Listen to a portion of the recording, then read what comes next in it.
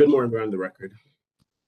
Good morning, everyone. As chairperson of the Alcoholic Beverage Control Board for the District of Columbia, and in accordance with DC Code Section 571, Section 2571 HC of the Open Meetings Act, OMA, I'm welcoming you to the regular scheduled meeting of the Alcoholic Beverage Control Board.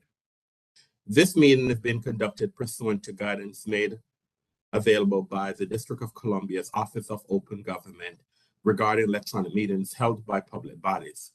Electronic meetings by the ABC Board are authorized pursuant to Section 2577A of the Open Meeting of the DC Code.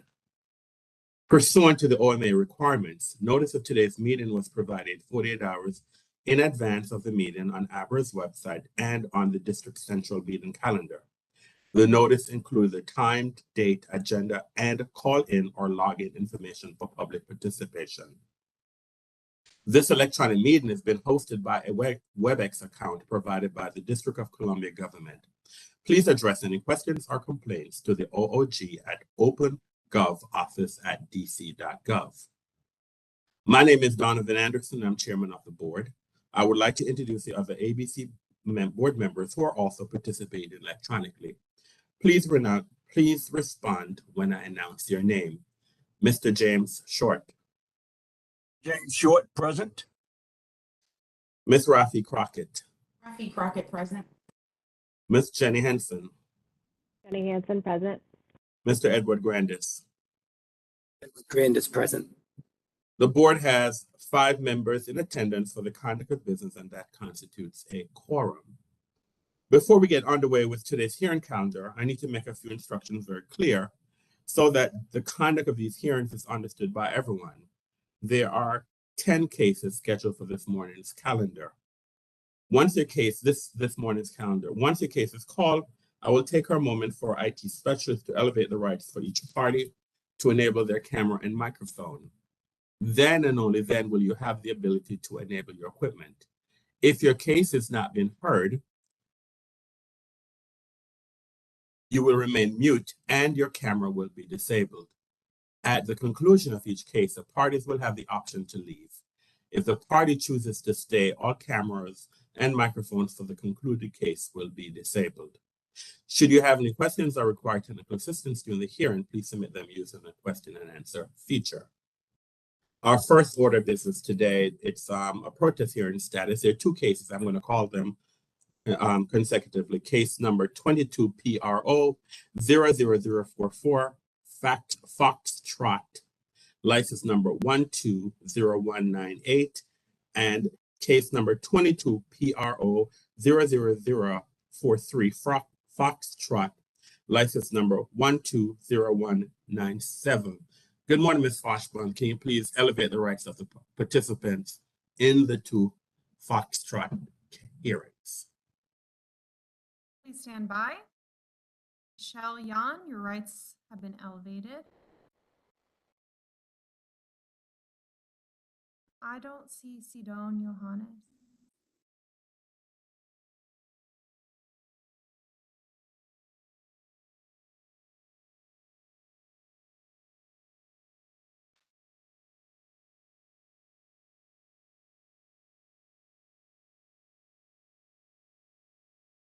What? Ms. Yan, if you have a camera, can you please turn your camera on? I don't see Ms. Johannes or a representative of the licensee.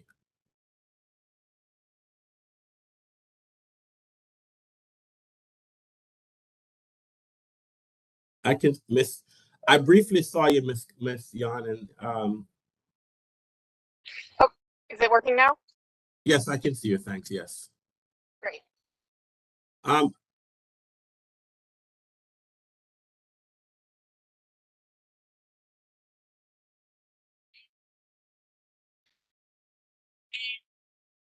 I'm sorry. Is Miss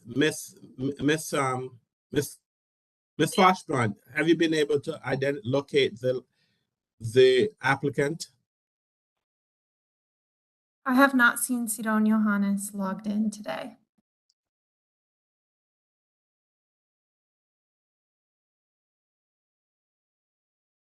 Ms. Yanis, have you had any conversation with Ms. Yanis? Yeah, she and I were actually emailing this morning, and I can just give a quick update. We have come Yeah, hold on, to, hold on 1 minute, please. I'm kind of aware of what is going on, but at the same time, she has to be here because procedurally, there's certain things I have to do procedurally, okay, I and have so not gotten a response from her yet she this needs to morning. be here. Yes.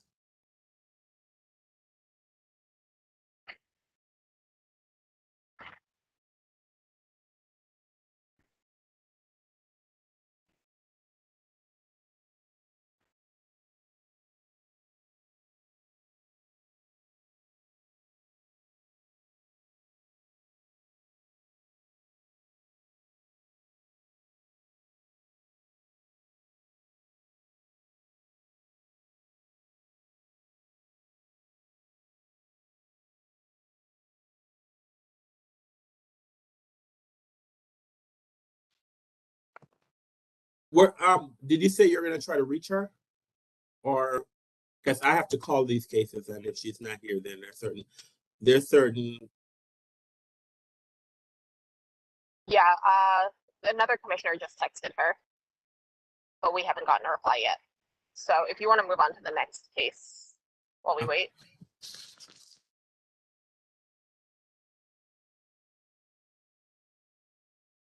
Oh.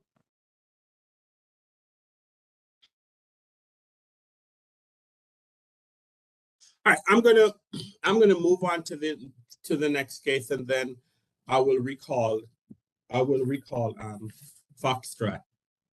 Once I all right, so let's move on for a minute, but and then I'll recall that case. All right, so the next case in our calendar is case number 22 PRO 00039, red light, license number 90488. Ms. Foshbon, can you please elevate the rights of the parties in the red light matter, please?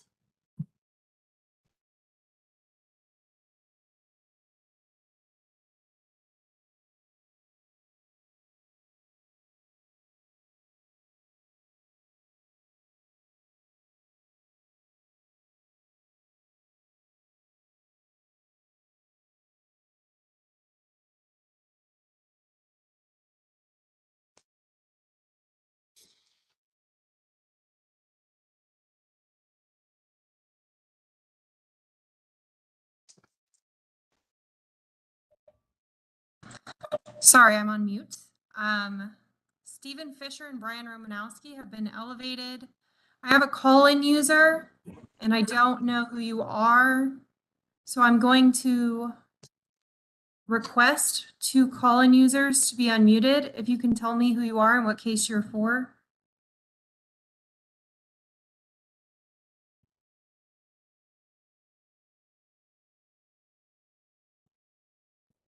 Call-in user 8032, you're unmuted. And call-in user 9256, can you tell me who you are? This is 925. My name is Elizabeth O'Hattie, and I am with the red light issue. Okay, perfect. You are now a panelist. Who's the other person? Aaron Gordon is not present. That is all, Mr. Chair.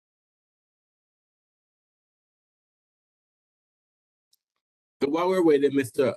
Romanowski, are you a passenger, sir? I am, yes. All right, thank you. All right.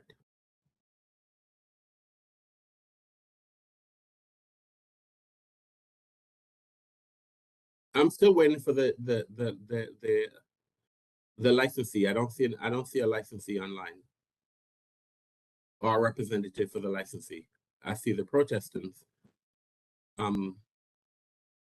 but I don't see the licensee.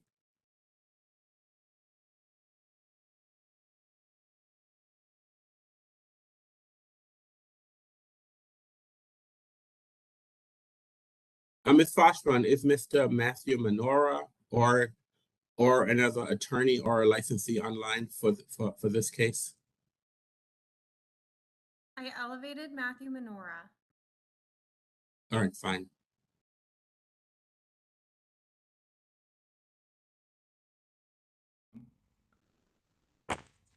I'm not actually here for this case. I'm here for the Georgetown Restaurant Group case. I'm sorry, but I thought, I'm sorry, Mr. Menor, I thought that, okay, all right. All right, so we'll, all right, okay, Mr. Menor. Who is the licensee in red light?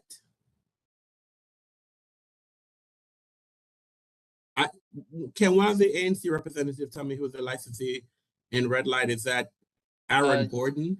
Yes, Aaron, and he was planning to join via phone. I know he called in at 10:30, but he might have dropped off. We did email him to call back in. Okay. I know that Miss Foshburn had elevated the rights of two call-ins, but the person did not respond. So, Miss Foshburn, are there any addition? Is there new? I'm sorry, Mr. Fisher. You had your hand raised. Is there an Yes. issue there? I just wanted to let you know that there are several of my colleagues who should be elevated as well. We're part of Can a. you call their names, please, and then I'll have Miss Foshburn will elevate their rights. Yes. Chairperson, I elevated an Aaron. I'm not sure if it's the Aaron for this case. Who is Aaron? Okay, Mr. Fisher, can you tell Miss Foshburn who is it that she needs to elevate, please? Okay, so I believe that's Aaron. Then we have Philip Fuller, Courtney Abrams. I believe Elizabeth O'Hady is already on, and Mylene, his last name I'm not Remigio. Sorry.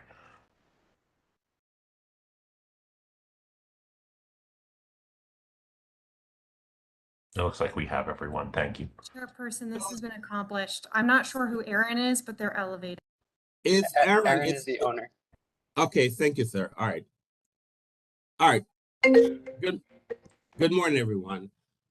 This is red light, case number 22PRO00039. Can I have the parties identify themselves for the record, please? Let's start with the licensee.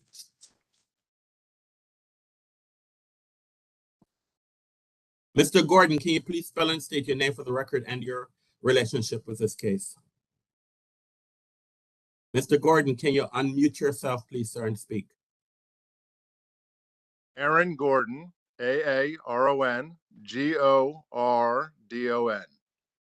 What's your relationship to this case, sir? I'm the owner of Red Light. Good morning, sir. Thank Okay, so let's start with the ANC. So we can start with the ANC representative. Okay, I'm Brian Romanowski, ANC Commissioner for 2F01. It's BRIANROMANOWSKI. Is there anyone else from the ANC with you, sir? Just me. All right. The protestants, who's the lead protestant in this case? Go ahead, Mr. Fisher, and then Yep. Spell and state your name for the record, sir, and then you can call the other persons who are there, and then they can identify themselves after you've called them. Perfect. Stephen Fisher, STEVEN, Fisher, FISHER. I live at 1634 14th Street Northwest, across the street from Red Light. My other protestees are Philip Fuller. Phil, do you want to go ahead? Sure. Yeah. Hi, this is Philip Fuller. Also a resident of the Aston condominium, along with Steve and others. Spelling of my name is Philip, PHILIP. Last name Fuller, FULLER. Good morning, Mr. Fuller. Who else is here, Mr. Fisher? Good morning. I'm sorry, Courtney. Go ahead, Courtney. Hi, it's Courtney Abrams. I'm also an owner at the Aston condominium across the street from Red Light and condo board member. COURTNEY ABRAMS. Thank you, Ms. Abrams. Who else, Mr. Fisher? Elizabeth O'Hady.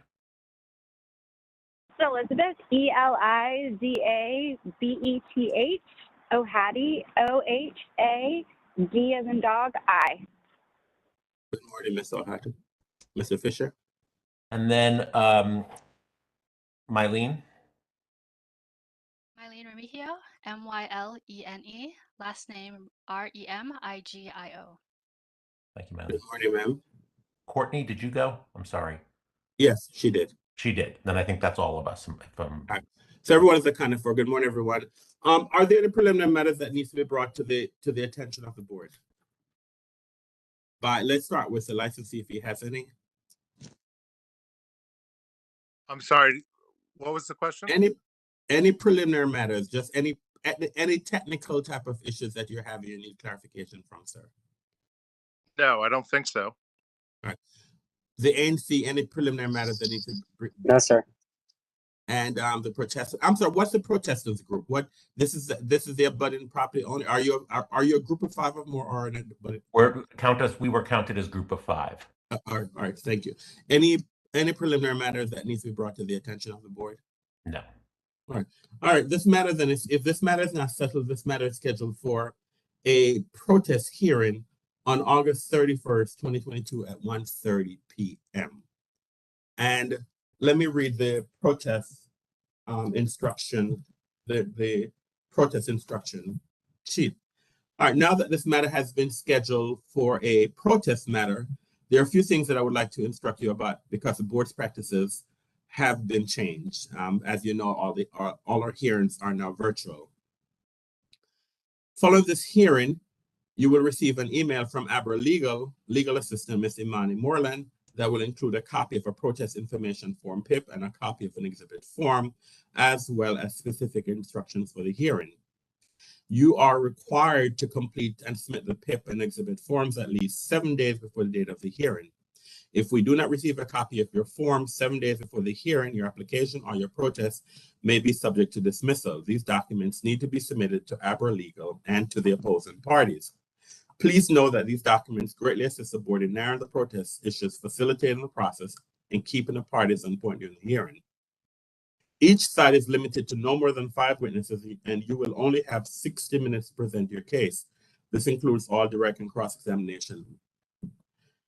The board does not intend to hear testimony on matters that are not relevant to the issues that have been protested. Any questions for anyone? Some clarification issues. This matter has been protested by an ANC and a group of 5 or more. Just what I want to alert the group of 5 or more that if the ANC is able to reach a settlement agreement with the licensee, your protest will fall as a matter of law. And the board cannot force the ANC to include the group of 5 or more in a protest if they do not desire. So I just want to say as an FYI, because it has occurred before, and then the protesting group will come to the board and ask the board to say that we did not agree to the settlement agreement, and so therefore we want to move forward with our protest. And by operation of law, unfortunately, that is not so. But however, if the parties are discussing settlement, the board supports settlement, and the board supports the licensee speaking to all the parties to ensure that if this matter is going to be settled, then all parties are in agreement.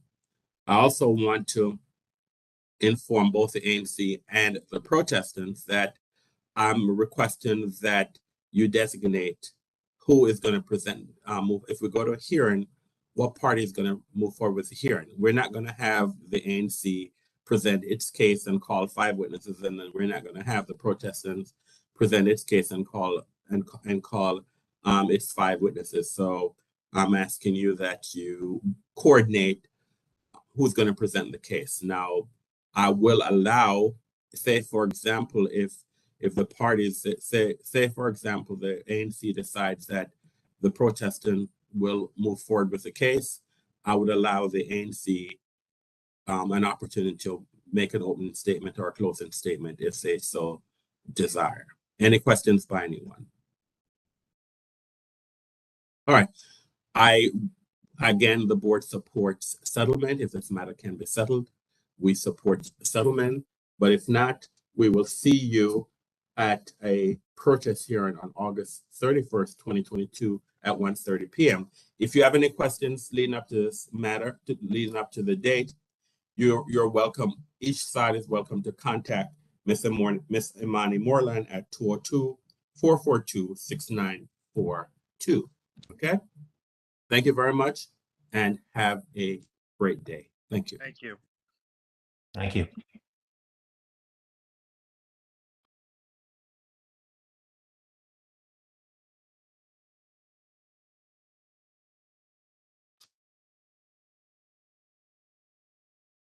All right, before moving on to, all right, so this case, you can log off, sir. So everyone can log off because the case is, your case is concluded. All right, before moving on to our show cause here in status calendar, I'm gonna recall, I'm moving back to our protest hearing status calendar, and I'm gonna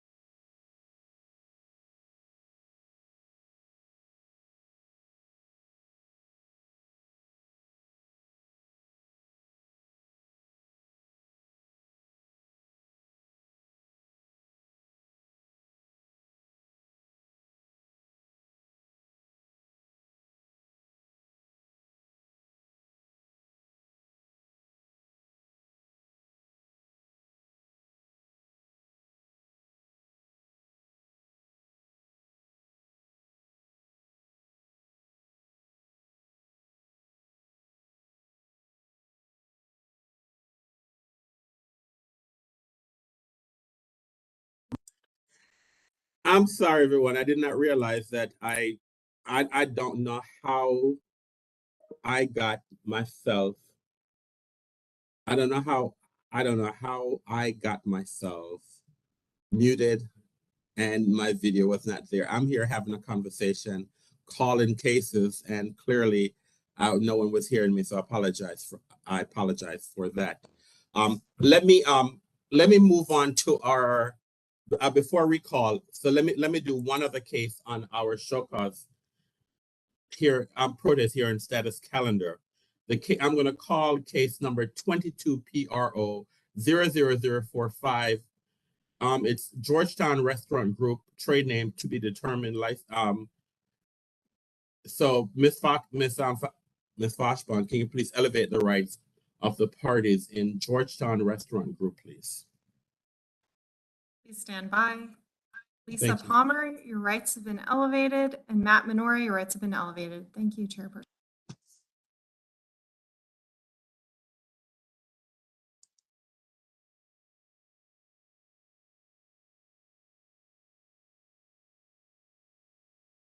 Mr. Minori and Ms. Palmer, can you please turn your camera on, please? Blue. Are you there, Ms. Palmer? I sure am. Good morning. All right, good morning. All right, Mr. Minori, can you please spell and state your name for the record and your representation, please? Sure. My name is Matthew Minora, M-A-T-T-H-E-W-M-I-N-O-R-A. I'm with the law firm of Malleus O'Brien and Sandground, and we're ABC licensed counsel for the applicant. Good morning, Mr. Menor. Ms. Palmer, can you please spell and state your name for the record and your representation, please? Sure. Lisa, Lisa Palmer, Palmer. And I represent ANC 2E. All right. Good morning, everyone. Mr. Menor, are there any preliminary matters that needs to be brought to the attention of the board? None. Ms. Palmer, any preliminary matters? No, sir. All right. This matter then is scheduled for a protest hearing on if the parties are unable to settle this matter then is scheduled for a protest hearing on August 10th, 2022 at 1:30 p.m. Are the parties familiar with the procedures for a protest hearing? Yes. Yes. All right, thank you. So if you have any questions, please feel free to reach out to Imani Morla. And just one thing I want to just remind both parties that 7 days before the hearing, you are required to exchange your PIP. If the PIPs are not exchanged 7 days before the hearing, the board might prevent one party from introducing documents and or witnesses that have not been disclosed 7 days before the hearing. So it's very important that the parties exchange their PIP. If there are any questions leading up to the hearing, please give a call to Ms. Imani Moreland at 202-442-6942. Any questions? No. No, sir. All right. Thank you very much. Have a great day. All right. Thank you. Thank you. Bye. All right. And give me a minute, please. I'm going to take myself off camera and mute. Just give me 1 minute, please.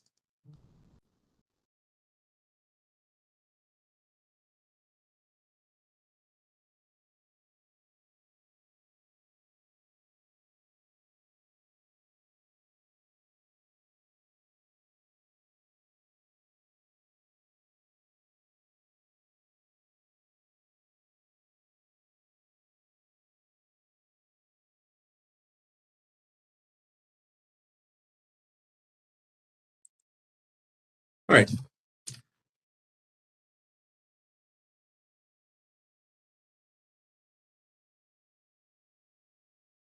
All right, so let's move back to our protest hearing status. I'm going to recall case number 22 PRO 00044 Foxtrot, license number 120198, and case number 22 PRO 00043 Foxtrot, license number 120197. Ms. Foshbon, can you please elevate the rights of the parties in the Foxtrot case, please? Chairperson, I elevated Michelle Yan. I still do not see Sidon Johannes. Okay, fine. Ms. Yan, are you? Hello. Ms. Yan, can you state your name for the record, please? Yes, Michelle Yan, ANC Commissioner for 2F03. That's MICHELLEYAN. Okay, thank you.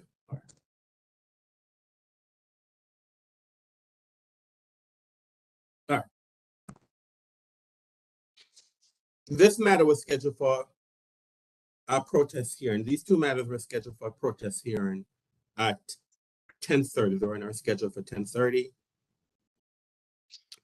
They were on our schedule for 10:30, and the case was called. Ms. Yan was here at when the case was originally called. It is now 11:13. I'm recalling again. I did recall again the application for a new license for Foxtrot, and also there are two licenses. The applicant is not here. Both times the cases were called, the licensee did not show. So I'm going to make a motion that the ABC board dismiss the license application in case number 22 PRO 00044 Foxtrot. The reason why I'm making a motion that the application be dismissed, it is required that the party, that either the protestant or the licensee must appear at the roll call hearing and at the protest status hearing.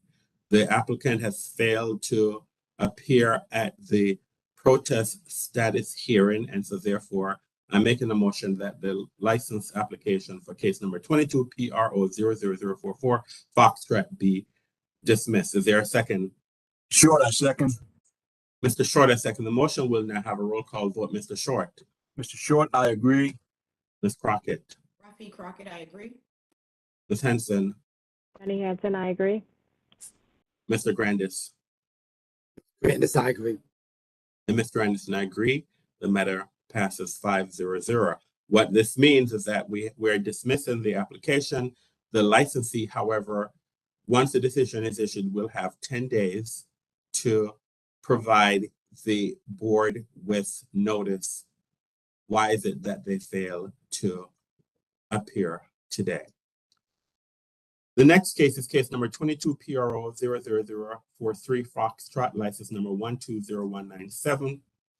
And again, the licensee failed to appear.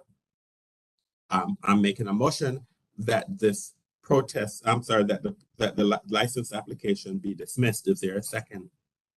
Ms. Crockett seconds. Ms. Crockett, a second. The motion will now have a roll call hearing on the request. Mr. Short. Mr. Short, I agree. Ms. Crockett. Rafi Crockett, I agree. Ms. Henson. Jenny Hansen, I agree. Mr. Grandis. Grandis, I agree. And Mr. Anderson, I agree. The matter passed 5-0-0. Again, the licensee has 10 days to provide notice to the ABC board. Why is it that they failed to show today? I'm sorry, pronounce your last name again for me, ma'am, please. Yeah. Ms. Yan, it's my understanding that there are some preliminary discussions going on with the parties regarding settlement. The parties can still move forward with that. However, the licensee has to provide a motion to the board for us to reinstate their application. If not, they have to start back. But you can continue to negotiate, and procedurally, they have to be here today. If you were not here, I would make the same motion. So I do not know why the licensee or their representative not here, but that's the decision of the ABC board today. And thank you very much, ma'am, for you being here. Thank you. Have a great day. Thank you. All right.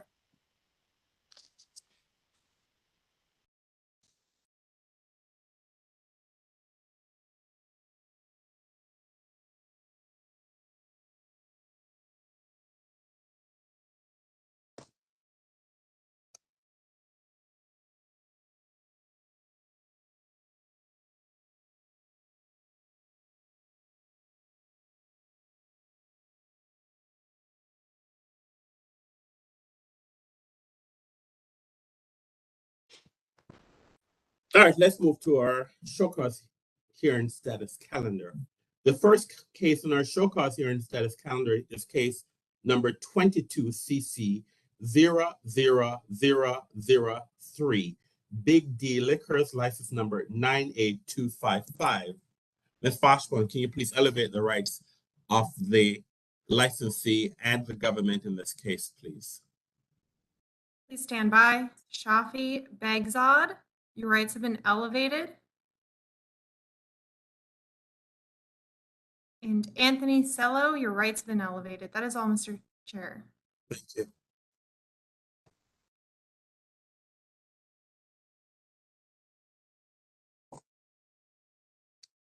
All right, good morning. Good morning, Mr. Sello. Can you please spell and state your name for the record, please? Good morning, Mr. Chair. Anthony Sello, ANTHONY-CELO, Assistant Attorney General on behalf of the district. Good morning, sir. Mr. Bezon, can you please spell and state your name for the record, please?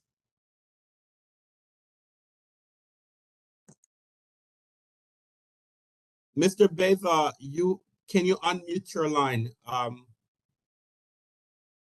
It appears, I see that he's a call-in, but he's on mute. Ms. Foshman, is there anything you can do to assist this person in unmuting their line, or do they have to unmute it themselves? I sent him a request to unmute, but he still isn't muted. He's still unmuted. I know that he was having some, it's my understanding that preliminary he was having some technical challenges, but he was here. But let me ask Mr. Sello, are there any preliminary matters in this case? Yes, Mr. Chair. An offer in compromise has been offered and accepted. The plan had been to read it into the record today. I don't know if we want to switch to doing that in writing, but I'll Yeah. let you make that. Let me see, if Mr. Bezar, are you able to unmute your line to participate, sir?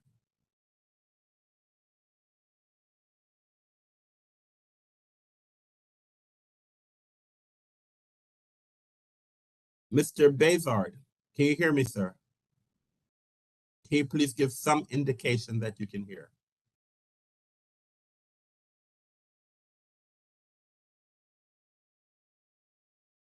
Good morning. Hello. Good morning, Hello? sir. Can you please yes, sir. Can you hear me? Good morning, sir. I was on mute. Good morning, sir. How are you? But I didn't press *6. I didn't know how to because I was on mute in my phone, but I don't know there was a code *6. I pressed. Now it's good. Do you hear me? All right, thank you. Can you please spell Thank and you state so much. your name Sorry for for the this. record, sir? Thanks for your patience, sir. Thank you so much. Yeah. Can you please spell and state your name for the record, sir, please? Yeah, Shafi. SSHAFI. And my last name is Begzad, BEGZAD. And what's your relationship to the establishment, sir? I'm owner for Big D Liquor Store. Okay, good morning. All right, Mr. Sello, you said that there was a preliminary matter. What is that, sir? Yes, Mr. Chair, we do have an offer in compromise that has been accepted by the establishment, and I am prepared to read that into the record at the appropriate time. And what is that, sir?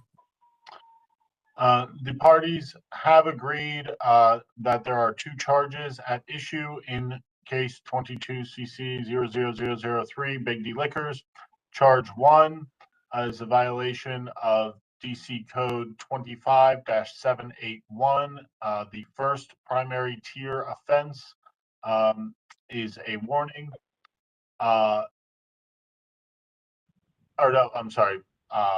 There was previously a warning that was issued.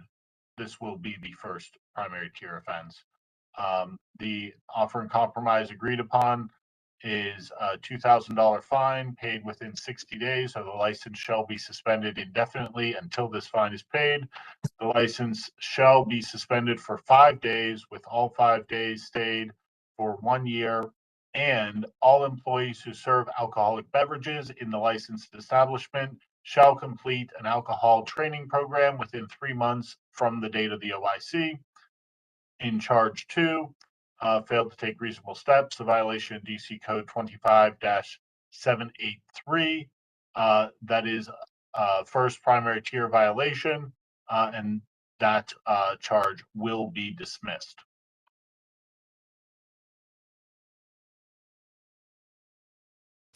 That's the offer. That's the offer, sir? Yes. Mr. Bezard, are you still there, sir? Yes, I'm here, sir. But can I talk? Yes, sir. Go ahead. Yes, sir. Actually, the warning was, I think it was 2 years ago or 3 years ago, one time. But like last month, I think it was only one charges. I was out of the store. I was really sick. I think it was, I don't know, it was Corona or something else. But I went home. That was a Friday, busy day. That one of my manager cashier, he didn't check the ID, but only one time. But as officer explained to me also, they gave me 2 charges for the store, but I'm not sure why 2 charges. But he explained me that an officer has ability to give 2 charges because I don't know, like policy, something like that. But it was only one person we missed to check the ID, but it didn't happen before. So this will be the last time. So we already trained them, warned them, and almost I told the guy to go study the training as well. I already registered, but he hasn't participated yet. But it was only one charges, one time only. we missed. So this is what you're agreeing to, sir. You're agreeing to for charge one that to Yes, pay sir. Yes, a I agree. Yes, I agree. Yes, I agree. The agent who told me, yes, I'm agreeing what offer he told me, I'm accepting that one. I'm gonna give for the registered training, and I'm gonna pay the $2,000 fine as well. Yeah, I know that, sir, but I need to put certain things on the record. So let me read it, and then I need you to say that you agree. All right. So Okay. what's the offer in compromise is that for charge one, there's a fine of $2,000 paid within 60 days. If the fine is not paid within 60 days, the license will be suspended until the fine has been paid. That there has been a 5-day suspension. All 5 days have been stayed for 1 year. All employees who serve alcohol will have to go undergo training within 3 months after the date of the agreement of the OIC, and that for charge two is dismissed. Is this the offer in compromise that you have accepted, sir? Yes, sir. I'm accepting that. Yes. Are you aware that by accepting an offer in compromise that you're giving up your right to a hearing? I'm sorry. Can you repeat, please? Are you also aware that by accepting this offer, you're giving up your right to go to a hearing? Yes, please. And you're also aware that by accepting an offer in compromise that you're giving up your right to appeal this matter? Yes, please. All right. With this said, I will make a motion that the offer in compromise for charge one, a $2,000 fine payable within 60 days. If the fine is not payable within 60 days, the license will be suspended. For that there's a 5-day suspension, but all 5 days are stayed for 1 year. 1 year, provided that the licensee commits no other infractions within that 1 year, and that all employees who serve alcohol undergo training within 3 months, and that for that charge two will be dismissed. Is there a second? Okay, sir. Seconds. Ms. Crockett, a second. The motion will now have a roll call vote. Mr. Short. Mr. Short, I agree. Ms. Crockett. Crockett, I agree. Ms. Henson. Jenny Hansen, I agree. Mr. Grandis. Edward Grandis, I agree. And Mr. Anderson, I agree. The matter passed 5-0-0. I would like to thank the parties for working this who are able to negotiate and offer in compromise. Thank you for that. Thank you very much. Have a great day. Thank you.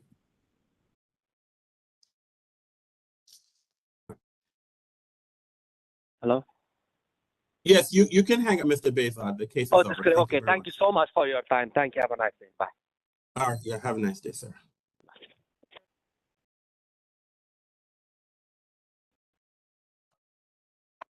The next case in our calendar is case number 22 CMP 00035, Mad Hatter, license number 82646. Ms. Washburn, can you please elevate the licensee in this case, please? Please stand by. Eric Heidenberger, your rights have been elevated. That is all, Mr. Chair. Thank you. Good morning. Hold on a minute, sir, please. All right, good morning again, Mr. Cello. Can you please spell and state your name for the record, please? Assistant Attorney General Anthony Cello, ANTHONYCELO, on behalf of the district. Thank you. Mr. Heidelberg, can you please spell and state your name for the record, please? Yep. Eric Heidenberger, ERIC, last name HEIDENBERGER. Good morning, sir. Mr. Cello, is there any preliminary matters in this case? Mr. Chair, I would just note that an offer in compromise has been extended, but the attorney assigned to the case has not heard back from the establishment yet. All right, thank you. All right, this matter then is scheduled for a show cause hearing on August 10th, 2022 at 10:30 a.m.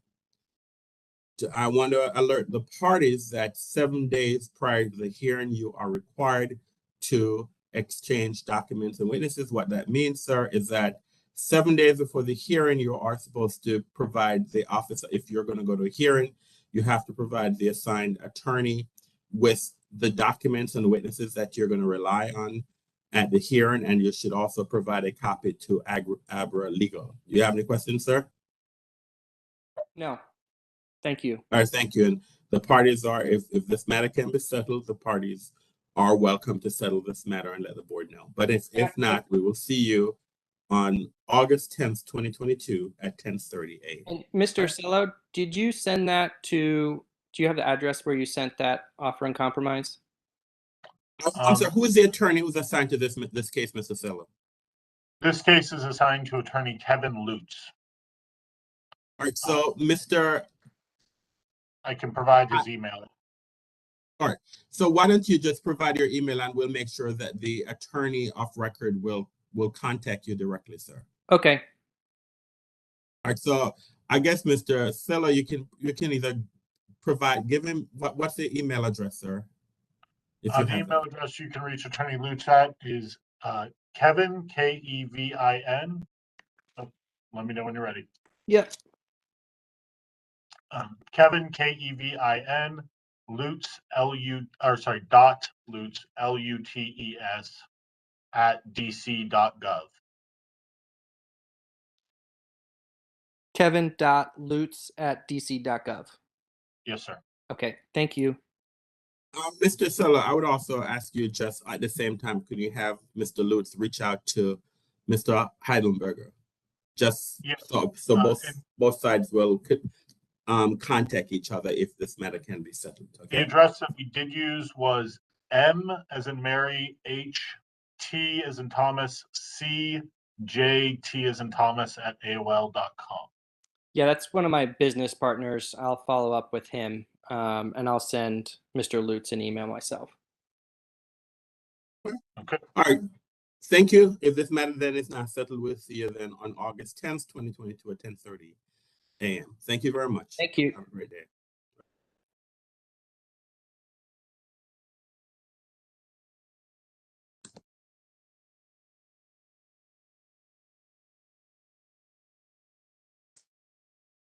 The next case in our calendar is case number 22 CMP 00034 Cafe Citron, license number 60138. Ms. Foshman, can you please elevate the rights of the licensee in this case, please? Chairperson, nobody is present for the license. All right, thank you. Mr. Cello, can you please spell and state your name for the record, please? Assistant Attorney General Anthony Cello, ANTHONY CELO, on behalf of the district. Good morning, sir. Thank you. The licensee is not here, but the licensee does not have to be here for a show cause status hearing. This matter then is scheduled for a show cause hearing on August 10th, 2022 at 1:30 p.m. All right. Thank you, Mr. Chair. You're welcome. All right, the next case in our calendar, case number 22 CIT 00048, Pops C-Bar 1, license number 96627. Ms. Foshman, can you please elevate the rights of the licensee in this case, please? The licensee is not present for this case, Chairperson. Thank you. Mr. Cello, can you please spell and state your name for the record, please? Assistant Attorney General Anthony Cello, ANTHONY CELO, on behalf of the district. And I would just note as a preliminary matter that I do believe we have an agreement in principle in this case. And I do expect that the written agreement shall be forthcoming shortly. All right, thank you, Mr. Cello. If the board does not receive a written agreement, then this matter is scheduled for a show cause hearing on August 10th, 2022 at 1:30 p.m. All right, thank you. And I believe that concludes your day, Mr. Silla. Thank you very much. Thank you. Have a great day. Thank you. The next case in our calendar is case number 22 CMP 00018 Flash, license number 105774. This hearing is rescheduled to September 14th, 2022 at 1:30 a.m. due to a reservice of the amended notice. The next case in our calendar, it's a fact-finding hearing on to be determined, used to be formerly Marrakesh, Marrakesh, Accora Lounge, license number 112033. The board received a notice this morning from counsel representing Marrakesh asking for a continuance. I therefore make a motion that the ABC board continues this matter to August 10th, 2022 at 1:30 p.m. Is there a second? Mr. Short, I second. Mr. Short, I second the motion. We'll now have a roll call vote in the hearing. Mr. Short. Mr. Short, I agree. Ms. Crockett. Rafi Crockett, I agree. Ms. Henson. Jenny Hansen, I agree. Mr. Grandis. Edward Grandis, I agree. And Mr. Anderson, I agree. The matter passes 5-0. Thank you. We're now at the end of our morning calendar. And so let us now do our agendas for the day. Our first agenda for the morning is our legal calendar. And the first and only matter on our legal calendar is a review of a settlement agreement dated July 13th, 2022 between Advisory Neighborhood Commission 6D and Easy Company, license number 120622. I make a motion that we approve the settlement agreement. Is there a second? Ms. Crockett seconds. Ms. Crockett has seconded the motion. We'll now have a roll call vote on the motion. Mr. Short. Short, I agree. Ms. Crockett. Rafi Crockett, I agree. Ms. Henson. Jenny Hansen, I agree. Mr. Grandis. Edward Grandis, I agree. And Mr. Anderson, I agree. The matter passed 5-0. Thank you. We now move to our licensing agenda. The first matter on our licensing agenda is a review request to increase the capacity of the Sidewalk Cafe from 8 seats to 21 seats. This is McLennan's Retreat, license number 076726. I make a motion that we approve this request. Is there a second? Ms. Crockett seconds. Ms. Crockett has seconded the motion. We'll now have a roll call vote. Mr. Short.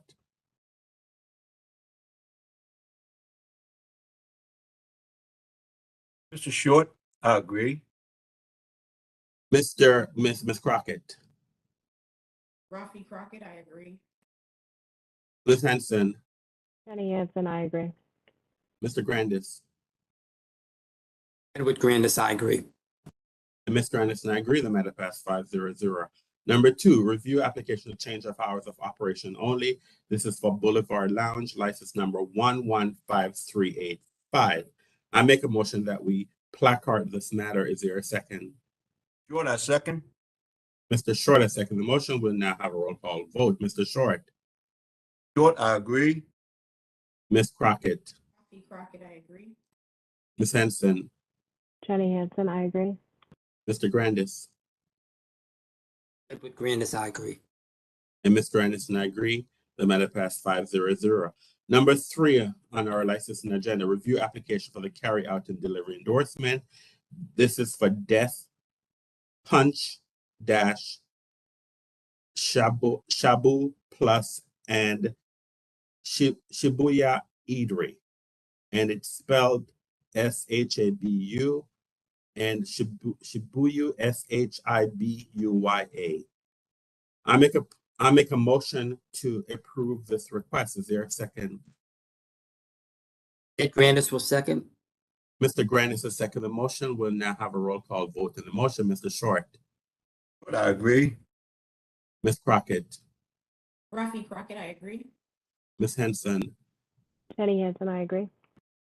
Mr. Grandis. Edward Grandis, I agree. And Mr. Anderson, I agree. The matter passed 5-0.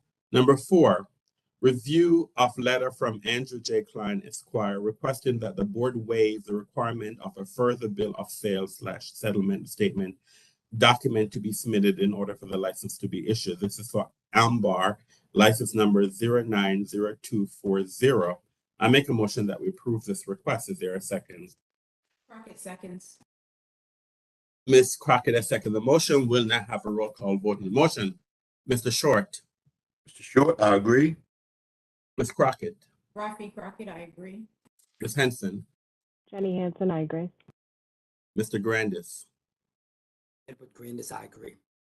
and Mr. Anderson, I agree. The matter passes 5-0-0. We now move to our supplemental licensing agenda. The first matter on our supplemental license agenda is a review of the medical cannabis facility applicants not selected by selection panel and the selection panel's consensus comments. I make a motion that we approve this request. Is there a second? Ms. Crockett seconds. Ms. Crockett has seconded the motion. We'll now have a roll call vote on the motion. Mr. Short, Mr. Short, I agree. Ms. Crockett, Ms. Crockett, I agree. Ms. Henson, Jenny Hansen, I agree. Mr. Grandis, Edward Grandis, I agree. and Mr. Anderson, I agree. The matter passed 5-0-0. Number 2, review requests for approval to provide a gift of Baltimore Orioles baseball tickets that doesn't exceed $500 in value to various licensed retail establishments.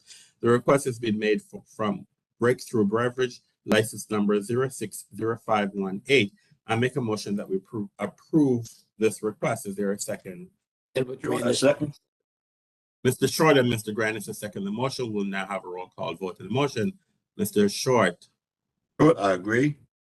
Ms. Crockett, Rafi Crockett, I agree. Ms. Henson, Jenny Hansen, I agree. Mr. Grandis, Edward Grandis, I agree. and Mr. Anderson, I agree. The matter passed 5-0-0.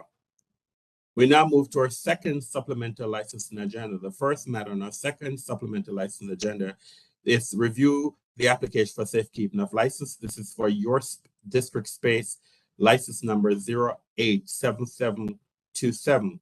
I make a motion that we extend this request, the safekeeping request, through March 31st, 2023.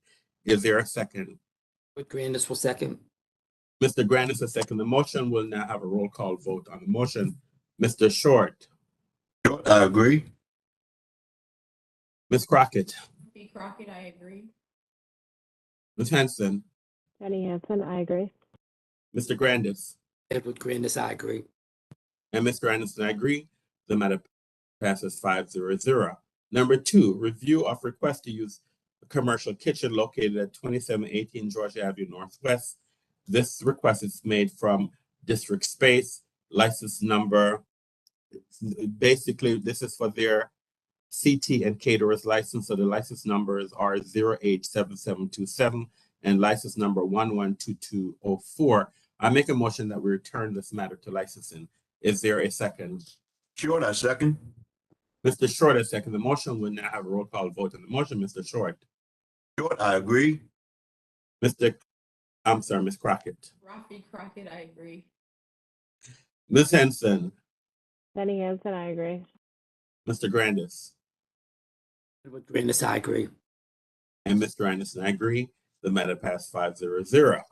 We now move to our cancellation agenda. The ABC board will be canceling the following license for the reasons outlined below. The Wydown, WYDOWN, license number 104111. The licensee requested cancellation. I make a motion that ABC board cancels this license. Is there a second? Crockett seconds. Ms. Crockett has seconded the motion. We'll now have a roll call vote on the motion. Mr. Short, Short, I agree. Ms. Crockett, Rafi Crockett, I agree. Ms. Henson, Jenny Hansen, I agree. Mr. Grandis, Edward Grandis, I agree. and Mr. Anderson, I agree. The matter passes 5-0-0. We now move to our vacate cease and desist orders agenda. I believe there are 21 cases on this agenda. I'm gonna review all the names and also the license number for these establishments. And at the end of the list, I'll ask that the ABC board vacate the cease and desist orders that were issued for these that were issued on July 13th, 2022. The first establishment is the Blue Jack, the Arsenal, license number 090281.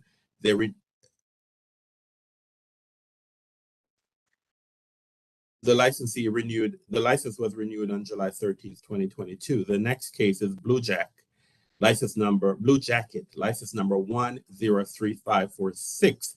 The licensee renewed on July 13th, 2022. The Roost, license number 116333. The licensee renewed on July 13th, 2022. Birch and Barley / Church Key, license number 080839. The licensee renewed on July 13th, 2022. Gravitas, license number 107258. The licensee renewed on July 13th, 2022. Ladicelis, license number 060754. The licensee renewed on July 13th, 2022. Dala, DAIKAYA, license number 0888296. The licensee renewed on July 14th, 2022.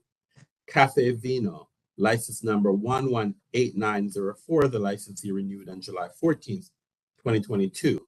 The Block, license number 113549. The licensee renewed on July 14th, 2022. MXDC, license number 090420. The licensee renewed on July 14th, 2022. Luke's Lobster, license number 087667. The licensee renewed on July 15th, 2022. Chinatown Garden Restaurant, license number 025796.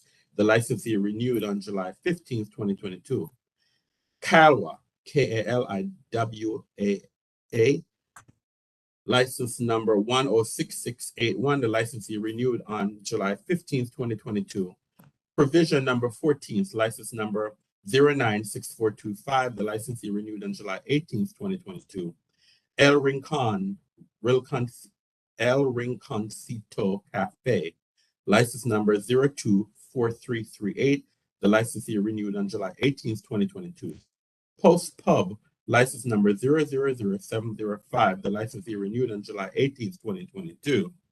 Heath, license number 107384. Licensee renewed on July 18th, 2022. Quillex Restaurant and Lounge, license number 114288. Licensee renewed on July 19th, 2022.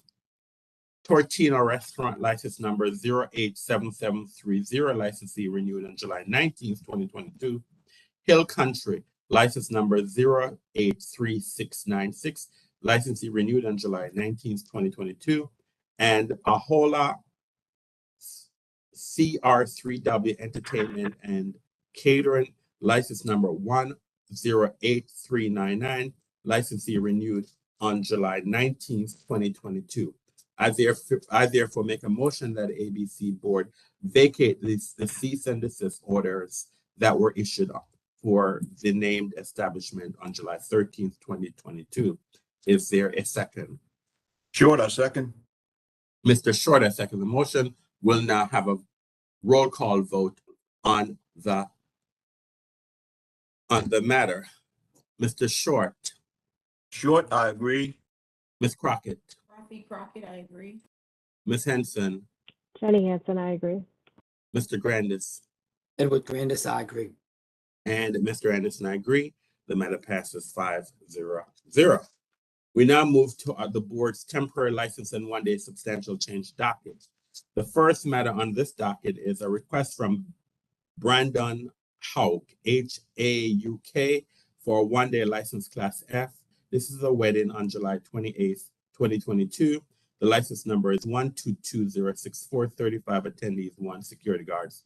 I make a motion that ABC Board grant this license. Is there a second? Crockett seconds.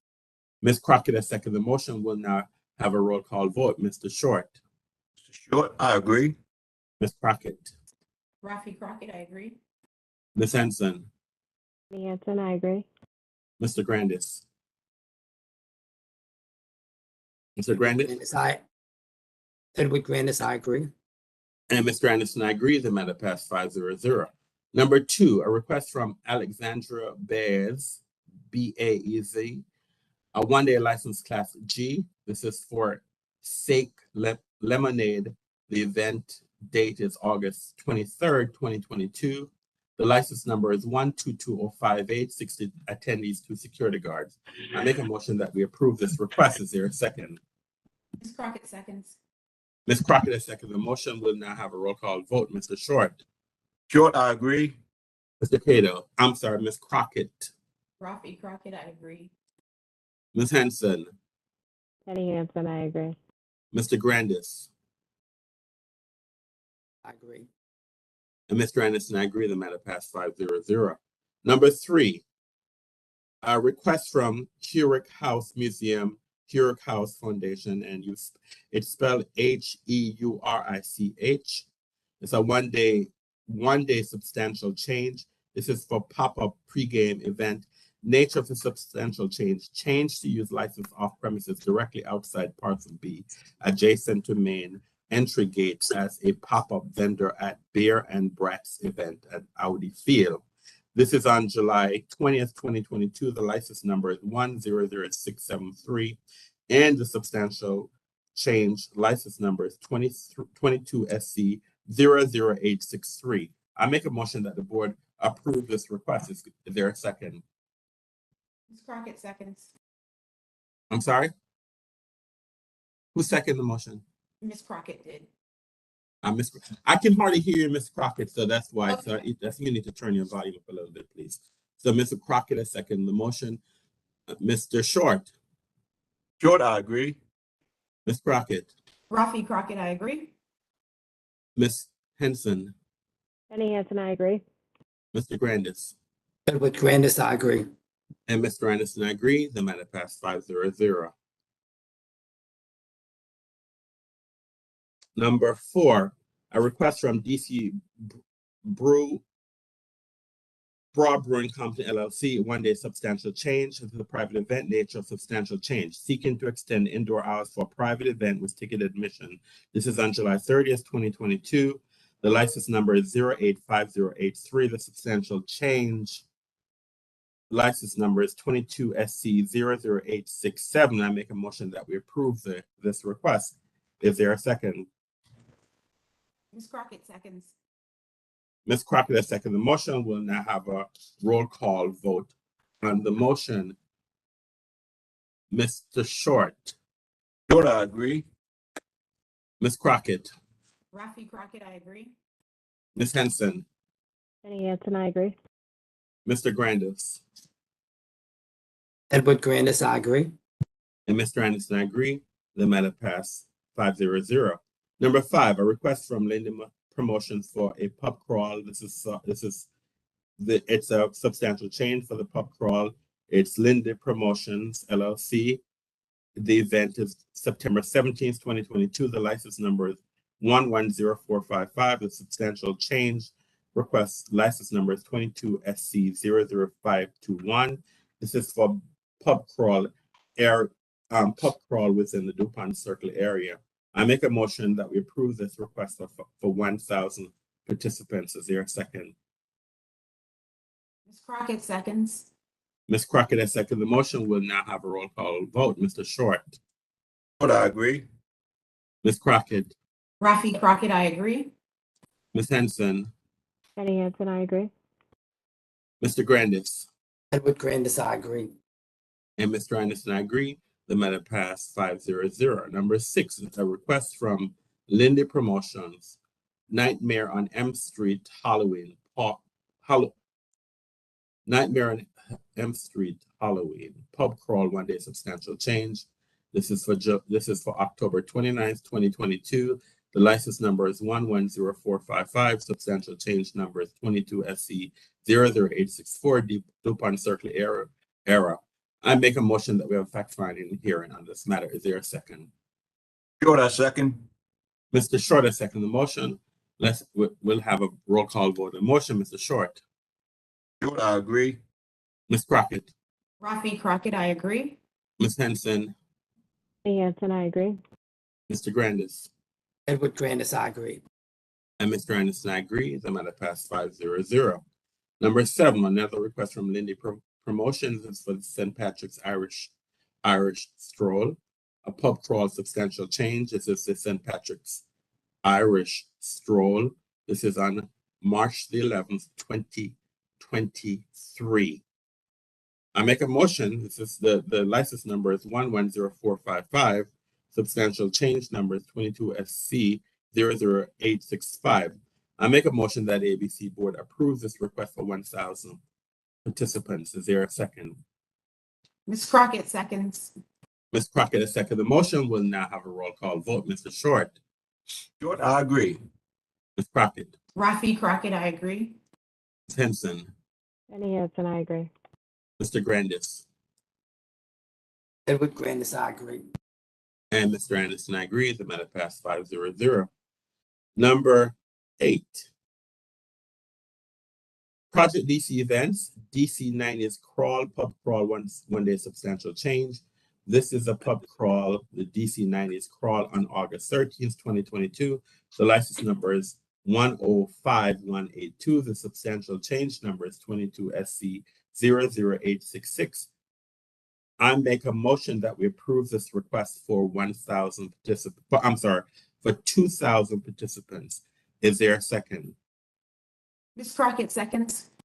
Ms. Crockett has seconded the motion. Will now have a roll call vote. Mr. Short. Short, I agree. Ms. Crockett. Rafi Crockett, I agree. Ms. Henson. Jenny Hansen, I agree. Mr. Grandis. Edward Grandis, I do not agree.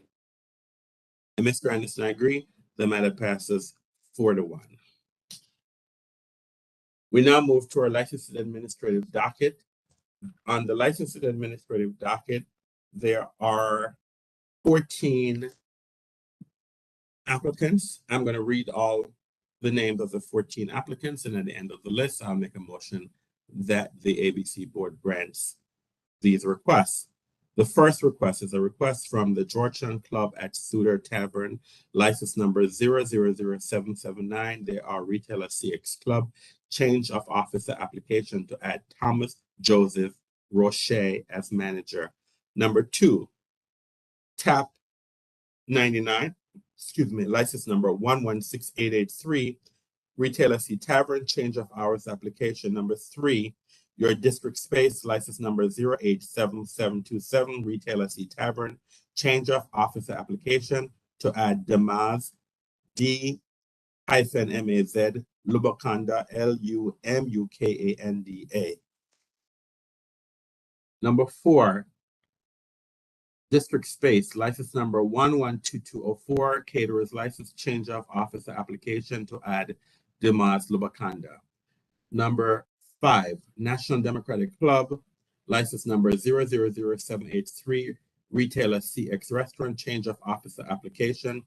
Stephen J. Dodd, president, and Christopher D. Colley, letter removing the officer Malavina Navarro, Marlena, Marlena Navarro.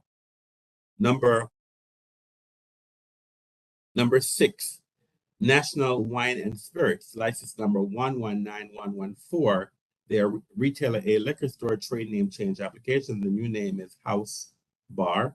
Number 7, International Square Food Hall Events LLC and One Market LLC, trade name to be determined. License number 121650. They're a caterer, new ABC license application. Number 8, Tight 5 Pub, license number 121974, retailer C Tavern, transfer with sale application. Number 9, Afro Lounge, license number 121774, retailer C Restaurant, stock transfer application. Number 10, Fight Club Restaurant, license number 121407, retailer C Restaurant, new ABC license application. Number 11, Mostly Daughters, license number 121767, retailer C Restaurant, transfer with sale application. Number 12, Creative Edge Parties DC, license number 122055, caterer's license, new ABC license application. Number 13, Hilton Garden Inn -DC/US Capital, license number 109506, retailer C Hotel Upstream, ownership transfer application. And And number 14, the Hilton Garden Inn / DC US Capitol license number 111948, retailer B 25% upstream ownership application transfer. I make a motion that ABC board grants these requests, approve these requests. Is there a second? Edward Grandis will second. Mr. Grandis has seconded the motion. We'll now have a roll call vote on the motion. Mr. Short. Mr. Short, I agree. Ms. Crockett. Rafi Crockett, I agree. Ms. Henson. Jenny Hansen, I agree. Mr. Grandis. Edward Grandis, I agree. And Mr. Anderson, I agree. The matter passes 5-0.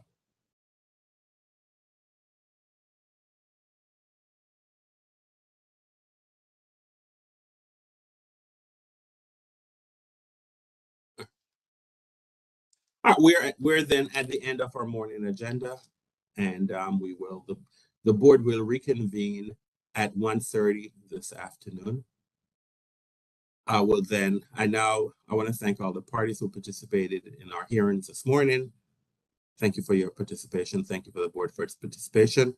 I now ask all board members to return to executive session. And so I now ask all board members to return to executive session. And we are in recess until 1:30 p.m. Have a good day. Thank you very much.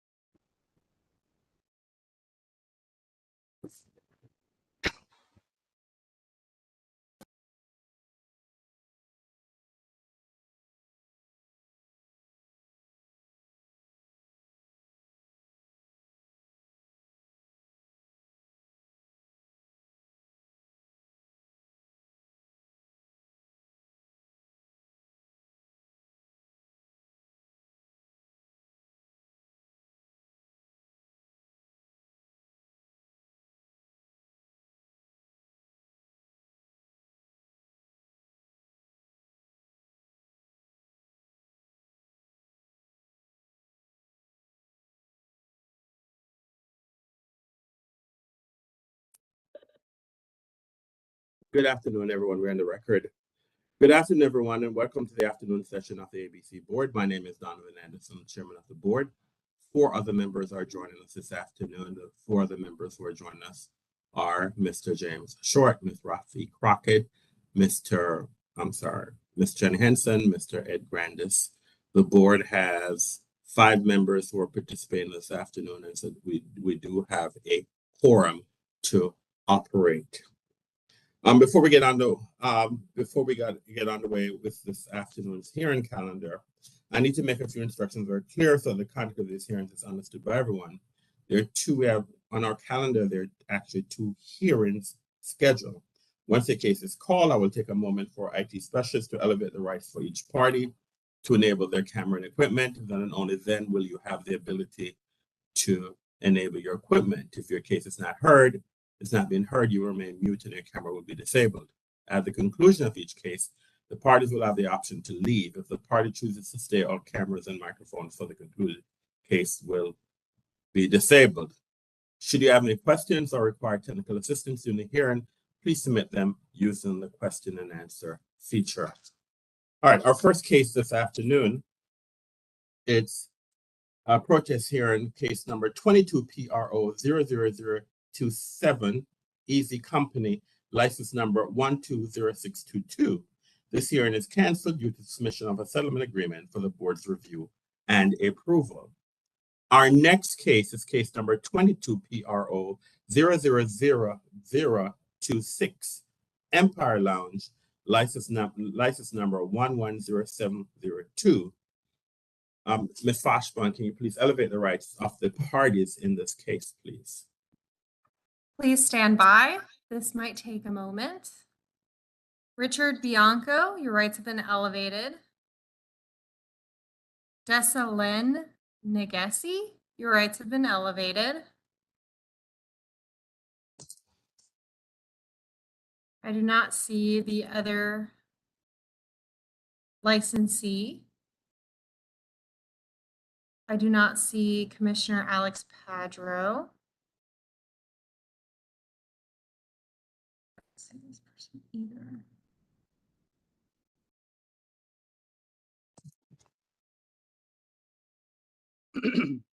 Johannes Bayou, your rights have been elevated.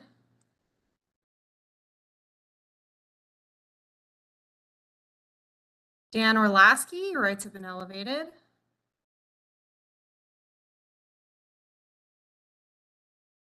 Pearson Stockline, your rights have been elevated.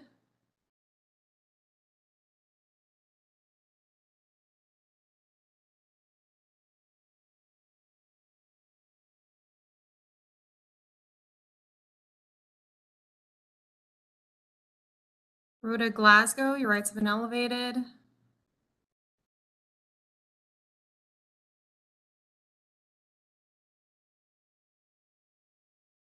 Sergeant Dale Vernick, your rights have been elevated.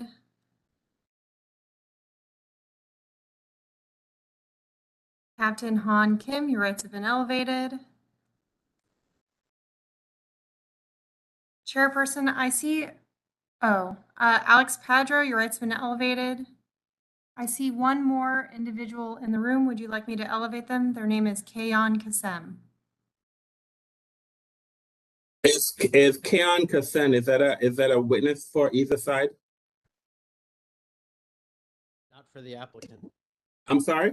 Not for the applicant unless he's logged in under a different name.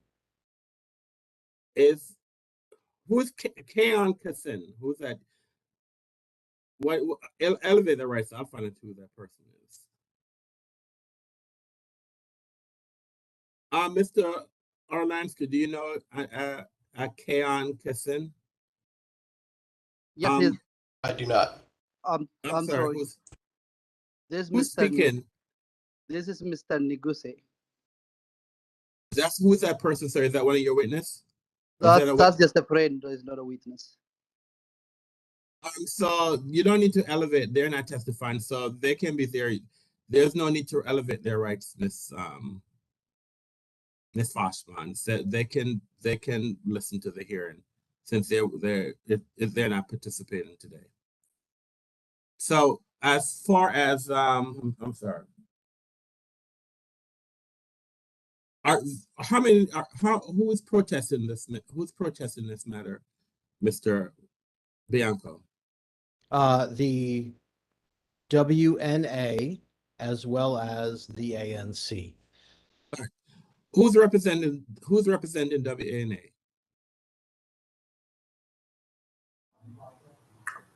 This is Pearson Steckline, Mr. Chairman. All right, okay, so you're the representative.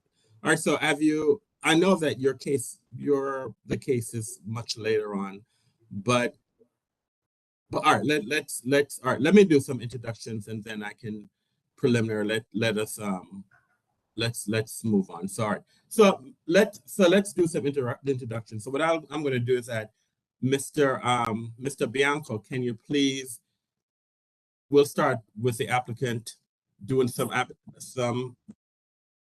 their introduction. So Mr. Bianco, let's start with you, please. Sure. Good afternoon, Mr. Chair, members of the board. My name is Richard Bianco, RICHARD BIANCO. I represent the applicant, and the representative for the applicant is here. His name is Deslin Nigusi. I will let him say and spell his name so we can all get it right. Mr. Nigusi, can you please introduce yourself by spelling and saying and spelling your name, please? Yes. Good afternoon. My name is Desalegn Niguse. Desalegn is spelled as DESSALEGN. The last name is Niguse, NIGUSSIE. I'm the owner at Empire Lounge, DC. Mr. Nigusi, do you have a camera? I would like to see you if I can. Let me see. Okay. All right, so you can continue working on that. Who else? Is there anyone else you need to identify, Mr. Bianco? So the other individuals here are witnesses. They're not representing the establishment. If you want me to introduce them for the record, I can do that now, or we can do it if and when I call them. Okay, we can do that. We can do that later on. Okay, fine. All right. Let's start with the ANC. Who is here on behalf of the ANC? That would be me. My name is Commissioner Dan Orlaski from 1B02. It's DANIELORLASKEY.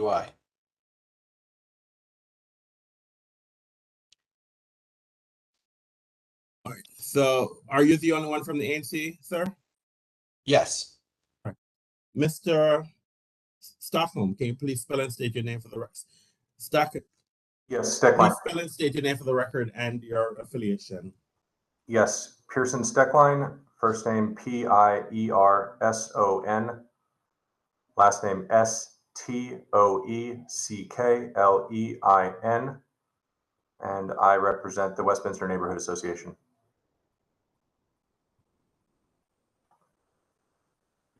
Are there any witnesses that are on? Well, all right. So good afternoon, everyone. Ms. Glasgow, can you please spell and state your name for the record, please? Rhoda Glasgow, RHODAGLASGOW. And who are you, ma'am? I'm an investigator for the Alcoholic Beverage Regulation Administration. Oh, thank you. Can you just turn your volume up somewhat, please? All right. Thank you.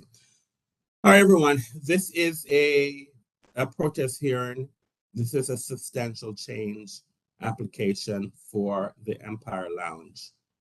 This protest is being protested by the ANC and WNA, and which is what, the Westminster Neighborhood Association. Am I correct? That is correct. Thank you. All right. And so I know that I've told each party, so are you then, Mr. Stockline, you're the one representing, you're gonna do are you the one doing the protest here, or is that Mr. Orlansky? I will be I'd ask representing. that each side, I'd ask that someone be designated as the representative to do this protest hearing. Okay, well, I'm the designated representative of the Westminster Neighborhood Association, but I don't represent the ANC. I'm aware of that, sir. Chairman? But go ahead, Mr. Orlansky. Mr. Steckline will be presenting the case in chief on behalf of both the ANC and the WNA, mostly for expediency and to not be redundant. I'll be here to answer any questions on behalf of the ANC if any come up. I also have a brief statement I can make either at the beginning or the end, depending on how you want to do it. That is fine. That works. All right. Are there any? And Mr. Padro, I hope that you are a passenger in a car. Is that correct, sir? Or are you driving, sir? I am not driving. I am stationary. All right. Okay. All right. Are there any preliminary matters that each side, any other parties need to make known to the board? Yes, Mr. Let's start Chairman. with let's start with the licensee first, and I'll go to I'll come to you, sir. I don't have any preliminary legal matters, but I do want to be courteous to Mr. Padro, who is traveling, and I do want to get him on as a witness as quickly as possible, but I understand there are some things that may have to happen first. So I just wanted to make the board aware he's time limited. And what are you asking for, sir? Because as you know how this case usually goes, is that the board presents its case, the board cross-examine its witness, the board asks questions of its witnesses, and after the board asks questions of its witnesses, then the licensee will have an opportunity. Then the protestants will have an opportunity. It is 1:48, 1:49. So we're talking about maybe, depending on how vigorous the questions are, we're basically talking about maybe in another 2.5 hours for the licensee to present its case. So are you requesting that we change our process and procedures? Is that what you're asking? What are you asking? That's correct. I would ask if I have exactly 10 questions for Mr. Padro. His testimony is very limited. I would ask that we could take him out of order and let him move on with his trip. So even before the board presents its cases, that's what you're asking? Correct. It's a very limited issue. Essentially, just to make a proffer without putting on any evidence, Mr. Padro works for Shaw Main Streets, and the only thing he's going to testify about is confirming that Empire Lounge participates in the RDO program through Shaw Main Streets. If the parties will stipulate to that, we don't even need to put him on as a witness. Otherwise, I would just like to have that on the record. And I anticipate that to take about 5 minutes. Is Mr. Stockholm or Mr. Orlansky, is there something that you can stipulate to that Empire Lounge participates in the RDO program as part of the Shaw mainstream? That's not, Mr. Chairman, that's not something we're able to stipulate to, but I understand that Mr. Padro needs to leave, and so if we can hear from him and then ask perhaps 1 or 2 confirmatory questions, then we're happy to proceed as opposing counsel suggests. All right, that's fine. Do you have any preliminary issues that you want to bring to the attention of the board, sir? Yes, I do. So two separate but related matters. The first of which is that this morning we circulated a revised version of our previously provided exhibits.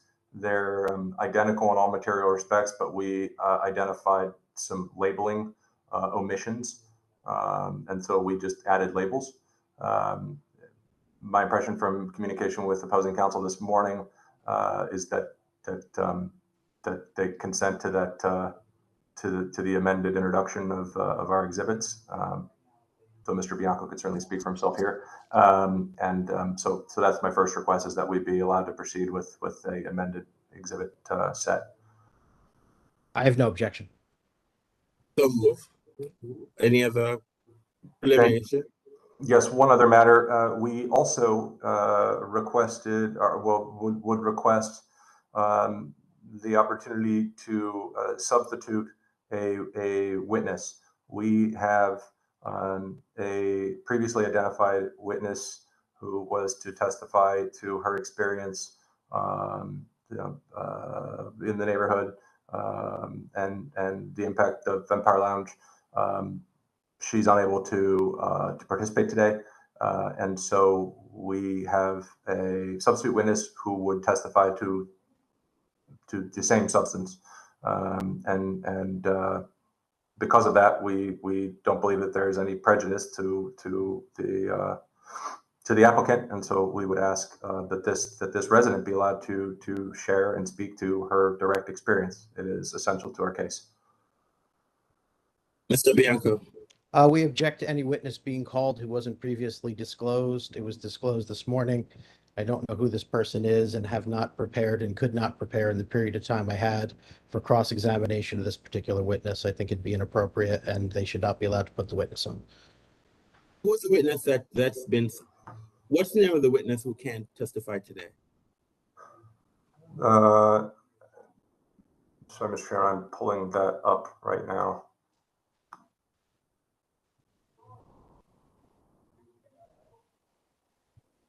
The witness that is unavailable today is Ms. Rebecca Oser. Mr. Bianco, do you know who Miss Rebecca Oser is? So I don't know her personally, but she was disclosed last week along with her anticipated scope of testimony. And I would also note that included in the investigative report is a narrative provided by Mr. Steckline outlining what Ms. Oster had personally witnessed and would be testifying to. This other person, I don't know what the scope of their testimony would be, or more importantly, I think what specifics they would be talking about, as I did have for Ms. Oster. And Mr. Steckline, what significance is there regarding her testimony? That is this the same test? I guess what I'm trying to find out, who's this new witness and what it is that they'll be testifying to. The new witness is a resident that lives in the building directly adjacent to and behind Empire Lounge. She has testimony that she would share about her direct experience, the impact on her life. That's similar to the testimony of a number of witnesses. As the chair well knows, there's no deposition process in the preparation of these witnesses, so there isn't, and nor is there a requirement that a statement be provided to the investigator from every witness. And so the indication or the implication that there's, discovery that was unable to be done, it just really doesn't hold water in this instance, right? I mean, there's plenty of witnesses Mr. Bianco will call that we've not seen statements from, and that is only, whose testimony is only generally referred to. Most importantly, it is extremely important that the rights of the neighborhood to present our best evidence and eyewitness testimony, that be permitted in order to avail ourselves of due process. And so, and Mr. Bianco will certainly be able to cross-examine this witness. It's the testimony is substantially similar to what would have been offered by Ms. Oser. So why is Ms. Olsen not available today, sir? Ms. Oser became unresponsive to our requests to participate today, despite multiple attempts, and so I can't force her to do so, nor could I issue a subpoena on short notice.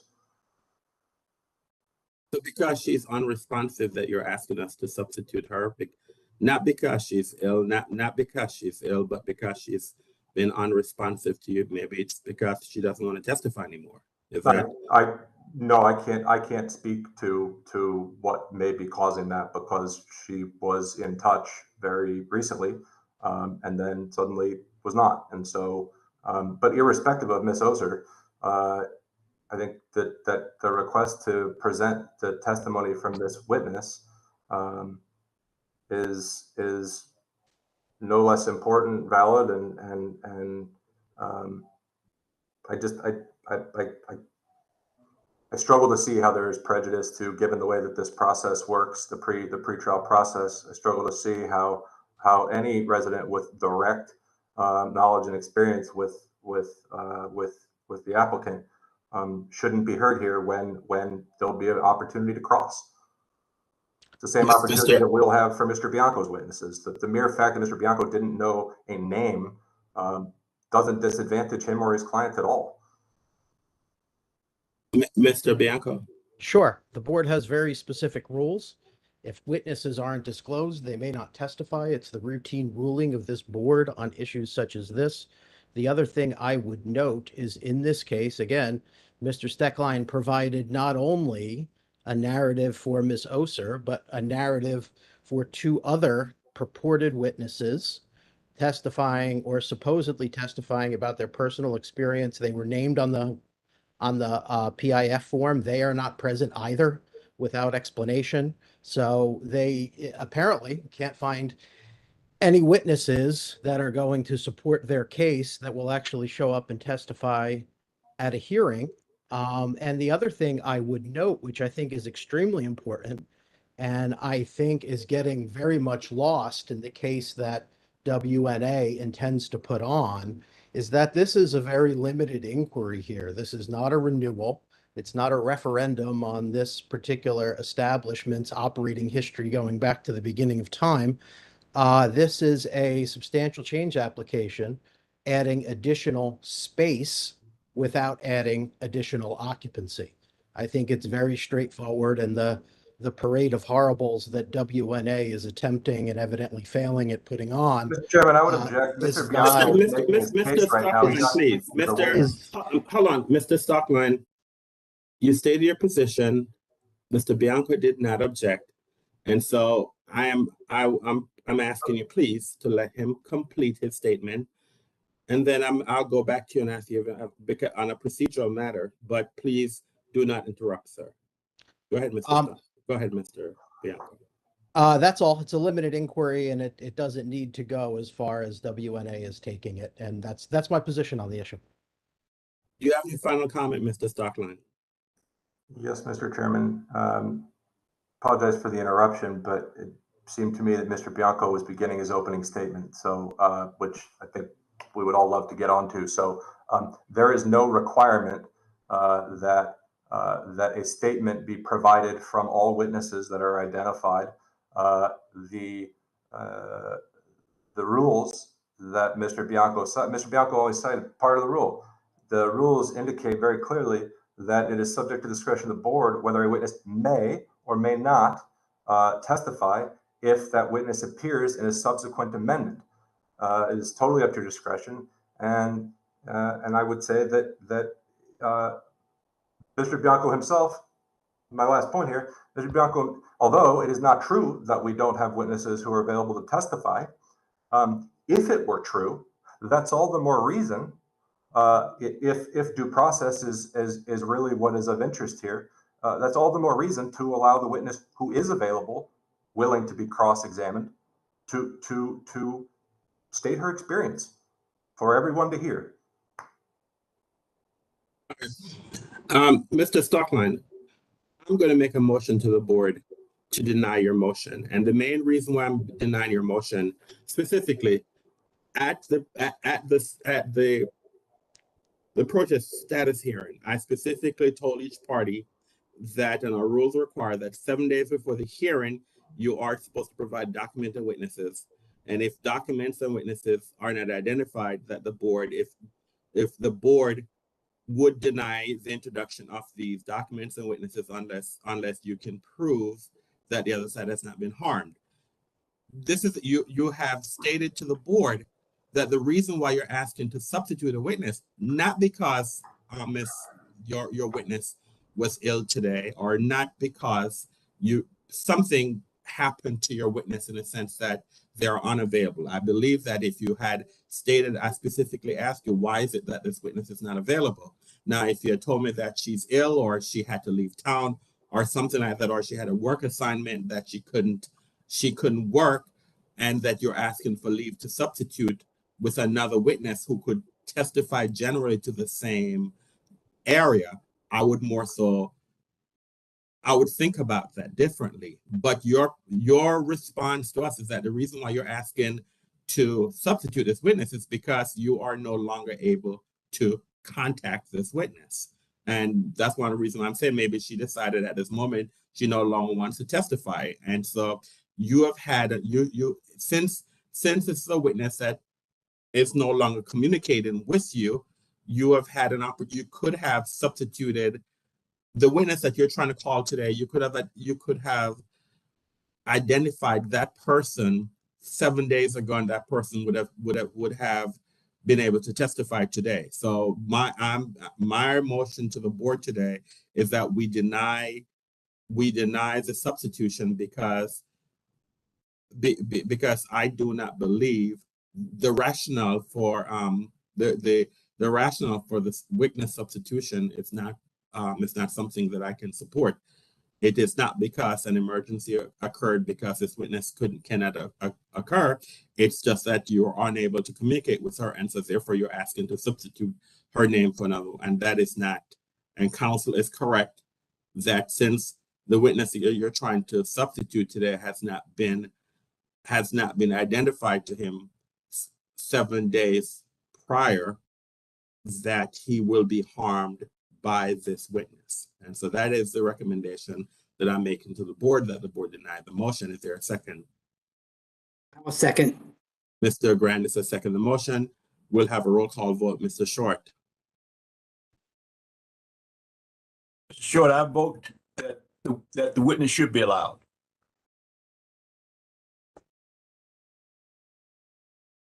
Ms. Crockett. Ms. Crockett, I agree. You agree with what? What Your portion? motion to deny. Thank you. Ms. Henson. Jenny Hansen, I agree with the motion to deny. Mr. Grandis. Yes, I agree. And Mr. Anderson, I agree.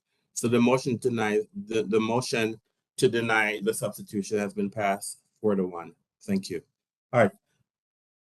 All right. So what we will do, what I will do is then I'll have both sides present opening. This is where the hearing will go then.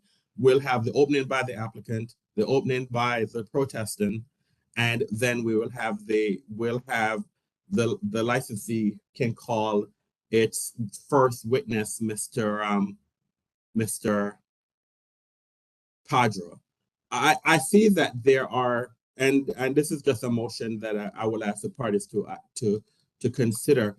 I know that there are two police officers on the line that are being called by the protestant, and it is now 2:05, and I do not believe that the protestants would have an opportunity to call their witnesses until maybe 4 or 5 o'clock. Would the protestants want to call those officers early in the hearing, or are they satisfied that to have them available at 5, 6 o'clock whenever we get to the protestants' case? Because we have 2 officers who are here, but I'm just making that known to the party if that's something that they want to consider.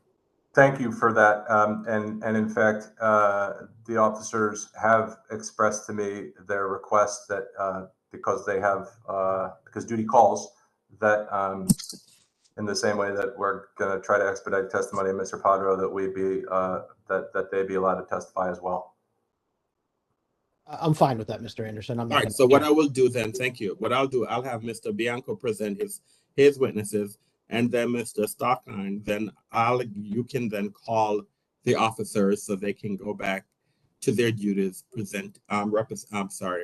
protecting the residents of the District of Columbia, rather than sitting here on the phone for maybe another 3 hours before we call them. All right. So we'll have opening statement by the licensee, then the protestant, then we'll call Mr. Padro, and then we'll have the licensee, then the protestant can call the officers who were subpoenaed to testify today. Everyone is in agreement with that, okay? All right? So we can start off with the opening by Mr. Bianco. Thank you, Mr. Chair. Members of the board, good afternoon. We're here today on my client's application for a substantial change in his operations. Specifically, he is expanding the space of the establishment. Establishment's located at 1909 9th Street Northwest. Presently, and since 2019, when the establishment opened, Empire Lounge has occupied the second and third floor of that building. Notwithstanding their occupancy of the second and third floor, they have always leased the first floor. They just were not operating in that space. Recently, it has been built out and they are seeking to operate in that space. The new space, the first floor space, has frontage on 9th Street, and it can also be accessed from inside of the existing Empire Lounge. The important piece of this, I think, that we need to keep in mind today is that while the establishment is expanding in square footage, they are not increasing occupancy. Their occupancy is going to remain at 125, which is the amount on their license. So essentially, we are putting the same number of people in a larger space. There will be less crowding, and I think the evidence you hear today will demonstrate, with the addition of another door for the same establishment for patrons to enter and exit through, it will limit pedestrian traffic and crowding on the street. I think of particular concern here is that the establishment has made repeated efforts to work with the protestants at each stage of the process, but has been completely rebuffed. We are definitely not going to get into the specifics of any negotiations, and in fact, there were none. But we do intend to put on the record today our efforts to work with the community, which I know traditionally is important to the board.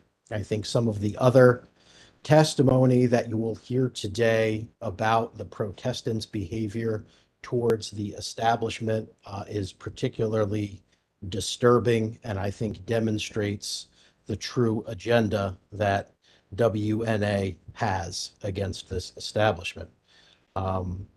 The ANC has essentially been disengaged in this process, have deferred to WNA at every step of the way here, has not submitted a PIF, isn't going to call any witnesses or present any evidence. And in light of that, we really don't know at this point, other than their form protest letter with check boxes on it for the broad category of protest issues, exactly and specifically what their problem is with this relatively minor substantial change that we're asking for. And with that, I would like to ask the board members, bear in mind that the scope of today's hearing is narrow.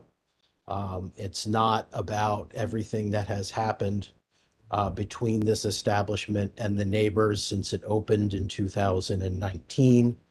The only question that the board needs to answer at the end of the day is, would it be appropriate for this establishment to operate with the same number of people in a larger space? And we think after you hear the evidence today, you will find that it would be appropriate. Thank you. Mr. Stockline, do you wish to make an opening statement, or do you wish to make an opening statement? I do. And I have a question for you, Mr. Chair. Procedurally, Commissioner Orlowski indicated that he had a statement to make as well, but I think it's an open question as to when the board would like him to make that statement. So he can determine what he can let me know whether or not he wants to make an opening or closing. It's up to him. Okay. This is Commissioner Orlowski. If Mr. Steckler wants to go ahead and do his, I can always come back to me at the end. It really kind of depends on what's left to be said. So. All right. So you can let me know, sir, if you want to Sure. speak. Okay, go ahead. Okay, thank you, Mr. Chair. Empire Lounge has a proven multi-year history of violating numerous laws in the District of Columbia since the club was opened. This includes, but is not limited to, playing amplified music in violation of ABRA requirements and receiving countless citations, verifying as much, violations of existing settlement agreements, an existing settlement agreement, operating without a license, and continuing to operate without a license after having been warned by this commission, selling hookah without a license, extensive violations found by the board of the mayor's COVID restrictions, DCRA violations, et cetera, et cetera.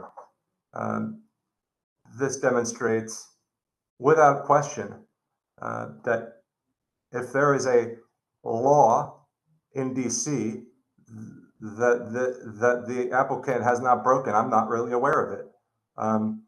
Numerous residents of two adjacent buildings on 8th Street, whose rear of the building abuts Empire Lounge, have been driven away over the past several years from their homes, largely due to the disruptions caused by the music and other disruptive activity emanating from Empire well beyond midnight, and in many cases more than 5 nights a week. The owner of Empire, Mr. Negusi, has attested on record before the board that noise control technology has been installed, is operating at all times to keep sound within allowable levels, but no evidence has ever been provided to this board. We suspect none will be provided today. Empire has been associated with multiple violent crimes, including a shooting inside of Empire in June of 2022. Several weeks prior to that, the MPD responded to a call with another gun that was found, a patron with a gun found inside. There was a shooting directly in front of Empire in June 2021. And the list goes on and on. There are countless instances of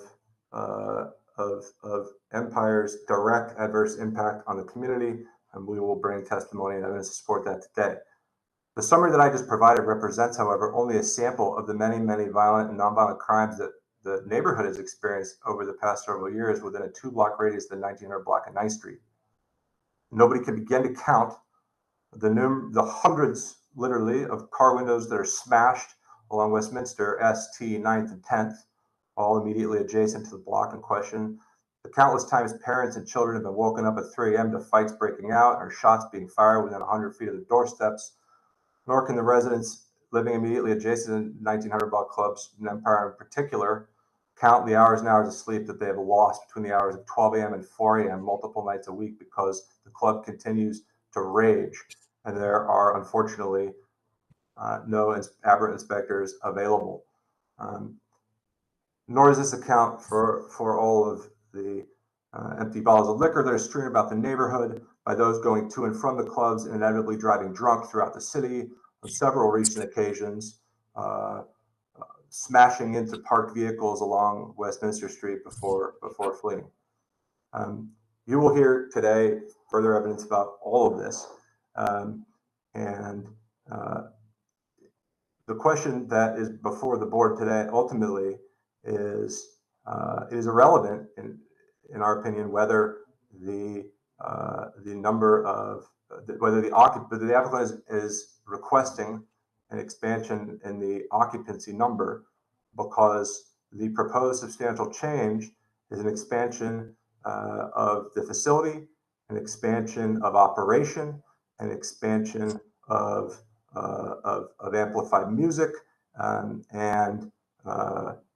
it's very clear to us, and I hope to this board, given your interactions to date with the applicant, that it cannot be expected to, and has not, frankly, operated within the confines of the rule, within the existing space.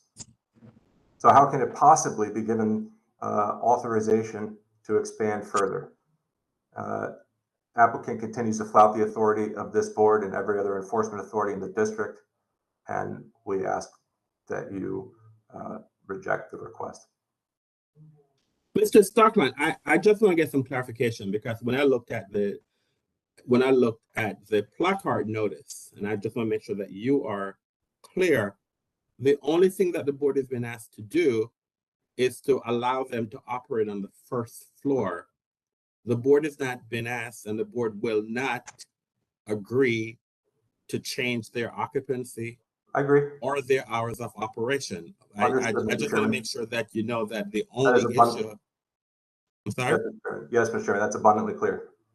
Okay, that it's just whether or not they can now operate on the first floor, but the board will not be making any decision on the occupancy, because the occupancy. I understand, Mr. Chairman. That is, I think we're in violent agreement. I agree with you there. Okay, fine. All right, that's fine. Mr. Orlansky, do you wish to make an opening, or do you want to make a closing? I'll just make a few brief comments on behalf of the ANC. Go ahead, sir. First, in response to Mr. Bianco's statements, I've already explained what my role is here, and mostly that is to answer questions on behalf of the ANC if they come up. But our interests in this case and our concerns are aligned with the WNA's. Therefore, we don't think it makes any sense to present the same case twice. That being said, I've spoken before this board on other occasions about balancing equities between businesses and residents in mixed-use areas. And my particular experience as a commissioner for 3.5 years in one of those mixed-use areas, it's often very difficult to balance those equities because more often than not, what's good for one is not so good for the other. It is my opinion, based on my time serving, that residents in this mixed-use area shoulder a disproportionate amount of the inconveniences of living and operating a business here. This is especially true when businesses routinely violate the rules and regulations that are put in place to maintain that balance of equities. Now, you're about to hear testimony from many residents that live nearby and are intimately familiar with the operations of this particular business. You'll hear testimony from MPD officers regarding this business, and I urge you to take what they say and consider what happens if we don't take some sort of action. If this application is approved without any consequences for blatant and repeated disregard for the rules that I just mentioned, I don't see the situation improving. And I'll just leave it at that. I have more, but I think it's mostly been covered by Mr. Stecklin. Thank you for your time. Thank you, sir. All right, so since we're going to go out of order, Mr. Bianco, do you have a witness you wish to call?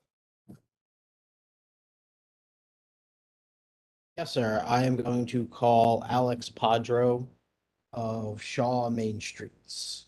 Mr. Padro, where are you, sir? Mr. Padro. The last time I saw Mr. Padro, okay, fine. Mr. Padro, can you raise your right hand, please? Yes, I can't see it, sir, but I thank you. Do you swear or affirm to tell the truth and nothing but the truth? I do swear. All right. Your witness, Mr. Bianco. Okay, Mr. Padro, how are you affiliated with Shaw Main Streets? I am the executive director of the organization and have been since December of 2004. Okay, and what does the organization do? Shaw Main Streets is the commercial revitalization and historic preservation organization for Central Shaw, serving primarily the 7th and 9th Street commercial corridors. We are responsible for attracting, supporting, marketing, providing services to the businesses. We're also in charge of advocating for historic preservation in the neighborhood and for increased delivery of public services by the government of the District of Columbia. So in your capacity as executive director of the Shaw Main Streets organization, you're familiar with the 1900 block of 9th Street? I am. And how about Empire Lounge? I am familiar with Empire Lounge, although I have not been there since the pandemic. Okay. And in your position with Shaw Main Streets, I know you described a litany of duties. Do you have any dealings with the Metropolitan Police Department RDO program? Yes, Shaw Main Streets is responsible for administering a reimbursable detail officer program for several blocks, including the 1900 block of 9th Street. So our responsibility is to establish the hours of operation and to pay for the services that are contracted, and then to invoice and collect payments from the participating businesses. Okay. And is Empire Lounge one of the businesses that participates in RDO via Shaw Main Streets? It is indeed. Okay. And what currently are the hours of operation for the RDO program? Mondays through Thursdays from 11:30 p.m. to 3 a.m. Fridays and Saturdays from 11:30 p.m. to 4 a.m. Sundays from 5:30 to 5:30 p.m. To 3 a.m. The following morning. And in the last 6 to 12 months, have there been any issues with the RDO program and Shaw Main Streets? The principal issue is a citywide one, not just one specific to the 1900 block of 9th Street.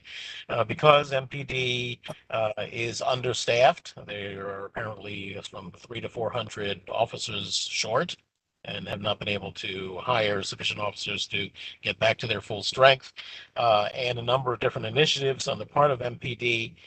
MPD has not been able to fully staff the RDO program on the 1900 block. On certain shifts, we're supposed to have as many as 6 officers. We're often lucky if we can have 1. The intention of having a significant number of officers present on the block to be able to instill a sense of safety and to provide for immediate response when there are incidents is not as effective as the council and the ABC board intended when they made this particular option available.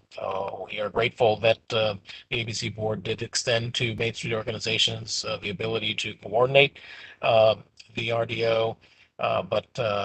So we would be much happier, I think, and everybody would be happier, including the community, if we had the full complement of officers that we've agreed to pay for.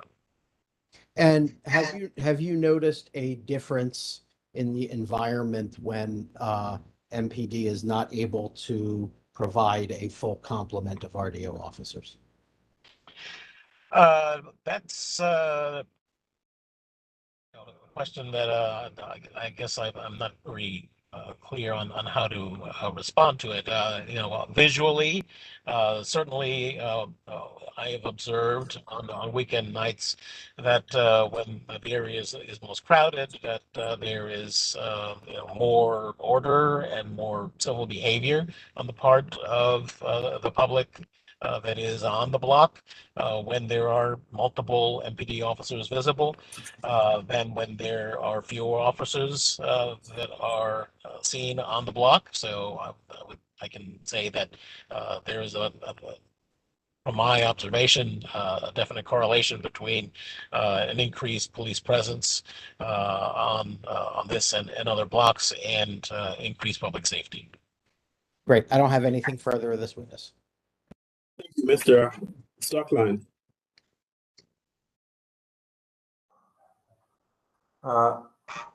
Mr. Padro, did I understand you correctly just a moment ago, indicating that you observed a correlation between the number of MPD officers on this block and others, translating to incidences of crime?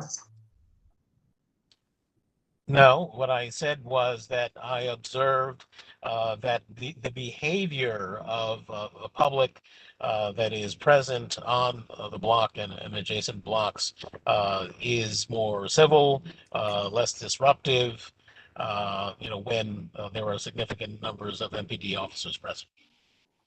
Mr. Padro, how often do you have occasion to frequent the 1900 block of 9th Street on a given week?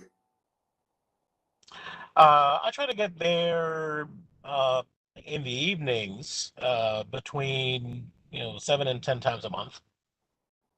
And could you please be specific as to what you mean by the evenings?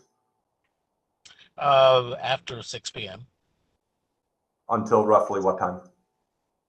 I'm sometimes there as late as midnight or 1 a.m.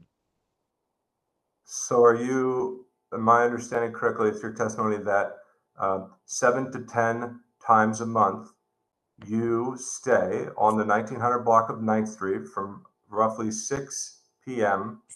until midnight or 1 a.m. every month? Is that, I'm not there for that entire length. I'm there, for some period of time on that many instances per month. And so, and what about the other blocks that you frequent, Mr. Padro? How many other blocks are you frequenting?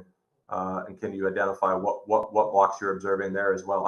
I'm just trying to understand how it is that you can opine on the correlation between incidences of violence in particular, since this is an Empire Lounge case, related to Empire Lounge, the 1900 block of 9th. Given the presence that you're describing at the times that you're describing. So I'm trying to understand where you are and how much time you spend there. Sure. So the other area that we're currently providing RDO services for through MPD is the intersection of 8th Street and Florida Avenue, 1 block away. We previously also have provided services on the 600 block of Florida Avenue. So those are the locations that we have contracted with MPD for. Thank you, Mr. Parker. And so based on the DC crime cards, which I think is probably the database that's most reflective, the areas that you just described, could you please tell me, give or take approximately, the number of crimes that have been reported, let's say from July 1st, 2020 to July 1st, 2022? I don't have that type of information memorized. Do you have a general sense? Do you have any sense of the number of crimes, number of violent crimes, maybe the number of crimes involving weapons of any kind? I'm not prepared to be able to answer that question because I did not review the data in advance of this.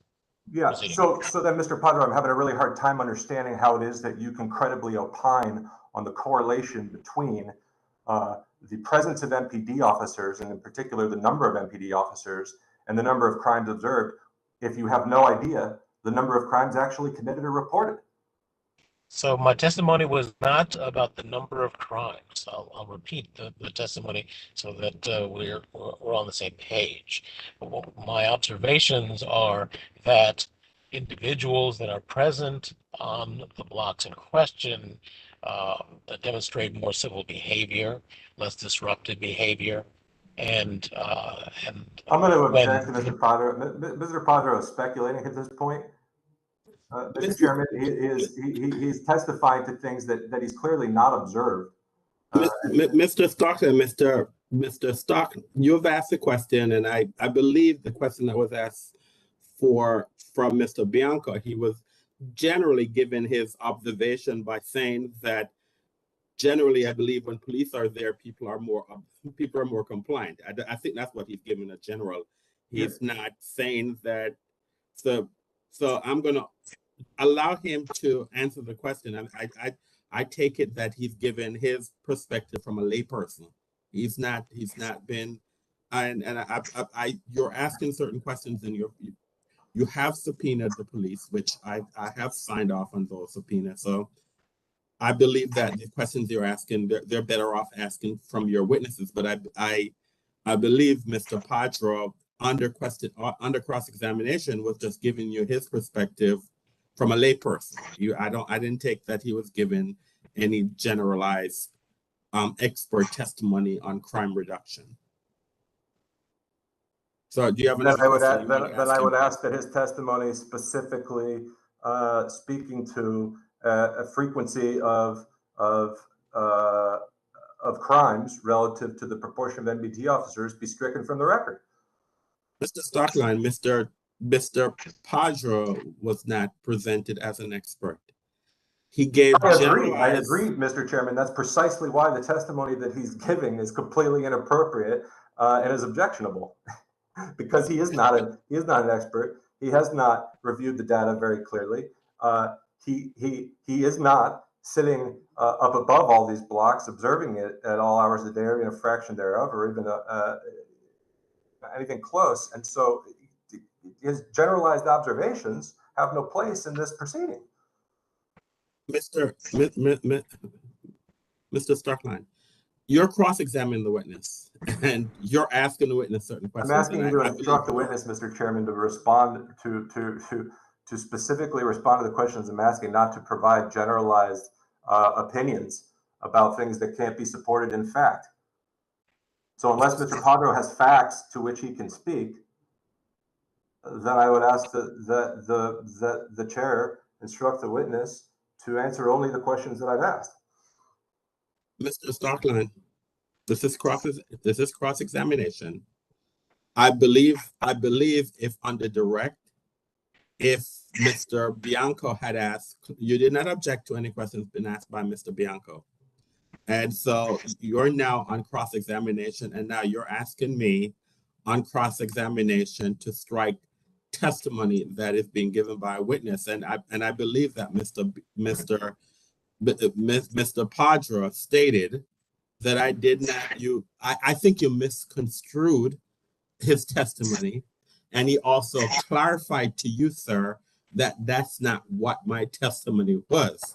I think Mr. Padra, at least from what I heard, he was just from a layman's perspective by saying, that's not what I said. I'm just giving you my generalizing. I believe that when the police are there, that people behave, that most of us believe that when the police are present, most people behave appropriately. I think that's all he was saying.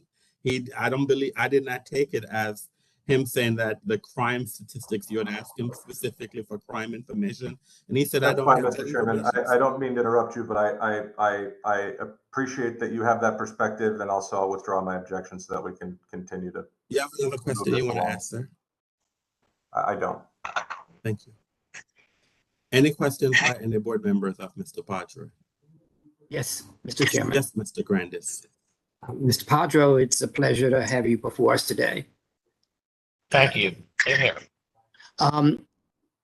I think I heard you answer about certain crimes that are occurring in the area.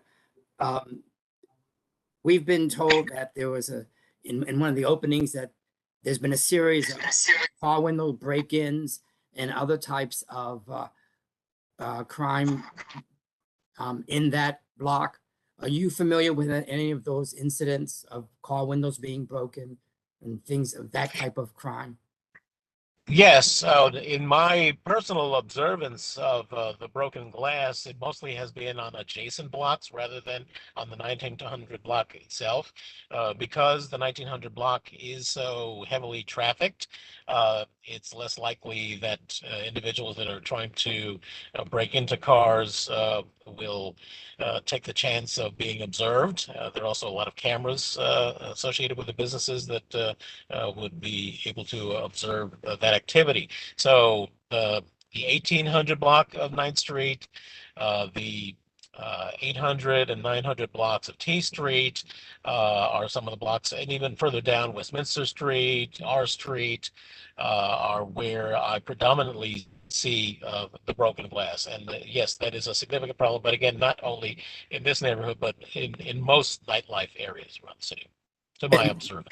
And when you observe these types of crime, have you talked to the police about them? No, no, I mean, we don't have the ability to give particular instructions to the RDO officers. We have actually we have no ability to provide specific instructions other than where they are being asked to patrol and be present. Maybe I didn't state the question well. Has there been a correlation between any of the businesses, nightlife businesses, and the break-ins to these windows that you have been able to learn about? The correlation, is the fact that there is nightlife in the area and that there are cars present where the drivers have a tendency to leave objects that could easily be fenced if stolen. So that makes the area more attractive for those types of crimes, but not a specific business attracting patrons that would tend to be victims of crime. Thank you. Thank you, Mr. Chairman. Any other questions by any of the board members? Mr. Stockline, any questions based on the questions that were asked by the board? I do have one more question, Mr. Chairman. What is that, sir? Can Mr. Padro, can you provide us with any indication of the number of instances in which the RDO or some number of call it seats or slots that are intended to comprise the RDO go unfilled on a weekly basis? Currently, I would say that we're only getting 1 to 2 officers when up to 6 officers have been requested. And for how long has that been the case, Mr. Padro? It's been the case, I would say, since January of this year. And do you know why that is the case? Have you been given any indication as to? Yes. What I've been told by the MPD representative that is the coordinator, Brenda Smith, is that officers are not available because of the significant demand as the program has become more popular.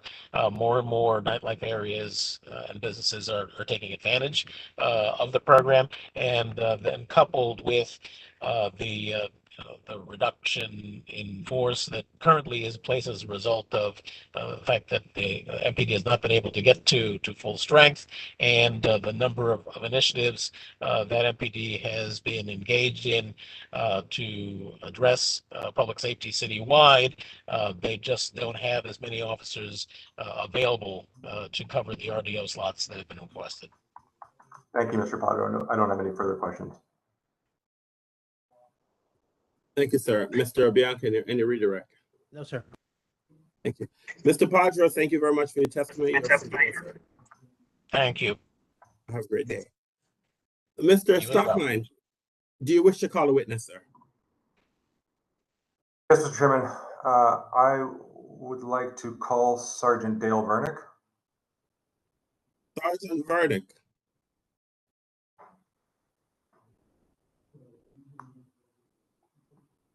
Sergeant Vernick, I see you on my line, but I'm not. I see your name. Can you unmute yourself and speak, sir?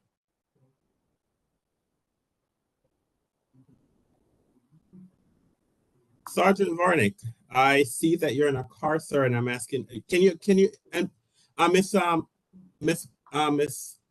Foshman, can you I see that I'm not sure if there we go. Can you hear me? Yes, sir. I see that you're in a car, sir. Are you in a moving? No, I'm stationary, sir. I am stationary. Can you raise your right hand, sir, please? Yes, sir. Do you swear or affirm to tell the truth and nothing but the truth? Yes, sir, I do. Thank you. Mr. Stockline, your witness. Thank you, Mr. Chair. Sergeant Vernick, could you please, please just state your name for the record and again, and clarify your position within the MPD. Yes, my name is Sergeant Dale Vernick. First name is D-A-L-E, last name V-E-R-N-I-C-K. I am a sergeant with the 3D nightlife unit, and I currently am responsible for myself, 2 other sergeants, and 18 officers that patrol the U Street corridor, to include the 1900 block of 9th Street. Mr. Vernick, Sergeant Vernick, pardon me, how long have you served on the MPD, and in particular, how long have you overseen the nightlife task group? So I have just celebrated my 20th year with Metropolitan Police Department, and I'm coming up on 3 years of the nightlife unit. Great. Congratulations on that achievement. We appreciate your service. Can you are you familiar with Empire Lounge and with the business that Empire Lounge conducts? I am 1909 9th Street Northwest, Empire Lounge. I'm very familiar with it. Okay.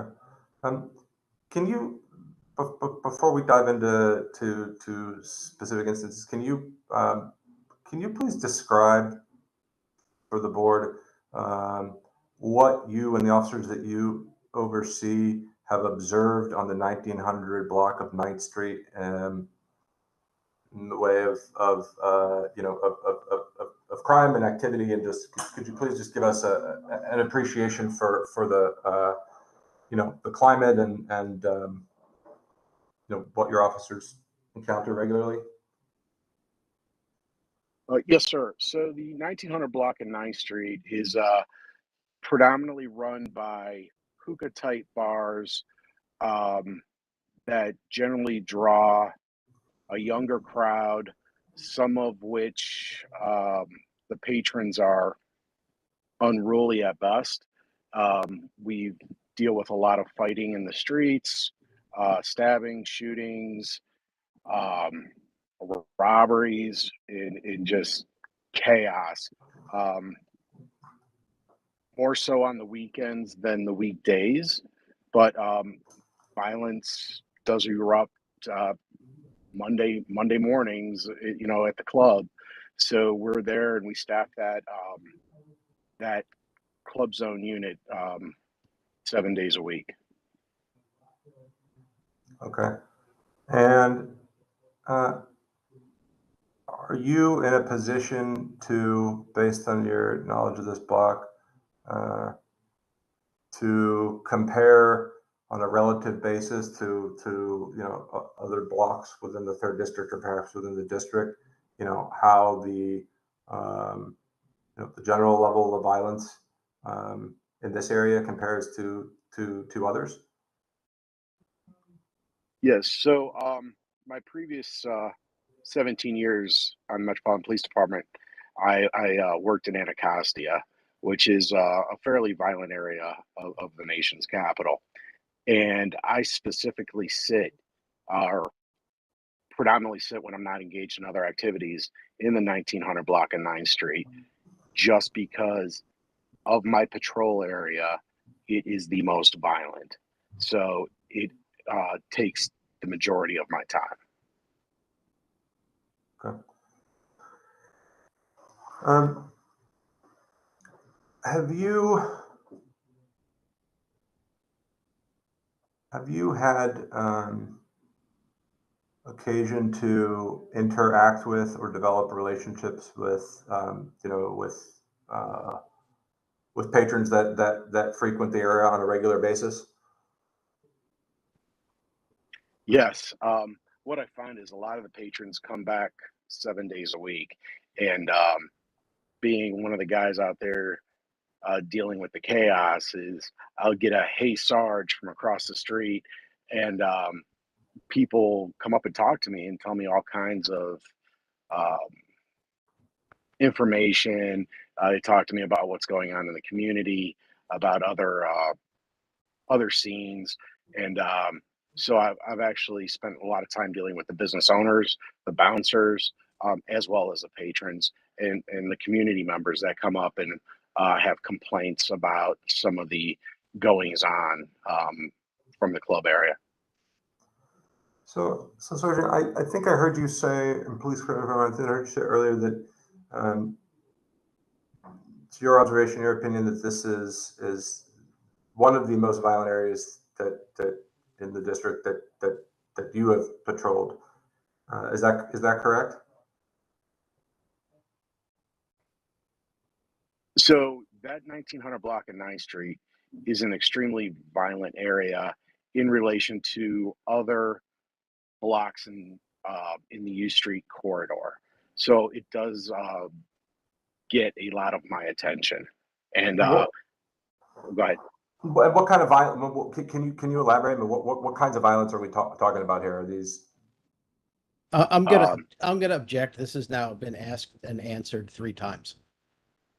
I'm asking Sergeant Vernick to elaborate on the nature of the crimes and violence that he observes. There is a significant difference in terms of gravity of the situation and consequence if between a broken window versus a fist fight versus a fatal stabbing.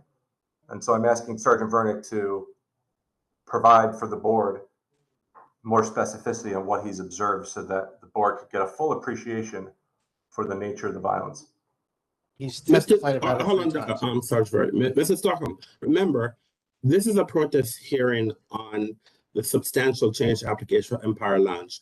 I gave you some leeway so you can have Sergeant Vernick talk about what is going on in the area generally. But this is about Empire Lounge, sir. I need you to focus on Empire Lounge. So I'm not going to allow other questions regarding the generally what is going on in the neighborhood. We have now gotten the flavor because we've allowed him to testify about the area. So because this specific hearing is on Empire Lounge, you now need to focus, sir, on Empire Lounge. Okay, that's fine, Mr. Chairman. Sergeant Vernick, are you aware of a shooting that occurred?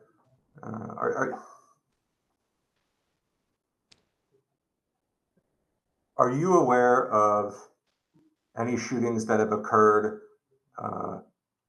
in or in the immediate vicinity of Empire Lounge? And if so, can you please describe those? Yes, so I'm aware of several. Inside, I'm aware of just recently a non-contact shooting in which a firearm was brought inside the club, a gunshot was discharged, an impact took place in what appears to be the floor, and that was just roughly 2 months ago. Prior to that, we had members of the Metropolitan Police Department, my unit, affected arrest of a patron inside Empire Lounge with a firearm on him. And he was somebody, he wasn't a police officer or anybody that was allowed to carry a firearm. Additionally, approximately a year ago, there was a shooting outside of Empire Lounge involving patrons and guests right in front of the security staff. Okay. Thank you, Sergeant. So I want to handle these sort of one by one. So with respect to the shooting that you suggested occurred approximately a year ago, can you describe any further what findings came out of any investigation? Who was involved? So I don't actually have the name of the victim or the suspect. I believe our detective unit has actually identified a suspect. I do not know if that person has been arrested in connection with this shooting, but there was an adult male that was shot outside of Empire Lounge, I believe in the like the shoulder area. A non-fatal type shooting, but still a shooting. That suspect was able to make good his escape that night. Okay. And am I correct in understanding from prior testimony that that the altercation involving the victim and others included at least one or more patrons from Empire Lounge? Yes, sir. Okay. Thank you. And let's see then. So you also identified an incident more recently in which you or other MPD officers responded to the discharge of a firearm inside of Empire. Is that correct? Yes, sir. I was specifically on that scene. As you go up a narrow hallway to the right, we discovered a shell casing. I was also dealing.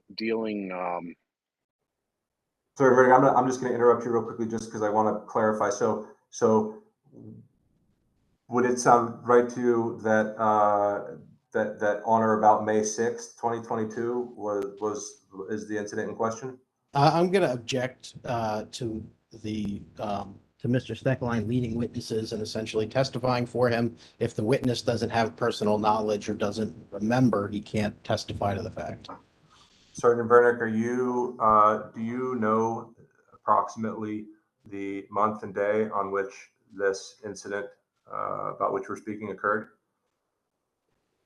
So it was 3 to 4 months ago. I'm sorry, yeah, about 2 months ago, 2.5 months ago, something like that. For the shooting inside, the non-contact shooting. Okay. And could you please describe when you arrived, you were starting to do that and I cut you off. Could you please walk us through, the circumstances of the scene and individuals that you observed when you arrived? So I was contacted by one of the officers that was out on the scene. He told me that there was a shooting inside of Empire Lounge. That he stated that he was flagged down by the bouncer. I believe there was only one person working. We went inside and it was packed. We had to pretty much kick everybody out. So we were able to locate one shell casing on the floor at the top of the staircase. Also looked like an impact mark on the floor. I have seen subsequent video of a person inside the club brandishing a firearm and discharging one round at another patron. Somehow that round did not take effect on the patron, I guess by the grace of God.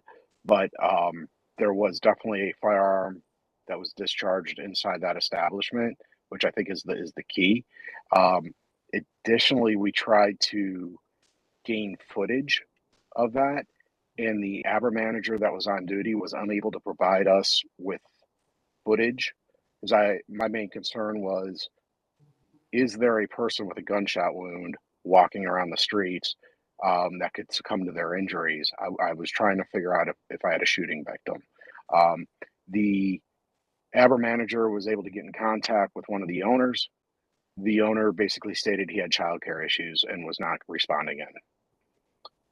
So it was several days later when we were able to get the video, and then I saw it subsequent to that. Okay. And to be clear, when you arrived, so your test, did you just indicate that you needed to clear the establishment of patrons? That it was still full of patrons after the shooting? Is that accurate? That is 100% accurate. There was multiple officers, including myself, that had BWCs rolling. It was a handgun caliber shell casing. Unfortunately, I don't remember if it was a 9 or a 40 S&W, but either way, it would have been loud enough inside that establishment that people would typically flee at a rapid pace down the stairs, and that did not happen. We got in there, and there were still people in there drinking, smoking hookah, carrying on like nothing happened, and it was actually quite surreal.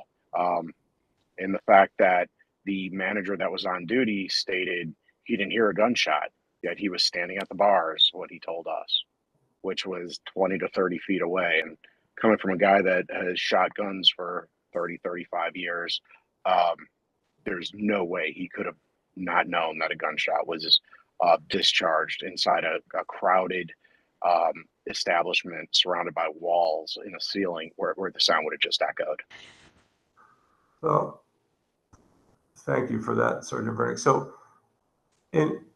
given your experience on the force and experience with presumably multiple, firearm discharges, is it unusual that immediately follow a shooting, patrons would hear that and would remain? Mr. Anderson, I'm going to object at this point. I've tried to sort of lay back here to get through this, but my objection is based on relevance grounds, and it's really threefold. One, there's no correlation between anything this witness is saying and the addition of square footage to this establishment, which is why we're here. Number two, the incident that's being painstakingly inquired into did not result in a violation, either primary tier or secondary tier, for this particular establishment after the board looked into it. And number three, this latest round of questioning is related to odd behavior of the patrons as opposed to operational concerns of the establishment. So the overall objection is relevance, and those are my three supporting arguments. Response, Mr. Stockland.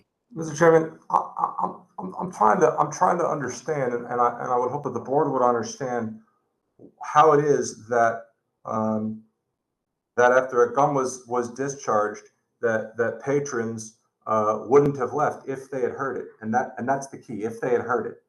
And so what I'm trying to get towards is, why might the patrons not have heard the gun being discharged?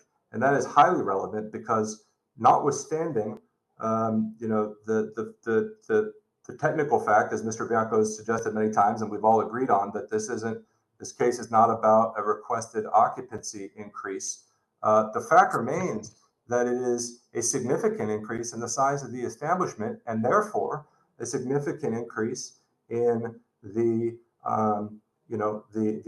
potential impact of whatever activities go on there, right? The scope of the activities, and in particular the music, the sound levels, which is really what much of this is all about. So I think it's highly relevant, and that's where I'm trying to go.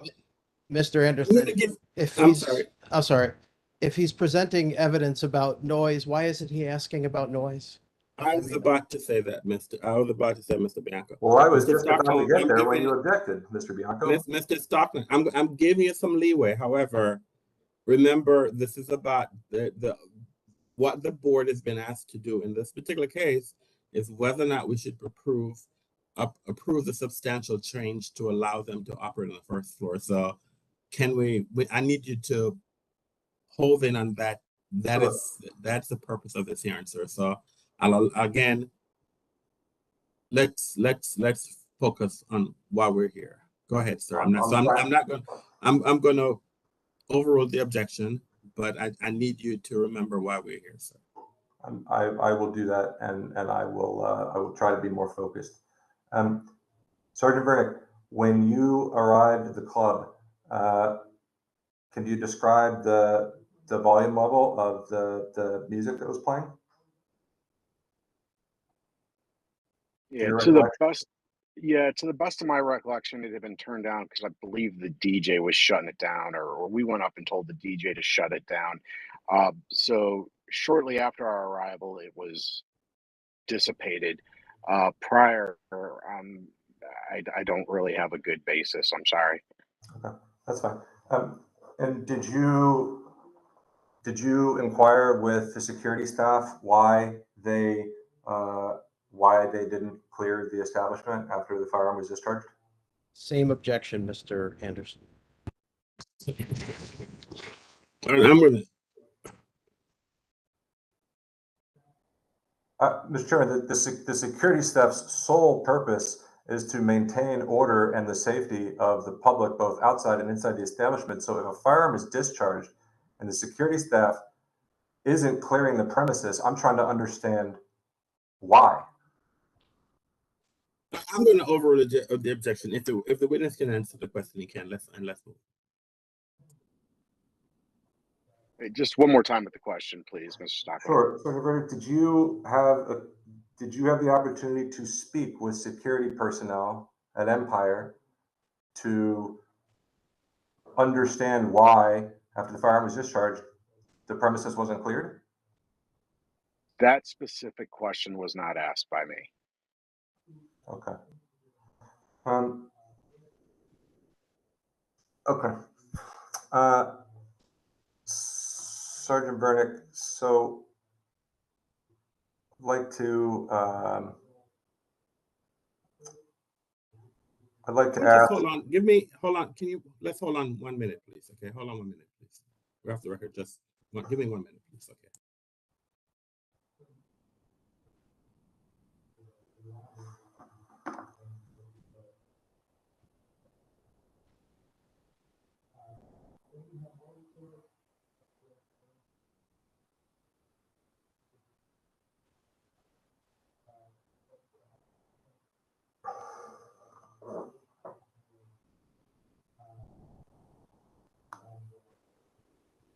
I apologize. We're back on the record. Go ahead.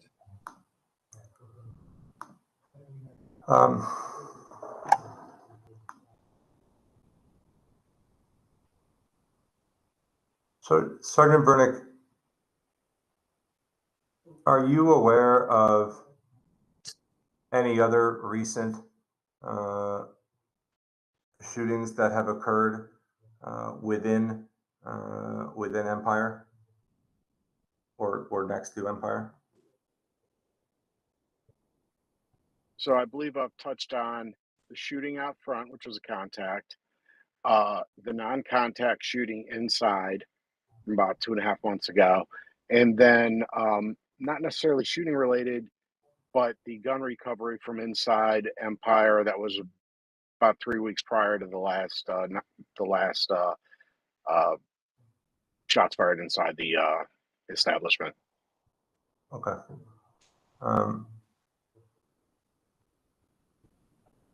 Could you please tell me whether you believe that what do you believe will be the impact of the board allowing the applicant to expand to the first floor with respect to public safety? Objection, speculation. But Mr. Sergeant Vernick has testified to and is responsible for safety, public safety in this area. He oversees nightlife. So if he's not qualified to attest to or to opine on the impact of this expansion on public safety, I can't fathom who else would be. I'm gonna overrule the objection. If he can answer, he can answer. If he can't, then let's move on. So I'd like to repeat the question. Sergeant Vernick. Yes, sir. Could you please, based on your experience, knowledge of Empire, and everything that you've just testified on, could you please state for us your view of the potential impact on public safety should the board grant applicant's request to expand to the first floor? It has been my experience dealing with Empire, the owners of, and whatever the sound bar was next to Empire, which is the space we're talking about, that adding that extra square footage would be extremely detrimental to an already. I understand we're not changing the occupancy, but I would say that the management and owners of Empire don't necessarily follow the guidelines of ABRA and the board, and they kind of stretch things out. I would say it would be very detrimental to the community, the patrons, the establishment itself, and also my colleagues out on the street. I can't tell the future, obviously, but I have a strong feeling based on other occurrences dealing with Empire that they would pack the bottom, much the way Soundbar did when that entity was up and running. Thank you, Senator Vernick. One last question for you. Given all the violence in this area and on this block in particular and at this bar in particular, do you have any opinion on, or have you had any conversations with regular patrons as to why they might continue to come to this area, given the threat to personal safety?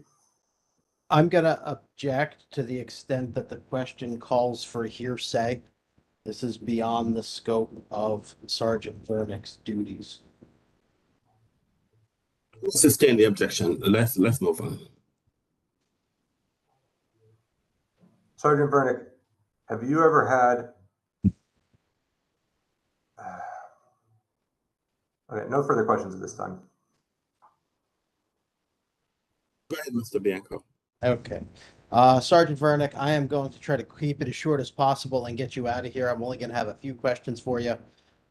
So one of the last questions that you were asked about the impact on public safety.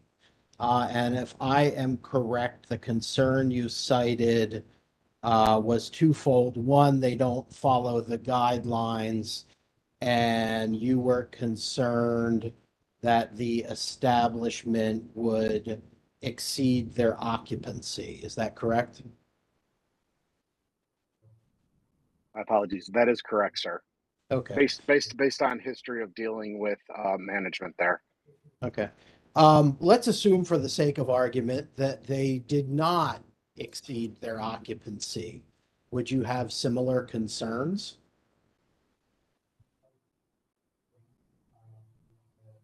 I think that is a really big what if, and I don't believe it to be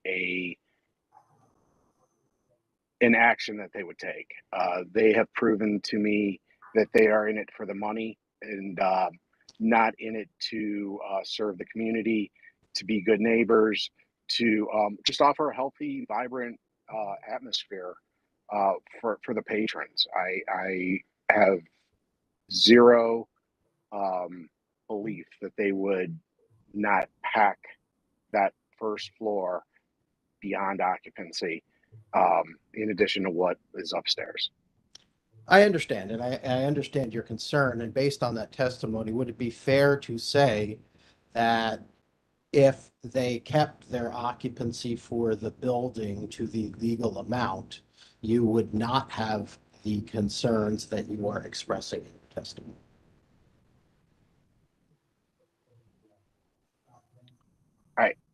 I mean, I think that's wishful thinking on for the question. I don't see that as a reason or a rational or realistic, I guess, approach that they would have. They've showed such disregard for safety and public safety, the community, and following general guidelines set forth by ABRA. I have absolutely zero belief that that would be the case. So I can't answer your question, sir. I do apologize. Okay. But you would agree that an occupancy for that building of 125 is not problematic from a public safety standpoint, correct?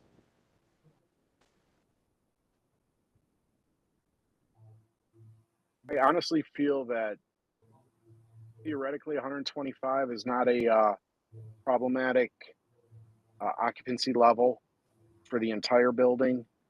However, I feel that it should be separated between upstairs and downstairs. Maybe a little bit better than it would be than it currently is. I think 125 for the second floor is kind of hefty. Sure. And if it were, let's say it were separated between the number upstairs and the number downstairs, that would alleviate your concerns, would it not? I would not say alleviate. I don't feel that. So I think anybody with a rational brain would say, hey, look, if there's more floor space, people are less packed, it makes more sense. So for that, I agree with your comments. However, realistically, I don't see anybody maintaining that number. I don't think they maintain that number now with just the upstairs. Okay. And you testified about a couple of instances of shootings over the last couple of years. You recall that testimony? I believe it was the last year or so, but I do recall my testimony. Right. And do you know whether or not those incidents resulted in violations for the establishment of any laws? So I've done other hearings in reference to, I believe I've done other hearings in reference to Empire in the past. Honestly, I go with whatever the board says. And so I don't necessarily, I believe they were shut down for 96 hours at some point. And I do know they've changed their security around a little bit. But that being stated, we're still getting guns inside the building. So there's still a problem.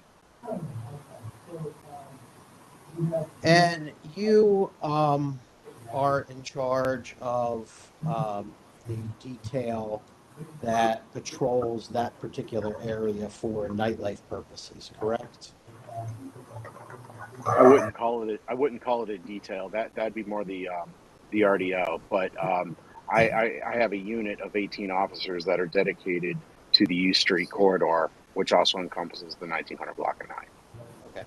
Would you agree with the statement that when there are more officers on site on the 1900 block of 9th Street, things remain more orderly?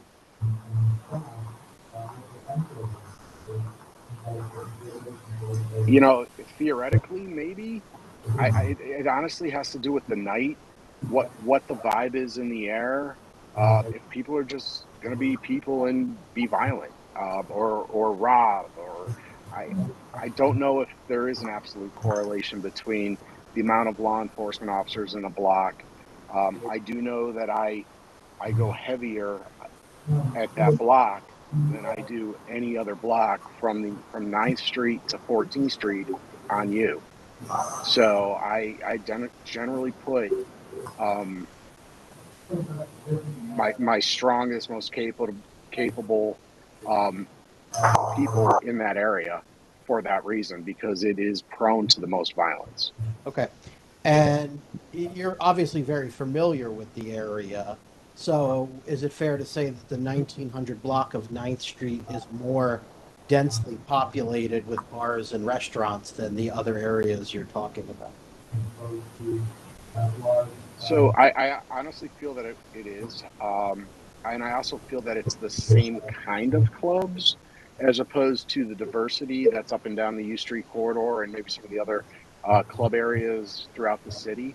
I feel that the 1900 block of 9th with the hookah establishments, nightclubs, they're all fairly similar. And I think that just brings a larger population to that specific block.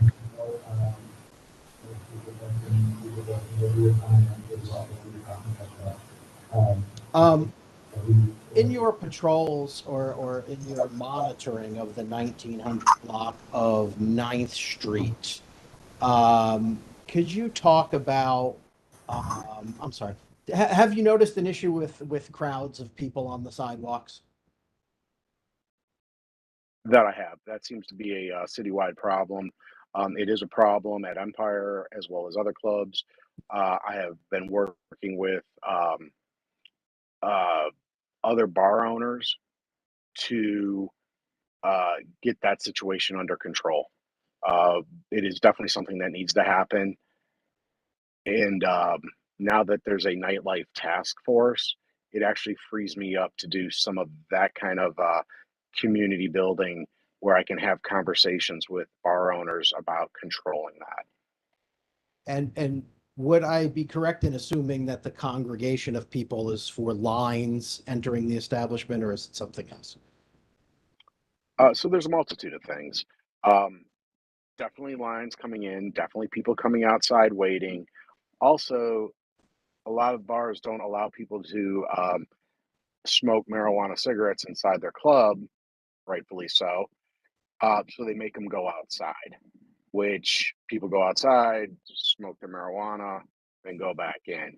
Um, so there's a lot of reasons why those crowds are outside, and that's where trying to get with the business owners to resolve some of these issues is I'm trying to make it beneficial to everybody. What types of things are you doing with the business owners to try and make the sidewalks clearer? Well, I think with any issue, you have to point it out to them, give them reasonable expectations, and also offer solutions. Whether it's some kind of lineage where they could queue people up, but the problem is, especially in that block, you have bars right on top of each other, and getting the queues for one line to another start to get mangled as you move more than a door or two down. I understand. Fair to say that the addition of an extra door for ingress and egress would help that problem?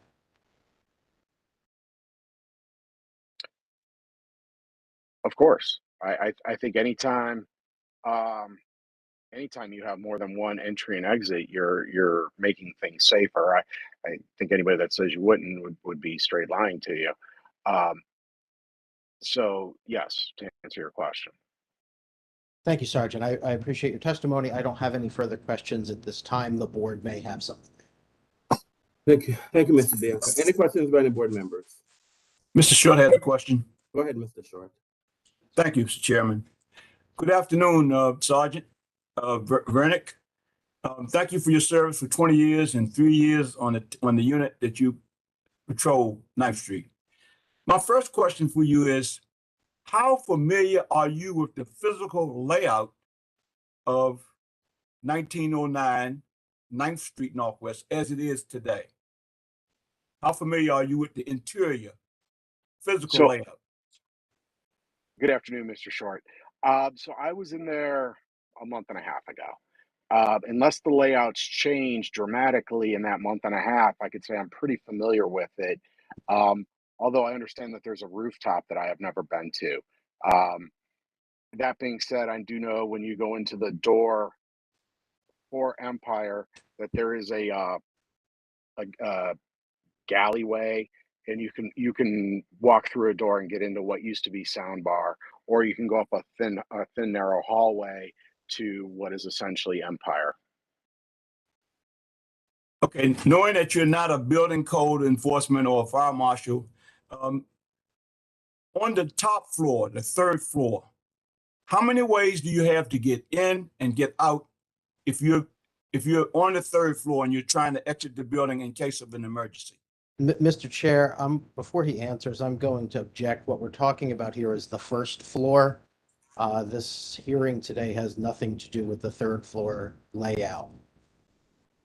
Mr. Chair, if I could possibly say this, if you have to leave the 3rd floor and come down to the 1st floor, it has a lot to do with it, because that would mean that the same number of people who are on the 2nd and 3rd floor have to use the same exit as the people on the 1st floor. And the reason why Soundbar had a separate C of O when they were on the first floor is because of that issue. So that issue is very, I think, important to what we are trying to get to today to find out about the first floor usage. I think it's urgently important. I'm going to overrule the objection. However, I just want to, I want to remind everyone, this is the purpose of this hearing is whether or not the board should grant the substantial change for the first floor. We're only talking about the first floor, but I'm going to overrule the objection. If the officer can answer the question, he can answer the question. I'll repeat the question again since we were cut off, and I don't want to lose our track of questioning. Again, you have been physically inside of that building on how many occasions approximately? Mr. Short, I've been in there 2 or 3 times. I've never actually been on the 3rd floor, Mr. Short. I've been on the 2nd floor every time. And I do know that there is at least one egress from the 3rd floor to the 2nd, and then from the 2nd down to the 1st. Is there a rear exit at all for people who are in that club, a rear exit or egress to the alley of 1909 or to the outside of the building, to your knowledge? I don't know the answer to that. From the back side of that, it's all fenced off. So even if people got back there, it's my belief that they would be in a fenced-in area and kind of trapped. So I don't know if there's egress on the backside. Okay. Now, from the 2nd floor to the 1st floor, the only way to get to the 2nd floor is coming up from the 1st floor, correct? That is accurate, sir. So that would mean theoretically that if you can only get up there one way, then you can only come down one way. Correct? That's my belief, but like I said, I don't know what's in the back of the building, and I know it's not standard entrance and exits. Okay. Well, you mentioned also about security and the bouncers for that establishment.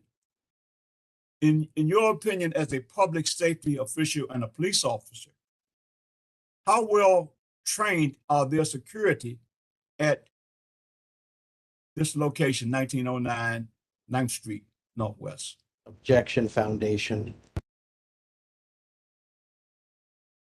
The foundation I'm trying to get to, Mr. Chair, if I possibly could, is that the bouncers and the persons on the inside, if there's an emergency and they do have to all leave there at once, the security persons would have to assist in that.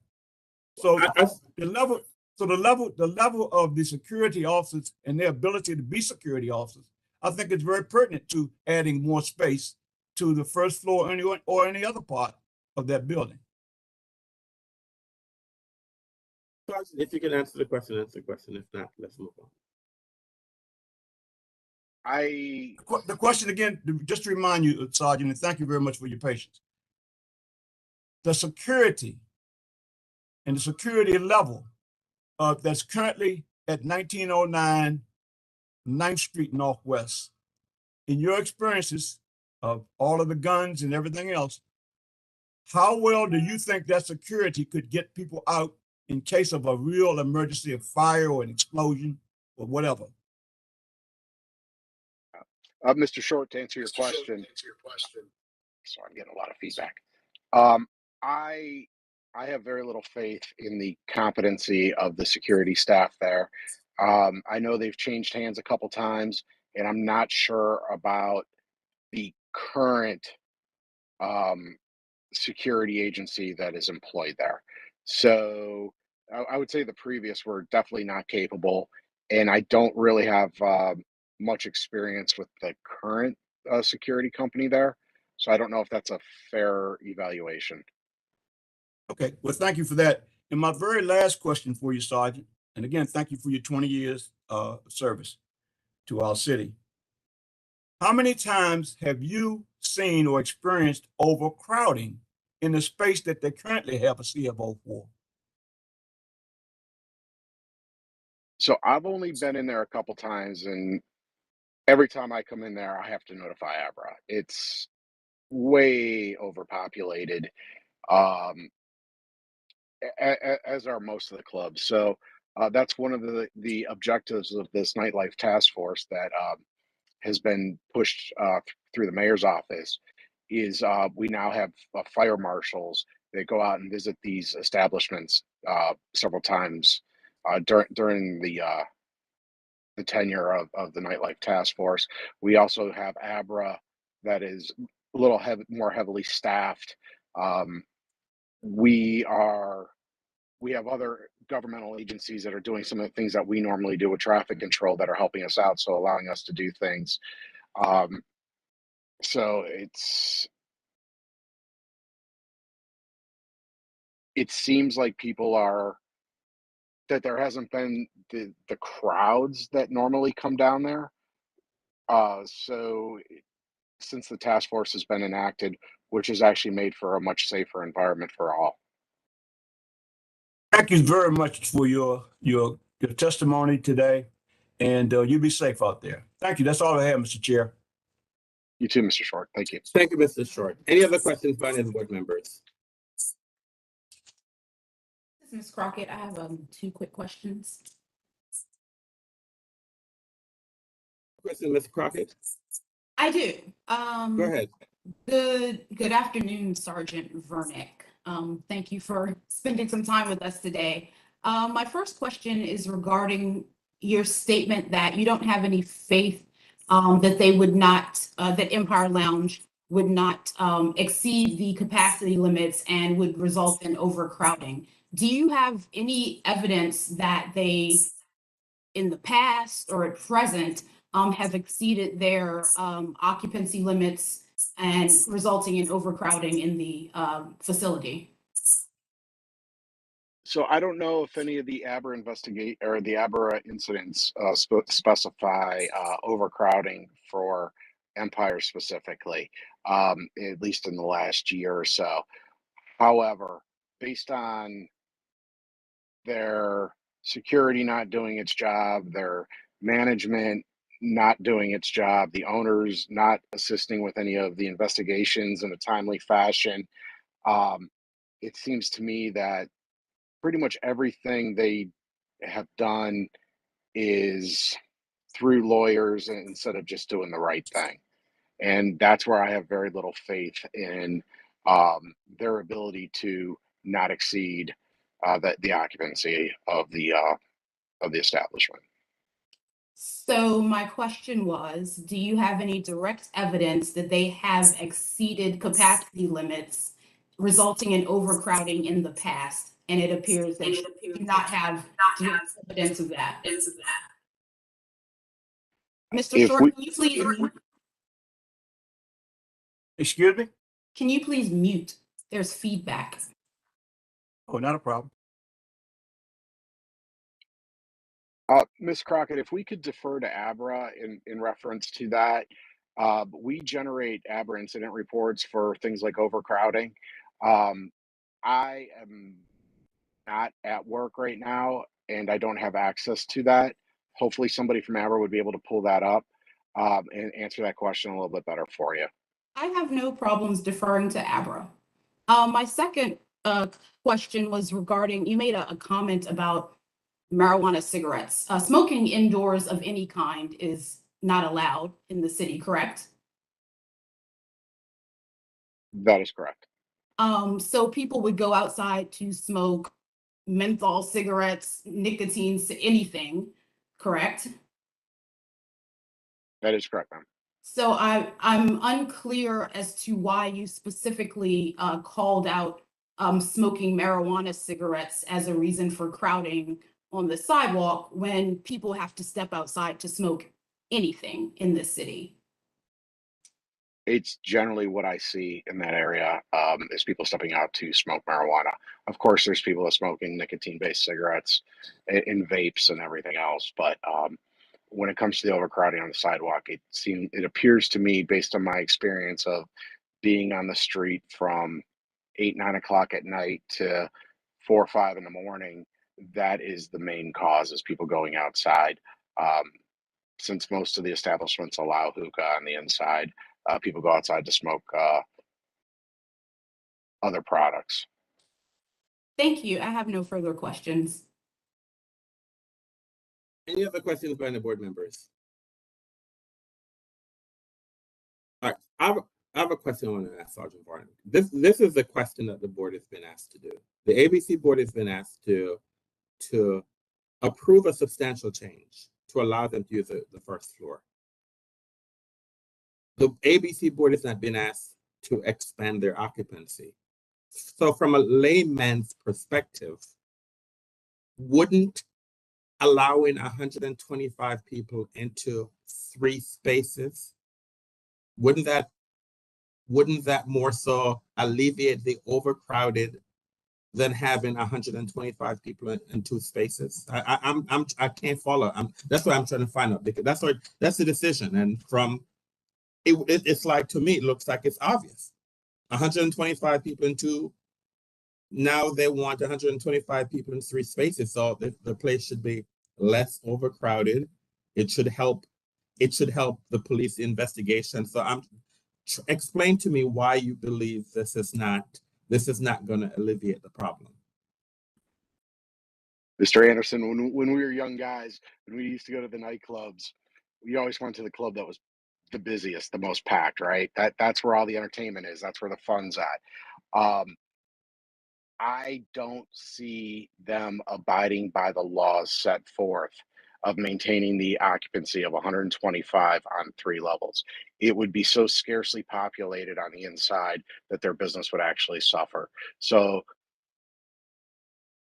I honestly believe that they would overpack the entire establishment right from the jump.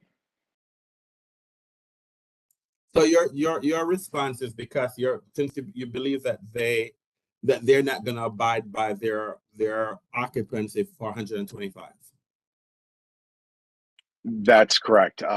They have done very little to comply with any of the directives put forth by the board, the Metropolitan Police Department, or anyone else. They seem like they're very much into the nightclub business to solely make money and to put safety concerns second place. All right, thank you. All right. Mr. Chairman? Yes, Mr. Grandis, go ahead. Because of your question, I do now have a question for the officer. May I? Go ahead, sir. Thank you. Officer, I want to thank you as we do appreciate the hard work you all have in keeping our city safe. Mr. Grandis, I've turned up my volume to like 58. So I can't. So if I'm having a problem hearing you, I believe others are having a problem. Go ahead. So.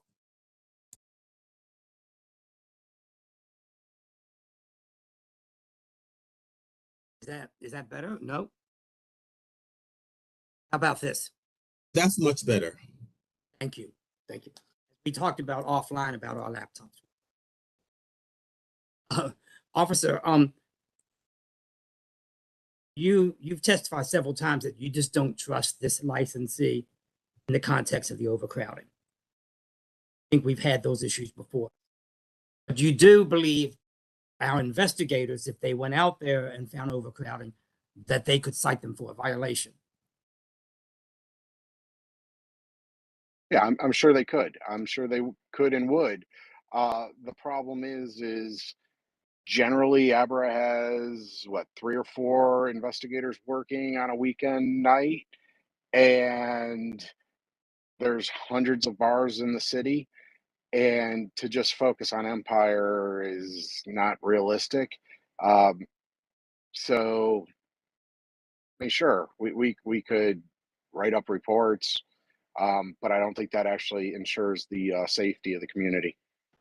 Yes, and I appreciate that, but I also want you to know, I think your testimony has been noted, and we appreciate your observations. Thank you very much. Mr. Chairman, thank you. Thank you, Mr. Grandis. All right, Mr. Bianca, any questions based on the questions that were asked by the board? No, sir. Mr. Stockline, any questions based on the questions? Any redirect? Yes, Mr. Chairman. Go ahead. Sergeant Vernick, based on your experience, has Empire Lounge demonstrated an ability to control violence within the club when operating on 2 floors alone? Objection asked and answered multiple times. We've been speaking to, for reasons that I'm not clear on, we've been quibbling about whether or not the applicant is seeking an increase in the occupancy load. My question has nothing to do with occupancy load. My question has to do with expansion to an additional existing floor. And I'd like to know whether, given that there seems to be some confusion here, I'd like to know whether, based on Sergeant Vernick's highly relevant experience and the incidents that he's testified about, whether he would say that Empire Lounge has demonstrated an ability to control violence within the club when operating 2 floors. Mr. Chairman, you just asked Sergeant Vernick why it would be the case, in his opinion, that if an additional floor allowed the crowd to disperse, why that would, why that might or might not contribute to more or less violence. So that this is highly relevant. Mr. Chair, this question was previously asked. I objected to it. My objection was overruled. Understandable. And Sergeant Vernick testified to it. And it's now beyond the scope of the questions that the board has asked, in addition to being repetitive.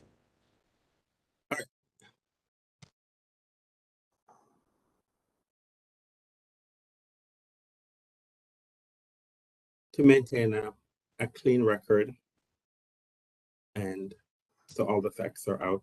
Okay, I'm going to overrule the objection. You can answer, but let's be brief and let's move on. Yes, Mr. Chairman.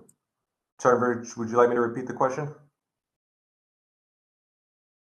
Yes, sir, if you would, quick. Based on your experience, has Empire Lounge demonstrated an ability to control violence within the club when operating on 2 floors alone? The simple answer is no, they have not been able to. And so, in your opinion, would an additional floor of operation make it more or less difficult for the owner and operator to control patrons and prevent violence inside the club? In my opinion, it would make it more difficult for them to control the crowd and the violence inside the club. Thank you, Sergeant. One more brief line of questions. Are you aware of a fight involving a large number of individuals and MPD officers that occurred on May 12th on the street immediately outside of Empire? Objection, scope, relevance. This I am going to sustain. Let's move on.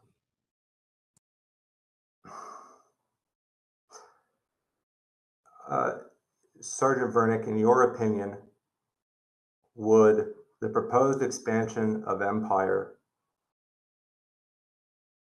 have, what would be the impact of the proposed expansion of Empire on your ability and the ability of the security personnel at Empire to maintain public safety and prevent violence? Objection. This is now the same question the 4th time.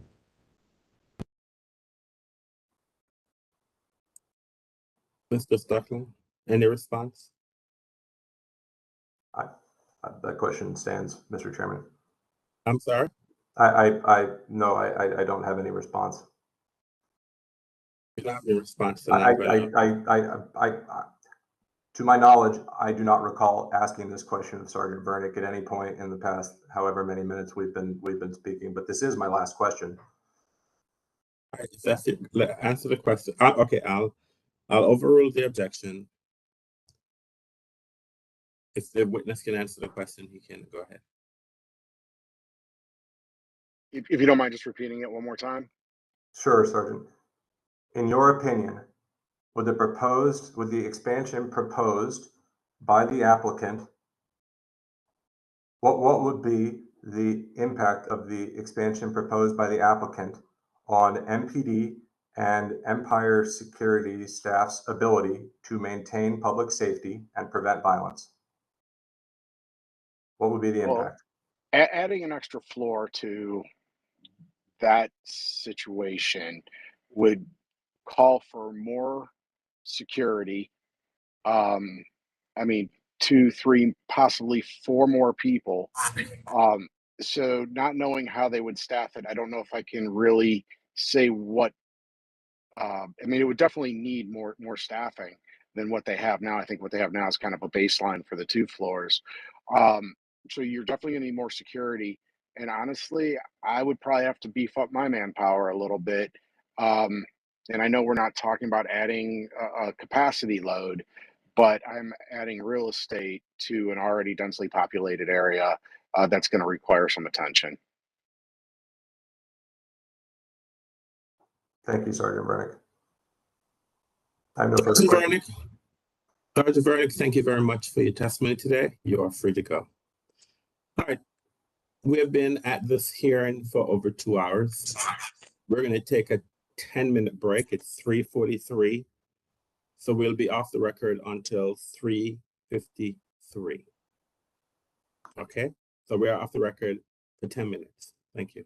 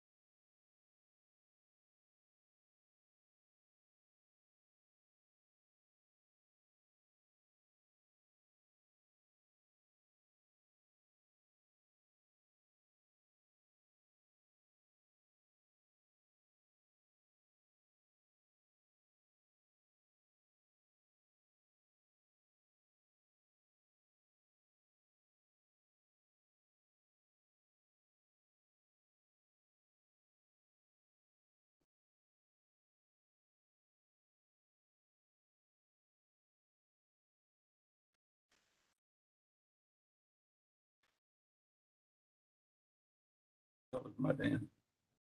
Checkbook.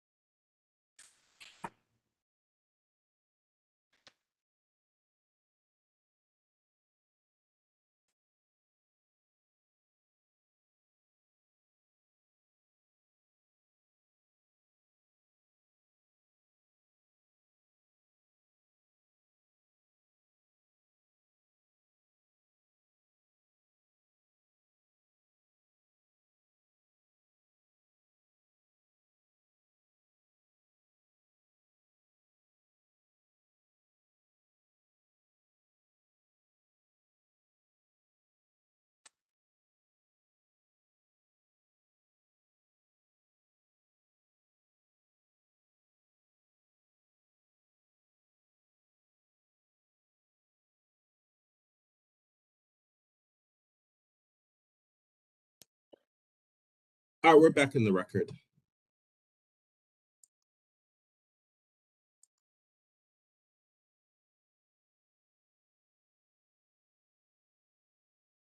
We are back on the record.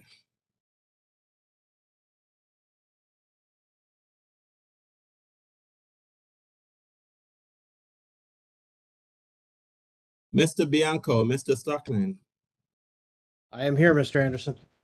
Mr. Stockline. I'm also here, Mr. Anderson. Do you have another witness you wish to call, sir?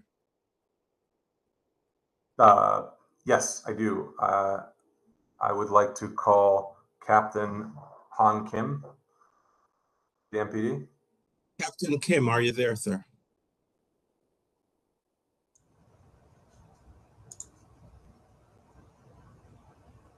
Captain Kim.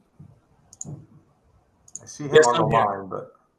All right, Captain Kim, can you raise your right hand, please, sir? You swear or affirm to tell the truth and nothing but the truth? I swear.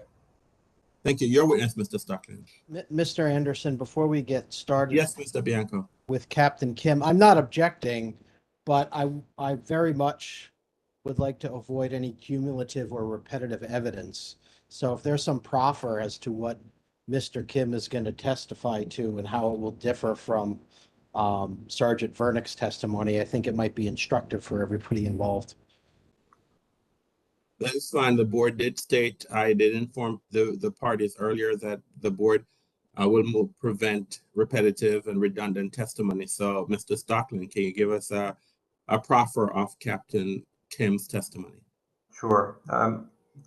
Captain Kim was formerly commander of the 3rd District prior to his predecessor taking over in recent months, or his successor taking over.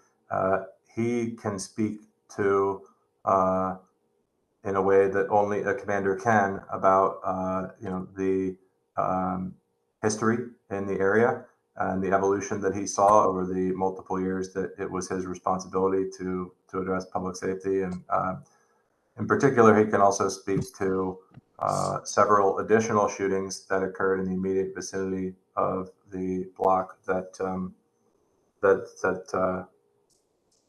to which he was, directly privy in a way that the sergeant was not. But as I stated before, this is the purpose of this hearing is whether or not this board should grant a substantial change for the first floor. I know that Sergeant Vernick provided us an overview, so I don't want Detective Kim to provide us the same type of level of overview. So I need more direct testimony from him regarding Empire. I'm not interested in having general information. We already have that. So I think it should be more direct during his tenure on he can talk about Empire and what impact he believes the board expanding, allowing them to use the first floor will have on the operations.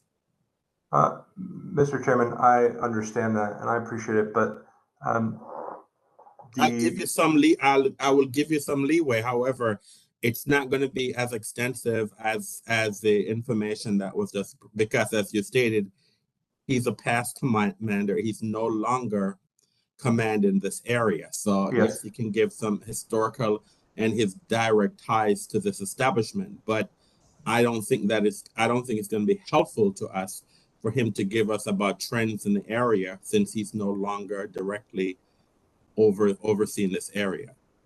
Mr. Chairman, as you will hear Mr. Kim, Commander Kim, now Captain Kim, testify, he only was recently reassigned to a new jurisdiction, so he can speak to multiple years which are within the scope of the investigator's report and within the scope of directly within the scope of consideration here, which bear on the adverse impact on peace, order, and quiet, which is the statutory requirement that we need to demonstrate of an expansion as proposed. I'm not disagreeing with you, sir. All I stated is that we did have. I think you're missing the point I'm stating. I'm not. He can testify. I'm saying I do not need him to testify. I do not need him to give the same testimony that we just received from. And I will avoid. That's all I'm stating. I will avoid coming even close to that level of detail with Captain Kim. All right, fine. Go ahead. And so you can go ahead with that, but I will be listening to any objection that's raised by counsel, and I'll make a determination whether or not I'm going to allow that level of testimony if objections are raised. Okay, go ahead. You can go ahead, sir. Okay.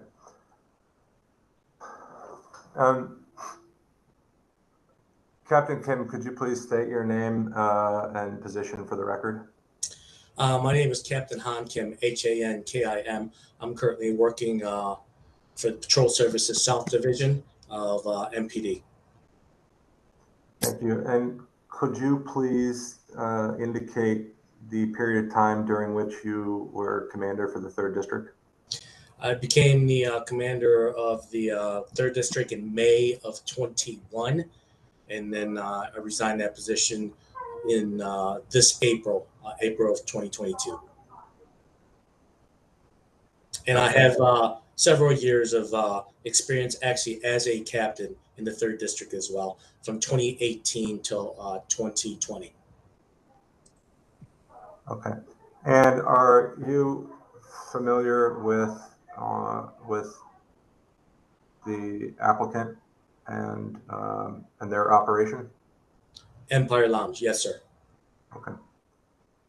So could you please and please be as brief as you see appropriate, but could you please describe for the board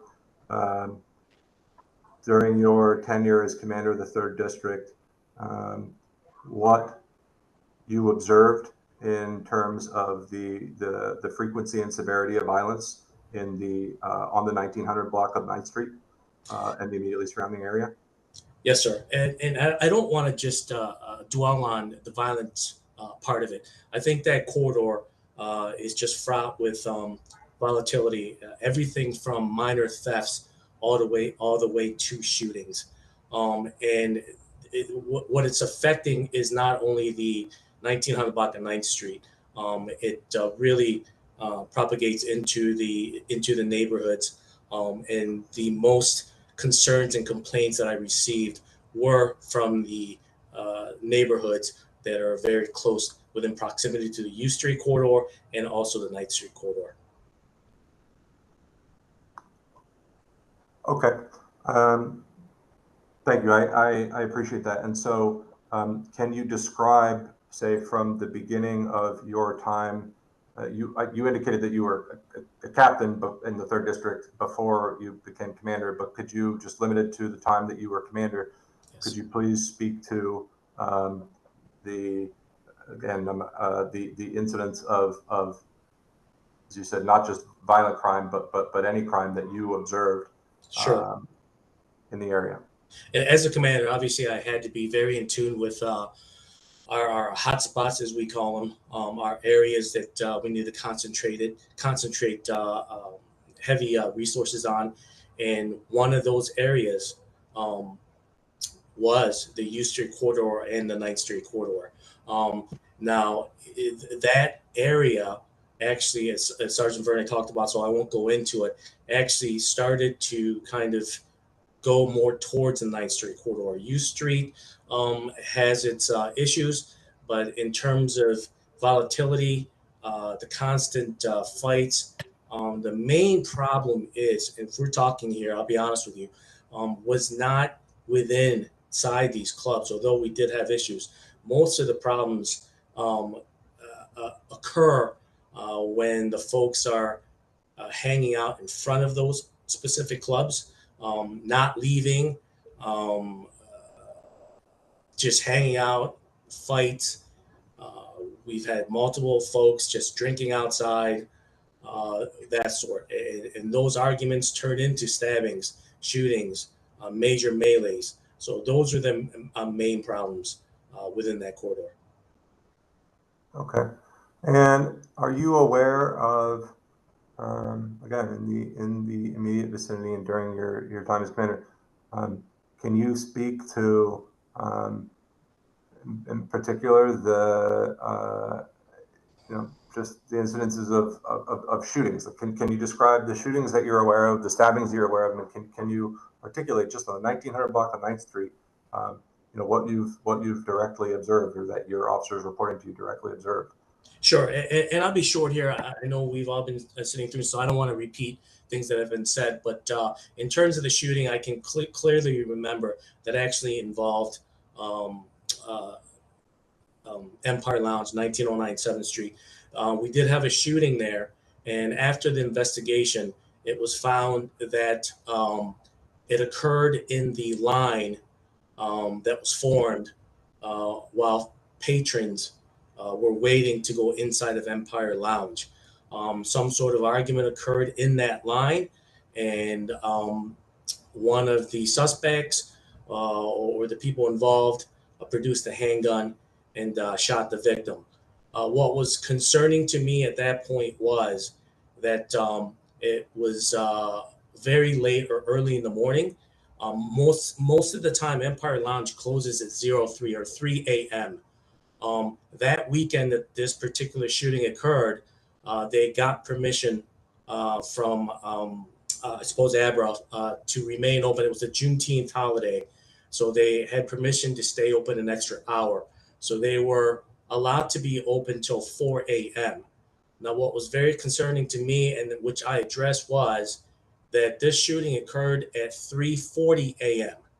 That is 20 minutes prior to when that club was supposed to be closed.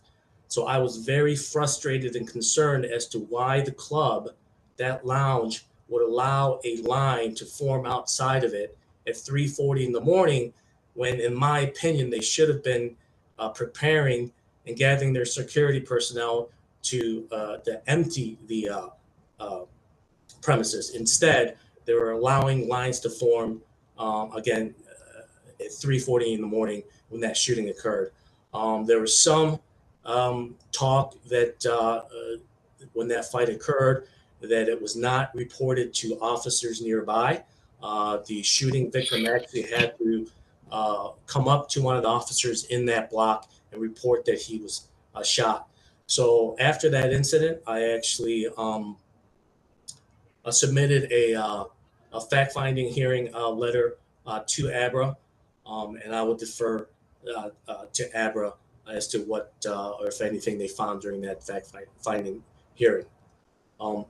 That's one specific shooting within the year that I can say that that involved directly to Empire Lounge. There has been other shootings or shooting that I can talk about that was on the 1800 block of 9th Street, and other, obviously, volatility in the area. Okay.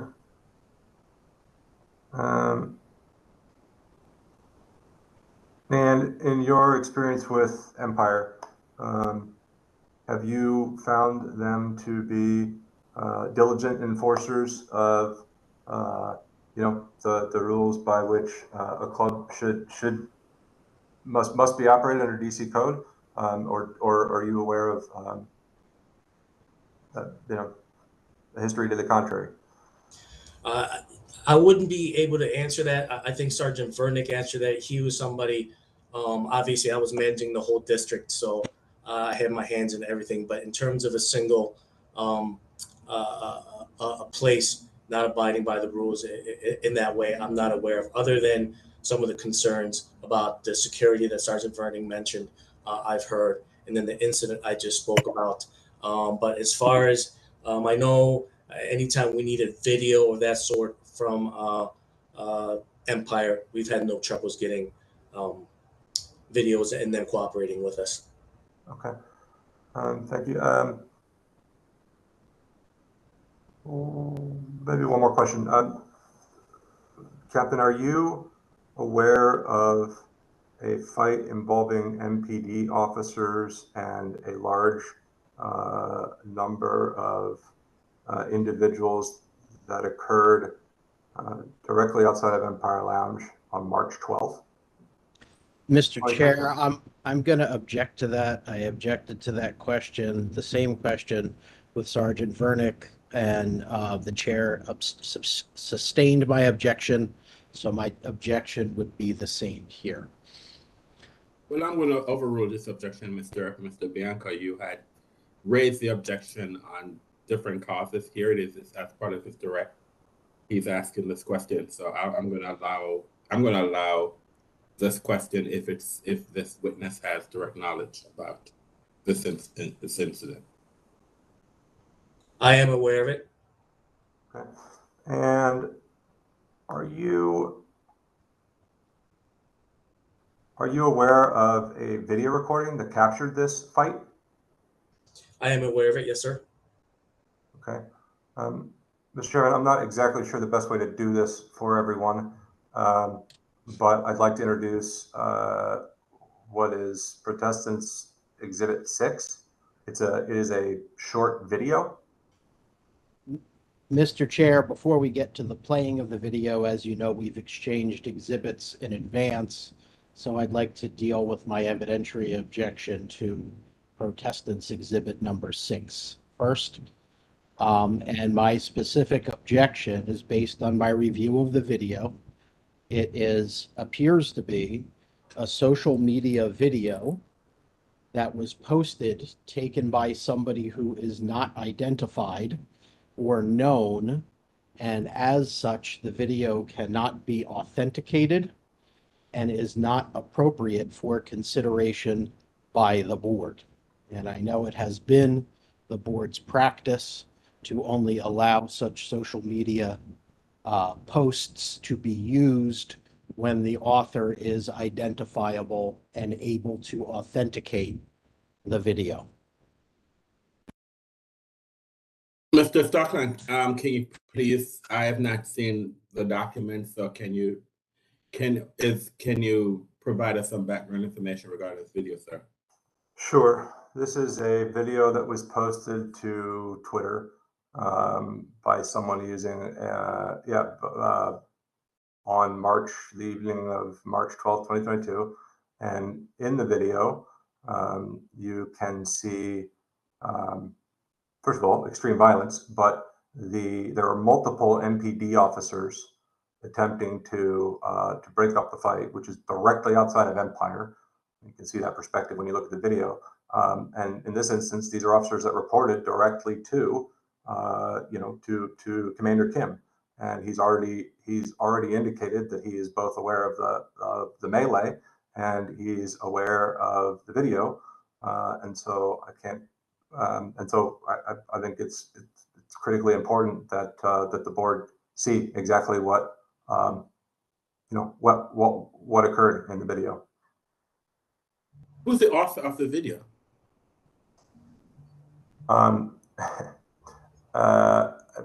You'll forgive me. I'm just going to read to you exactly who But what I'm saying, it's not the commander. Is not the author. This is not an MPD video. This is not a club video. This is just a random video that you're asking him to testify regarding that was found on social media. Is that correct? No, it is the best evidence that we are aware of that exists of a fight that of an altercation that involved MPD officers that he's already testified to being aware of. Yeah, he's aware of it. So he can testify, but we don't know who took the video. I mean, I'm not going to allow. You don't know. You can't tell him. He's not the author of the video. This is not a video by the police. It's not a video that you got from the security camera of the establishment, or even if you had stated that you had gotten a video from a security camera from another establishment. At least you could have someone authenticate that this is a video that was taken from my security camera from our perspective. So I'm not going to allow, Mr. Chairman, sir, I'm not going to allow a video that we don't know who authored this video. We don't know whether or not this is authentic. And part of the problem that we always have with video, sir, is that depending on how it's taken, when it's taken, it might give a certain impression that it's not necessarily helpful. So I'm not going to allow the video because we cannot authenticate this video, sir. That's the reason why I'm gonna. If he is familiar with it, you can ask him questions about the incident from his perspective, but not from the video. So I'm not going to allow the video. Okay, I understand, Mr. Chairman. If I could beg your indulgence, I just have a procedural question then, because I was not aware that that in this venue that the federal rules of evidence or the DC rules of evidence were strictly adhered to. And so I'm trying to get my bearings here, because the hearsay has been allowed in multiple instances already.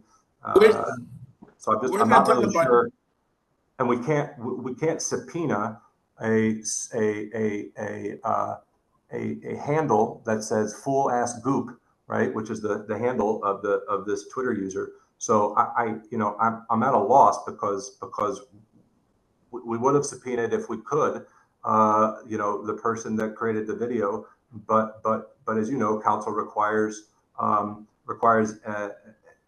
an email address and a full name, which the neighborhood just thought there's just no chance. But this video, I mean, this we know that it is a fight that occurred, and we know that it reflects the fight that occurred because the commander has already testified that the officers were involved. So I don't understand why this board would not want to see what's going on the streets that we're talking about. What I stated, sir, if the commander is familiar with the fight, with what occurred, you can ask him. You can ask him to tell us what occurred.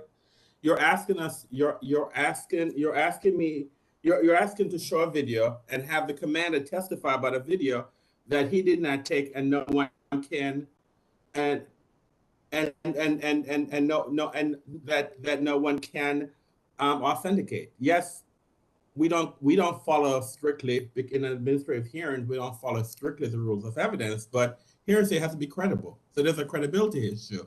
As I stated before, if this was a video that came from the security camera of the establishment, from the security camera of some other establishment, from the body cam video of the police, that the commander can testify. But you're asking him to testify on a video that no one here today can authenticate this video. Okay, I understand. You can have him testify about. He said he's familiar, so you can have him talk about the incident itself and the relevancy of this, and how this incident, how this is related to Empire. But so I've not stated that he can't testify. I'm just saying he cannot testify. The board cannot watch a video and have him testify about the video, sir. That's all I've stated. Okay, Mr. Chairman. Captain Kim, to the best of your recollection, could you describe the melee that occurred on the night in question? If it's the same video that we're speaking of, I was not aware of the incident, because I'll just give you a little backstory on it, because there was no report taken.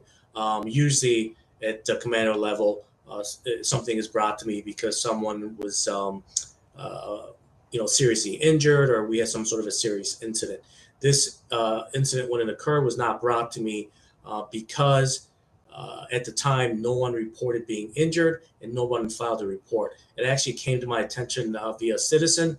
And then at this time, I can't remember how I was able to view that video, but I did. It was a very short clip, and I do remember it being a pretty outlandish. You called it a melee. It appeared to be multiple folks, citizens fighting, which spilled out onto the street. And our officers got involved just trying to break up the fight. Our officers ran over to the location, tried to break it up. And as our officers did that, all of the folks, again, if I remember the video correctly, it was so many people involved. And as our officers ran to that location, all the folks that were involved ran away from the scene. Again, at that time, no one reported being injured. No one reported being a victim. So there was no report to be taken. But that's what I recall that video and the incident. Thank you, Commander Kim. One last question. Is it a common occurrence in this area and in your experience for instances like this to occur that that don't actually get reported because, as you said, there's not an injury or there's no particular suspect that's been detained? It is not only not just because there's no report of injury. It's what we call, mutual combatants, right? There's a lot of fights that occur where both are involved in a mutual fight, and they're usually broken up, and neither the folks that are involved want to stick around. They flee, or neither or want to file a report. So it's that sort of thing, and it is common in that area to see, because as you can imagine, we're dealing with a nightlife area, and especially a lot of these problems occur at club let-out time. So usually starts happening around 1 a.m. and then continues on. And the trouble that we have on that corridor is dispersing these folks once they exit these bars. So I know Sergeant Vernick and his team were very involved in trying to mitigate these things, trying to work with the clubs, saying, hey, can we, and I know this didn't come about, we're trying to kind of have them help us with dispersing at different times, or having folks, even if you close at 3 a.m., let's say, hey, at 2:30, let's get, half the folks out. And then at 3 o'clock, let's let the other folks, half the folks out, so they don't, mill around the establishment. But obviously that's hard to do because, again, they're a business. So they want folks in their establishment to the full exit time. So that's a long answer to say that yes, there's a lot. And you guys, when you're in that corridor during the weekends, in those early morning hours, it is just a really volatile situation. I appreciate that. So just so I'm clear, so is it accurate? Would it be accurate to say that the number of instances, I guess I'm not sure the correct terminology to use here, but the number of reports, sort of formal reports taken that your officers write up, it represents only a fraction of the actual sort of violence occurring that on this block? I don't want to venture to guess that, I don't want to say fraction, but I am willing to say that yes, some of the incidents, the violence, do not go reported, and we also get also late reports as well. We have inebriated folks who are either robbed in the area or things get stolen, where they just don't want to deal with it because they're really intoxicated at the time. And we've had many times where they come in the next day or report the incident days later or in a different district. Thanks very much, Captain. I have no further questions. Mr. Bianco. Yes, sir. Okay, Captain, I want to start where we ended, essentially with this this notion of this fight on the street. Your only knowledge of that comes from the video that was excluded as evidence, correct? From when a citizen brought it to my attention, yes, sir. Yeah, so you didn't speak with any eyewitnesses to that? I did not. There were no eyewitnesses. And as you mentioned, there was no formal report made of that incident, correct? There was not. And you have no reason to believe whatsoever that that fight that apparently occurred had anything to do with Empire, do you? I do not know how that fight stemmed from, no. Okay. If I recall your testimony correctly, it was that in your view, most of the problems on 9th Street occur outside of the clubs. Is that accurate? If you're clumping in all the problems, issues, reports that occur on 9th Street corridor and you were to separate it that way, yes, most do occur outside. Okay. And I want to talk just for a moment about the establishment's ability to regulate activities that go on a public street. Is there anything an establishment can do about people acting out on a public street? First, I'll start at, I know that these establishments have agreements with ABRA in terms of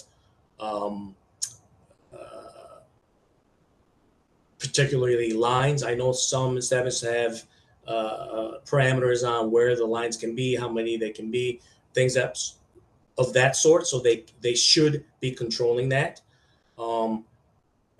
As far as I'm not sure what other activity that you're referring to. Unruly behavior. Excuse me? Unruly behavior, fighting, yelling, throwing things, blocking the sidewalk. Is there anything that a bar can do about adults' activities in a public space like that? So with that question, we do expect because a lot of these clubs do have security guards that are at the door or outside the door.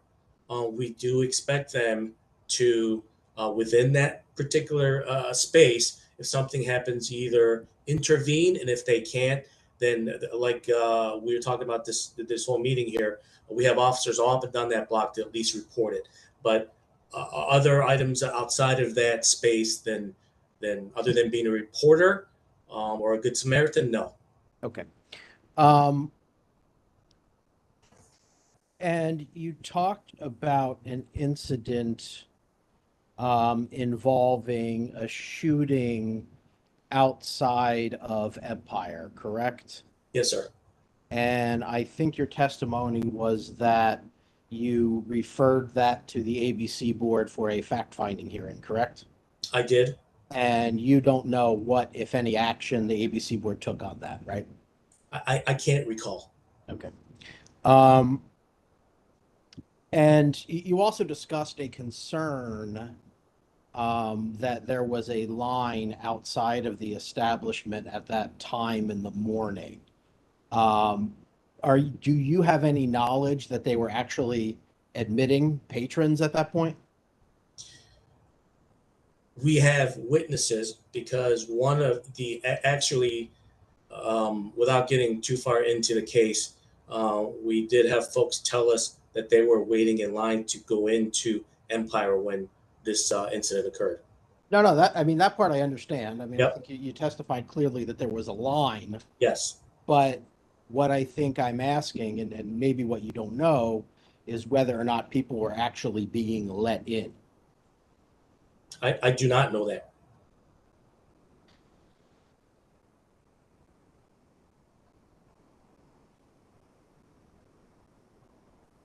That's all I have. Thank you very much, Captain Kim. I appreciate your testimony. Thank you. Hold on, Captain Kim. Are there any questions by the board members? Yes, Mr. Short has a question. Go ahead, Mr. Short. Good afternoon, Commander. Good afternoon, sir. Thank you for your service, sir. Thank you.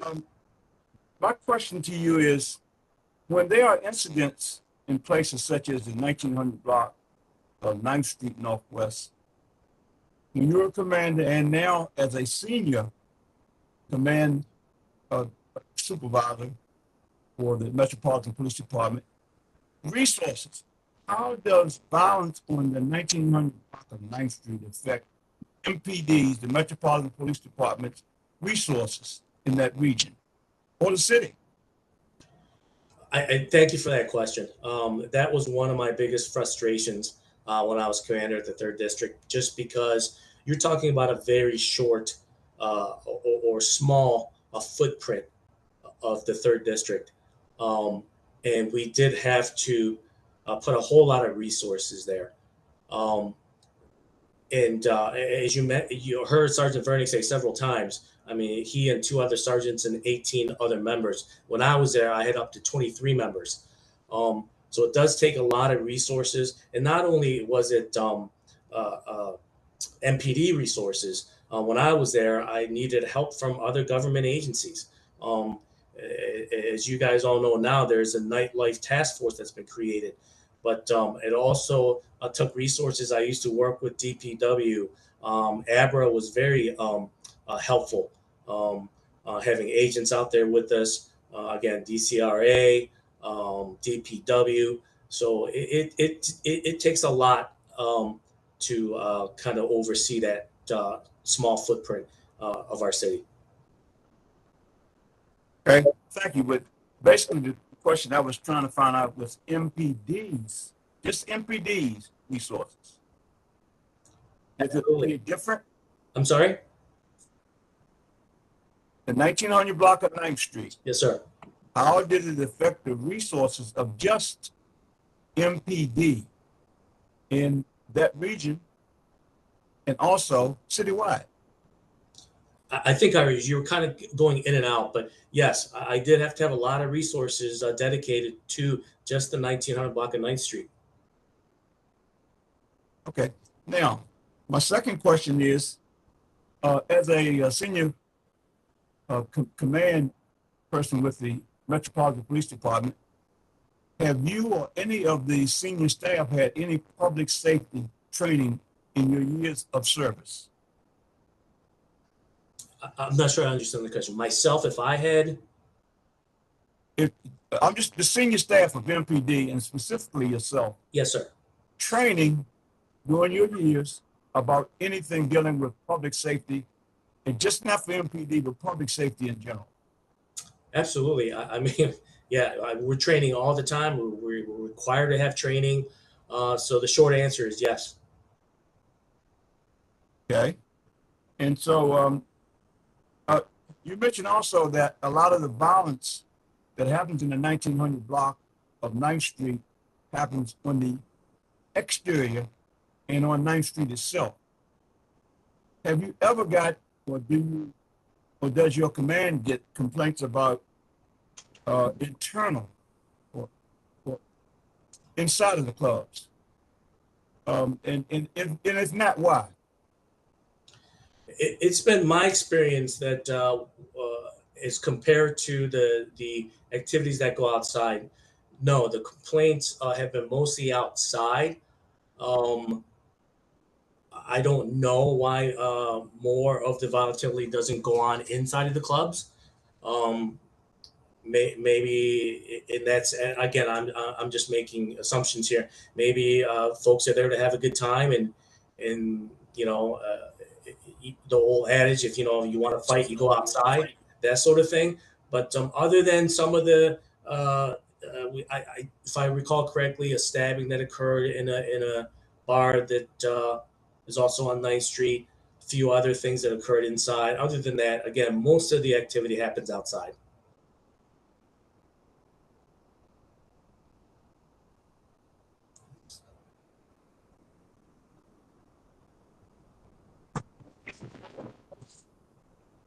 Mr. Short, we can't hear you, sir.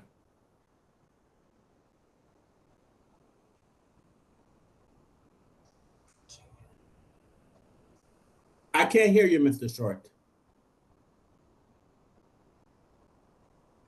Mr. Short, I cannot hear you. I cannot hear you, sir. I cannot hear you.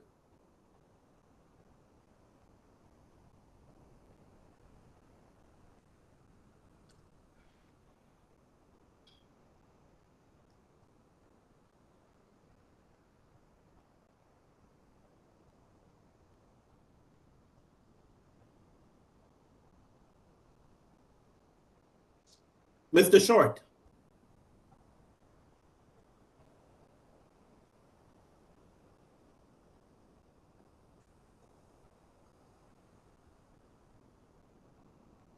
I've asked him to log off and log back on to see if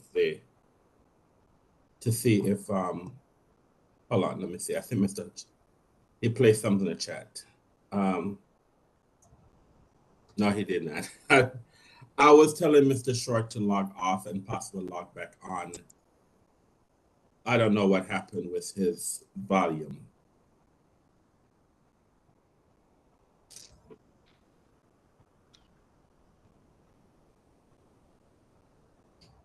Hold on.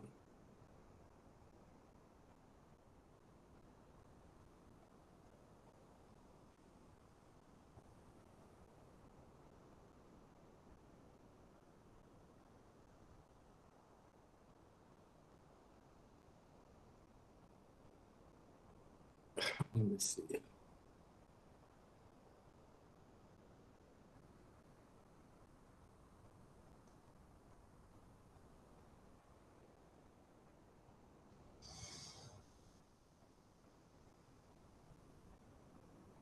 I've asked him to log off and then log back on, but I don't know. I see that he's still, I'm not sure what's going on. So let me just give him a couple of minutes and see.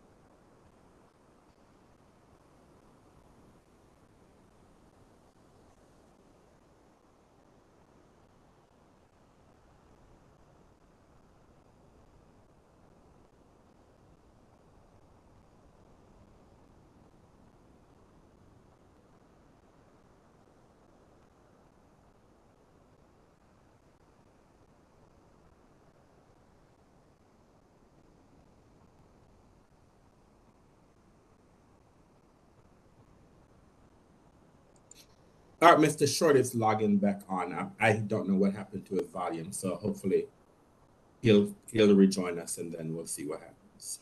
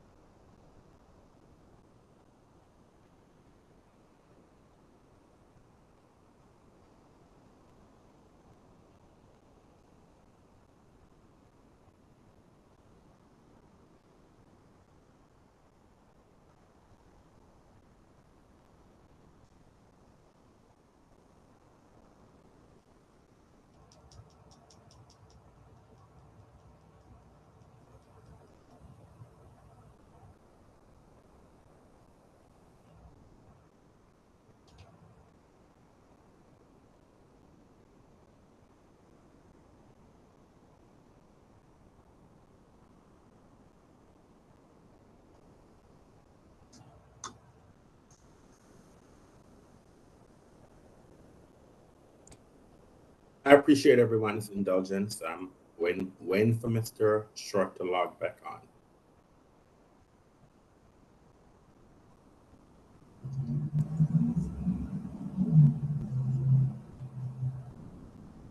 Mr. Chairman, is it possible that if maybe any of the other board members who haven't had an opportunity to ask questions yet have them, that perhaps while we're waiting, we could entertain some additional? Generally do that, but I would I want all board members to hear and participate. And although, as long as there are 3 board members online, we do have a quorum, so that's not an issue. But I prefer that all board members hear all the evidence and testimony. So when we deliberate, they're deliberating. Yeah, I was just suggesting that maybe while we waited, we could hear more, and then Mr. Short could get back on and finish. But I understand, obviously, it's entirely up to you, Mr. Chairman. I'm keenly aware that it's also approaching the end of the day for everybody. So, well, Mr. Stockman, we will be here until this hearing is over. So whatever time that's going to be, we're going to finish this hearing today. It's if we're on the line your commitment, Mr. Chair, and I appreciate that. I just don't want everybody to have to suffer. I hear, and after this hearing is over, we're going to deliberate and make a decision, a tentative decision tonight, or a final decision tonight. So we'll be here till the end. But we all have brand new laptops, so I'm not quite sure why we're having these technical difficulties, but these are all brand new laptops. All agents, all of the board members we are operating on. So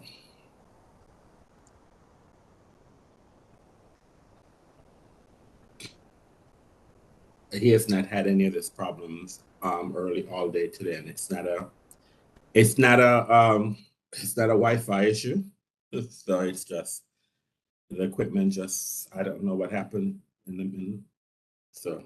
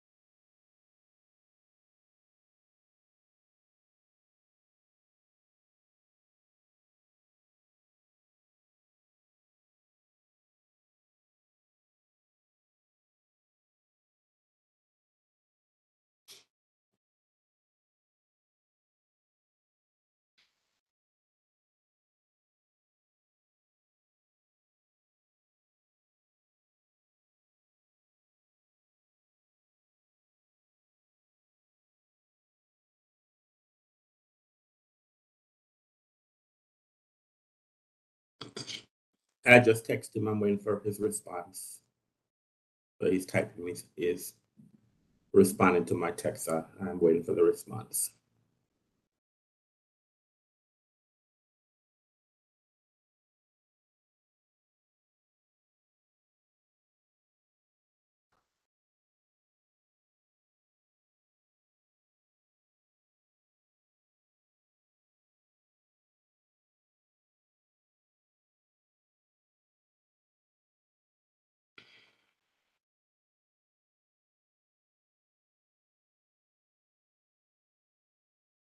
He's waiting for his laptop to sign him back in.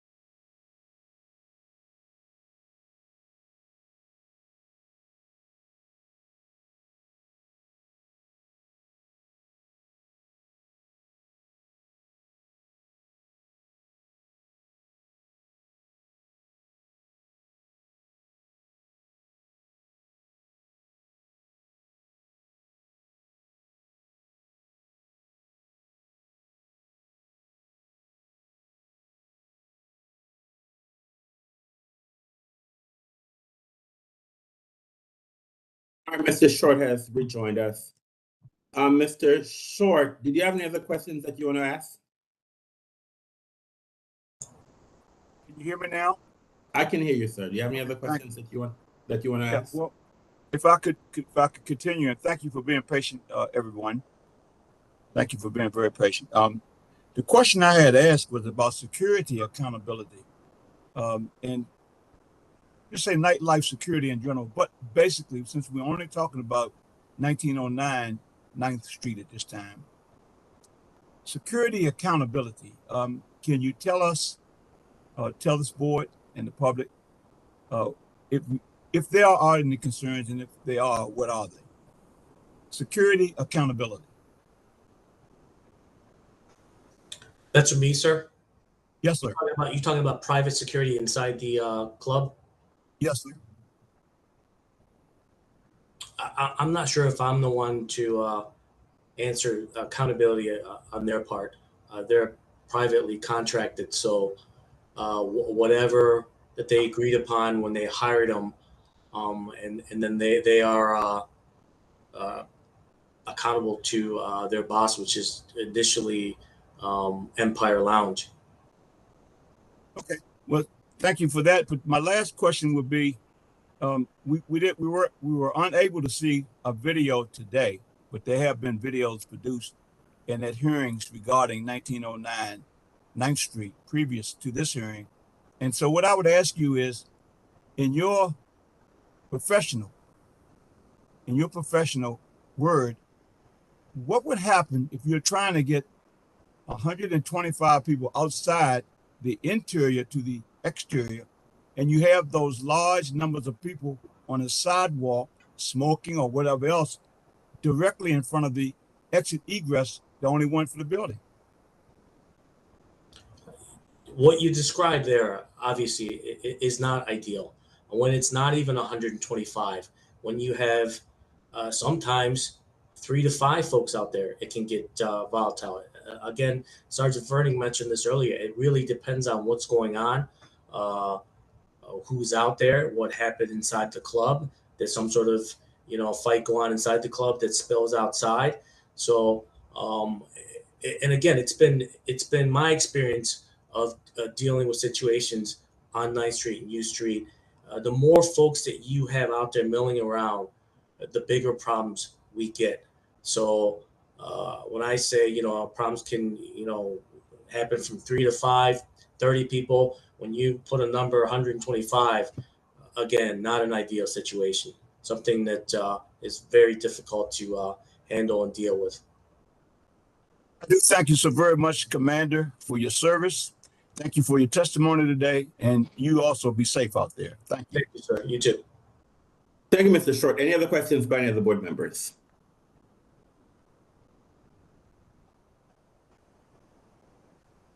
All right, Mr. Bianco, any questions based on the questions the board asked? No, sir. Mr. Stockline, any redirect? No, Mr. Chair. Commander, thank you very much for your testimony today. You are now free to go. Thank you very much. Have a great day. Thank you. You too. All right, thank you. All right, we're going to go back to normal procedure.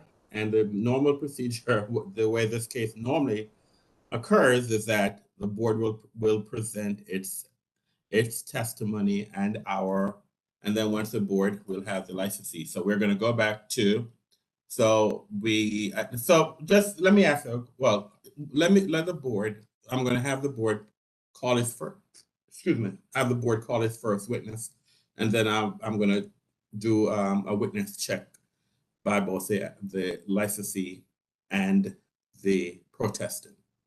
So the board will call its first witness, Ms. Rhoda Glasgow. Ms. Glasgow? Ms. Glasgow, can you raise your right hand, please?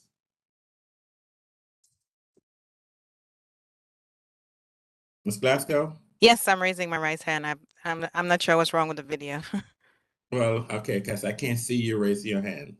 So can you put it in front of, yes, put it back up. I saw it for a couple of minutes and then it disappeared. So, all right. Do you swear or affirm to tell the truth and nothing but the truth? Yes, I do.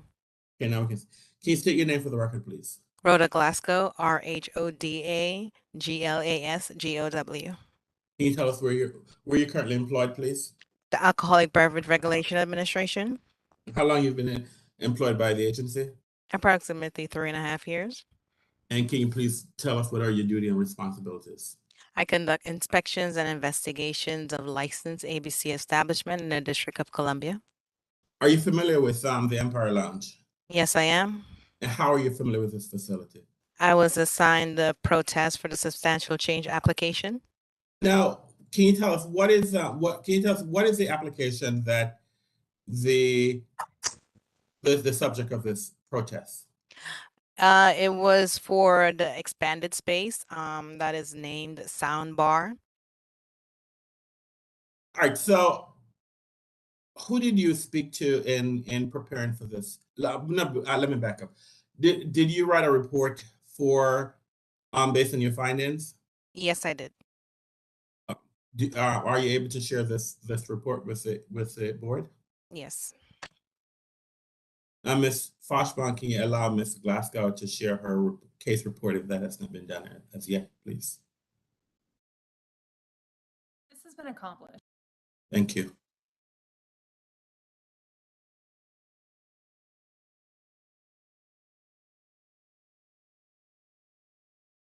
Can you see my screen? No, ma'am.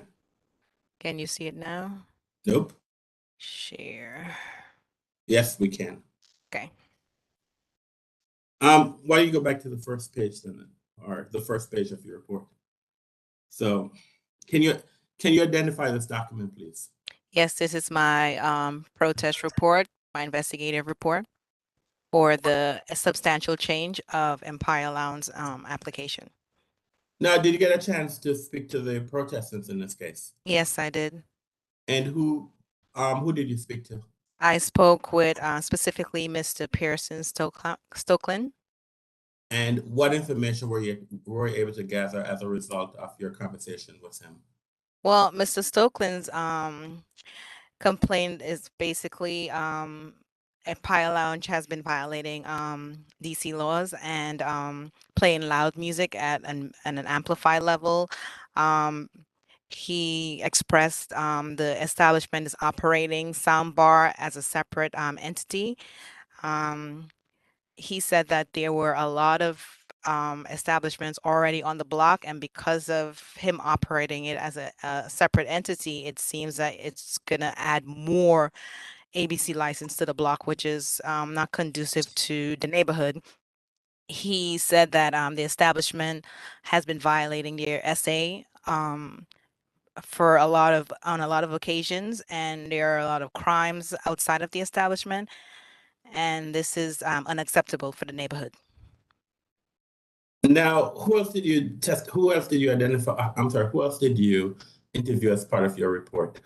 I did not specifically interview anyone else. He actually compiled a bunch of statements from neighbors who lived adjacent to the establishment. So that is what is documented on my report. But so these were just his. This was basically Mr. Stockline's conversation that he reported to you of other individuals. Is that correct? Yes. Can you describe for us briefly the neighborhood? So 9th Street between T and U is a very busy area. It has a lot of licensed establishment there. It has approximately 18 licensed establishment on that block alone. At night, the street is actually blocked off by MPD, so there's no traffic going in any direction on that block after a certain time at night. Well, during the summertime, there's a lot of people on the streets, patrons, I guess, going from one establishment to the next. But when it comes to licensed establishment, there's a lot of activities out there. Recently, there's a lot of MPD presence because there's a lot of RDOs. So the street is, I guess, has a lot more people there than, usual.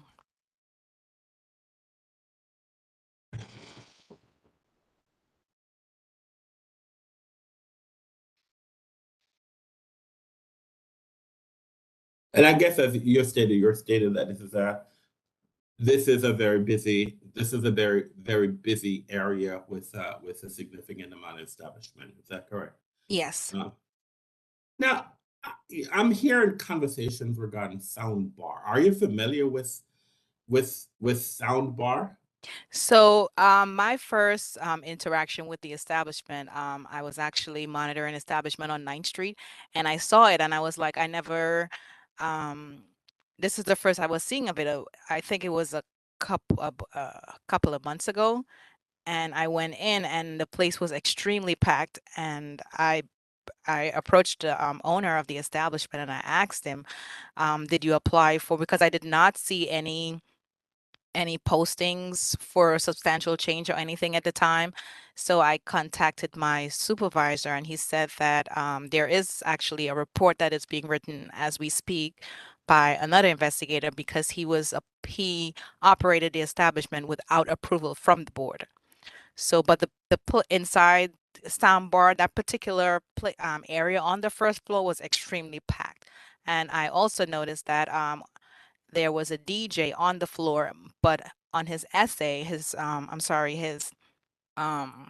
security plan, his settlement agreement, the DJ is supposed to only be on the second floor, not facing the wall of patrons. I'm sorry, of residents in the neighborhood. So, you're saying this, and the reason I'm asking that, and I see that it's also in your report. So was Soundbar a licensed establishment? At the time, I'm sorry. no. Is it currently a licensed establishment? Soundbar, no.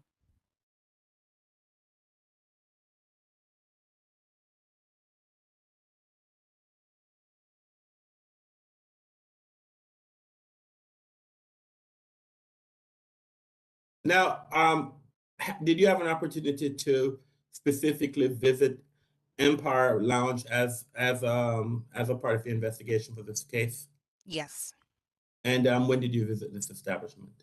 I visited the establishment on, what's my report? Tell you exactly the date. I visited the establishment on Friday, July 1st. Now, when you said you visit the establishment, explain what you meant by you visited the establishment, please. I visited the establishment. I spoke with the owner regarding my protest report. I took pictures of the area of soundbar to document in my report. No, so at the time that you visited, was soundbar? So I'm sorry, where is soundbar, or where was soundbar? Soundbar is adjacent. It's basically practically part of the building of Empire Lounge, but it has a separate entrance. So it looks like an additional ABC licensed establishment on the block. But No, but I'm sorry. go ahead. No, But go ahead. it is next to it is part of the building of where Empire Lounge is. Now, is this a space is this the same space that would be that would be classified the first floor? Yes. So was when you at the time you visited, you spoke to the owner, was there any activities on the first floor? No. And what time is it that you went to visit this establishment? I would say around 11:15.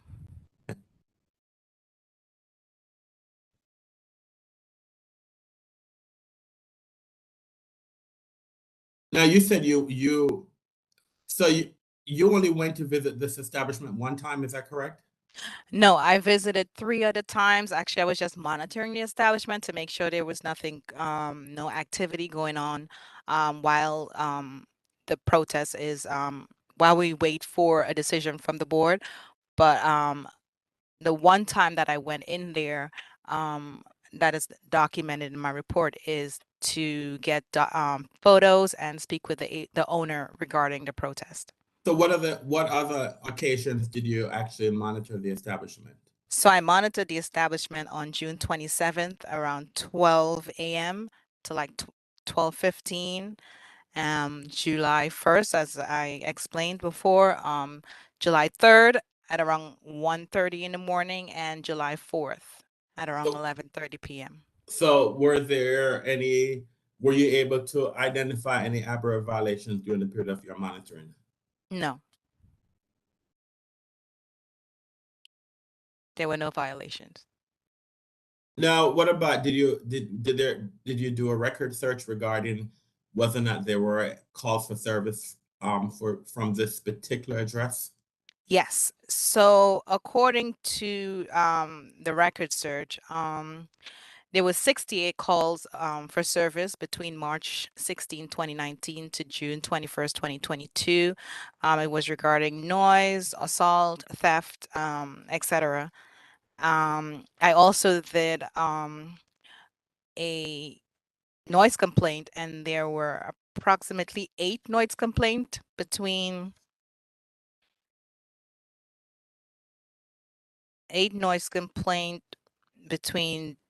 2021 and 2022. And I see. All right.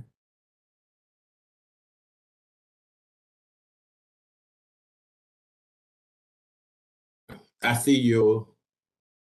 There is an investigative history for this establishment, I guess covering the period. So I see that there's an investigative history for this establishment. Can you tell us what period is documented in your report? Okay, so I'm sorry, the noise complaint was from 2019 to 2022. No, I'm saying generally the investigative history. What period is documented in your report?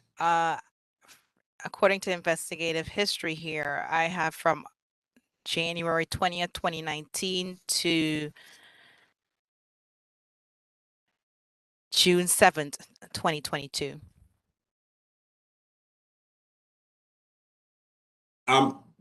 You have some exhibits attached to your report. Can you identify the exhibits that are attached to your report, please? Sure.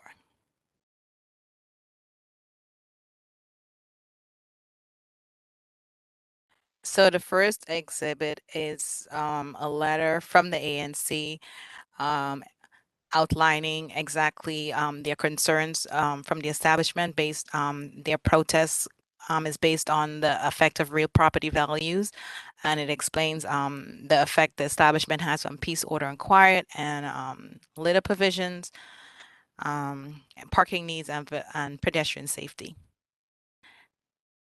That's Exhibit 1. Exhibit 2 is also a letter from the WNA Association outlining their concerns as well, and it's basically the same concerns as the ANC.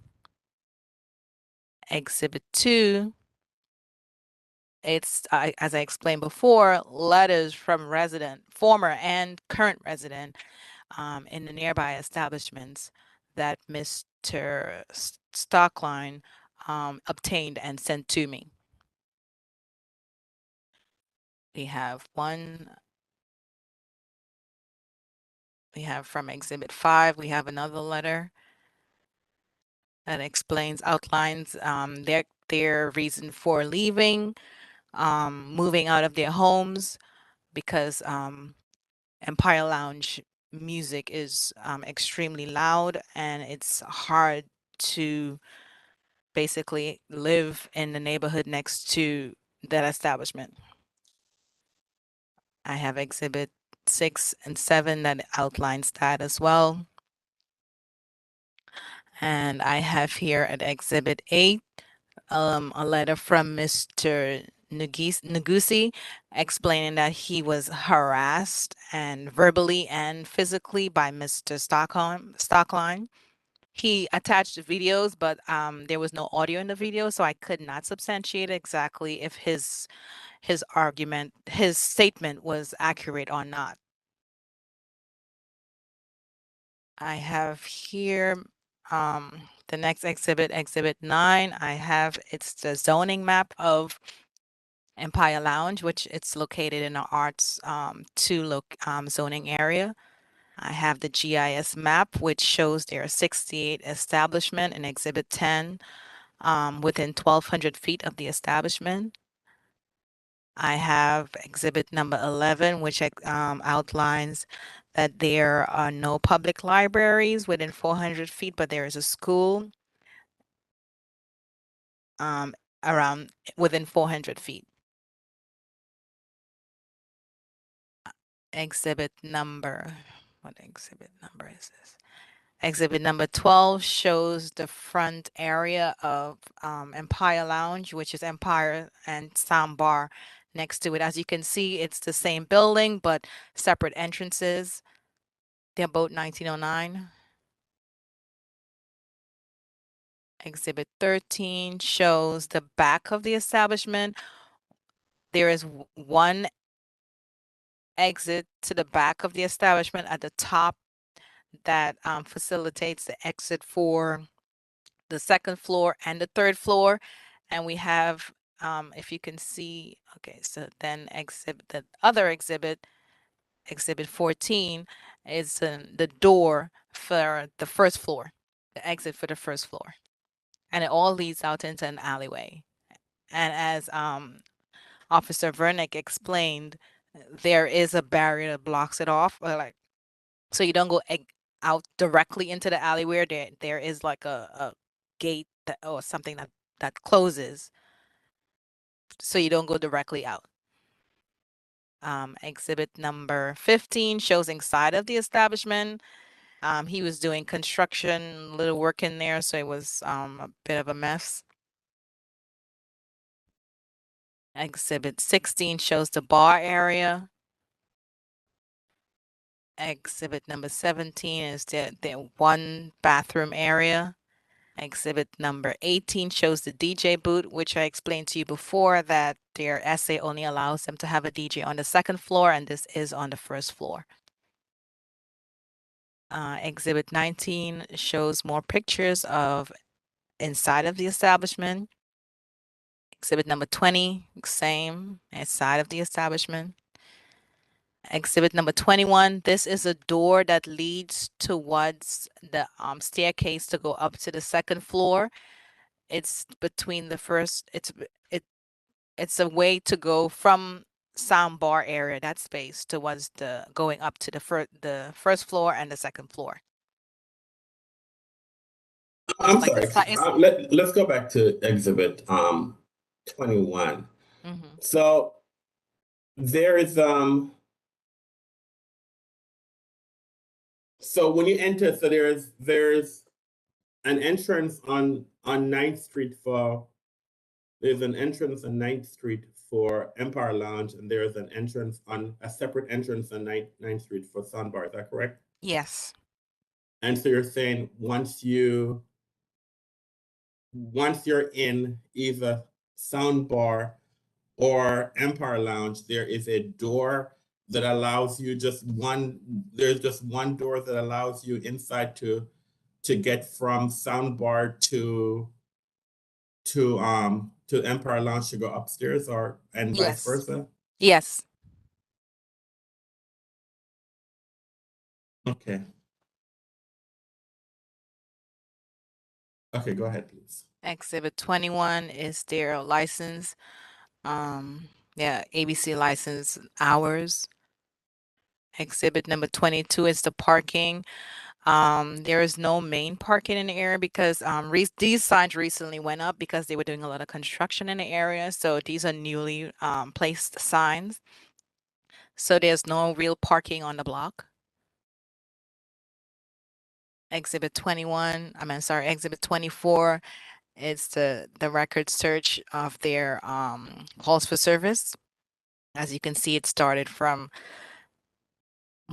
March of 2019.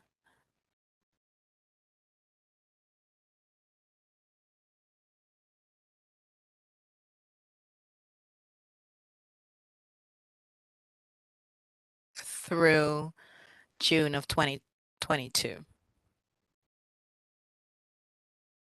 Exhibit 25 is their settlement agreement.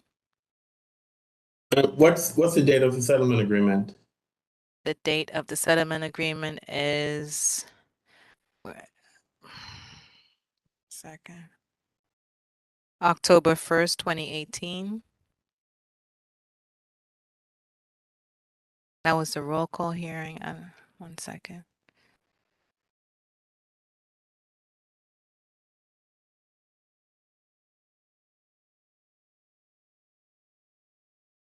It says ordered by October 17, 2018.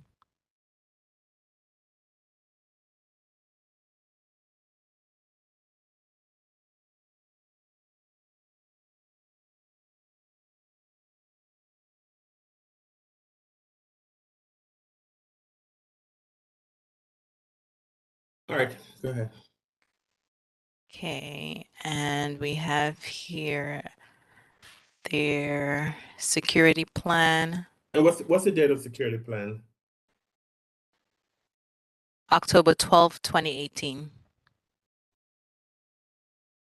Yeah, that's the date of security plan.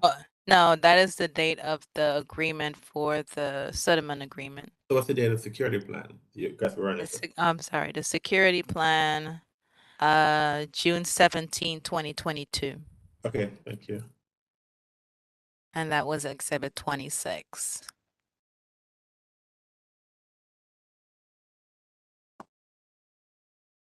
And that, I believe, is all my exhibits. Okay. Thank you. All right, I don't have any other questions to ask Ms. Glasgow. Close your screen, please. Sure. Any questions by the board members? Yes, Mr. Short would like to ask the investigator a question. Go ahead, Mr. Short.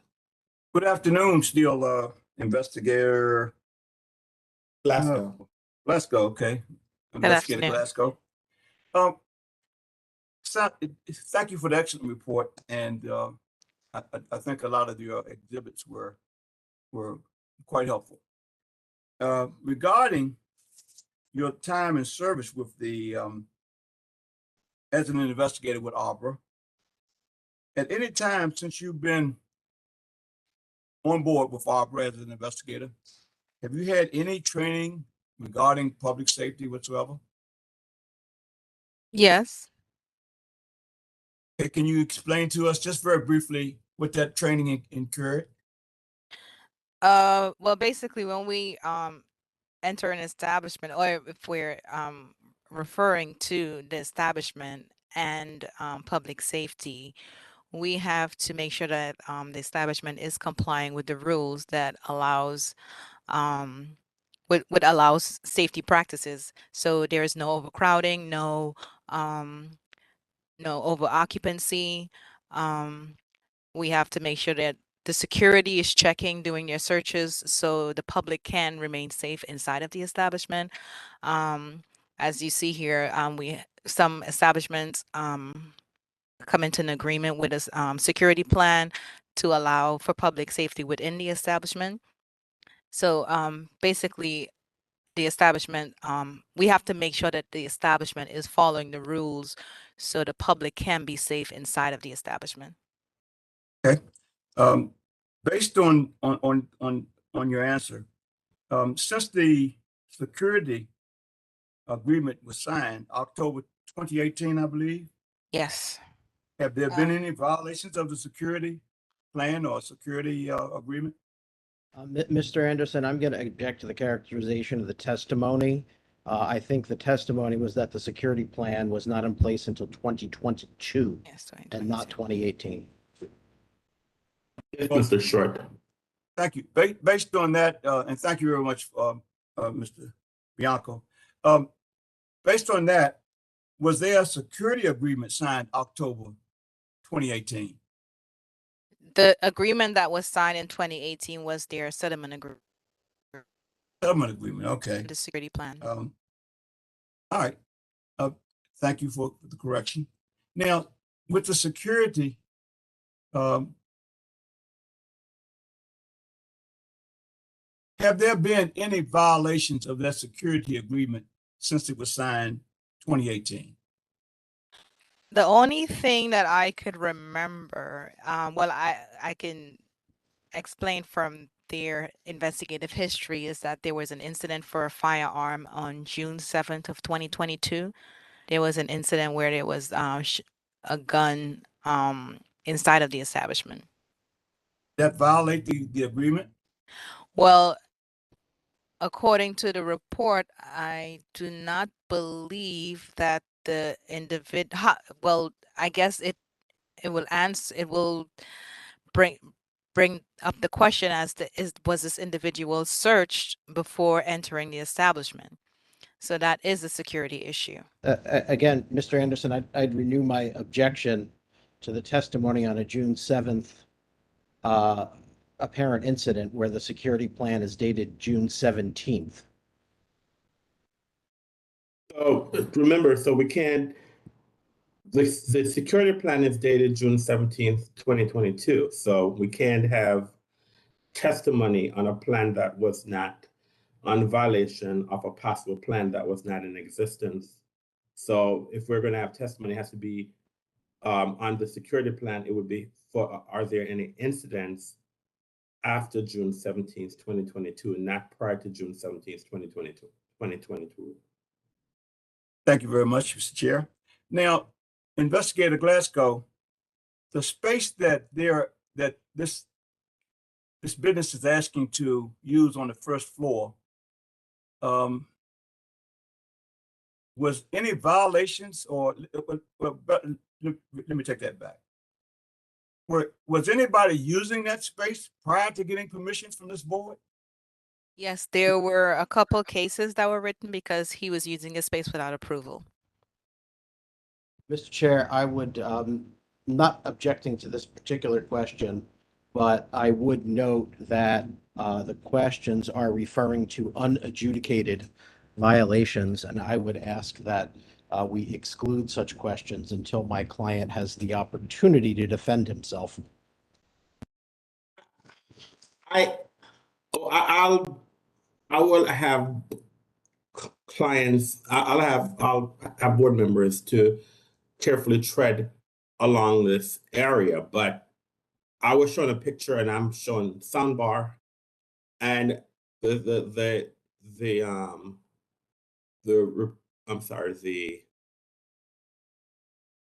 our witness did testify about a sound bar and there's activity in the sound bar. So I think it's somewhat relevant, but we're not, I'm just asking board members not to go into specifics, but if they have general question about the space, so be it.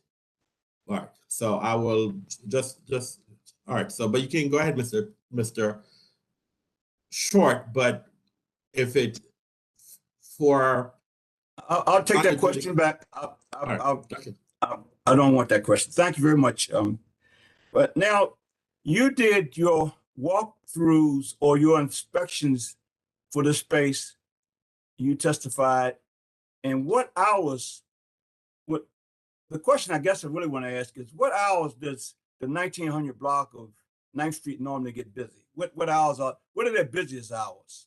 I would say from like 10 p.m. to like 3 or 2:30. Between those hours. Crowd size is the same crowd size at 10 that it is at 3? Sometimes, yeah. Okay, very fair. Again, so how many inspections did you do of this space, and and again, I know this is repetitive, but again, just refresh me as a board member. How many times did you and what hours did you go to do your report? For my report, I specifically only went there into the establishment, into the expanded space one time. Okay, thank you very much. Mr. Chairman, that's all I have at this time. I thank you, and Investigator Glasgow. All right, thank you, Mr. Short. Any other questions by any other board members? Go ahead, Mr. Grandis. Thank you, Investigator. That one time you went in, if I remember, it was like midnight or 12:30 a.m. Am I recollecting that? It was about 11, between 11 and 11:30. And you went there precisely because of the assignment to deal with the request to expand the premises to the first floor, correct? Yes. And I think you already stated, but just to remind me, when you went into the sound bar area first or into the Empire area first? Well, when I got there, the sound bar area door was locked. So the owner came out and he escorted me into the Empire area, and which he led me to the side door going into sound bar area. And when you went into the sound bar area, I'm assuming now from the picture, you went in from that door that was closed, but that could be opened to go from the first floor to the second floor. That is correct. And were patrons using that same door as you were escorted into? At the time, no. There was no patrons on the first floor. Or there were no patrons on the first floor. So, and you also, for your records, you said that there was a bar that you could see on the first floor? Yes. And you could see a DJ booth on the first floor? Yes. When you went to the second floor, did you see a DJ booth? There is one up there too, yes. Was there a DJ that evening? I did at the time of my visit, I did not go up to the second floor. My main focus was the expanded space at that time. Have you been to that second or third floor other than regarding this particular matter? Yes, multiple times. And there's a DJ booth on the second floor as well as a DJ has been there. Yes. And we've had testimony today that the second and third floor, at least in layman's terms, was overcrowded. Did you have a sense that there was 150 people on both floors, or did you have a sense that it was more or less? So I had written a case that they were over their occupancy on one occasion.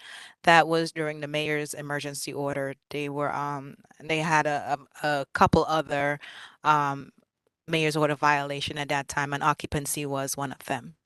And at that time, did you at all observe the first floor when you made that observation regarding the overcrowding? Well, at that time, no, the first floor was not operating at all. Talking about the incident where it was overcrowded on the second and third floor. Again, when you went to and looked at the first floor, there was no occupancy. There was nothing going on the first floor. Yes, at that time, around 2020, yes, there was no one on the first floor.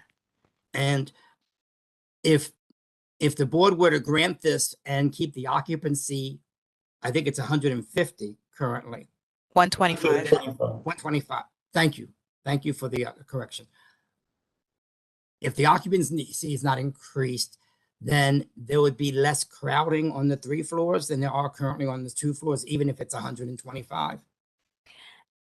I don't know how he will, navigate the traffic of the patrons, but the one time that I did see the soundbar operating, where he had the first and the second and the third floor operating as well, it was extremely overcrowded on the first floor. And were they cited a violation of being overcrowded at that incident? Well, as I explained before, my supervisor advised me that another investigator was writing the exact same case for overcrowded because they came across the incident a couple days ago where he was operating on first floor and it was completely packed. Like when I went in there, there was barely any way for me to walk through to get to the back of the establishment. But that wasn't part of that visit was not part of this process. No. Okay. And when you went in the first floor, I know you use that stairwell that does connect interior second floor to first. Did you go to the back of that first floor to determine if there is an exit? The back of the first floor, no. I don't think there is an exit. The exit is on the third floor. And if I understood your testimony, if I were to use that exit because there'd be a fire emergency and I came from the third floor down to the ground level, that's in the back of the building, but there's a fence with a gate. And is that gate with a lock, or is that gate has an emergency type of thing where you could push it and get into the alley? It's like, I think it's like a wooden gate, so there is no electronic mechanism to open or close. So you're just from your knowledge, there's no way to use that wood gate to get to the alley. No, I think someone will actually have to physically move it to get, everyone to. Thank you. Yeah, thank you. And I want to thank you for your presentation. And Mr. Chairman, thank you. So any other questions by any other board members? Ms. Glasgow, I want to ask you another question because I'm not confused. It's correct that that as far as Abra is concerned, there is no sound bar. Is that correct? That's correct. And so how then are you stating that sound bar is overcrowded? You can state that it's packed, but how can you state that sound bar is overcrowded if you don't know, if it's not an Abra licensed establishment and you don't know what the occupancy is for that space? Well, when I went in there, the name outside of that area was Soundbar. I did not go into the side with Empire Lounge entrance. I went into the entrance where the name Soundbar was. So when I went in there the first time, where they were over their occupancy, I thought at that time they were a licensed establishment until the reports were written. Then we realized it's not a licensed establishment. But I'm saying that, but you don't know what the occupancy of that space is. It's not correct. No, I do not know. To you, the space was overcrowded. Yes. But you don't know what the actual occupancy is. So the space, there was a lot of people in a small space, but you don't know what the occupancy is because it wasn't a licensed establishment. Isn't that correct? Exactly. All right. I want to clear the record when we're talking about something being overcrowded. If we don't know we don't have a certificate of occupancy for that space to state what the occupancy load for that space is. All right. Mr. Chairman, can I ask a question based on your question? Yes, Mr. Short. Thank you. Investigator Glasgow, when people are using spaces illegally or without permission from Arbor, are there normally any signs up or posted of how many people can be in a space when it's illegally being used? No. No, normally when a place is requesting expansion or anything, they have to apply and then they are placarded. So there's no way for me to know, what the occupancy or anything about that space if they don't bring it to our attention. Thank you for your answer, and that's all I have, Mr. Chair. Thank you very much. Any questions by any other board? All right. Any other questions by any other board members? Mr. Bianco. Yes, sir. Good afternoon, Investigator Glasgow. I think I would like to start where the board stopped, which is this notion of overcrowding. And I think your testimony was you would have no way of knowing what the occupancy limits are if a place does not have a license. Am I recalling your testimony accurately? Yeah, I mean, if they don't, I mean, he was operating the space without approval, so any information on that space I would not know. Yeah, I Because of understand. occupancy. Yeah, that part I understand. But a building can have a certificate of occupancy without an alcohol license, right? Yeah. Okay, and you know whether or not there's a certificate of occupancy for that building at that time? Well, I'm assuming, well, no, I can pull it up. Miss Glasgow, I need you to answer questions on knowledge, ma'am. Okay. If Okay. you don't know, you don't know. Please do not assume. No, I don't know. Okay. So I want to now go back to this notion of this write-up for overcrowding. And again, and please correct me if I'm wrong in my understanding of your testimony. is that when you visited the establishment and you testified that it was packed, when you went back to the office, you were informed that somebody was writing up the same case, correct? That is correct. Okay, and I'm going to tread very carefully here because of my earlier objection as to unadjudicated violations. But in looking at the investigative history, dealing with the expansion to the first floor without approval, I don't see any allegation of overcrowding in that allegation. Is that accurate? In which allegation? Investigative history item number 3. It reads, expanded its operations to the first floor without approval, operated under an unapproved trade name. And then it goes on to state the procedural history of the board referring to OAG, status hearing, show cause hearing, and as we sit here today, no adjudication of those claims. So yes, there were no occupancy referenced here. Okay. And in reviewing your report and the photos that go along with your report, when you went inside of the first floor establishment, it appears that it was under construction at that time, right? Yes, he was doing repairs there. Yes. Now, I have a few more things that I want to cover with respect to your report. So you've been an investigator for a few years now, right? Yes. And I've always found you to be very, very thorough. And what I suppose what I would ask is, in your experience, have you encountered an establishment that has different trade names on different floors?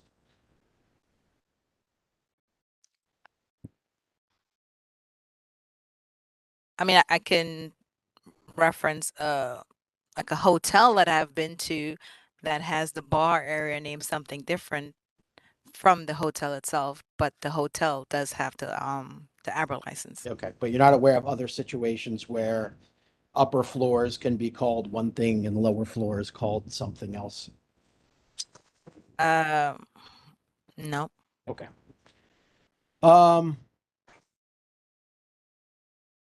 So the next thing that you talk about in your report are the protest issues. And I'm not going to go through each one of these individual statements one at a time and sort of ask you individual questions about them.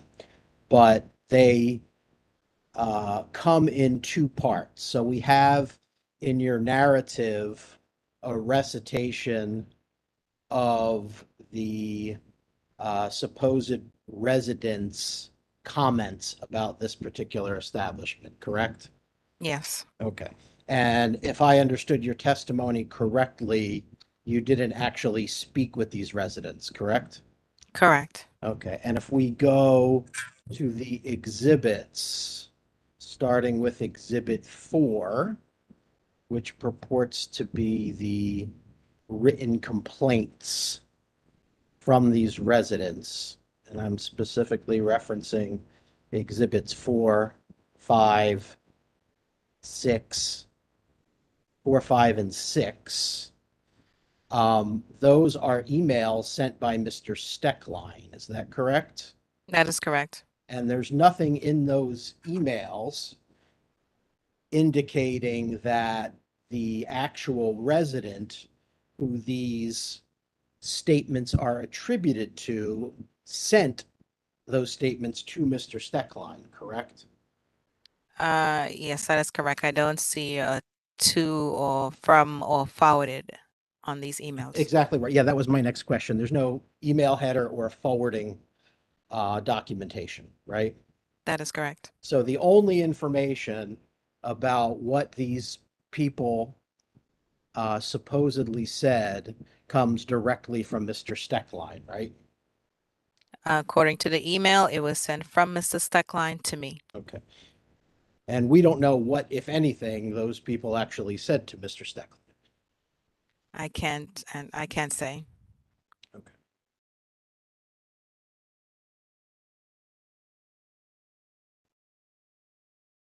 I'm just trying to streamline some of the questions, so please bear with me as I scroll through.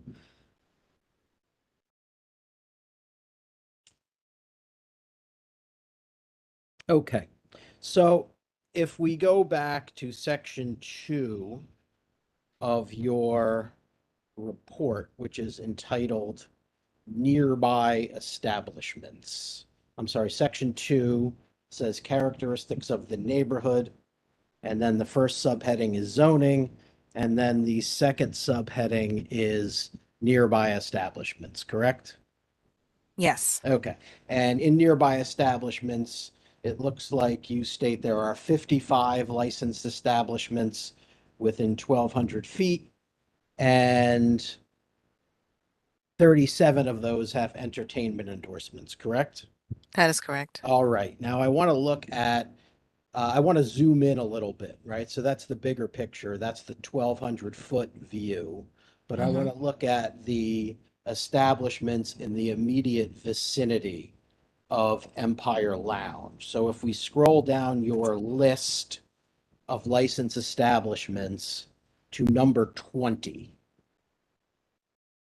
that's where we'll see Empire Lounge, 1909 9th Street Northwest, correct? Okay. So if we look at items number 18, which is Cloud Lounge and Restaurant at 1919 9th Street, and then look down to Cortez, which is 1905 9th Street, so that's moving north to south. It looks to me like there are 5 establishments within a couple of 100 feet of one another, all with entertainment endorsements. Is that an accurate view of your report? Yes. Okay. And then I see that one of those establishments, number 23, which is 2 doors down from Empire Lounge, is Cortez. And they have a summer garden endorsement as well. Are you familiar with their summer garden? Yes, I am. Okay, and do you know whether it is on the front of the building or the back of the building? The back. Okay, and is it open or is it enclosed? It's opened. I don't want. I will say I don't know. Okay, yeah, I'm not sure. I was just going to say, if you're not sure, please say you're not sure. I don't I'm want not you to sure. guess. Okay, and do you know if they have music on their summer garden? Yes, they have overhead music. All right, so now I want to scroll down to page 8 of your report, where you talk about their hours of operation. So you have a chart in there with the hours of operation of Empire Lounge, correct? Correct. Okay, and it looks like hours of operation and hours of sales are 10 a.m. to 2 a.m. during the week and 10 a.m. to 3 a.m. on the weekends, correct? Correct. Do you know if they actually operate for all of those hours or just some of them? I can't say. I am not there every day to know exactly what time they actually close. Okay. When you did your 4 visits to monitor the establishment, were any of them in the morning or were they all at night? The latest time I was there was up until 1:40 in the morning, and they were operating. Okay. And were they operating on all 4 occasions that you visited? Yes.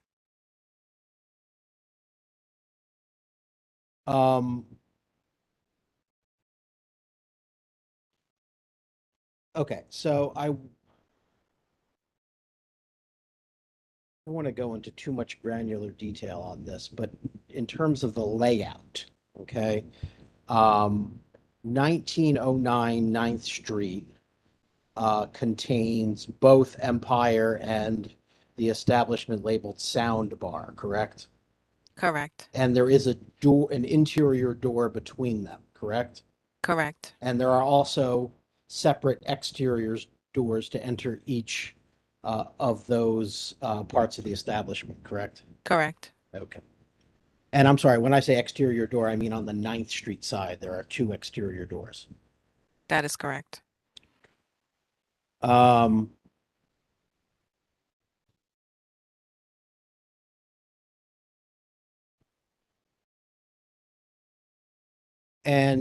according to page 8 and 9 of your report, during the 4 visits to the property, there were no violations, right?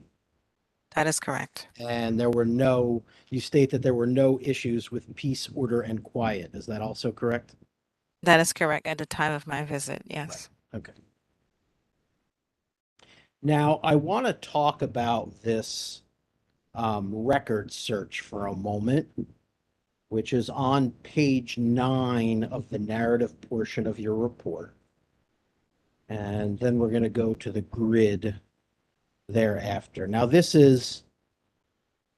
just want to understand what this chart represents. Okay, so you say, according to the DC Office of Unified Communications, there were 68 calls for service in the 3-year period from March 16th, 2019 through June 21st, 2022, correct?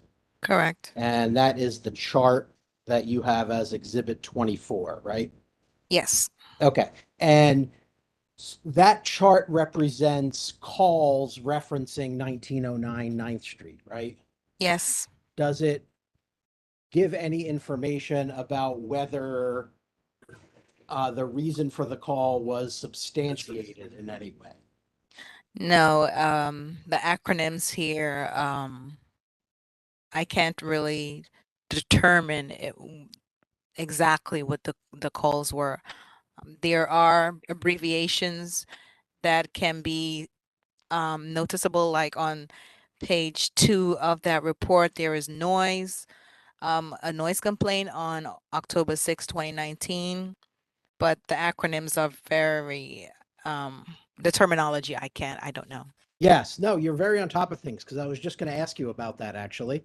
So let's go to the chart that is Exhibit 24.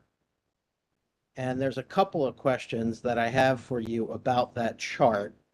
Okay, I'm just getting it arranged on my screen because it's sideways. Okay, so the first thing is the 1, 2, 3, 4, 5th column says time, which I assume means the time of the call, right?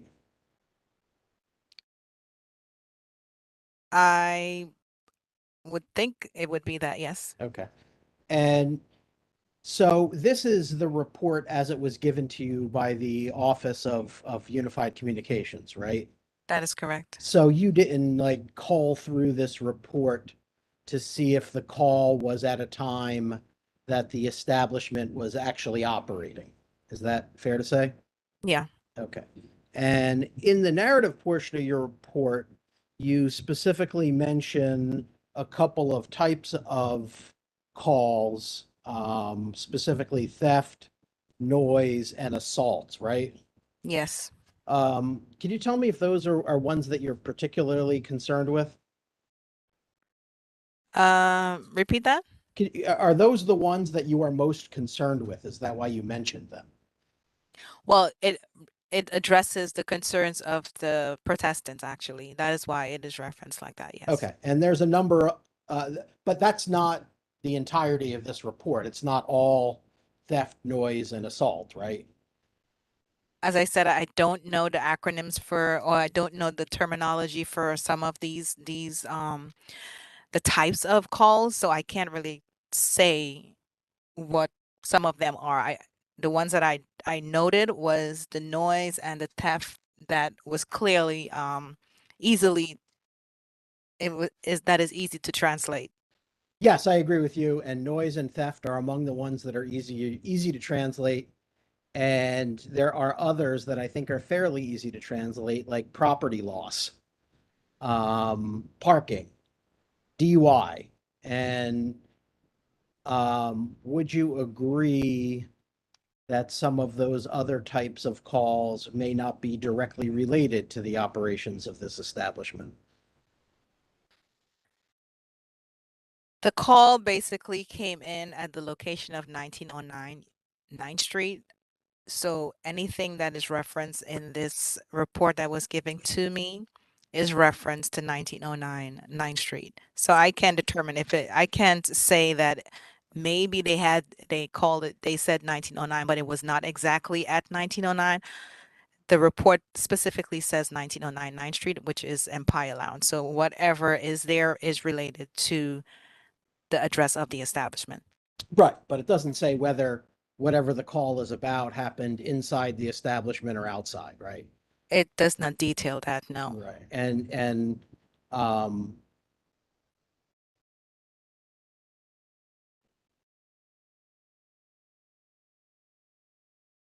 let me just check to see if I have any more on this report.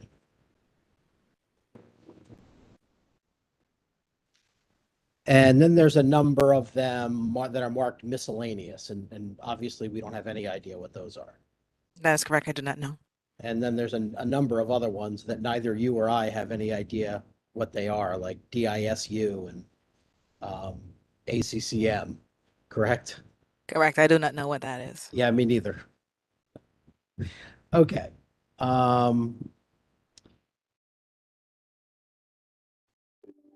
So I want to go back to this notion about the time when you went to the establishment and testified that it was that sound bar was packed. I understand your testimony correctly that you did not count the people in there, right? At that time, no. Okay. And you also reported in your narrative that there were 8 noise complaints between 2019 and 2022, correct? Correct. And do you know whether or not any of those 8 noise complaints resulted in a finding of violation by the board? I cannot say. And you testified some about the settlement agreement only allowing a DJ on the second floor, right? Yes. Okay. And I think we had a lot of back and forth on the date of the settlement agreement, but we settled on the fact that it was in 2018, right? Right. Okay. And in 2018, there was no operating first floor of the establishment, correct? No, not to my knowledge. Okay. So the settlement agreement, fair to say, only addresses the second and third floor of the establishment. That is correct.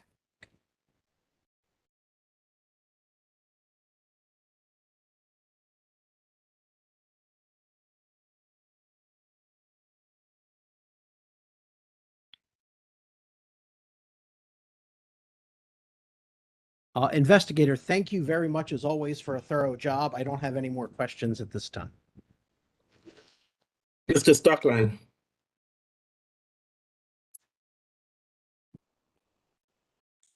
Yes, Mr. Chair. It's your opportunity. So one of the questions, since I can't see you, sir, I don't know, but this is your opportunity. Do you have any questions of the investigator, sir? Yes, I do. Inspector Glasgow, I'd like to ask you about a variety of things. So, first off, are you aware that is it your belief that the statements provided by me on behalf of WNA are verbatim reflections of the statements that were provided to me or to us? Objection, foundation, hearsay, relevance, anything else I can think of? There have been multiple implications by opposing counsel and others questioning the validity of these emails, and so I'm trying to lay the foundation so that if needed, I can provide the emails, because would you believe it? I actually have copies. Well, I think that Mr. Stockman, the emails that are in the record, that are in the report, they are emails without. I understand, Mr. Chairman. I understand that, and I'm actually trying to lay the foundation and have Ms. Glasgow testify to the conversation we had about why it is that is the case and why the originals weren't sent. It relates. Well, then you need to ask her though. I mean, well, that's what I'm trying to do, but Mr. Bianco objected, and so I'm trying to defend myself so that I can at least get off the ground here. Sorry, you don't need to. You don't need to defend yourself. You need to ask questions. I mean, Mr. Bianco asked objective questions about the email. But Mr. Bianco objected, so I'm I'm asking Ms. Glasgow if she recalls the manner in which the statements were requested, meaning can she recount her request of me in providing the statements that I did? Why didn't you ask her that question? So I think if you ask her that question, I don't believe that Mr. Bianco will object. So you can ask her the question. These are your statements that's in our report. So you can ask her those specific questions. I'm desperately trying, Mr. Chairman. I'm sorry if I'm missing something here. So you need to start there first, though. That's why Mr. Bianco said that lack of foundation. So you need to go back to the beginning, sir. Ms. Glasgow, do you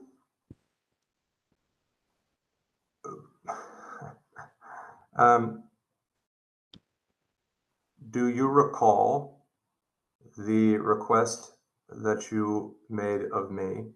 Okay, Ms. Glasgow, could you please describe the process or instructions that you gave to me in requesting the statements that I forwarded? So the conversation that we had, you explained to me that you stated that there are a lot of people who live within within range of the establishment that had issues with their operation, and you said you can provide me with that information, and I specifically said that would be great if you can get more information or at least get their testimony on paper so I can document it in my report. Yeah, thank you. And is it accurate to say that when we had that conversation that you asked me to compile those statements and send them along to you? Yes. Okay.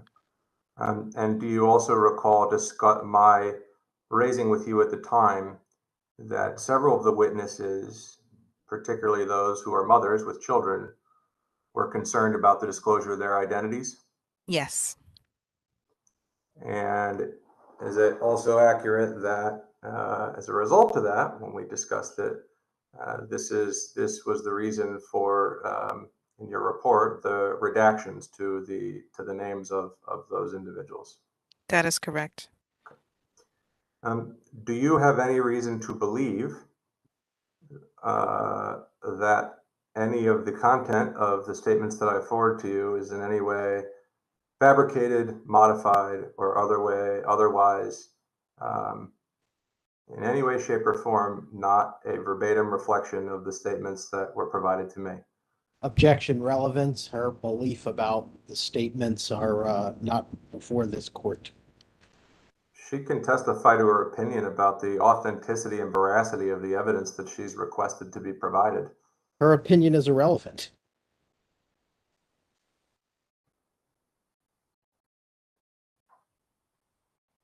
I disagree. Well, this is. All right. Well, I can make this easy, Mr. Chairman, but it's gonna, in order to do this, I need to be able to, I need to be, I have the emails on my screen. I can produce them so that we can get over this question about, the veracity of witness statements, including my own, apparently. I object. They were not produced 7 days in advance as they're required to. I'm concerned that they were held back from both the report as well as the PIF if he intended to use them. I did not intend to use them because it never occurred to me that opposing counsel would question the authenticity or veracity of the statements made and imply that I had fabricated evidence, which seems to be the case. So this hold on, Mr. Hold on a minute, sir. I believe if we were in a courthouse, Mr. Stockline, and you produce anonymous statements and no one knows who they're attributable to, the court would not allow the allowance in evidence of these documents because one would have stated that we don't know who they're from. And so I believe that counsel is making objections. I mean, we don't necessarily follow the rules of evidence here. I'm not quite sure if Ms. Glasgow can testify on whether or not how authentic these emails are. I think she can testify that she requested the emails from you. They were submitted.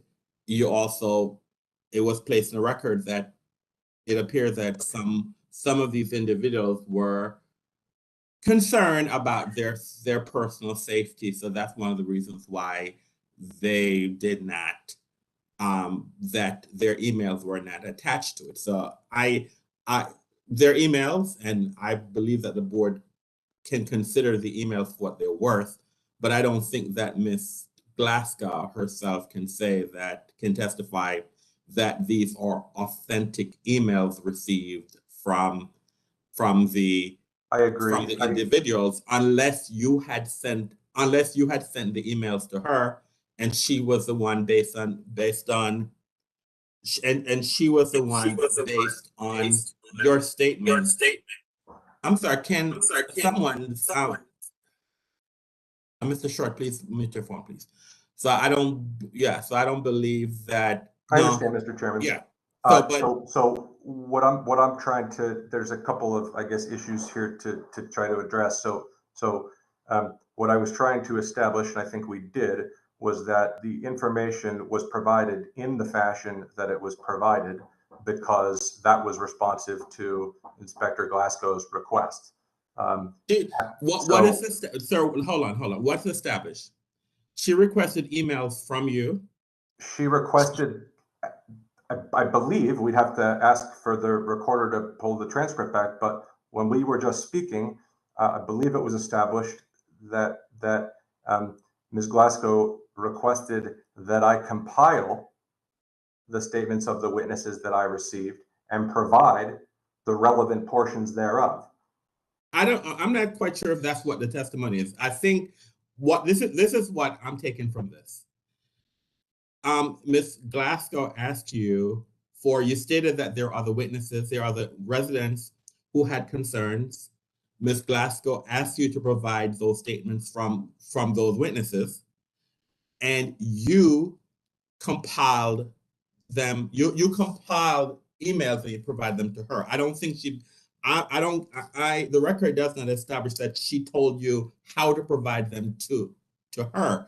You elected to provide these documents for whatever reason in the way that they were provided. So that's what the rest of the I understand, and it's so we can move on from there, sir. I don't think that she can testify that these are authentic, but they were provided. She asked for information, they were provided, and so here they are. I understand, Mr. Chairman. And so responsive to Mr. Bianco's objection, these are being offered as rebuttal evidence, right? Rebuttal evidence is always permissible in order to address claims that have been made in the course of argument by opposing parties. So it is not possible.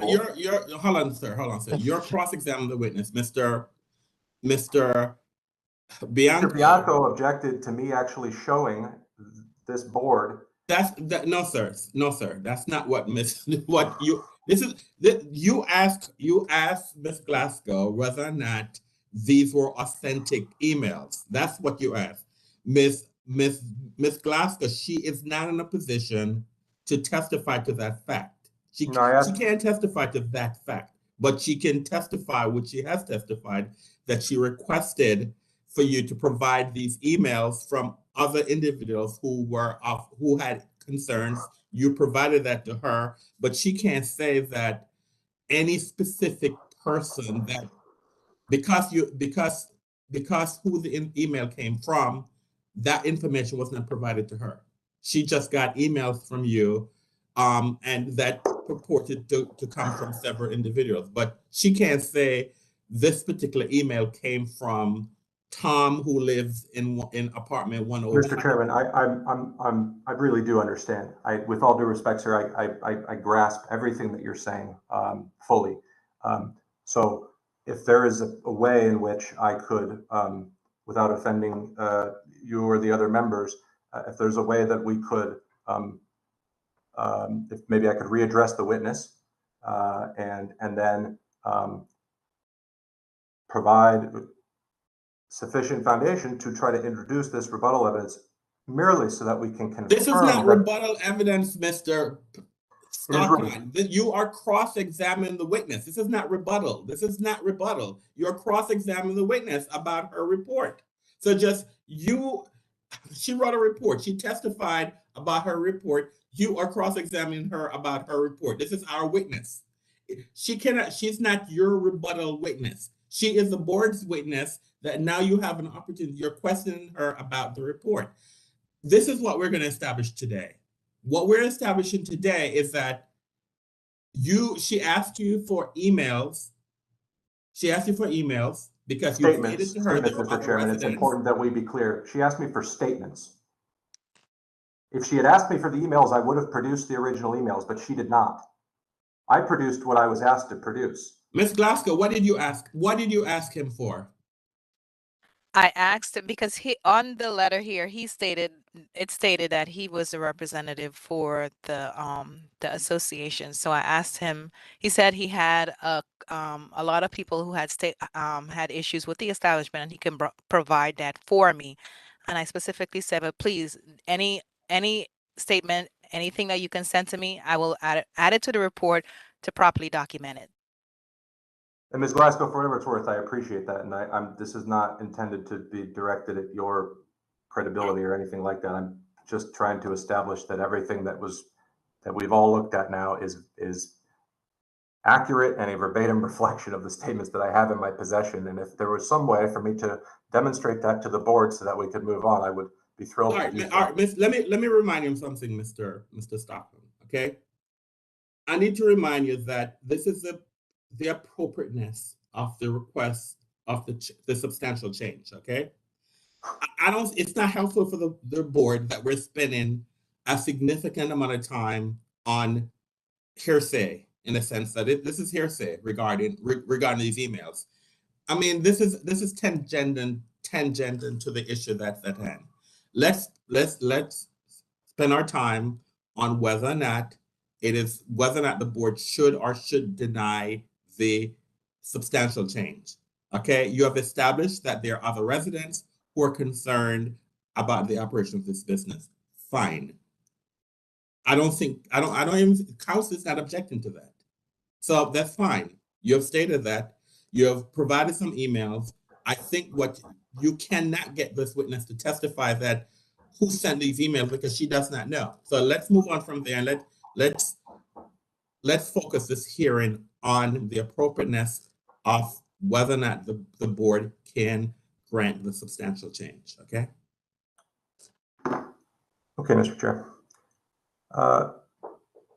Ms. Glasgow, based on your investigation and the report that you've created, how many documented violations of the settlement agreement appear in your report? How many? I'm sorry? How many documented violations of the settlement agreement did you identify in your report? And if you need a minute to look at the synopsis, that's fine.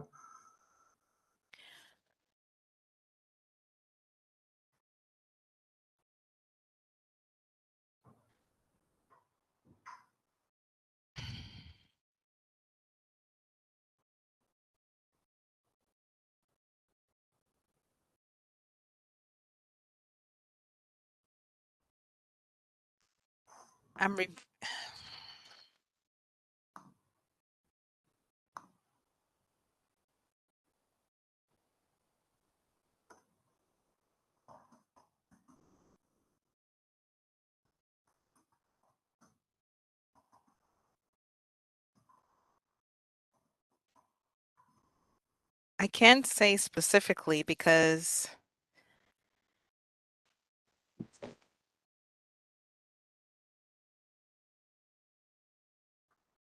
as what I can see so far on their investigative history, they have violated their settlement agreement on 2 occasions. 29 March 2019 and April 2019.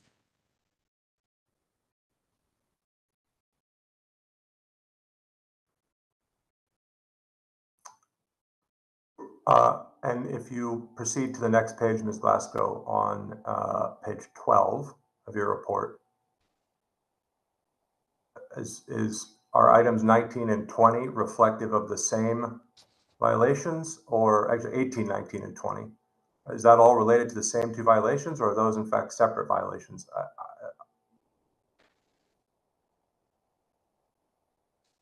Because I count 4. Yes, wanna you're make right. sure. It is 4. I did not have this page in front of me, so there is 4. No Mr. problem. Chair, again, for the record, I just note that any alleged violations that resulted in either the OAG declining to prosecute or that are unadjudicated or did not result in a violation should be not considered by the board. I guess what I'm saying, so are we going through the investigative history? Is that that's where we are? No, that's not where we're going. All right. Unless unless the matters are adjudicated on the investigative history, then we cannot talk about violations. So Ms. Glasgow, within our report, and I briefly mentioned it, that there's an investigative history that ran from I think January 20th, 2019 to June 7th, 2022. So if they're adjudicated infractions there, we can talk about that. But if it's not listed there, then it's not really relevant because they have not been adjudicated to say that any infraction occurred. So I'm just reading from what is listed, Mr. Chair. So I'm the neighborhood is only able to speak to what's been made available, and so I'm just speaking to the investigative history to try to establish the frequency with which this establishment freely violates the settlement agreement. But we can move on. Ms. Glasgow, you mentioned that the overcrowding, that the crowding of the bar, I believe you mentioned that the crowding situation at Empire was being covered by another inspector. Is that accurate? At the time, yes, that is what I was told, that the incident did happen prior, and an investigative report is being drafted as at that moment. Do you know the status of that report, or can you provide an indication of why that's not included? Because I don't see it anywhere. But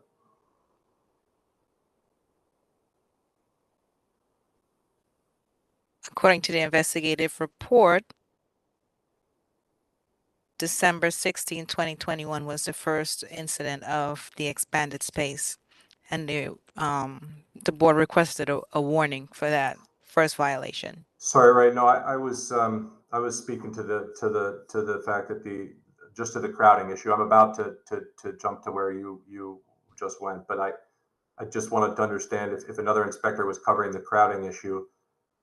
Do you know anything about the status of the report? Because I don't see it included in your investigative document. So I said that when I went in there, the area was crowded, and also I referenced that sound bar at that time when I visited that area.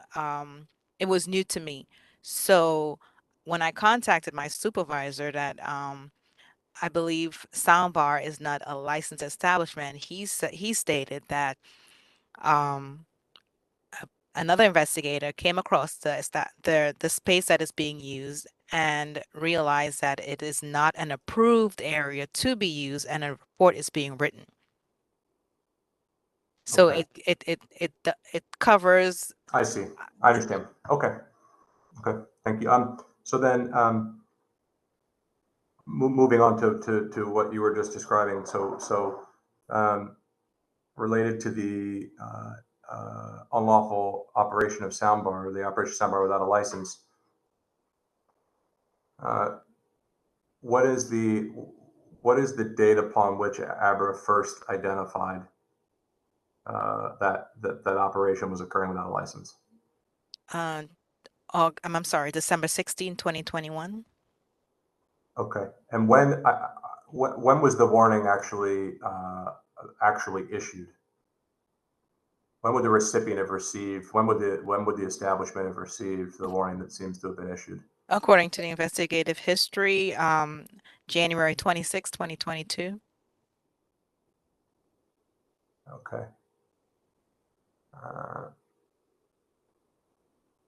And then,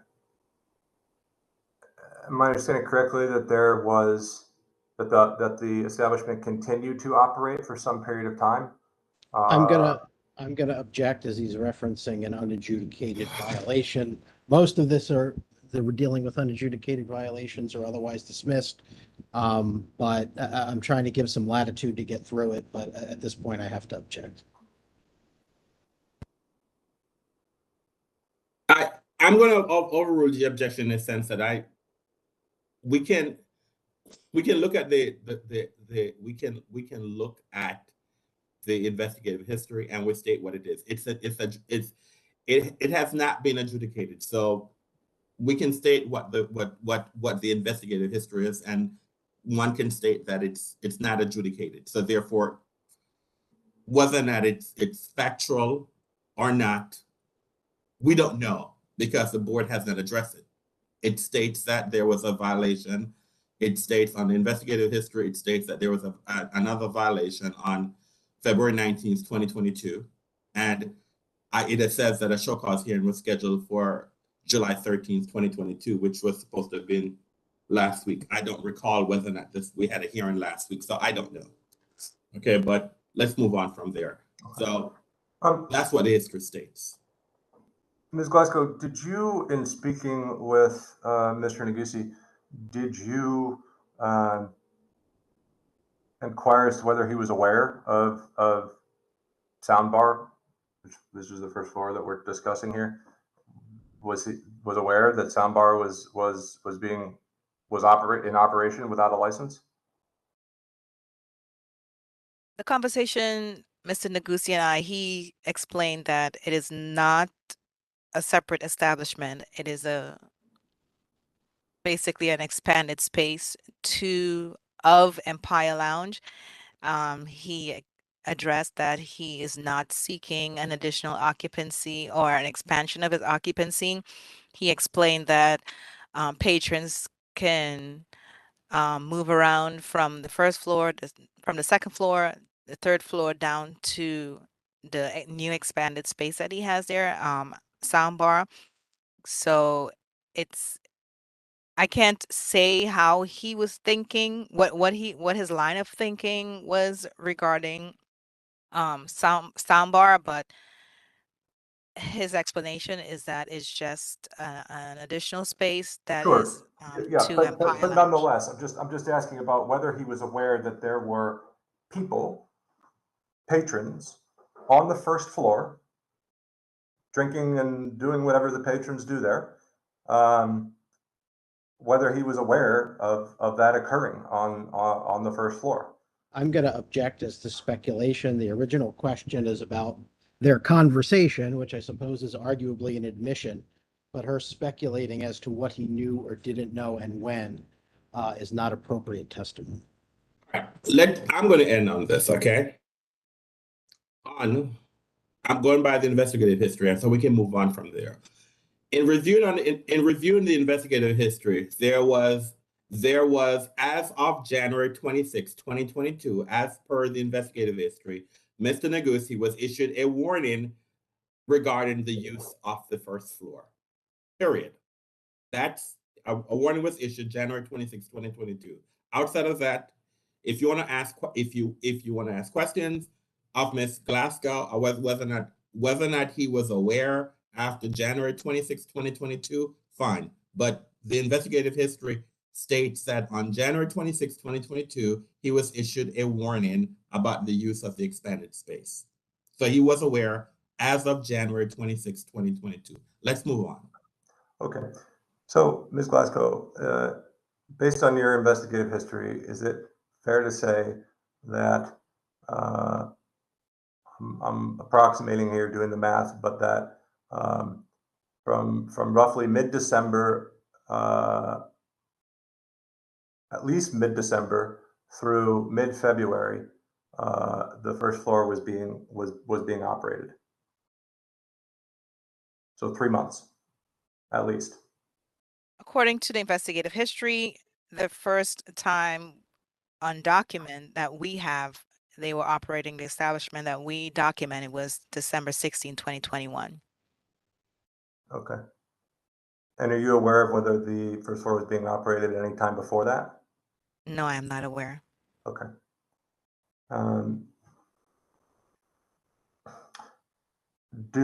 In the course of your investigation, do you recall our discussion about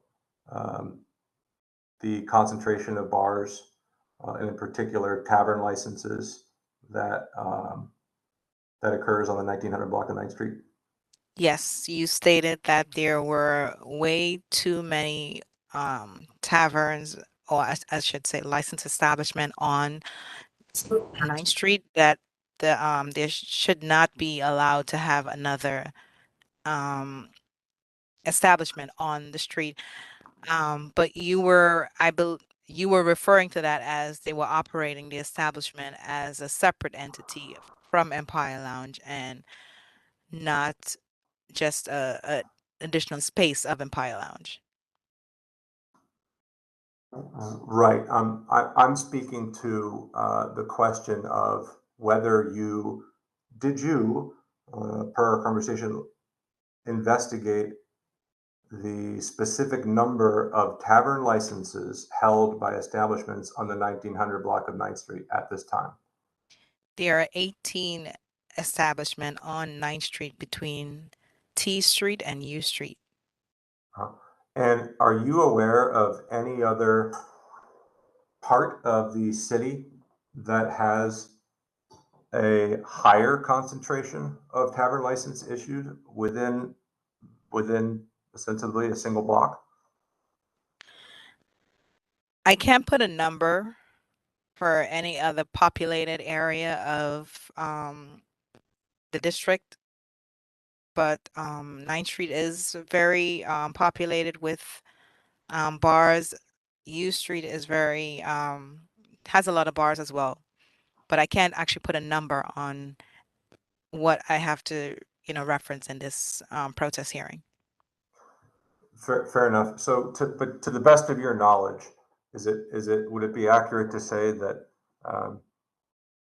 that this block represents one of the most highly concentrated tavern license or ABRA concentration of ABRA licensed facilities in the district? I To the best can't. of your knowledge. I guess Golden Triangle is quite populated with bars and restaurant. As I said, U Street is as well. And are you aware of similar incidences of violence in either of the areas that you just referenced?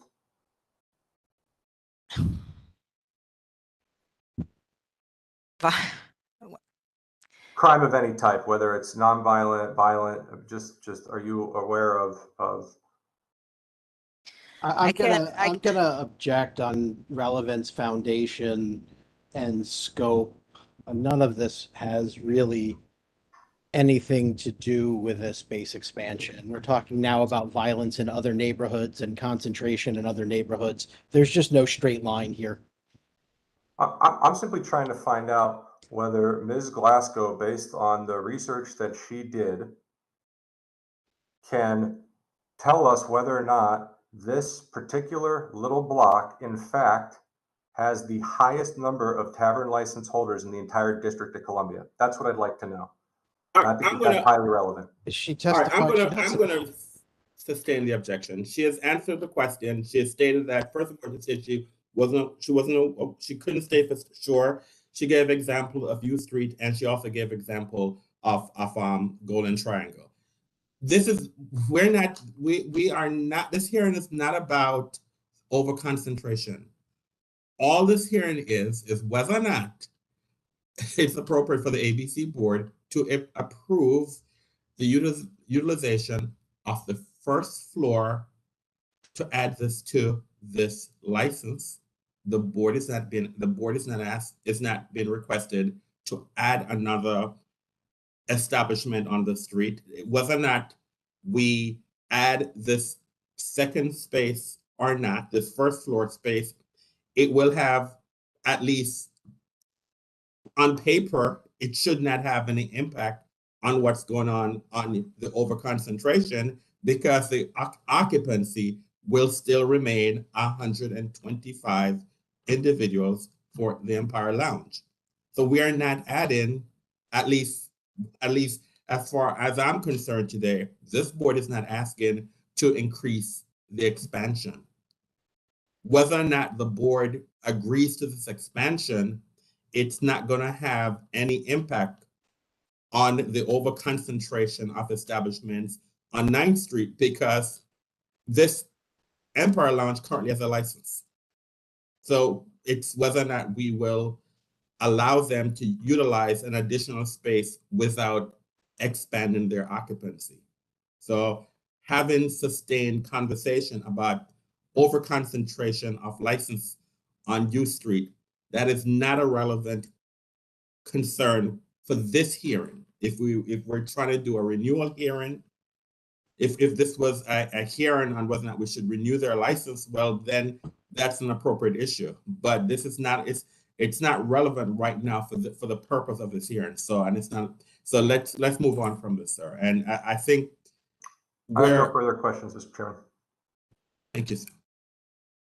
Any other questions by any of the board members? Any questions by any follow-up questions by any board members? Okay. All right. So the board has presented this case. Now, where we are right now, we're now going to have the licensee. We're going to take a break, but I just need to get some clarification moving forward. Mr. Bianco has already. So we now need the licensee to move forward with this case. Once the licensee has moved forward with this case, then we have the protesters going to move forward. How many witnesses do you have, Mr. Bianco? So I have 3, but during the break, I'm going to speak with my client and see if we can cut through some of this and reduce it to 2. And hopefully with my encouragement, we'll get there. So you believe that you have 2 witnesses? At least 2, maybe 3, yes. And Mr. Stockline, how many additional, you have already had 2 witnesses. How many additional witnesses do you have, sir? 4. 4 additional witnesses, sir? That's correct. But during the protest hearing status, I inform all parties that they cannot have more than 5 witnesses. So you have not asked permission for 6 witnesses. So how do we have 6 witnesses if it was now clearly told to you that you can only have 5 witnesses? And neither party requested from the board that they want to have more witnesses than 5. Mr. Chairman, both parties on their PAF forms and pretrial submissions identified more than 5 witnesses. I was not aware of a procedural requirement in the code that limited my ability to put on five witnesses and only 5 witnesses. But I'm Mr. Strickland, I'm Yes. sorry. Did you participate in the protest hearing status hearing? Yes, you did. I, to be quite candid with you, I don't recall, because there are 3 designated co-representatives for the Westminster Neighborhood Association, and I'm not sure if I or another one of the representatives was on that status call. We are now in 2 years of, we start with the COVID, since we have been doing virtual hearings. The instruction that's what has been given to all parties is that you're limited to, you only have 1 hour to move forward with your case, and you only have 5 witnesses. That has been the established procedure for our protest hearings since we've been virtual. Now, if I want to go by the clock, since you have had 2 witnesses, I could easily say to you that you have exceeded probably 30, 40 minutes in the 2 witnesses that you've had. But I'm going to move forward to say that you have an hour to present your case, sir. You have had 2 witnesses. You can only call 3 more witnesses moving forward, sir. You have had 2. Okay, Mr. Chairman, then I'm prepared to do that, and I'm also, just for a little bit of foreshadowing, I could share with you that 3 of the 4 that I had intended to put on are providing what I expect to be fairly limited, testimony that will be, similar, albeit from their own perspectives. But so I think we can move through it quickly. The 4th would only need to be offered as an impeachment witness if it comes to that.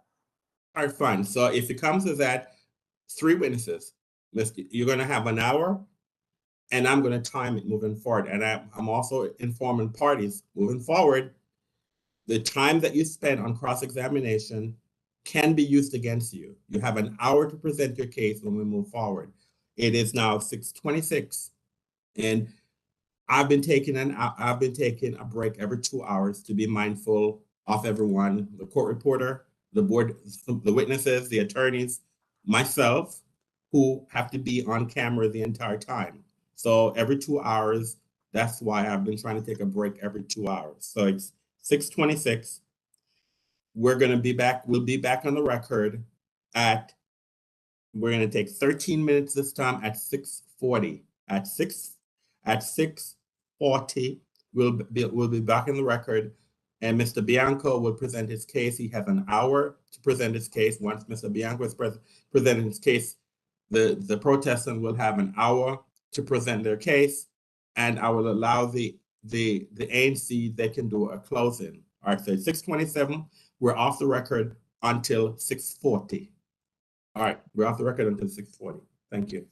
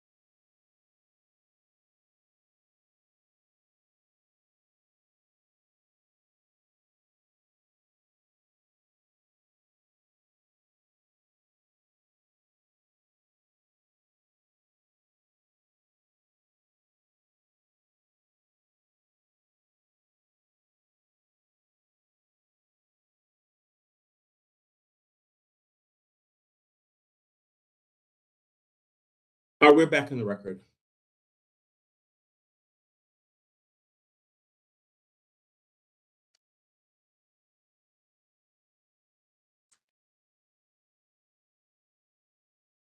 You have a witness you wish to call, sir? Yes, Mr. Anderson, I'm going to call Des Negussi, the applicant's owner. Mr. Dokusi, where are you, sir? He may not be elevated. I don't see him in the panel. He shouldn't have left. He was on,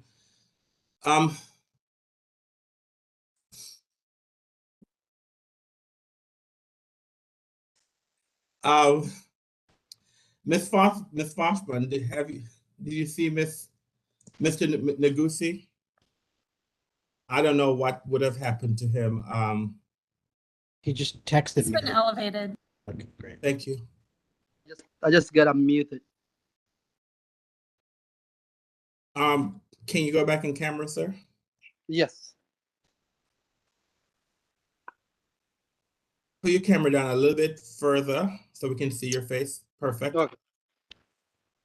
Can you raise your right hand, sir?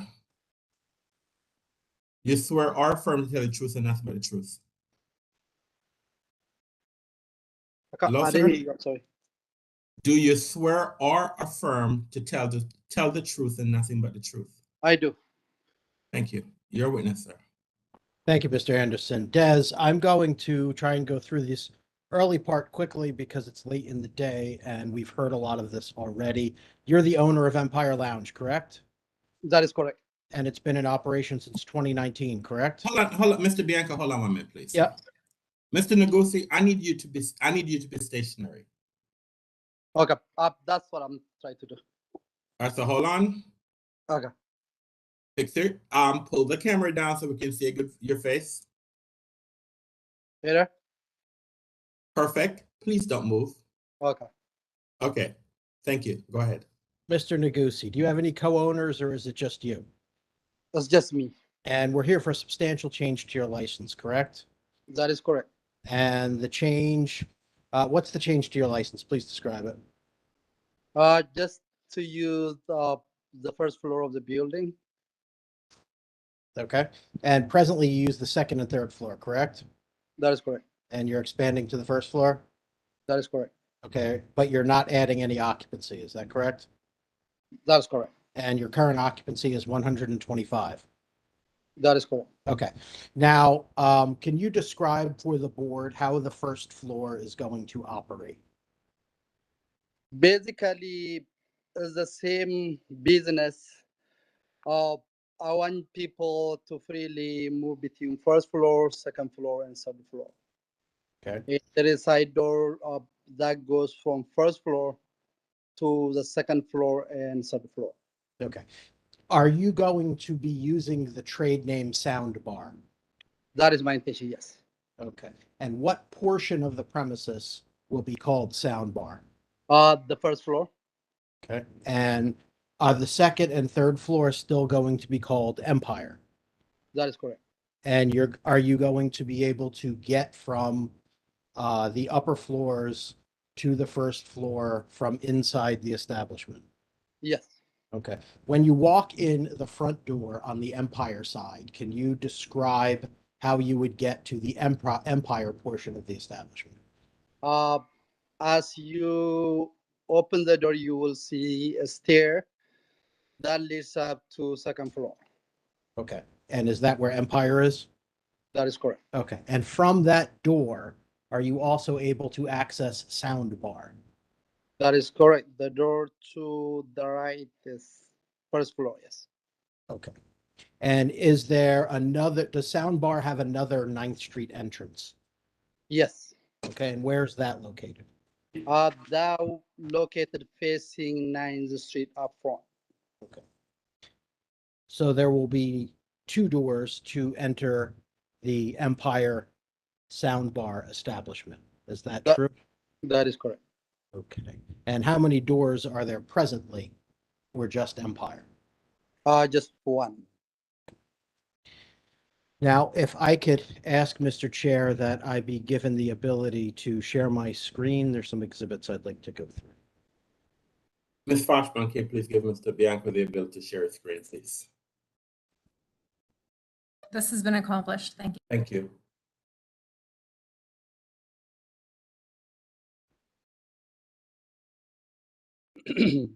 All right, Mr. Negussi, are you able to see my screen?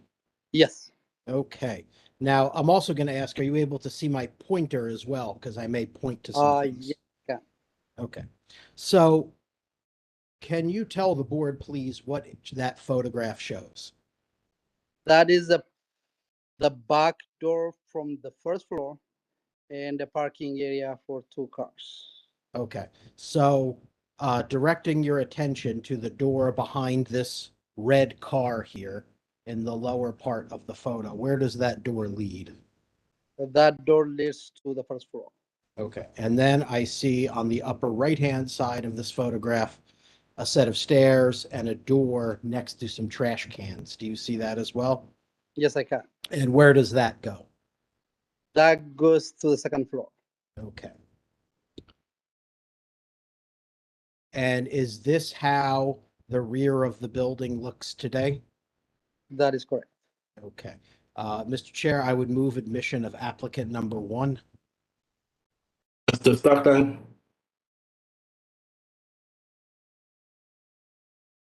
Mr. Stockton? No objections. No objections. So moved. Exhibit. So this is exhibit 1? Exhibit 1, correct. Okay, Mr. Negussi, I'm now going to show you what we have marked as applicant exhibit number 2. Do you see that? Yes, I can see now. Okay. And could you describe what that is? That is the first floor facing 9th Street. That's a picture taken. Okay, so that was my next question. Where is this picture taken from? Yeah, from the back door to facing 9th Street. Okay, so these windows in the upper middle portion of the photograph, those are the windows out to 9th Street? That is correct. Okay. And is there a dance floor on the first floor of the establishment? No.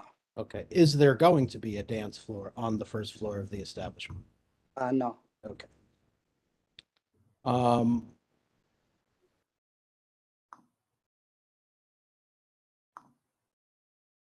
Bear with me while I bring up the next item that I'd like to talk about. So in the investigative report, we're going to go to page 5.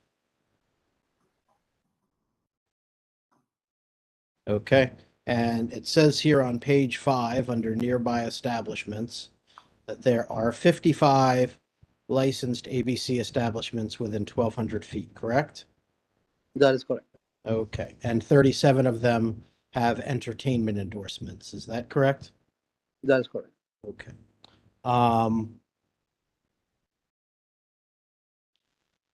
And we had some testimony on this from the investigator, so I want to go through it very, very briefly. There are 5 within a few hundred feet of your establishment, correct? That is correct as well. Okay, I'm going to show you a document that we are going to mark as exhibit number 3, which is a printout from the DC GIS system. And I'm going to zoom in on your building. Oh. It is suddenly not cooperating with me. Okay.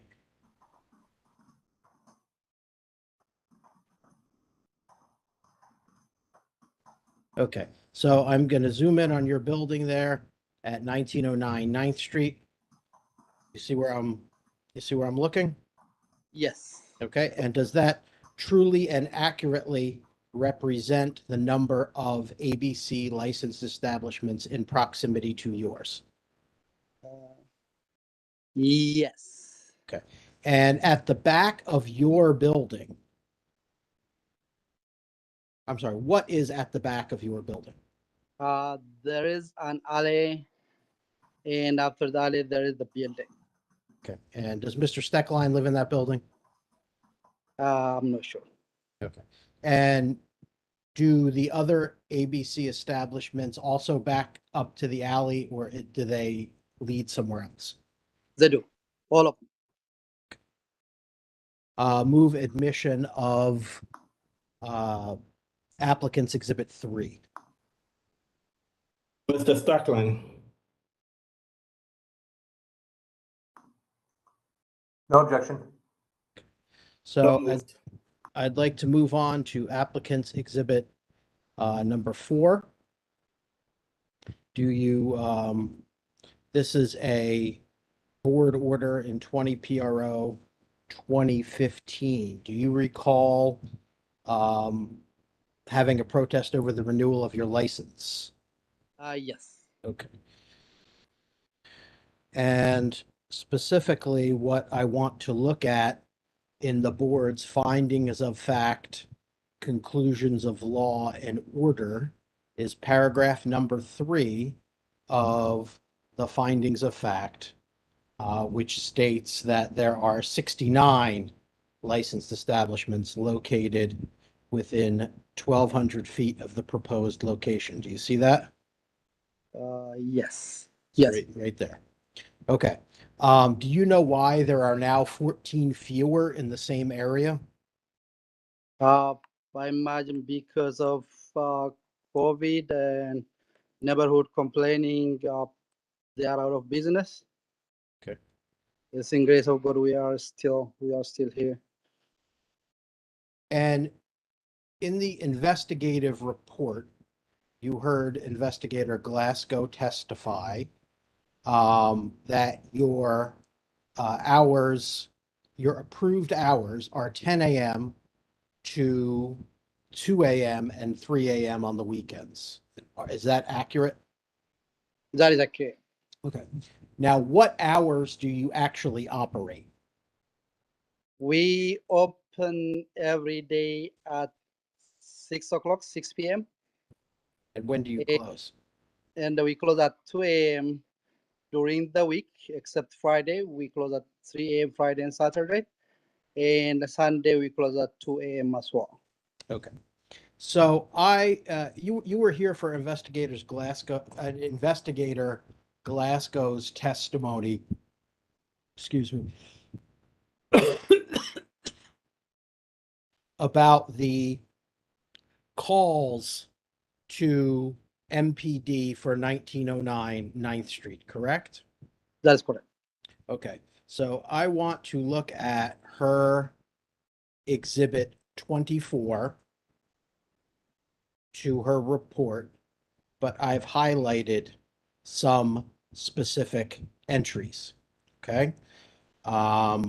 Starting with the first page, there are 4 that I want to look at. Are you open at 12:27 p.m.? I'm not. 1:30? No. p.m. 10:45 a.m. No. 12:24 p.m. No, we don't open until 6 p.m. every day. Okay. On Thursday, are you open at 2:35 a.m.? No, we're not. Okay. Are you open at 2:35 p.m.? No.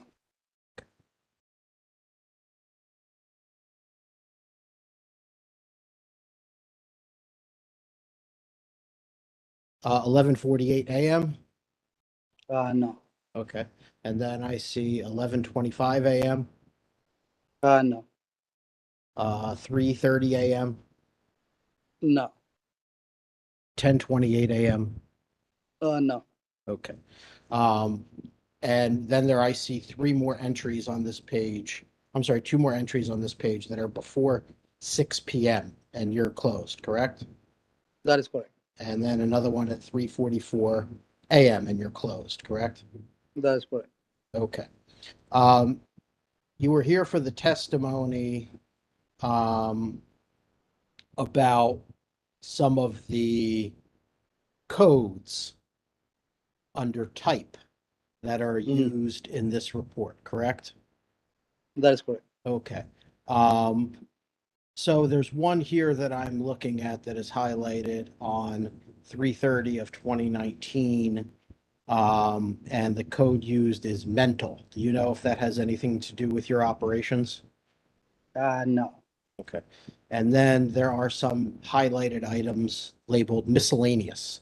Do you have any idea what those are indicating?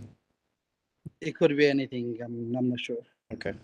And at the bottom of the first page, there is an entry for a DUI. Do you see that? Yeah. Okay. Do you have any information that that is in any way related to your establishment? No.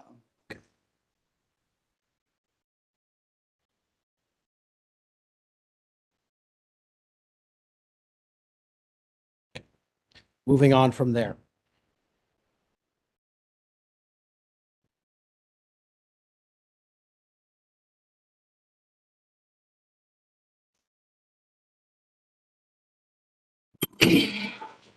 Now, Mr. Negussi, one of the concerns that the neighbors have raised in their protest is disturbance of the peace, order, and quiet. Have you done anything to address, I'm sorry, strike that. Have you done anything to evaluate the noise emanating from the establishment? Yes, we rearranged the location of the speaker, and basically we sealed every suspected way of emitting noise from the establishment. Okay, and how did you seal it?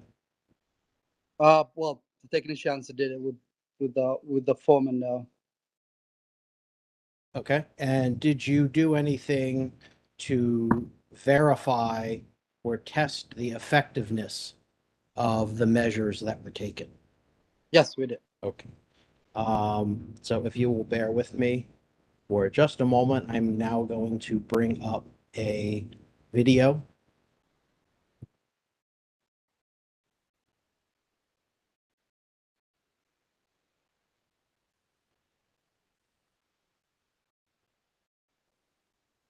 Okay, are you able to see that, Mr. Negussi? Yes. Okay. So I'm going to press play, and then I may stop the 1 minute and 22-second video as it runs to ask you questions. Is that all right? That's okay. Okay. So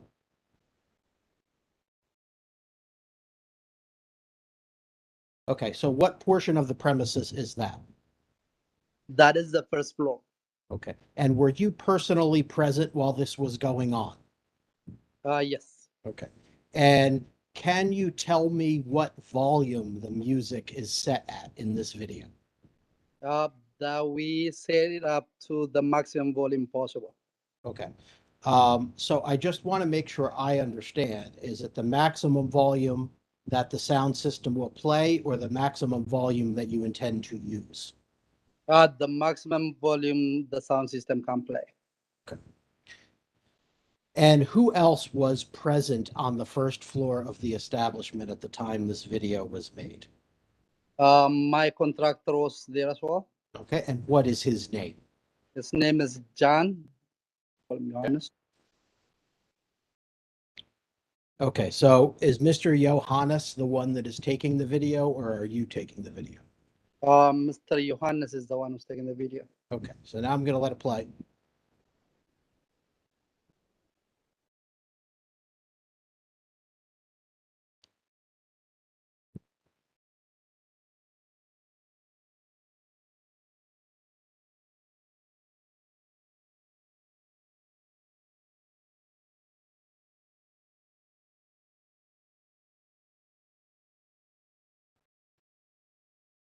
And is that you on the left-hand side of the video there?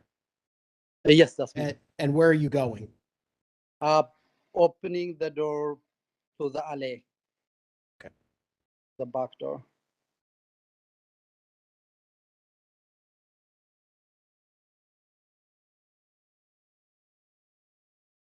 I question, Mr.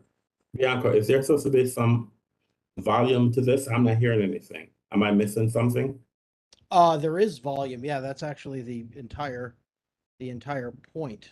I can't hear anything either. There was no volume inside, so I'm just saying, was there volume to this video? That's what I'm just Yeah, saying. I was definitely getting volume on my end, and I have You're it. the only one who's getting, I didn't get any volume, sir, so I didn't hear anything. I certainly understand the confusion, as it would be pretty pointless without the volume.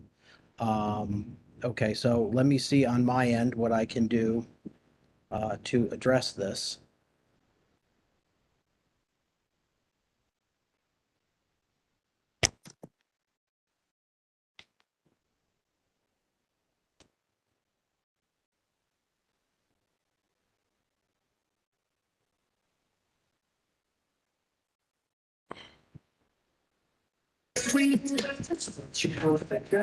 Now you're able to hear it. Okay, great. So hopefully you're still able to hear me as well. But I would ask Mr. Bianco, why don't you start the video back over? Because we heard no volume when you started. So why don't you start the video back over, please, sir? Absolutely. Glad to do that. Was just trying to save time. Here we go. You don't know the matter, you know it's a free. I'm people stand.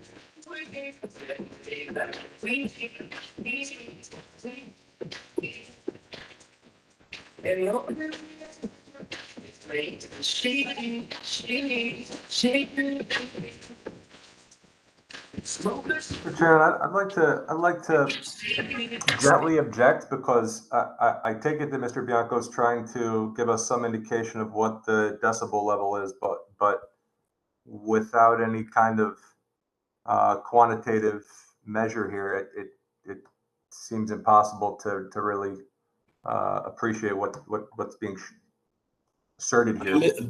Mr. Strickland, that is, you'll have an opportunity on cross-examination to cross-examine the witness on what you're trying to prove. So I'm overruling the objection. You'll have cross-examination to make the point, sir, if you need to make a point. So let's move on. Let's go on.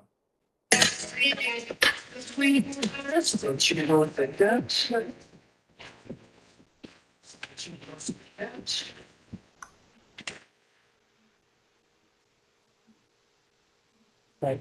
Now, Des, I'm going to stop the video there. At this point in the video, where are you?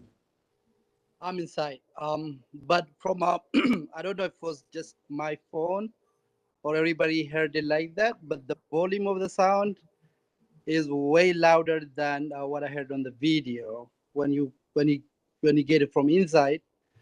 But it's just not loud from what you're showing me right now. It was way louder. Oh, okay, Des, I'm just going to need you to answer the questions that I ask, okay? Okay. All right. So at this point in the video, where are you standing? I'm inside. Okay. And where are you in relation to the back door?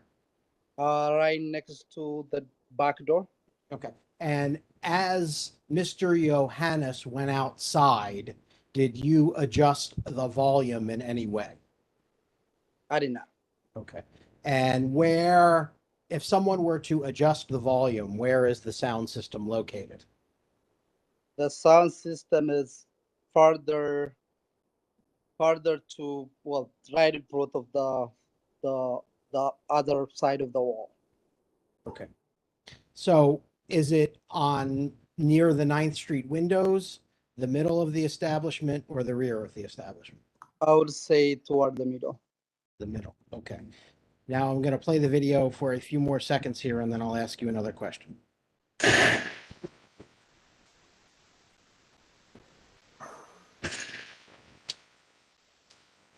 10 feet.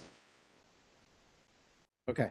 Now, at this point in the video, are you able to hear any music emanating from the establishment? No. Okay.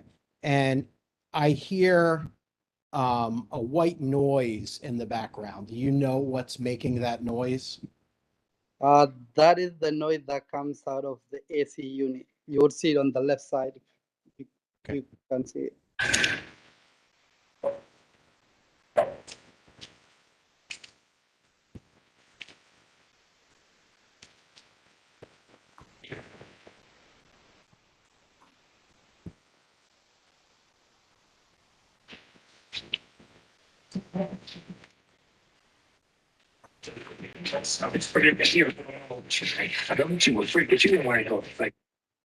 Okay. Mr. Negussi, does that truly and accurately depict the video that was taken on the day of this sound test? Yes, that is correct. Okay, I move admission of applicant's exhibit number 5. Mr. Strickland. No objection. So moved. Okay. And Mr. Negussi, did you, in addition to this video, did you do any other sound testing? We tested the volume from the behind the alley, but we didn't hear anything. And this is a formal video we did. So I'm sorry, was having trouble hearing you there. What other sound tests did you do? Basically, we tested just like this from behind the building, if there is any noise that comes out of the building. But we proved that there's no music sound you can hear, right? Standing where the car is parked, actually, not even going any farther from the back of the building. Okay, and how did you test that? Basically, we turned the volume up to a level you could call it like really loud inside, and we shut down the door and make sure the door is closed, and basically we measured with decimeter, what is it called, the noise measurement. And what, go ahead. And the shows is really, well, it would say like quite, very quiet, office quite loud. So what we find out from the measurement was like really quiet, office quiet. It says office quiet actually. Okay, so what did you use to measure that level? That's a noise measuring app we have on iPhone app. Okay, so you have an iPhone noise measuring app. Is that what your testimony is? Okay, I'm going to show you what we've marked as applicant exhibit number 6. Could you describe for me what that is? That is basically that's a noise measuring standing outside the building, not inside but outside. Outside of the building, and outside in the front or the rear? At the rear. And does that truly and accurately depict what your phone app showed on the day that you did that test? That is correct. Okay. Move admission of applicants number 6. Mr. Stockline.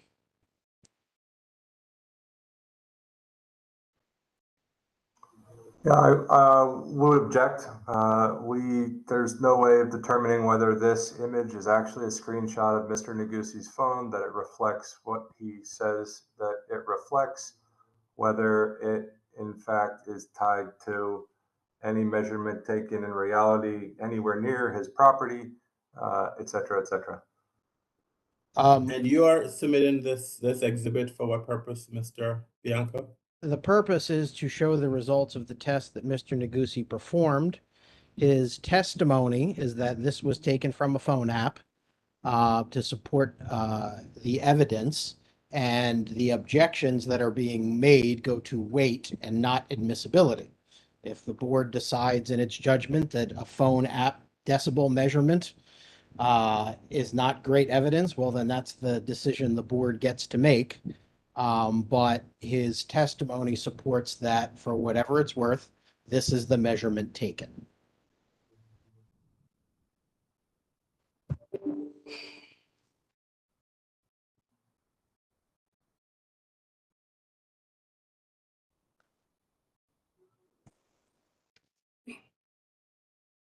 I mean, I'll admit it for what it's worth, Mr. Mr. Stockline. You have the ability to cross-examine him on this on the weight that the what weight, if any, the board will give this document, whatever this is. But I'll admit it, but you'll have an opportunity to cross-examine him on this document, and the board will, based on that information, will give it whatever weight, if any. So this is Exhibit 6. That's number 6, correct. Okay, Mr. Negussi. Now, in the course of this substantial change application, did you have any communications with Mr. Steckline? Yes. Okay, and can you describe the communications that you had with him in connection with this substantial change application? So when we start this process for substantial change, the Western Neighborhood Association, first of all, they didn't give us any platform when they decided to protest. They didn't offer me basically a platform to hear what I had to say. Literally, they voted to protest, and they didn't hear what I had to say. I didn't give any platform when the application was protested. After that, I've tried to work out a resolution through the representative, Mr. Stecklin, but the response we got was denial to set up any negotiation with the business. Okay. Then after that, a few months down the road on 5/21/22, Mr. Stecklin himself showed up to our business around I would say 12 midnight. Actually, I was happy to see him because he was denying any effort to come to an agreement. But instead, I was met by a threat that I've never encountered before. Okay, and can you describe the specific facts and circumstances surrounding that interaction on 5/21? Yes. Basically, Mr. Stocklin came in. He ordered a drink at the bar, and the bartender helped him out, and she gave him a receipt for him to sign. And he wrote on the receipt to the bartender saying that if you don't get all your tips, call me, and there is a phone number for it. Okay, and how do you know that that was written on the receipt? I have the receipt. Okay. And after this interaction with the bartender, what happened next? I didn't realize when he wrote this, I didn't make any sense of it. But after that, I realized he wanted to start like wage complaint by employees against me. That's what he was trying to do at that point, I guess. Well, hang on, Mr. Negussi. That's not what I'm asking. I'm asking after he had the interaction with the bartender on 5/21, what happened next that night? Okay. Then he tried to go to the third floor. There is a security guard to the stairs going to the third floor. He was trying to bypass security floor and going to third floor. But the security guy stopped him and told him that the third floor is not open yet. Okay. And where were you at this time? I was on third floor by myself. Okay. And after Mr. Steckline tried to get to the third floor and was stopped by security, what is the next thing that happened? Then one of my security guys notified me that there is this white guy downstairs. He want to talk to you. That's when I came downstairs and let him know that it's too loud inside, and invite him to go at the back where it's quieter, so that we hoping we can have a productive conversation. Okay. So when you got, which floor did you walk out on when you walked out of the establishment? Second floor. Second floor, okay. And when you got out of the second floor door, where did you go? At the back door of the second floor. Okay, and could you tell me what was discussed in that conversation? Well, to start with the conversation, I tried to explain to him that I'm trying to work with the NEC on a resolution, and I told him basically my intention to work with the Westminster Neighborhood Association as well. After I say that, he was like, you can tell he is right off the bat, like he wasn't conversational. He was like, then what? I was like, what do you mean, then what? But at this point, you can see like he is angry. I don't know why he was angry to start the conversation. And they said, do you know who I am? I didn't say anything to that. And they said, I'm an FBI agent. I want you to be gone. There's not going to be any negotiation here. I said, good for you, but that's not up to you to decide. Okay. After that, I don't know what to say. And then at this point, you can see the anger and the confrontational face. You can observe that. He was pointing fingers to my face as he was speaking. And he goes, how many employees did you claim for SCBA loan? And what did... Said, that is none of your concern, sir. Okay.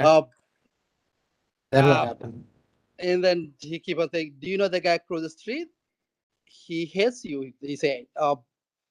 And they said, he always invites me to his meeting. Why don't you invite me to your meeting? And I realized I didn't know at that point who he is talking about. I told them I don't have any personal meeting to invite you to. And they said the guy at Sake Lounge. I told them I don't know the guy, and at this point I'm really afraid at this point. So I asked him to leave. And did he? He is slowly still talking.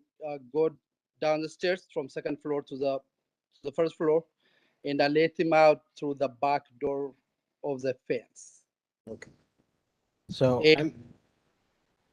I'm going to share video that does not have any volume to it. Can you describe what we are looking at here? Yes. You can see the guy standing on the left side. It looks like white short sleeve shirt, but actually that's a blue shirt. Okay. And the leg camera that there is a white shirt. That's Mr. Stackley standing at the bar. So this is Mr. Steckline standing at the bar. Right. And which bar is that within your establishment? That is the second floor bar. Okay. So I'm not going to play this video all the way through because it's 2 minutes and 48 seconds, but I am going to stop and ask you questions and go to different parts of the video. Is that okay? That is okay. Okay.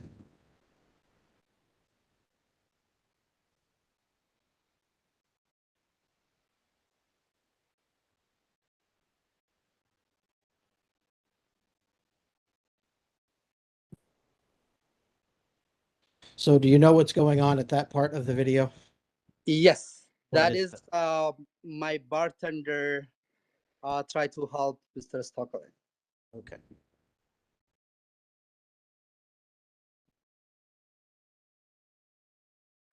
Objection, relevance. I don't know what this has. I mean, what, if anything, this has to do with whether or not the Empire should be allowed to expand to the first floor.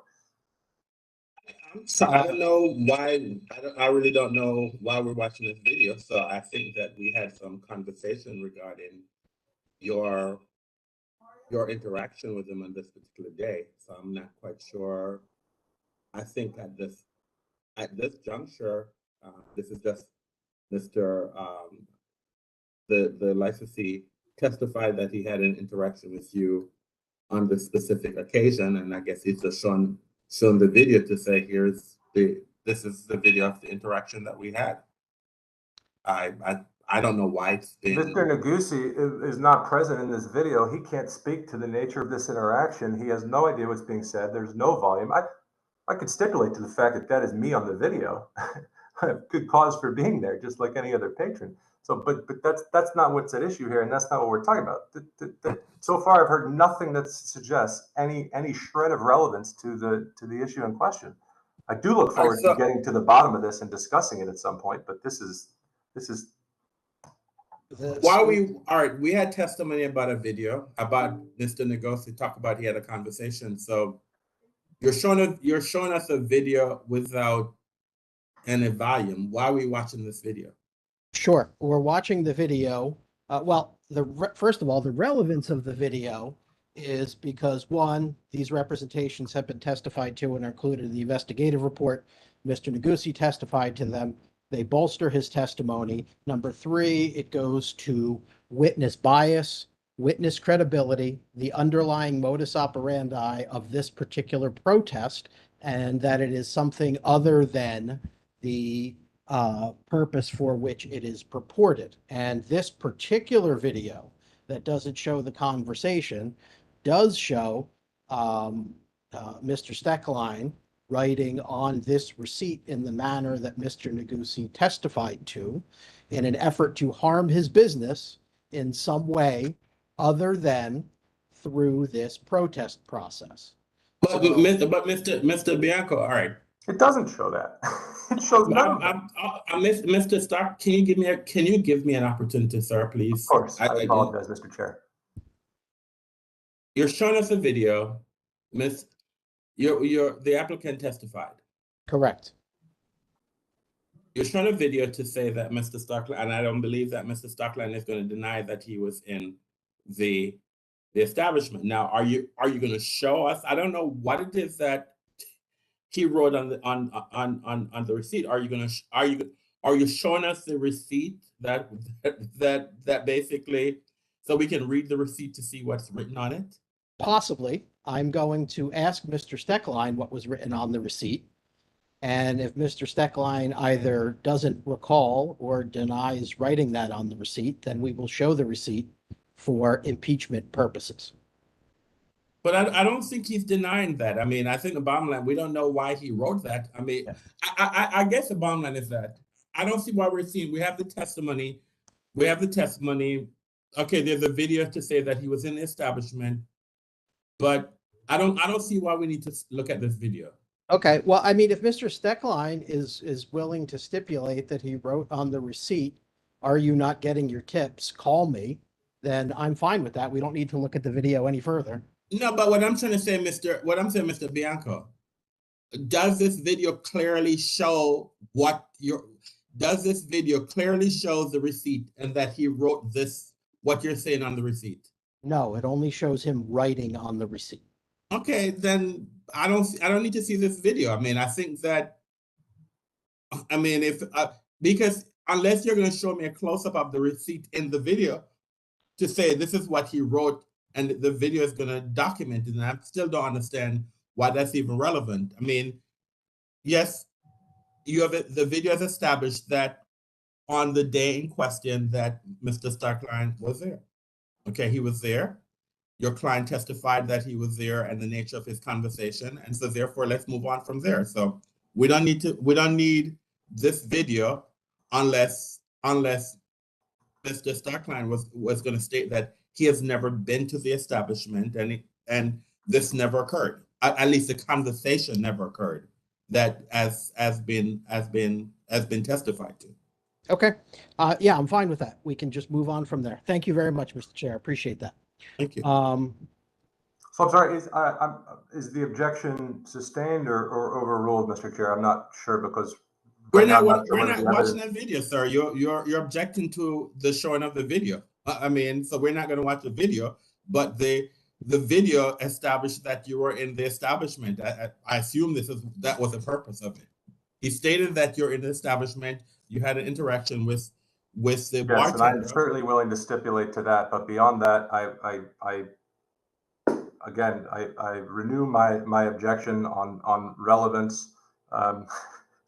I would ask for some discretion from the court, because this is a pretty unusual attempt to actually discredit the credibility of opposing counsel, which I find pretty exceptional. All right, Mr. Stark, So- the witness testified. We have direct testimony. The witness testified about you were there, what you said, what you did. You can cross-examine him on that. And the video has established that you were there.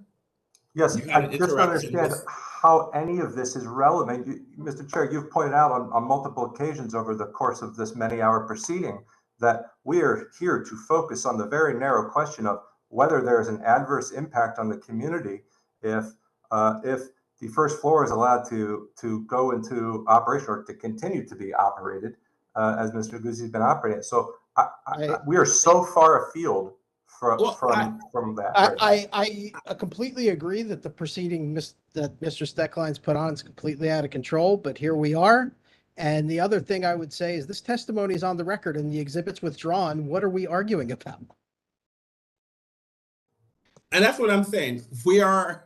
Well, that's great. I just was asking what the status of the exhibit was. If I missed Mr. Bianco indicating that he had withdrawn the exhibit, then I apologize, because we could have dispensed with all this conversation, but I just was asking for clarification. So I don't have a problem with the video being shown because the video established that you, sir, you're in the establishment as was testified by the witness, that you were there, you had an interaction with one of his servants. but it doesn't support the truth of the facts being asserted, right?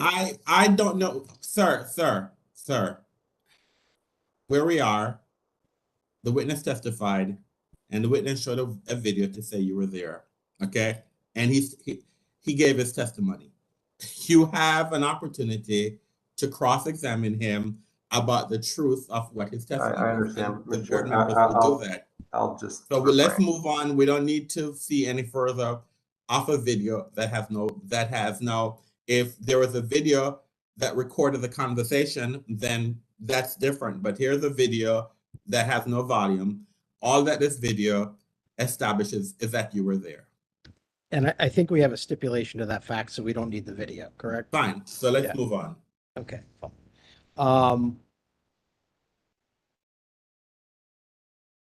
Mr. Negussi, do you have a security plan for your establishment? Yes. And I believe the security plan was attached to the investigative report.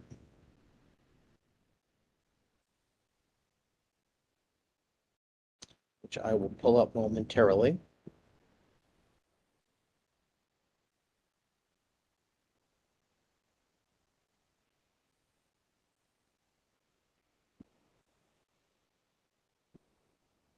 Okay.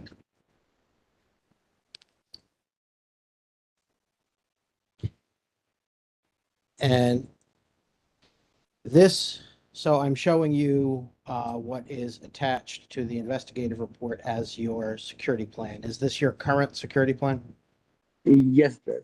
And it's dated June 17th, 2022. Is that when this was approved? That is about it, yes. Okay. And have you adopted a new security plan to include use of the first floor? Yes. And does that security plan, let me just ask you this. On the new first floor, if allowed, what is your plan with respect to cameras? I'm sorry, can you repeat the question? Sure. If you're allowed to operate on the first floor, do you have a plan with respect to cameras? Yes, we have installed a separate camera just for first floor, front and the back of the building. Okay. And have you installed those cameras yet? Yes. Okay. And as I'm going to show you a document that should be up on your screen right now that is marked as applicant exhibit number 9. Do you see that? What am I looking at? This is applicant exhibit number 9. Do you see that? Yes, yes, yes. Okay.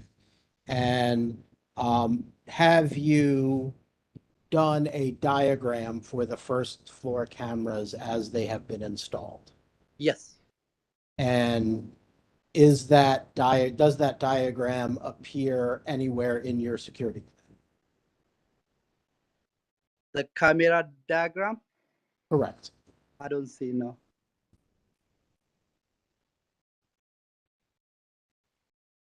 There you go. I am scrolling down to There what you go. is marked as, Bit B is, yeah. and what does that show? That shows basically the front, the back, and the inside cameras. You show there you have one camera at the back, 2 cameras up, 1, 2, 3, 4, 5, 6, 6 cameras inside on the first floor, just on the first floor. So this is all the first floor shown on this exhibit. That is correct. Okay. And this diagram here that says Exhibit A, what does that show? That is the camera locations for second floor and third floor. Second floor and third. Okay. So, Mr. Negussi, is this a true and accurate copy of your amended security plan? That is correct. And with respect to entry procedures, how are you going to handle people entering the establishment once soundbar is allowed to operate? Our plan is to have more security, obviously, and I hope it's more convenient and safe when we have 2 securities and 2 doors versus 1 security. Okay. So are you going to have, how are you going to have security stationed at each door? There is gonna be security right in front of the Empire door and the first floor door as well. Okay. So what are those security guards going to do when patrons enter the property?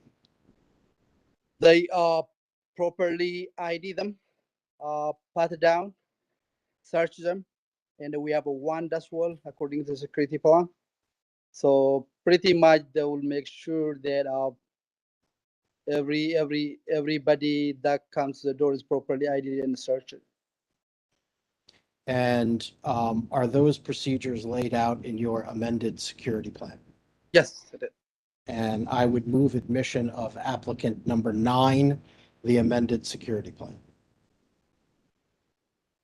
No objection. So move. Okay. So, Mr. Negussi, you testified that about your interactions with the WNA. Did you make any efforts to work with the ANC on this particular application? Yes. And what did you do? We actually after we attended the meeting, reached out to the ANC, emailed them actually, and tried to work out a resolution. First, they promised to give us a settlement agreement. Now, And, Mr. Negussi, let me stop you right there. Mhm. I'm not asking you, and I don't want you to talk about any specifics of any negotiations. I just want to get a sense of the communications between the parties, okay? Okay. So after the meeting and after you reached out to them, what happened? Pretty much no response for a long time. Okay. And were there ever any substantive discussions about settlement? No. Were you willing to have those discussions? Absolutely. I don't have anything further at this time, Mr. Anderson. Thank you. Mr. Stockline. Any questions? Mr. Anderson.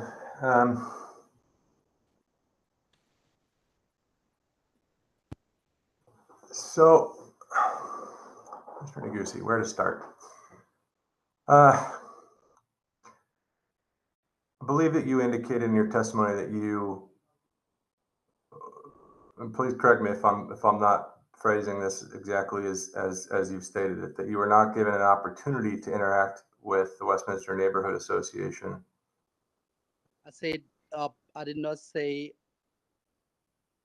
no opportunity. I said I didn't give a platform to present what I had to say. So is it your testimony that you were not given notice of the WNA meeting at which the protest was discussed? It did. That's what I said. I was invited to the video conference. But you remember when you guys voted, the procedure is supposed to have to hear what the owner have to say. Mr. Negussi, I asked you a yes or no question, so I would appreciate if you could just stick to the yes or no answer. So is it your testimony that you were not given notice of the WNA meeting at which the protest was discussed? I did not say that. I did not say that. Okay, so you were given notice, is that correct? That's correct. Okay, and you did participate in that call, did you not? I did. Okay, thank you. You indicated that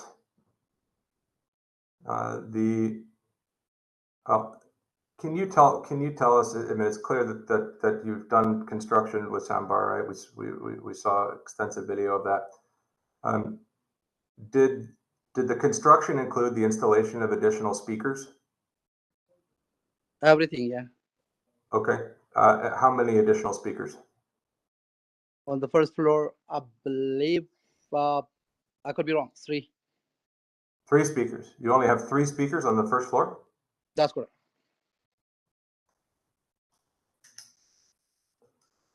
Okay.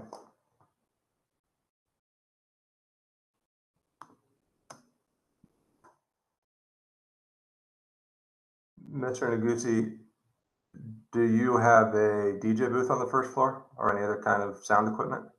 Yes. Okay.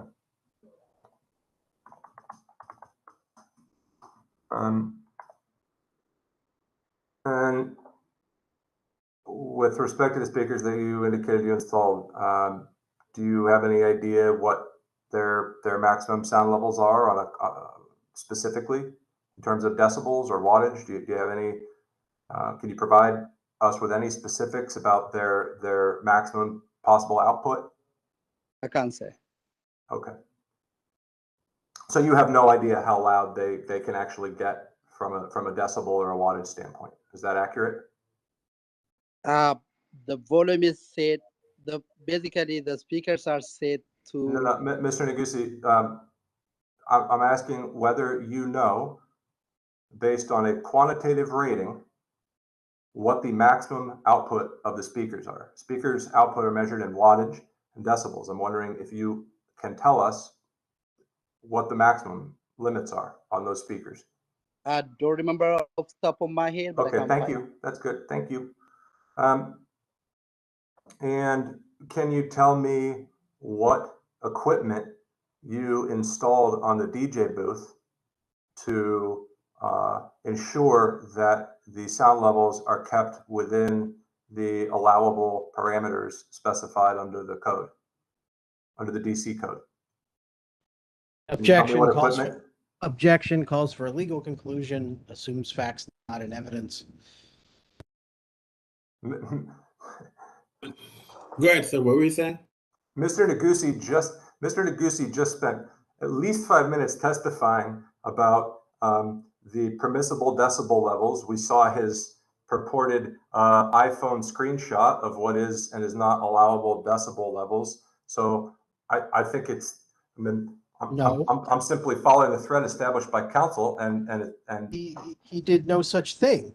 He showed a photograph of a decibel meter that he read while he was doing a sound test. He made no testimony about what the law said, doesn't say, allows, doesn't allow, that there was legal compliance or not. We played a video based on a sound test that he himself attended.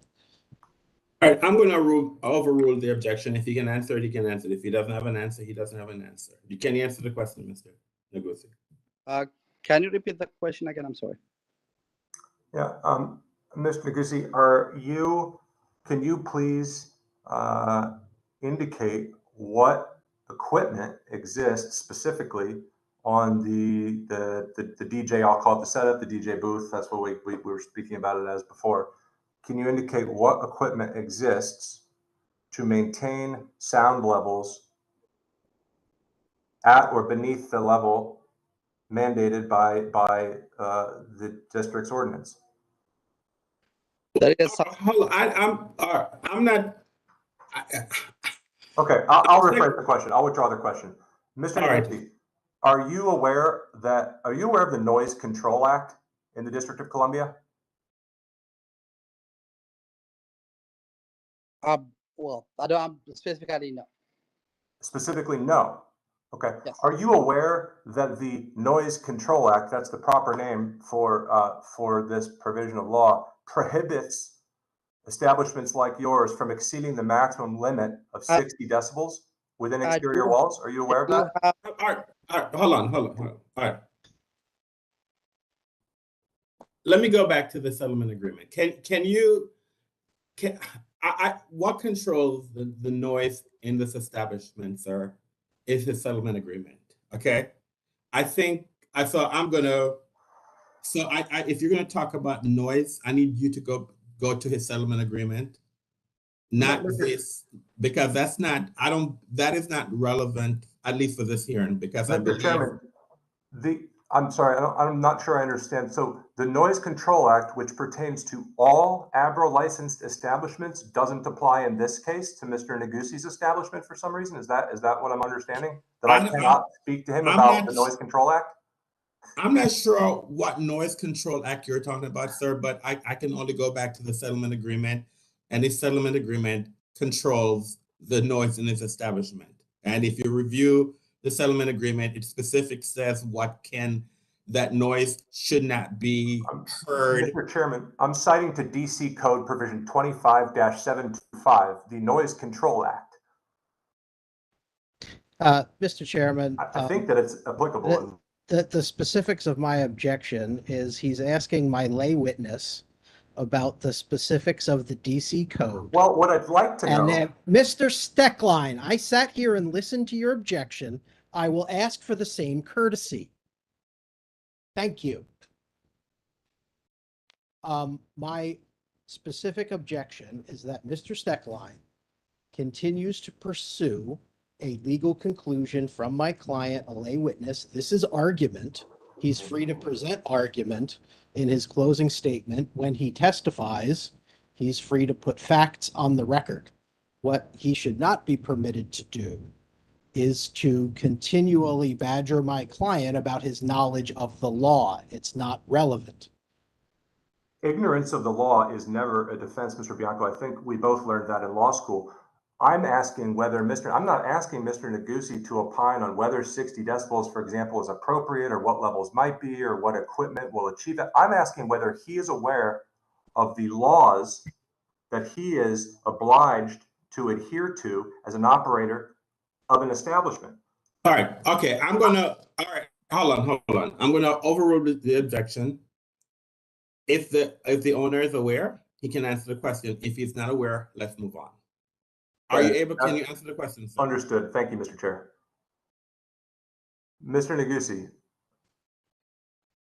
are you aware of the Noise Control Act in the District of Columbia, which restricts the maximum allowable decibel level in a club like yours to 60 decibels?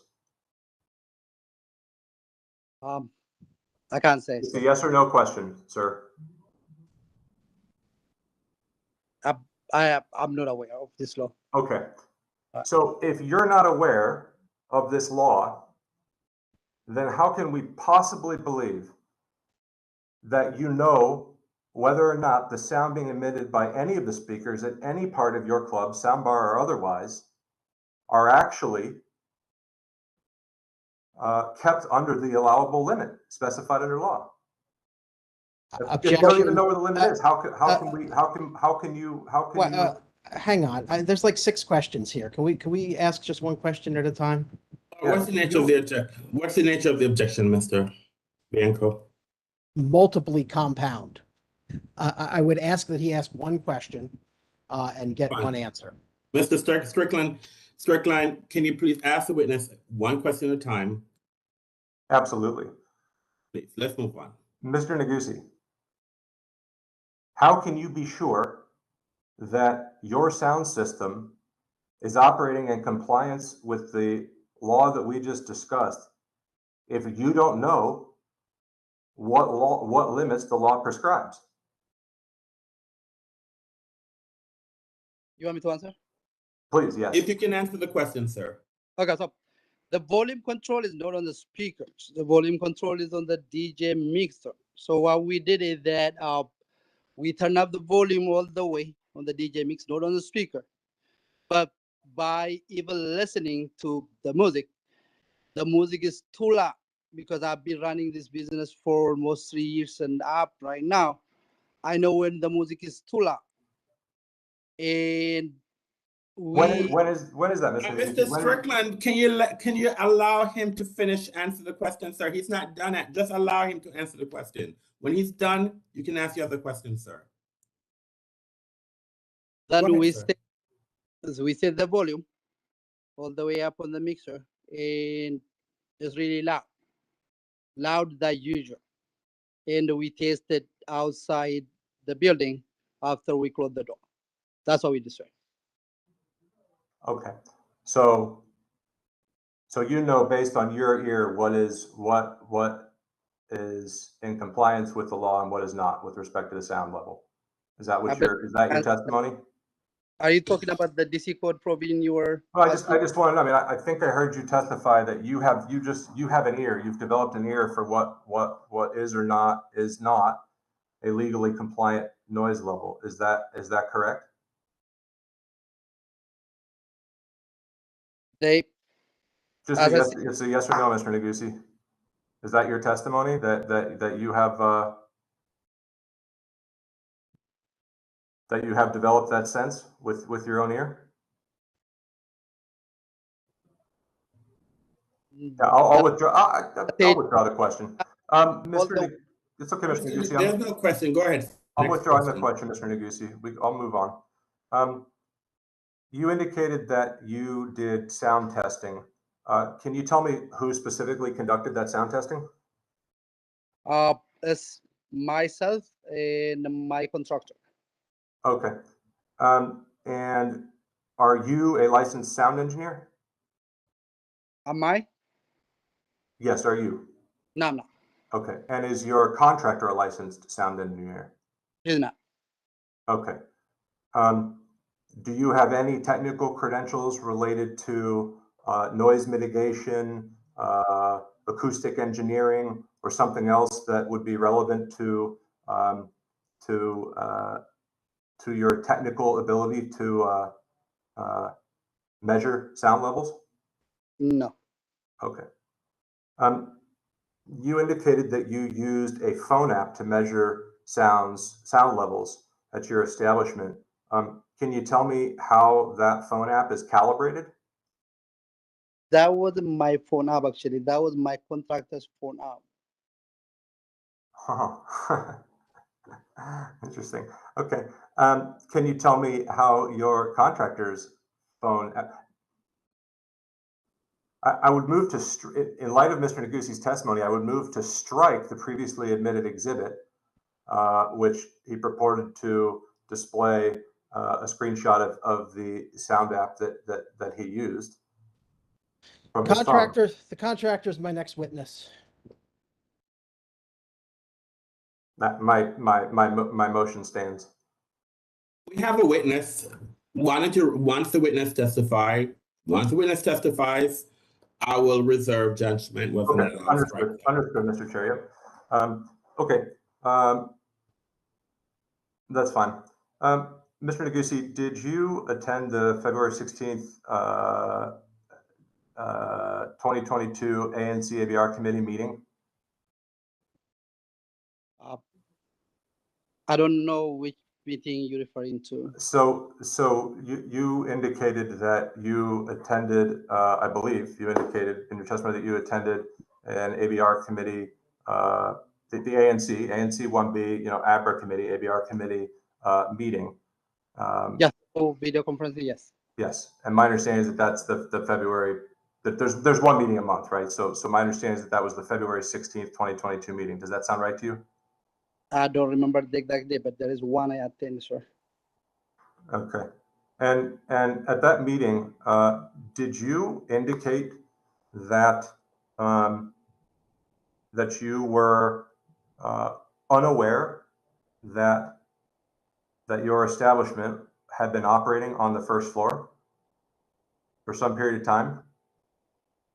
I don't recall what I said on that meeting, sir. You're referring to. Okay.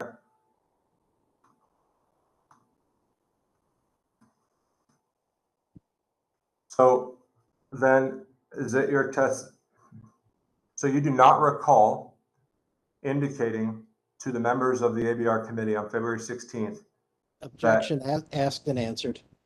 Sustained. Let's move on, sir. He said he doesn't recall, so I'm not sure if you have evidence to refresh his recollection. Then let's have the evidence to refresh his recollection, sir. Okay. It will take a few minutes that's actually the rebuttal testimony that I indicated the fourth witness would be able to speak to. So I'll have to circle back to that and ask. I think, I'm not quite sure how that's relevant. I mean, well, I'd like to prove that Mr. Negussi is in many instances lying, frankly, to put it bluntly, about just about everything. So I have I have testimony that I can offer from several witnesses that were at the meeting who can tell you that, in fact, Mr. Negussi did claim that he was unaware that that the first floor was operating. As of what date? As stated earlier, his investigative reports, the ABC board issued a warning, I think, in February, after the date in February. So we have established that as of, I think, February 16th, 2022, he was aware that he was operating the first floor illegally. Yes, and I'm suggesting that prior to that date, he indicated to the committee, it's my understanding, but I would.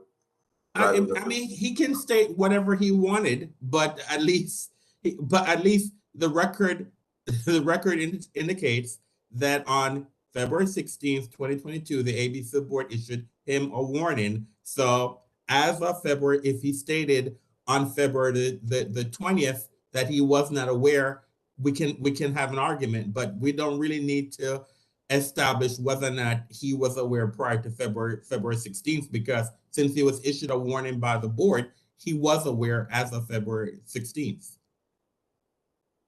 Right, I agree with that, and I'm suggesting that okay, I'll come back to that if we have time, Mr. Chair.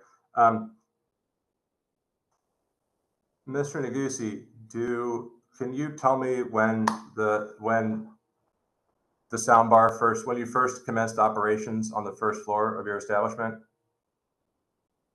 So what was the question again? I'm sorry, I missed it. What was the date upon which you first commenced or became aware of operations commencing on the first floor of your establishment? Mr. Anderson, I'm going to object here. We've discussed earlier the fact that there is an unadjudicated violation, a hearing's not been held, and I know we've been very careful to dance around this issue, but I don't want to get into any issue that could put my client in a position to have to testify as something that's an issue in the show cause. This speaks to, I mean, the show cause is on the period of time following the warning. This speaks to my line of questioning speaks to Mr. Negussi's underlying credibility as a witness. I'd like to know whether he was what he says he was or wasn't aware of during the roughly 4-month span during which soundbar was operating. Mr. Anderson, this doesn't have anything to do with the appropriateness of the request that's before the board. I understand that Mr. Steckline wants to try and impeach the credibility of my client. I get that. I've given some latitude on that, and what my only objection is on the issue of forcing my client to testify on an unadjudicated violation that's coming up for a hearing is not appropriate, especially where it is more prejudicial than probative. I'm going to sustain the objection and let the record reflect.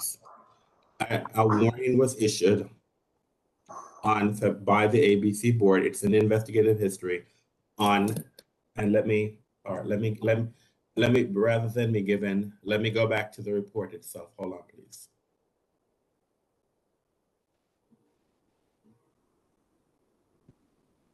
In the report, the case report, which is a part of the record, on the investigative history, case number 22 CMP 00, I'm sorry, hold on.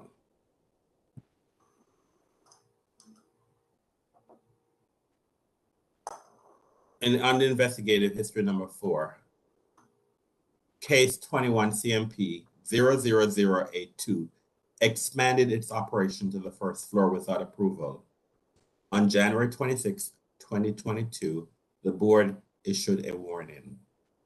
Let the record reflects. As of, the board issued a warning to the applicant on January 26, 2022, about expansion of its operation on the first floor. That's already established because a warning was issued. I'm not quite sure how much more relevant it is for us to further explore this issue. Okay. That's not relevant moving forward. We are aware that, and the agency is aware, and that is why we issued a warning to him on January 26, 2022, about expanding the operation on the first floor. Let's move on.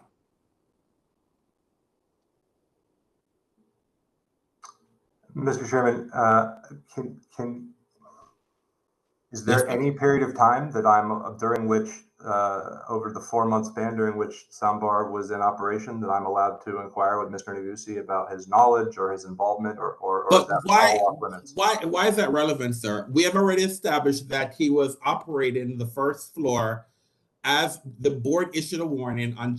The board issued a warning on case 21 CMP 00082 was generated on December 16th, 2021. On January 26th, 2022, the board issued a warning. All right. So, Mr. Chairman, I understand. I think that it's relevant, and I would hope that the board would agree. What is relevant, sir? We have already established that when our investigators went to the establishment on December 16th, 2021. Yes, I know that.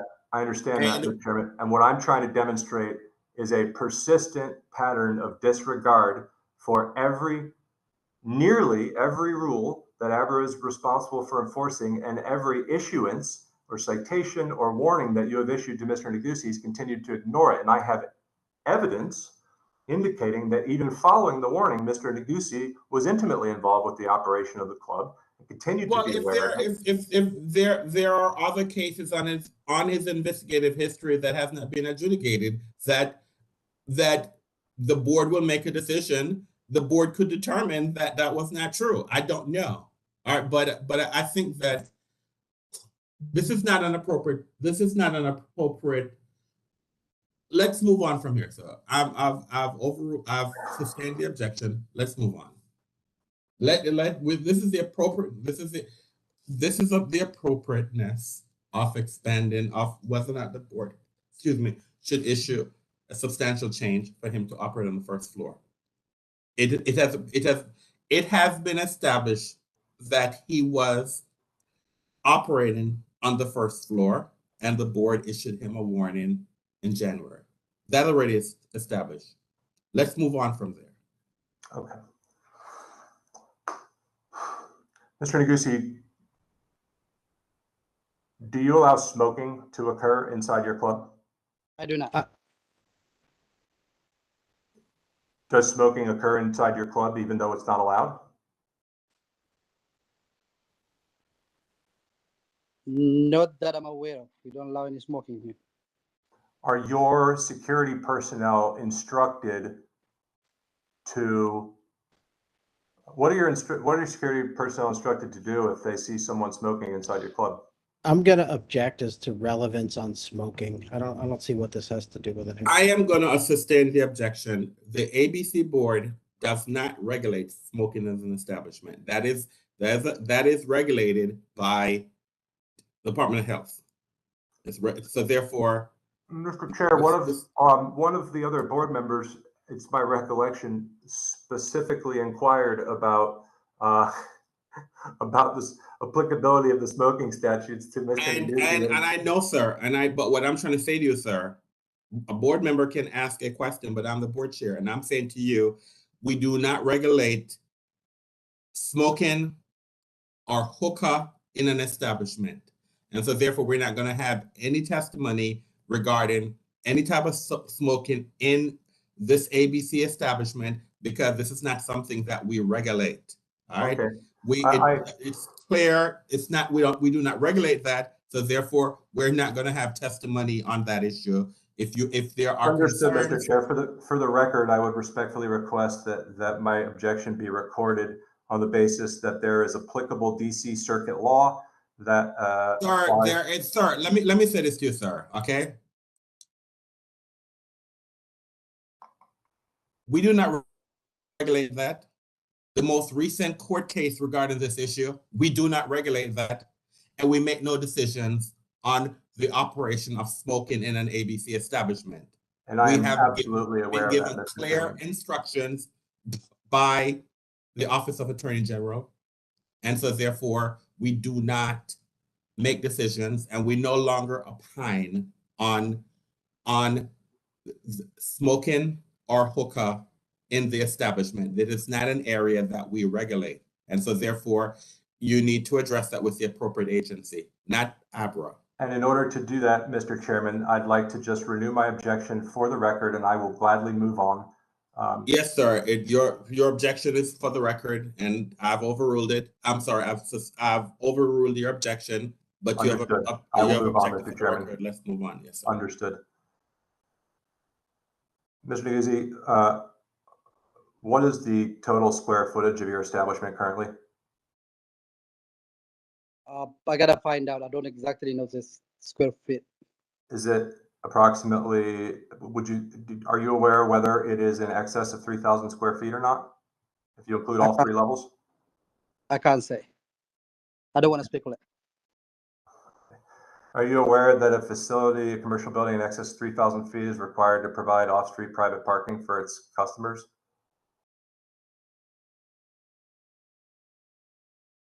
You say private parking? Yes. I'm not aware of that. Okay. And do you provide any parking for your customers as it stands today? We do not. Okay. You indicated that you have no other co-owners. Is that correct? In Empire? You said you are. Hear the question. I didn't hear the question, so and I think he's having a problem. So I did not understand the question you were asking. Was your testimony that you do not have any other co-owners in Empire? That is correct. Do you know a gentleman named Kayan Kasem? Yes. Do you know why this individual would have reached out to the Westminster Neighborhood Association in early June of this year and represented himself as a partner of Empire? I don't know. Okay.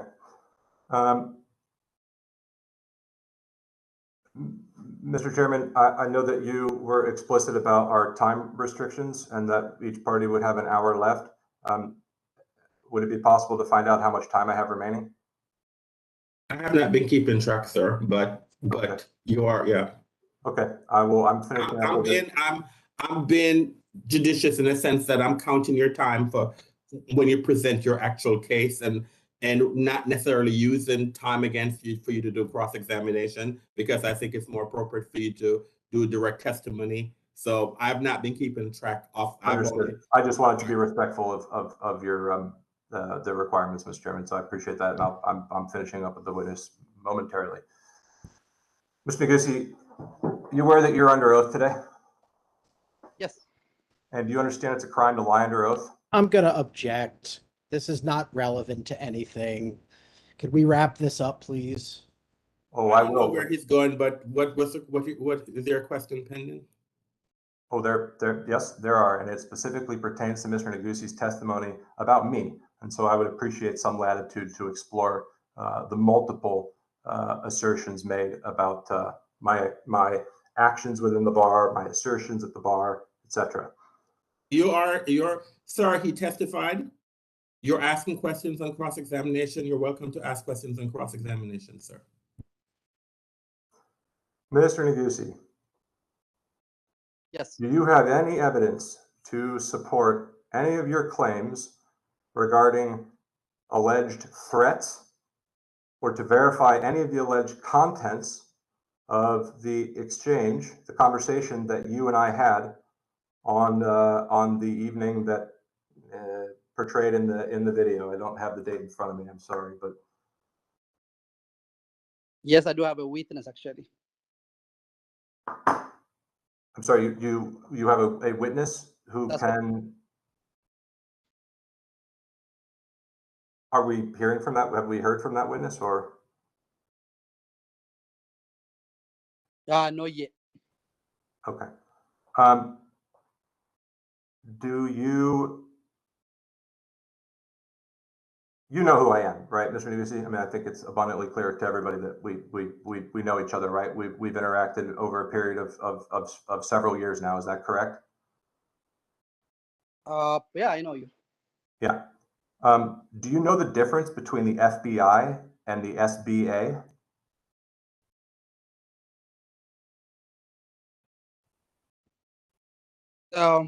I don't know what SCBI is, but I know what SCBA is. I'm sorry, I'm not sure I understood your answer. Could you just repeat it again for me, please? Yeah, I don't know what SCBI is, but I know what SCBA is. I'm not sure that I asked either of those. I just want to be clear here. So the Federal Bureau of Investigation, the FBI, is a federal agency. And I'm asking you whether you know the difference between the Federal Bureau of Investigation and the Small Business Administration, the SBA. Yes, I know the difference. Okay. And is it possible, well, and you are aware that I'm an attorney, correct? And that, correct? I wasn't aware. Okay. And I wasn't aware that you're an attorney, Mr. Strickland. So I was not aware prior to here that you're an attorney. So, okay. Anyway. And are you and at any point in our 2 years of interacting together, Mr. Negussi, have you had any reason to believe that I am an agent of the FBI? That's what you told me, sir. I don't have any choice but to believe what you told me. Mr. Negussi, do you think that it's possible, particularly given the noise that we've all discussed in your establishment, that you may have misunderstood what was being said?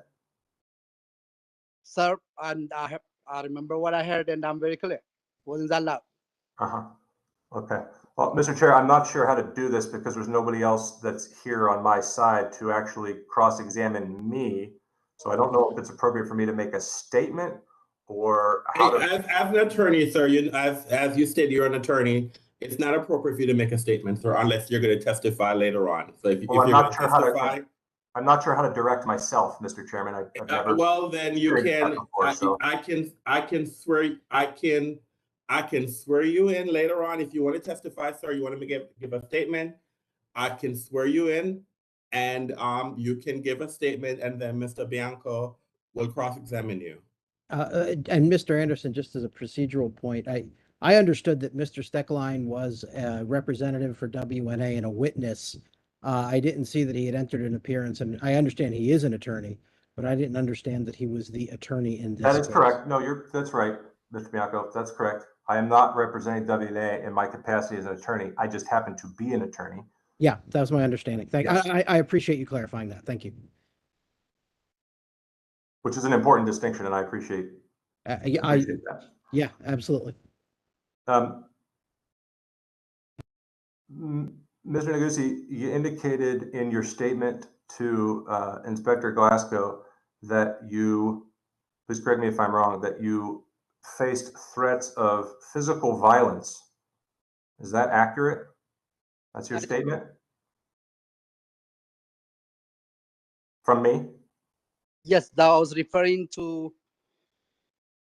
I was referring to the way you were pointing fingers to my face while you were talking. That's what I was referring to. I wasn't referring to the fact that I didn't say you personally hit me. That's the violence I was afraid about. So when you use the phrase physical violence, you mean me pointing at you? That is correct. Okay, I'm glad we clarified that.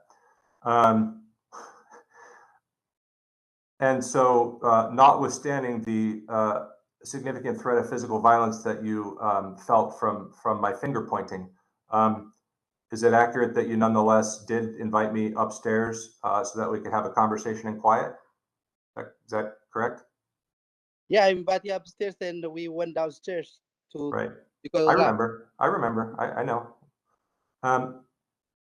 So you felt a threat of physical violence from my finger, but it was not so significant that you felt uncomfortable going upstairs with me and having a private conversation together. Is that correct?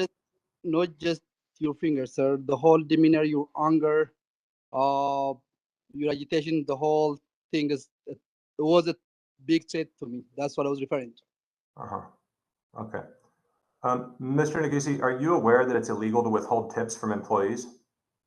Okay, Mr. Strickland. All right. I have been more than reasonable. I should have been counting your cross-examination against your time. I have not been doing that, sir. I need you to wrap up, sir. We're going. Chair, I'm just trying to be responsive to extensive and I'm saying to testimony. you, this is a hearing on the appropriateness of whether the board should issue a substantial change for the first floor. We're not going to have any evidence or any testimony on withholding tips. Okay? I agree, Mr. Chairman, but with this, I apologize, please. I'm not going there, sir. I need you to we're going to play. This is not relevant to our decision, sir. And so I need you Mr. Chairman, but your cross-examination on relevant issue to the board. If you want to maintain the board's attention, you need to provide relevant cross-examination. This is the issue. Mr. Negussi on his direct examination, he stated that's his position. That's not necessarily relevant to the decision that the board needs to make today.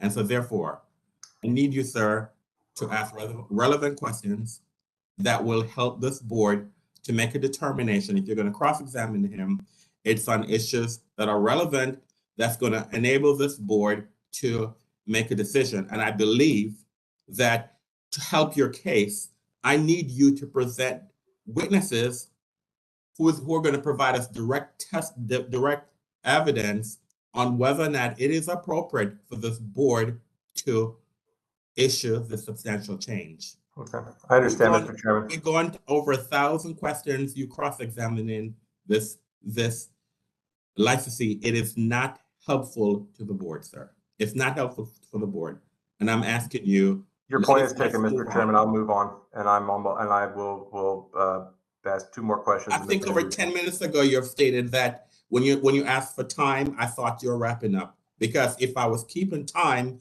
you would have exceeded the time for you present your case, and you would not present a case today because you'd have exceeded your hour. Understood, Mr. Chairman. Shall I terminate my questioning of Mr. Negussi in that matter? This is what I'm going to do, sir. I'm going to put my clock on, and I'm going to start keeping time of how much time you have, and that's going towards the hour that you have to present your case.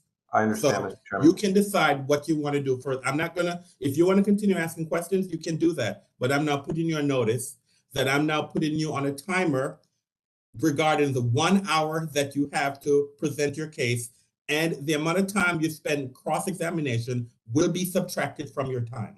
Okay? Duly Starting noted, now. Mr. Chairman. Okay.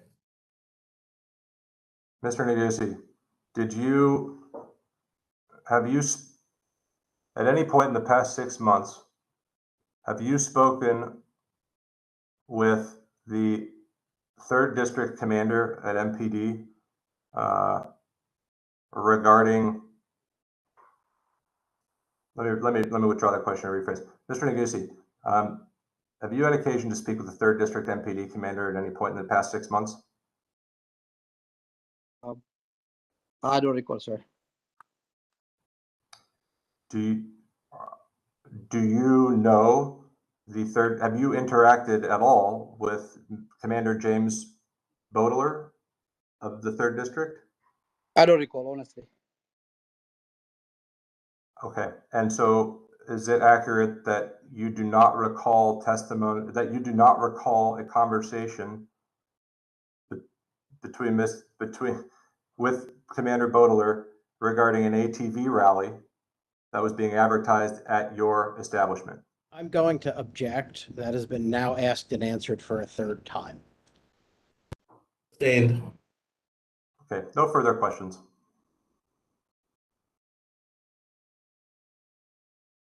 Any questions by the board members? Yes, Mr. Chair, Mr. Short has a question. Go ahead, Mr. Short. To Mr.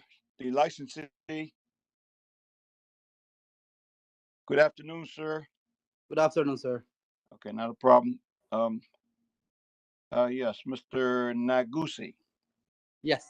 Mr. Negussi, on one of the exhibits that was displayed, there were 2 vehicles on the rear close to the exit from the 2nd floor, and of course, the exit on the 1st floor. Do you know whose vehicles those were? I believe you're referring to the 2-car park at the rear of the building. That's correct. That must be my car and my employee car. Okay, so when your business is open, you don't park back there, do you? No. No, well, when we are open, we don't park there. Okay, that's a fair question. Now, the gate that leads to the alley, is there something in your security plan or something in your operational plans that says if there's an incident on 9th Street and it is impossible to get out of that front door and you have to get all 3 floors if your action is permitted to happen and no cars are back there, who opens the gate to the alley and how long does that take for that to go in operation? There is a door, but when business is operational, we usually don't lock the alley door. We just lock the building door. I didn't understand. So explain to me again, and I'll try to ask this question as slowly as possible, so that you can understand what I'm saying. Now, let's hypothetically say your business is open. It's 1 o'clock in the morning on a Saturday night or early Sunday morning, and there's an incident on 9th Street, maybe a shooting or maybe a fire, maybe what, and it becomes impossible for you to allow your patrons to stay in, and they all have to exit, all 125 of them out of the rear exits from the 2nd floor and from the 1st floor. What happens and who has a key to the gate in the back if there's an incident such as I described? We do not lock the door, sir. The pedestrians can exit at the back door, actually. So I'm not talking about the rear door itself from the 1st floor or from the 2nd floor. I'm speaking of the wooden gate that leads to the alley. Who's responsible? I'm sorry. I'm sorry to interrupt you. There is a gate to the alley fence. That gate is usually open when the business is operational. We don't lock it. So anytime the investigator were to come and go through your back door and to the gate, it would be open. Is that correct? That is correct. So would that be a part of your plan that you're going to submit to the agency, and make sure that there are no parking signs back there while business is going on? Because sometimes things can happen and you forget to move your car if you're there during the day. But is there any way that this board or our agency, ARBRA, can be assured no one's going to park back there, and that gate can be open and accessible for people to exit from your property into the alley or wherever else they have to go? Because if your car's back there and people are trying to leave, it's going to be almost impossible to get 125 people down the steps from the second floor or from the first floor, because we saw you in the video when you opened the door and walked out and there were two vehicles back there, one of them being yours, as you just testified. It would be kind of hard for people to exit there, wouldn't it be? I believe you are right there, sir. So are there any signs going to be placed out there? Actually, the sign should be there whether you get the first floor or not. Because when people come down from the second floor and the cars are there and the cars are between the wooden gate and to exit into the alley. So how often do you park back there? There is I don't know if you notice on the picture, from second floor to the alley door, there is a stairs that doesn't even that to the left of the car. There is a stair that leads up to the outside alley door. Okay, well, I did observe that, sir. I looked very closely at that. I looked when you left the first floor with the sound video and all that was played by your attorney. When you walked out of that door, I could see the steps to your left coming from the second floor. Right. But also I saw that the vehicles extended past those steps.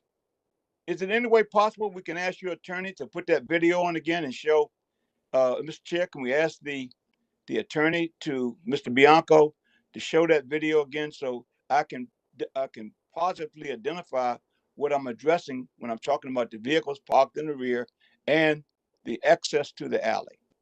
Right. Can I request that? Okay. It should be on the screen right now. Do you need the sound on, or you just want to No, see it? the sound won't matter. I just want to see Mr. Okay. Nasusi go to the back door. Can you back up a little bit more just before we go? Okay, hold it right there. Hold it right there. Mr.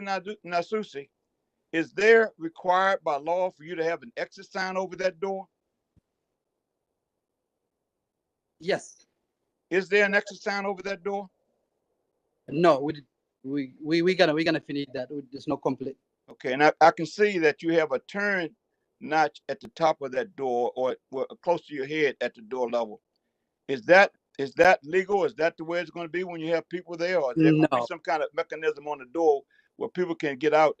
They call that panic hardware in the safety business. So that door would have to have that kind of panic hardware on it. It would also have some other things happen. But let's continue the video, please. Stop right there. Now, I'm looking at the stairways, and I'm looking at your vehicle, and I'm looking at you coming out. So again, are there no parking signs while the business is going on back there? No, but we can't do that. You can do that. Yes. Okay. Well, I just wanted to point those things out, Mr. Chairman. And again, for the record, that exit is going to be very important even before, if this wish is granted or this application for the first floor is granted. Those stairways and that rear exit door are going to have to be very accessible should something unfortunately or unforeseen happen on 9th Street. That's all I have, Mr. Chair. Thank you very much. Thank you, Mr. Short. Any other questions? Mr. Bianca, please close your screen, sir. Any other questions by any other board members? Yes, Mr. Grandis. Mr. Neguzzi, thank you for How long have you had this lease at this particular? Mr. Grandis, your volume is very low, sir. Up again. That better? I don't know why your volume is so low. 84 out of 88. Is this any better? Can't hear. It's a little better. Go ahead, sir. Laptop. Hold on, Mr. Short, can you please adjust your, I know you've switched equipment, so we can't see your face, so yeah, that's better. Go ahead. I'm on my phone, Mr. Chair. Please forgive me, but my laptop, unfortunately for me, just died again today. So hopefully my phone will be a little better off, and I'll try as best I can to keep my face on the screen. Thank you, sir. Thank you. All right, go ahead. Thank you. Mr. Neguzzi, how long have you had a lease at this particular building? Since we had it since 2019. 2019. And did that lease include the first floor, second floor, third floor, and the roof? That is correct. So you have a lease for the roof as well. Well, we never opened the roof, but yes. And when did you make the change? The changes that we saw in the video of what the first floor currently looks like. Did you do that, or a prior tenant do that? We did that. We did ourselves. Yes, I did that. You did that, okay. And I noticed that, and we've already brought it up. There's a DJ booth on that level. I think we've had testimony today regarding the settlement agreement that talks about the DJ booth would be on the second floor. So could you help me understand, in the context of wanting to expand to the first floor, what your business plan is for the first floor, since you do seem to have a DJ booth down there? Yes. On the first floor, I would love to have a DJ stand. Hoping that we have different customers who has different tastes to different music. The second floor, if we can play some like hip hop on second floor, we can play some other type of music on the first floor. That's my hope. So that's why I decided to design them. Thank you. And so, but your current settlement agreement, I believe, states that a DJ can only be on the second floor. So are you entering into negotiations to update your settlement agreement? Mr. Grandis, if I could just interject for a moment, I'll let him answer the question to the extent that he can. But what we had planned to do going forward is most likely be seeking some relief to the board on the interpretation issue of the applicability of the DJ clause to the first floor. And I would note, it's in the record somewhere, in connection with this request, there was some back and forth with the agency about the applicability of the first floor, the settlement agreement to the first floor, and what was prohibited and what was not. So I think my point is, legally, my position is it's an open issue and we'll likely have to seek some decision or relief on it. But I'm not objecting to your question. He can testify as to what his plan is physically for the space. Well, Mr. Bianca, I appreciate your advice to the board, but I don't know if it's an open question. Let's move forward. So let's just say in your business plan, you plan to have a DJ on that new first floor if you can expand there, correct? That is correct. And you plan to continue having a DJ on the second floor, because I think I heard you say that individuals have different taste in music. That is correct. Okay. So does your business plan have a vision to come back to the board to raise the occupancy? Because I think I heard your attorney address that earlier, saying that DCRA can give you occupancy loads for each of the floors. So is that part of your business plan to come back to the board to raise your occupancy level? No, sir. Mr. Bianca? He answered Is the it question, no? Mr. He said no, he's not, he doesn't have any plans to come back to the board to raise his occupancy. He answered the question, sir. And if you were to do that, make some kind of these type of changes, that could also require perhaps placarding, but that's another issue down the road. Does your business plan have in your planning to do any activity on the roof? Because I heard earlier today that someone noticed something like a rooftop,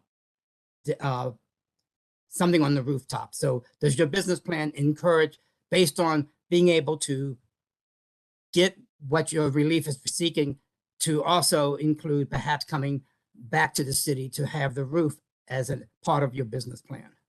I believe you heard about court case next door, but we don't have any plan about that as well. So no plans at this point. Okay. Mr. Chairman, thank you very much. Thank you, Mr. Randis. Any other questions by any of the board members? Mr. Stockline, any questions based on the questions that were asked by the board? Mr. Chairman. Mr. Bianca, any redirect? No, sir. Thank you. Mr. Negotiate, thank you for your testimony. Do you have another witness? I do. Bayou Johannes, his rights have already been elevated. Mr. Johannes, do you have a camera you can elevate, you can turn on, sir? Yes, sir.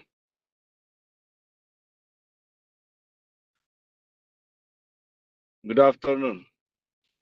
Good afternoon, sir. Can you raise your right hand, please? You swear or affirm to tell the truth and nothing but the truth? Yes, I do, sir. Your witness, sir. Thank you very much. Mr. Johannes, you were here for Mr. Negusi's testimony, correct? Mr. Bianco, can you have him spell and state his name for the record, please? Absolutely. Mr. Johannes, could you please say your first name and your last name and spell them for the record? Yes.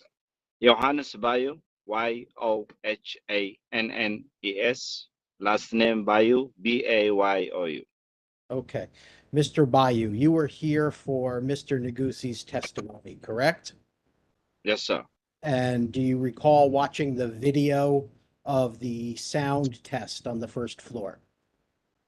Yes, sir. And were you involved in that sound test in any way? Come again, sorry. Were you there on the day of that sound test? Yes, yes, sir. And what did you do on that day? I was recording the video. Okay, I'm going to bring up the video and I am going to try to get through this very quickly. All right, can you see the video up on the screen there? Yes, sir. Okay, and it was your testimony that you are taking this video, correct? Yes, sir. Okay, so I don't want to go through the whole thing because I want to get everybody out of here. So I'm going to go to this portion of the video, which is the 47-second mark. Do you see that? Yes, sir. And where are you standing at that point, the 47-second mark of the video? I'm behind of the camera, sir. Okay. And how far away from the door are you, approximately? By this image, maybe 6 to 7 feet. Okay. And from that position, were you able to hear any music coming out of the establishment? No, sir. Okay. And it looks like at that point you backed up. And were you able to hear any music coming out of the establishment from that vantage point? No, sir.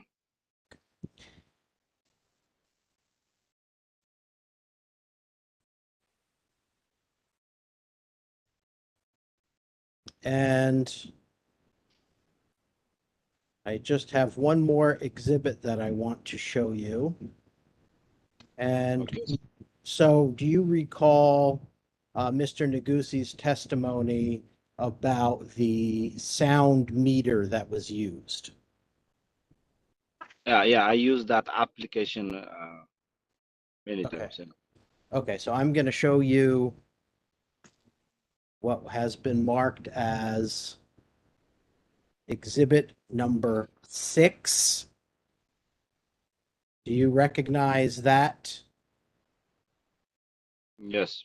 And is that the sound meter that you used to conduct that test? Yes, that's sound meter application. Okay. And where did you get that sound meter application? From App Store. Okay. And is that a true picture of what the sound meter showed on the day that you measured it? Yes, sir. Thank you. I have no further questions. Mr. Steckline, please stay on the line. Mr. Steckline and the board will likely have some questions for you. All right. Mr. Steckline. Thank you, Mr. Chair.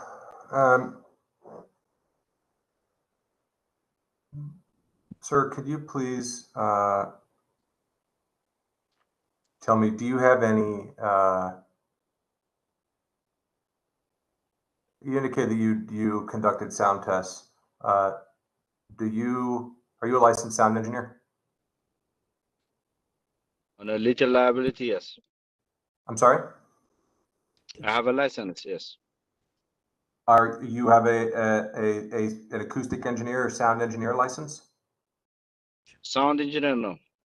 Designer, Okay. as a designer. As a designer, what does that mean? As a designer of physical spaces, an architect, can you just clarify for me, please? Interior designer, sir. Okay, interior designer. Thank you.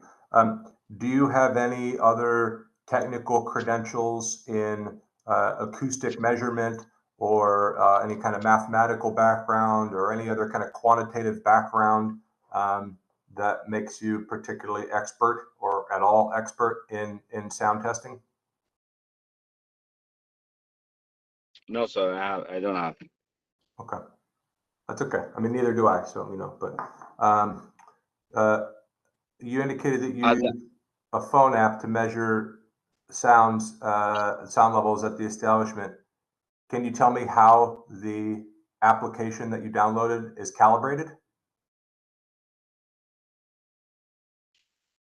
Yeah, I use this application when I finish the job. When I building interior designer, I use soundproof insulations. Right, but sir, I'm sorry. I'm going to ask you to please just stick to the question for your sake and for mine, so that I don't get in further trouble. Can you just tell me? Do you have?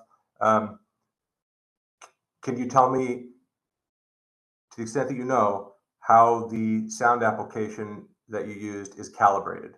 How you know that what it shows is an accurate reflection of what's actually occurring? That's what I mean when I say calibrated. Yeah, the image that is so it is a screenshot, but the meter is recording. It's about 3 minutes if you see in the image. So it's fair to say, I think, that you are not aware of how the sound meter that is purportedly portrayed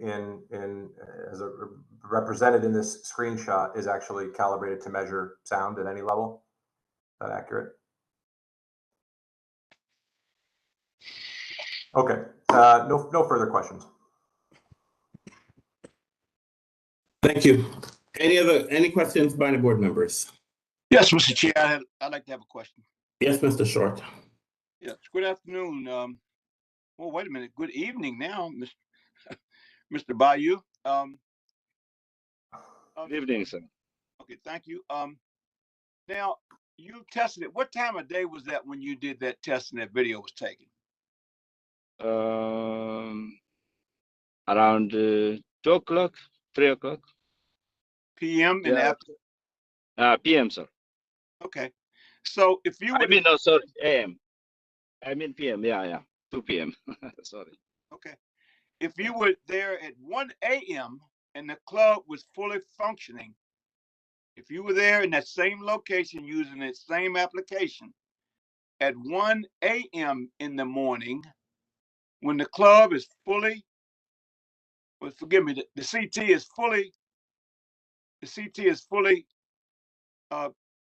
packed with clients, and you're playing music, would that meter be reading the same thing at that time? Is that possible?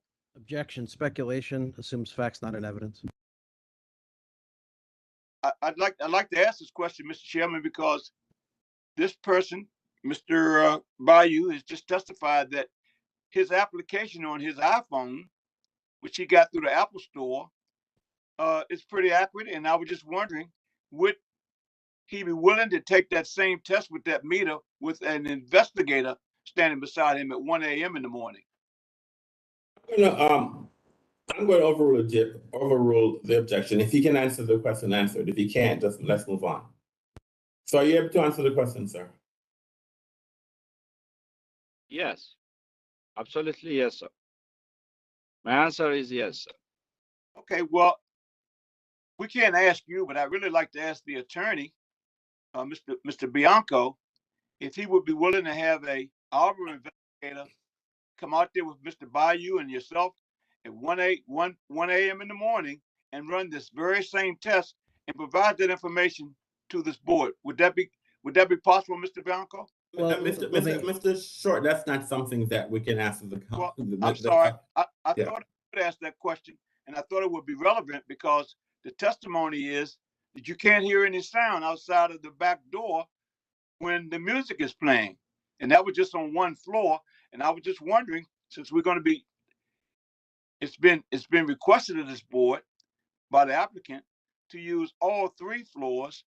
And if they're going to use this same test to bring before this board to grant them their wishes for an application, first floor, then how would we know the sound mediation or whatever else that Mr. Bayou has worked on, and using that very same meter, how would that affect this hearing and affect the community? That's not we can't ask questions of the attorney, Mr. Short. So if you have a question for the witness, you ask a question for the witness. But we're not going to have that's not a question we can ask the attorney at this juncture in the case, sir. Well, again, I'd like to ask the witness, does he think his sound equipment he has on his Apple phone would get the same results at 1 a.m. in the morning with clients on all 3 floors or on 2 floors, the second and third floor? Would he get the same reading he got at 1 p.m. during the day? Can he answer that question?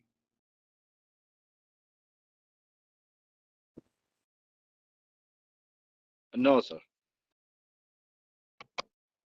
Why is the Sorry, answer? I didn't hear you. What did you say? Excuse me?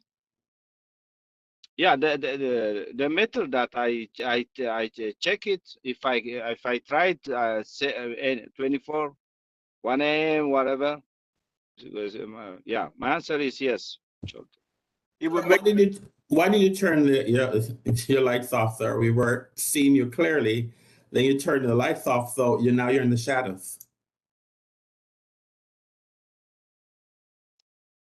Thank you, sir. Okay, and my last question for you, sir, is would you be willing to do it yourself, just for you and for the applicant's sake, for the licensee's sake, to do that same test at 1 a.m. in the morning with your same equipment? Yes, yes.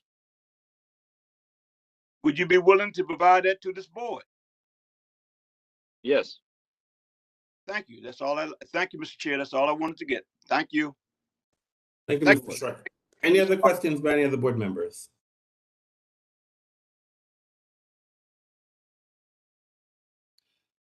Mr. Stockline, any questions based on the questions that were asked by the board?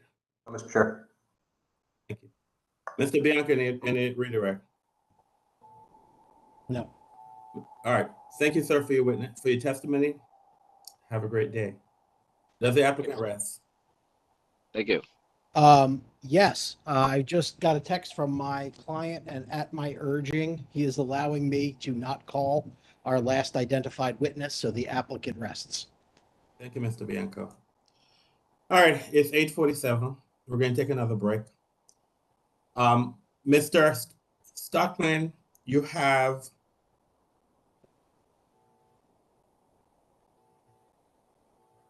55.57 minutes to present your case, sir. So I therefore, promise not to use them, or at least all of them. it is 8:48. We're in recess until 9 o'clock. So you can start your presentation at 9 o'clock. So we're in recess until 9 o'clock. Thank you, Mr. Chair. Thank you.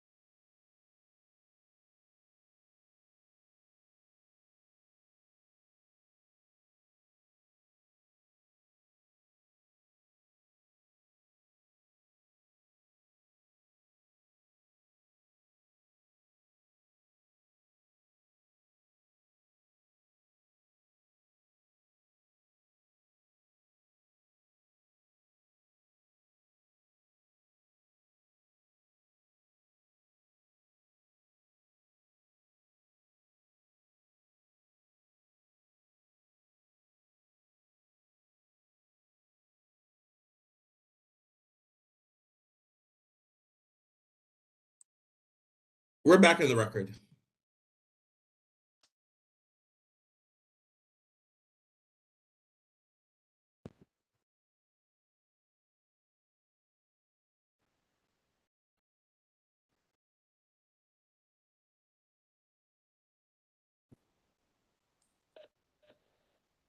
Mr. Stockline, are you there, sir?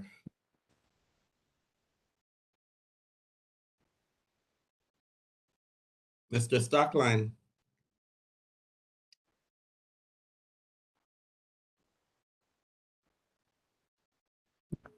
Sorry, Mr. Mr. Chairman, I Stockline, was just, yes, I apologize. do you have a camera you can turn on, sir? Since you'll be now doing your, yes, sir, thank you. Do you have a witness that you want to call? I do. As a initial matter, before I do, I have I guess a request. What is that, sir? Well, so I indicated to you that we had 3 residents available to speak to their experience, but given the long time that we've been at this, one of them had a personal situation. I don't want to call it an emergency. I don't want to speak for them, but they had to leave immediately. Their partner and their live-in partner is available to speak to the same experience. And I would like to be able to call that person. This is the person's in the same household? Correct.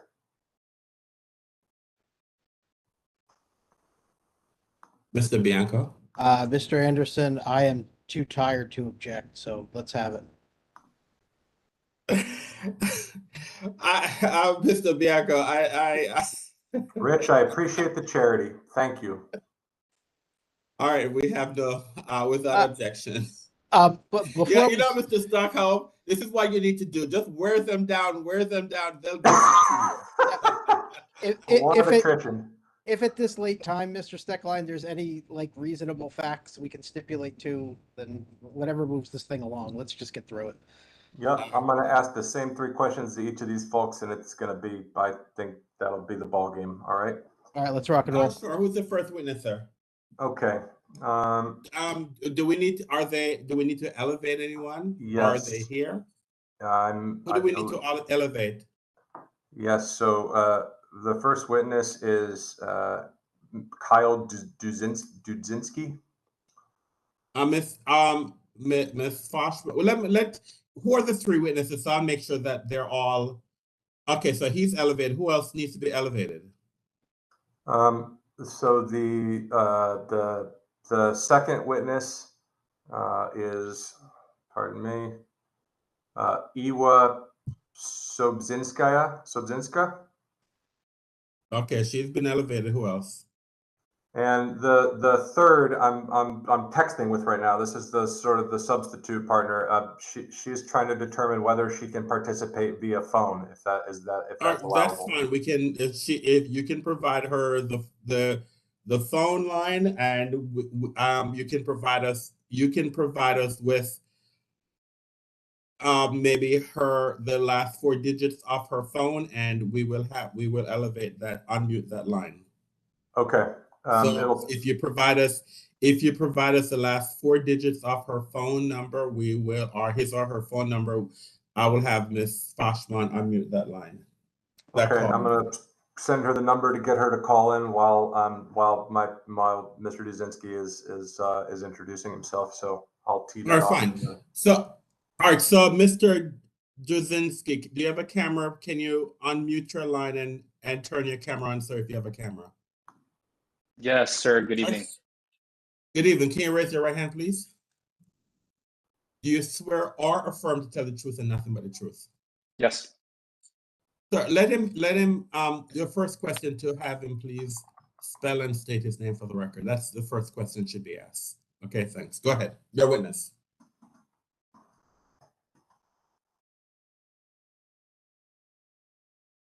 Okay, Mr. Dudzinski, could you please state and spell your name for the record?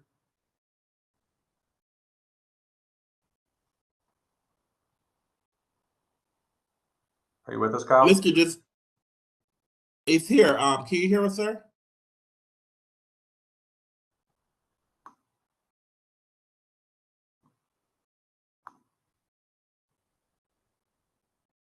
We can't hear you, sir. Yes, we can now. We can hear you. Okay, perfect. I'll use my internal speakers.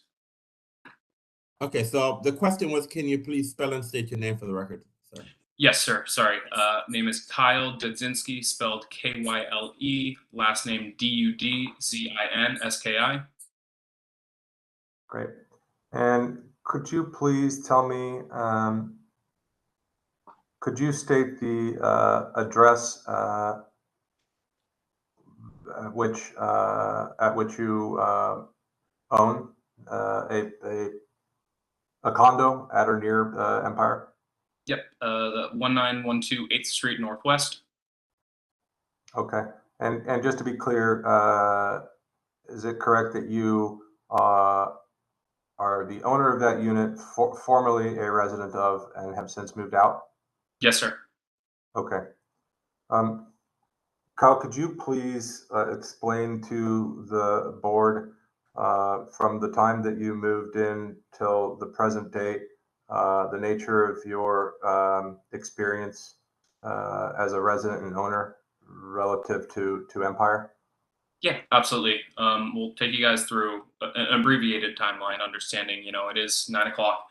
So I bought my home back in September of 2020 and had originally planned to be there for the next 5 to 7 years. Love DC, love the Shaw neighborhood. And everything was great until I would say probably spring of 2020 2021 around the May timeframe. Started to hear some bass and some music that hadn't otherwise been there for the first handful of months I was living there. Granted, understanding we were going through a pandemic and operations weren't necessarily in full swing anywhere.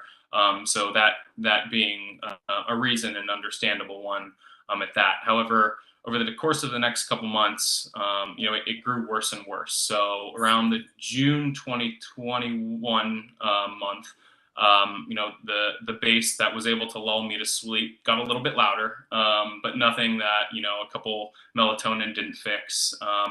Unfortunately, throughout that summer, it just got worse and worse, to the point where, in about August, late July, August, my master bedroom was reverberating and my bed was shaking, the windows were shaking, we couldn't sleep in there anymore. And it was, at least 5 days a week. Weekends were certainly louder and more raucous than the weekdays, but I remember on countless occasions, Mondays, Tuesdays, Thursdays, that these noises also just permeated through my building. So in July, we started sleeping in our second bedroom, and initially that was okay, but it got to the September time frame, and then it just seemed like the noise ratcheted up that much further, to the point where instead of sleeping in our second bedroom, we moved one of our beds into our living room, and I started sleeping in my living room with my mattress on the ground, kind of a makeshift movie theater, if you will. Unfortunately, it wasn't a type of vacation that I appreciated. So had initially started looking at, how do we solve this problem in September? Because that's when the sleeping really became an issue, when we had to move from our second bedroom into our living room, but also stayed with friends and families in certain times. And initially called the police, not knowing that there was an ABRA board that's specifically designed for these things. They came, they heard the noise, and they said, unfortunately, we can't do anything. If it was one of your neighbors, sure, we could talk, but this is an establishment and a licensed establishment. You need to go to the ABRA. So when I got, back, and we were living there concurrently for a couple weeks in October, after a couple trips, made 3 separate complaints to the ABRA. Late October were 2 of them. I believe one was the 27th of October, one was the 30th of October. And then about a week and a half after, 2 weeks after the first one, on November 8th was the 3rd and final complaint. Went back and forth with the ABRA, filing FORA requests to understand where these cases were in the judicial process, understanding that it does take time. Didn't receive a back briefing on any of it until the beginning of December. Unfortunately, it was at that time, living there for another 3 weeks over the Thanksgiving holiday, that me and my girlfriend made the decision to move out of the city. We couldn't deal with the noise anymore. Nothing was changing. And, for better or for worse, I started reading up on, previous cases. And unfortunately, it didn't seem like for this establishment, what was discussed prior and settlements that may have been discussed prior, unfortunately, the issues still were happening. So we moved out. I've kept the place in hopes of moving back one day. Again, I love the city. I lived there for 6 years before moving across the river. And the nature is what it is at this point in time, and I felt compelled to address this board to my experience. Thanks, Mr. Zinsky. So that was a pretty comprehensive summary. I appreciate it. So just a few follow-ups. Did you at any point in time try to contact the owners of Empire, Mr. Negussi in particular? And if so, what was the nature of those conversations and interactions, if any? No, I didn't. At most points in time, it was very late at night. And even if it was 10 or 11 o'clock, I wasn't about to go over there in my skivvies and knock on their door, telling them to quiet it down. I figured that our institutions in DC, the checks and balances, would be able to handle such situations, which is why I did raise it to the ABRA to hopefully have these issues dealt with. Are you aware of any requirement within your condo board documents or any law in DC that would obligate you, before calling ABRA to complain about noise, to take it upon yourself to go try to address it directly? I'm not aware, sir. Okay. And am I correct that your testimony is that on average, let's say sort of on a weekly average, that the kind of noise that you described that could be heard and felt in your condo occurred approximately 5 nights a week, sometimes more? 5 nights a week, sometimes more, from starting at 9:30, 10 p.m. all the way until 3 a.m. Okay. And how many times did ABRA investigators come out and inspect the sound levels? Certainly on 3 occasions they came out physically.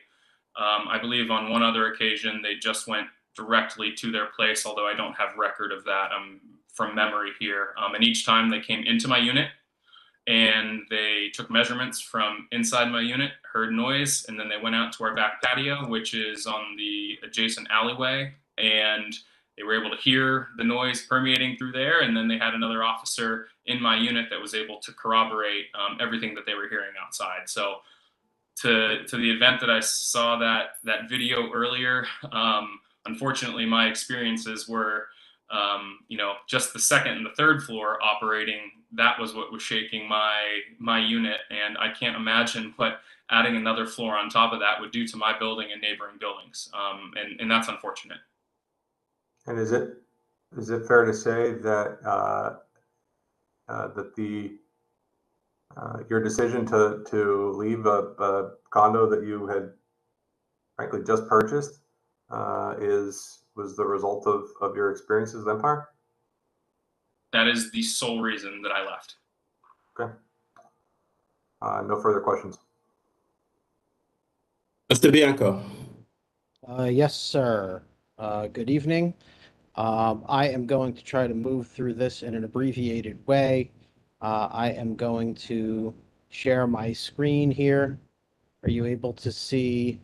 I have applicant's exhibit number 3 up on the screen. And can you see where 1909 9th Street is marked on that map? Yes, sir. And could you describe for me where you live in relationship to 1909 9th Street? Yes, I live behind on the 8th Street side, as testified. Okay, so one of these buildings here? That's correct. Okay, or which one is it? Is it this building or this building? It's the building directly behind it. Okay, so that would be, what's the address, this building here? 1912, as I stated earlier. Okay, 1912 8th Street. And where is your unit inside of 1912 8th Street?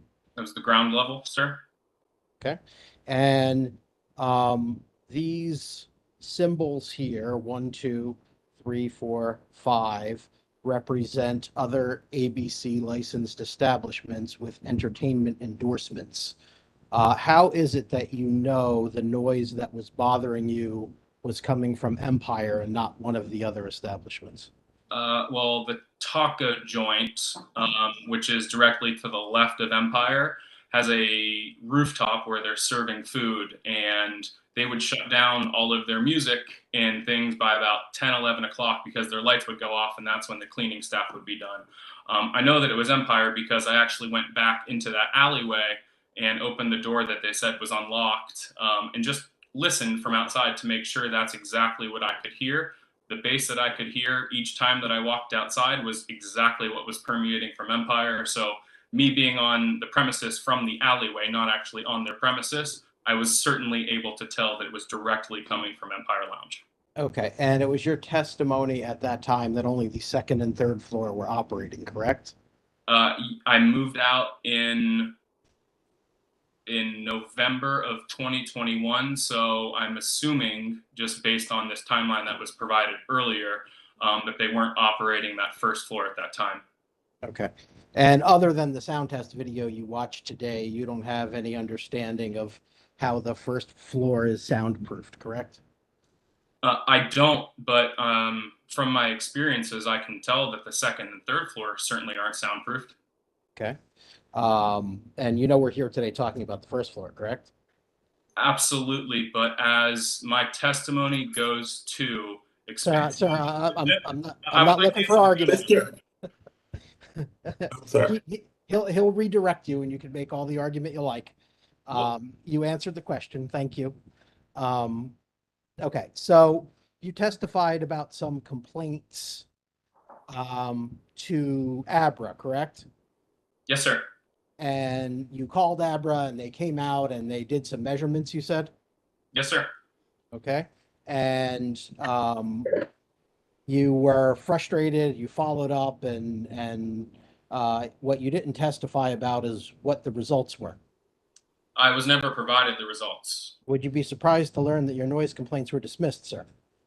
I would be surprised, and I would ask, do you have reasons for why they were dismissed? Yeah, they couldn't be substantiated. And why is that? Well, we can look at the board records, but I do appreciate your testimony on that point. So you moved in 2020, correct? That's correct. Okay, and at the time you moved in, Empire was there and operating, correct?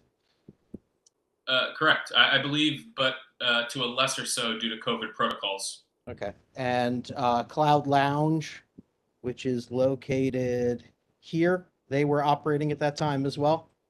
I have no knowledge of that establishment, sir. Okay. And how about Right Spot? Do you know? Again, I'm sure that their lights were on, but I have no knowledge of those establishments. My knowledge is strictly based on what I could hear from my unit directly behind me, which is Empire Lounge. So I would like to testify on that because I have no knowledge of the other establishments. Okay. And finally, it was your testimony that you did not communicate any noise issues directly to the establishment, correct? No, I thought ABRA, a city institution, would be able to help handle this, but obviously not. Great. Thank you very much. I have no further questions. Thank you. Close the screen, please, Mr. Bianco.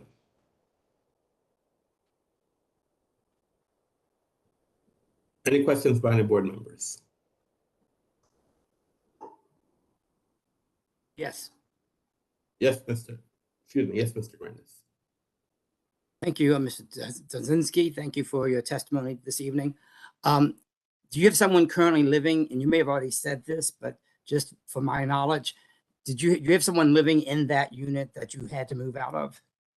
Currently, yes, but it was vacant for 5 or 6 months. And are they complaining to you? They have made some complaints, but not on a regular basis, and I'm not sure if that somewhat replicates, you know, the line of them trying to expand business and trying to play ball. So I can only speculate on that, unfortunately. Okay, thank you. And you said that your unit is on the ground floor, Yes, sir. correct?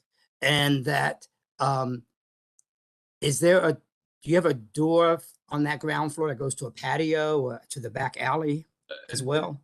Yeah, so I have there's a carport. I have my window unit, which does have an egress, but there's also a door to my second bedroom that provides a full egress to the stairwell.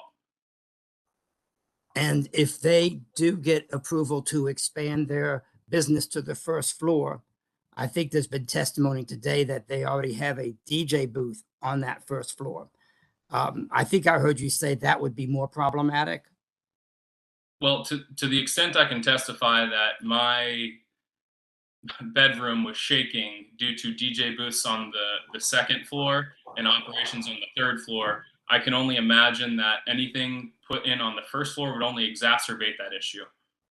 Well, that's a good point. I'd like to ask you, and you may not be knowledgeable enough to give an opinion, but when you say shaking, I'm only speculating, but often shaking may be actually the bass as opposed to the sound. So are you disturbed both by visible shaking and as well as sound? So yes, sir. And they both cause sleep problems. The shaking was the window panes as well as the bed frame, but bass plus music also was able to get through the window. So it's twofold. And I heard testimony that there may be some kind of soundproofing that may be part of their business plan, which I don't know specifically, but perhaps if the bass, which usually is why we have shaking, is resolved, and they have soundproofing, that may alleviate some of the noise actually that goes into you. I'm only speculating, but if they were able to do that, would you have a problem with them expanding to the first floor? To the extent that I understood the previous witness testimony is that he has already installed the soundproofing on the first floor. Again, to you, my experience was from the second and third floor, and that being an issue. So again, exacerbation, but I don't understand how, unless their business plan involves a complete total overhaul, deconstruction, and construction of soundproof throughout the whole building, how just soundproofing the first floor would make my experience on the first floor any better. And all residents should be able to have a peaceful night. We all agree with that. I have one last question. And I know noise is the issue with you and the impact it had onto your sleep, but putting that aside, we heard other testimony about so-called crime, other issues that may or may not be related to this building. Did you have other issues, other experiences that emanated from the customers or the staff of this building? I can't say that the customers or staff were the ones committing any of the violence. I do have an unfortunate break-in attempt that I thwarted, where someone jumped in my back carport around bar closing time and tried to break into my bedroom window. Again, I have no clue if that individual was related to the club or not. But just the litter was from the back alley, the human feces, the pee smell, just the rat overfestation in the area. I mean, it's not being made better by any of these clubs and the garbage that they have back there. So it's not just crime, it's dirt, and it's just kind of a peace of mind of the cleanliness of a community that we would all hope to live in.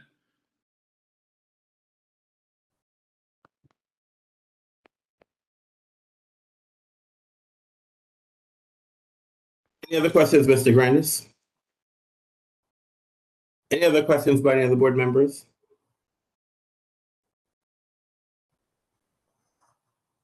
Mr. Bianco, any questions based on the question of the board?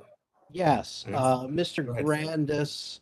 So Mr. Grandis asked you about the establishment agreeing to soundproofing and the like. Are you a member of WNA? I'm not, sir. No, Okay. Did you participate in any of their meetings or discussions about this establishment? I did not, sir. No, I'm testifying on my own behalf. Okay. That's all. Thank you. Mr. Stockline, any redirect? Yes. Mr. Brzezinski, is it correct, to the best of your knowledge, that at this time, none of the owners of the units in your building are currently occupying those units? I believe one of the owners is only part-time.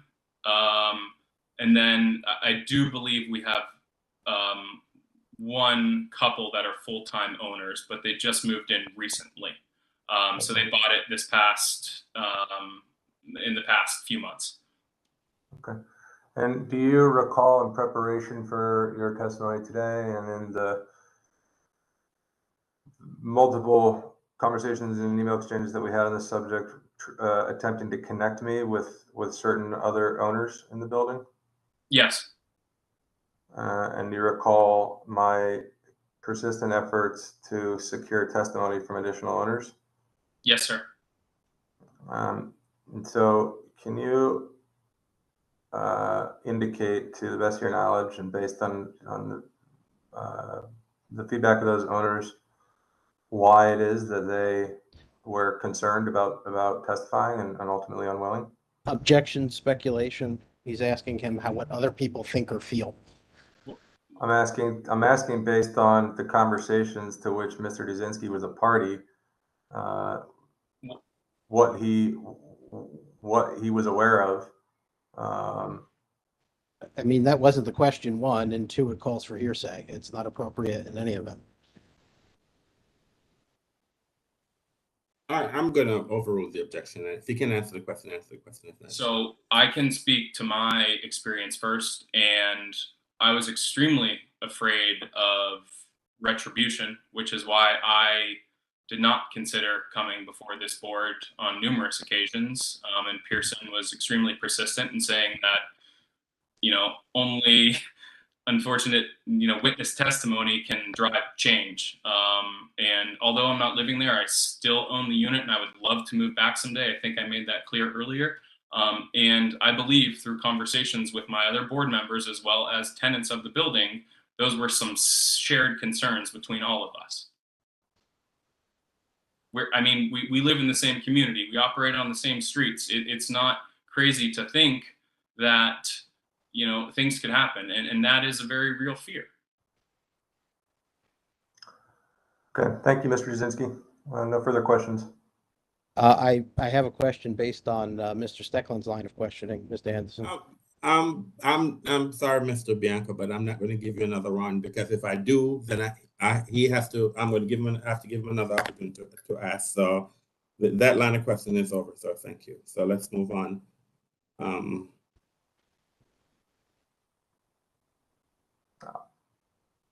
Do you have, all right. Thank you, sir, for your testimony. Thank you all. Do you have another witness, sir? I do. I'd like to call Ms. Ewa Sobzinska.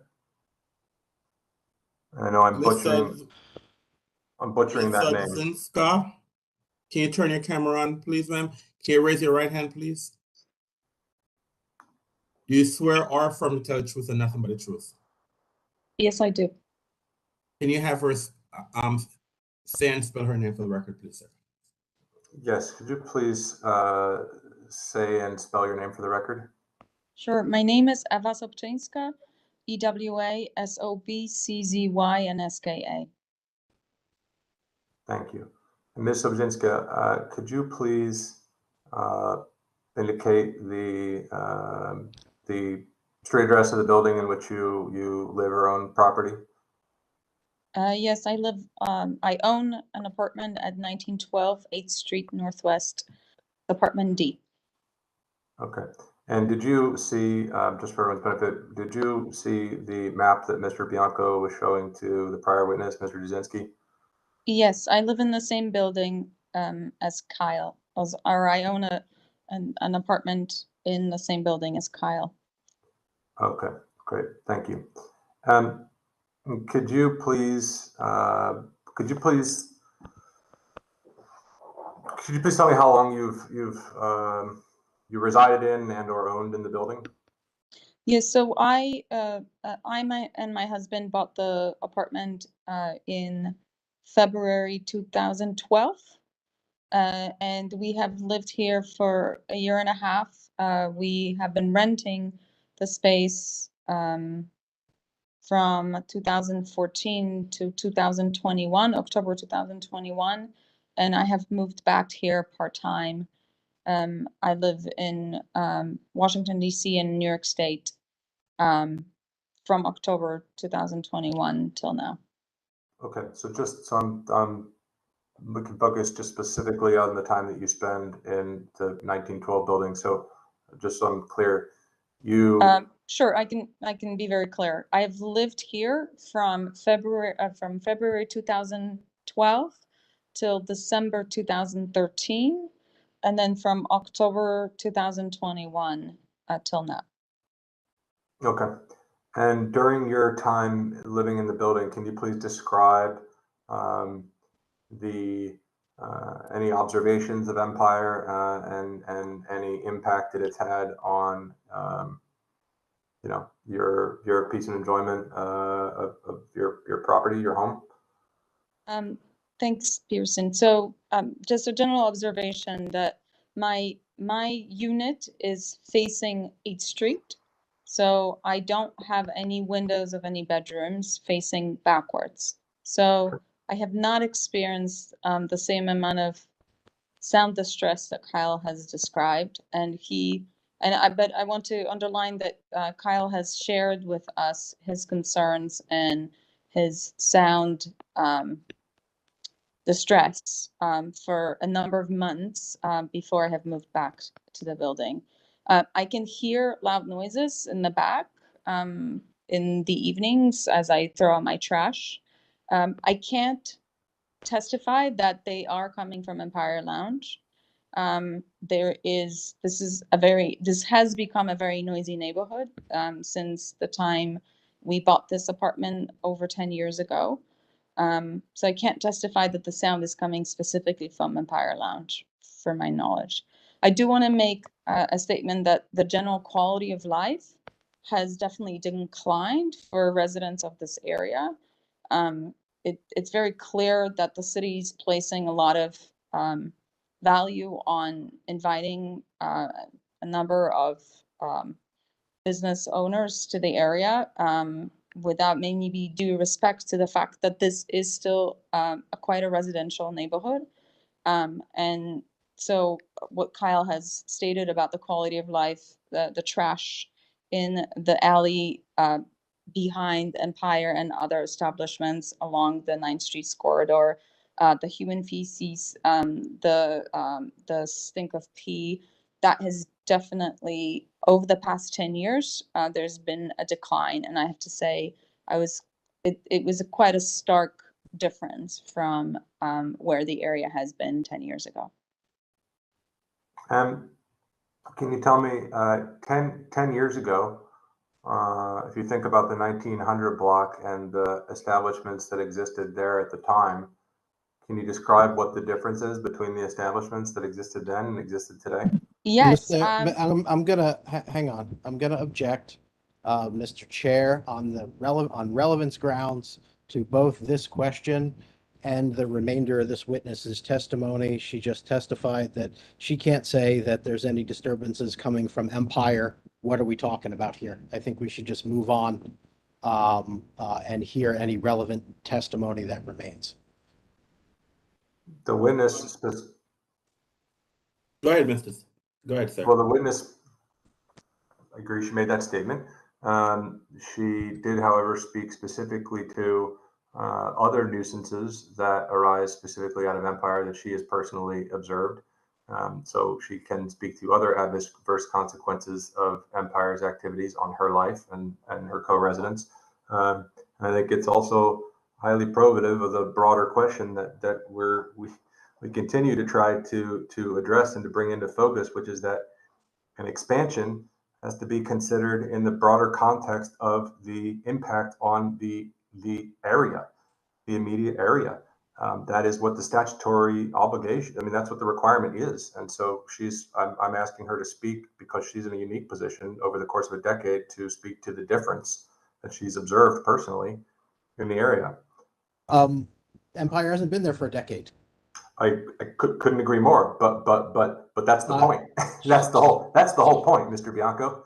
I don't get the point. She can't tie a thing. Gentlemen, all right. What are we talking about? I'm gonna.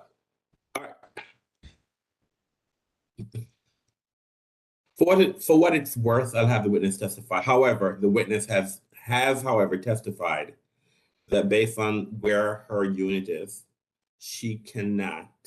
I mean, the purpose of this hearing is to state whether or not it's appropriate for us to allow the substantial change for them to operate on the first floor. This witness, however, has testified that she cannot specifically pinpoint whether or not this establishment is responsible for the noise. However, but I will allow the witness to testify, but for what it's worth, since she's here and she is volunteered to testify, but I think we need to keep in mind the limits of her testimony regarding Understood, Mr. Chair. Of the expansion. Ms. Sobczynski, I'm going to withdraw that question, just try to rephrase a narrower question, and then we can finish. Could you please specifically speak to the relative difference in the number of clubs and lounges that you observed in your during your first year of residence back in 2012 versus what you now see? Yes. So none of the owners that originally owned the unit in this building have ever complained about excessive noise at night. That was never a complaint we've had about any of the establishments at 8th Street. And mind you, there has been, and I guess that's the building next to Empire, there has been a rooftop deck that actually was, I think, constructed around the time when we bought an apartment here, where there was noise coming during the day that was turned off in the evening.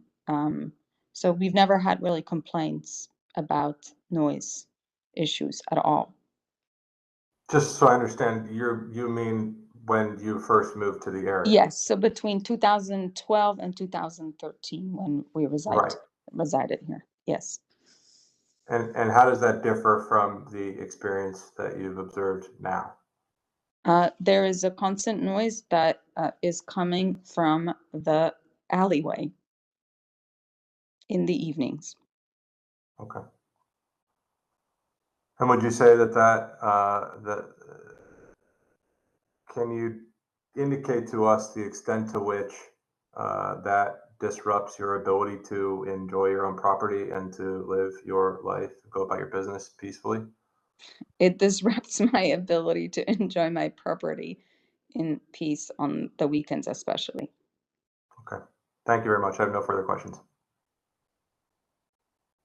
Mr. Bianco.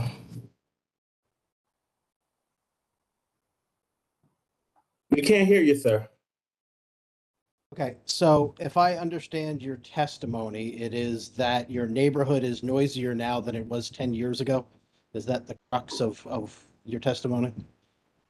The quality of life in our neighborhood has declined substantively over the past 10 years, correct? Okay, and the reason you attribute to that is the number of ABC licensed establishments in your neighborhood, correct? Sorry, can you explain this to me? Sure, the number of bars and restaurants that are now in your neighborhood.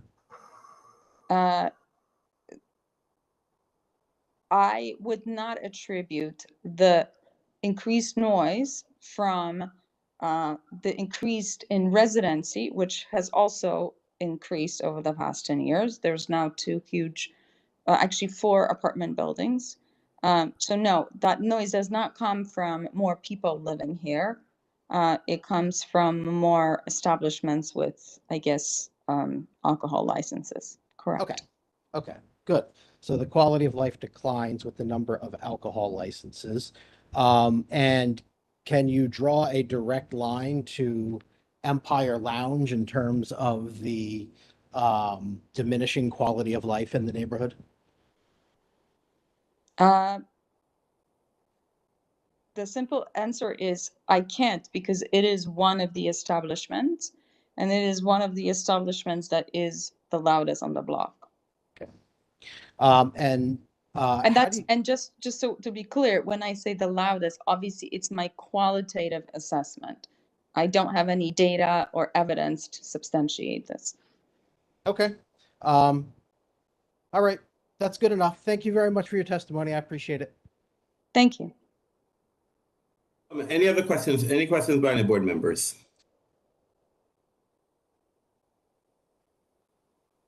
All right.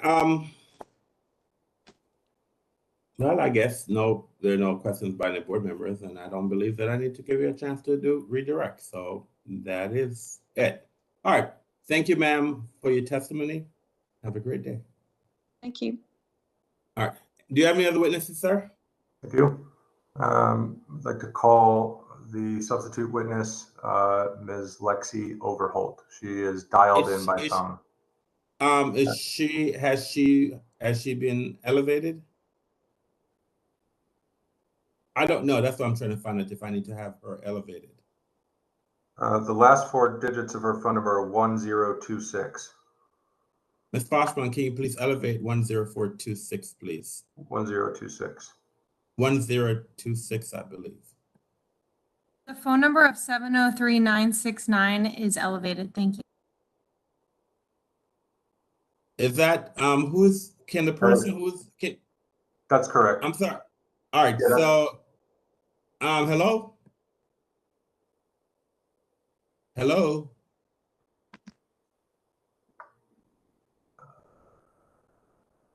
I think she has to unmute herself, and I think she needs to Can you hear me now? Yes, ma'am, we can hear you. Can you raise your right hand, please? Can you raise your right hand, please, ma'am?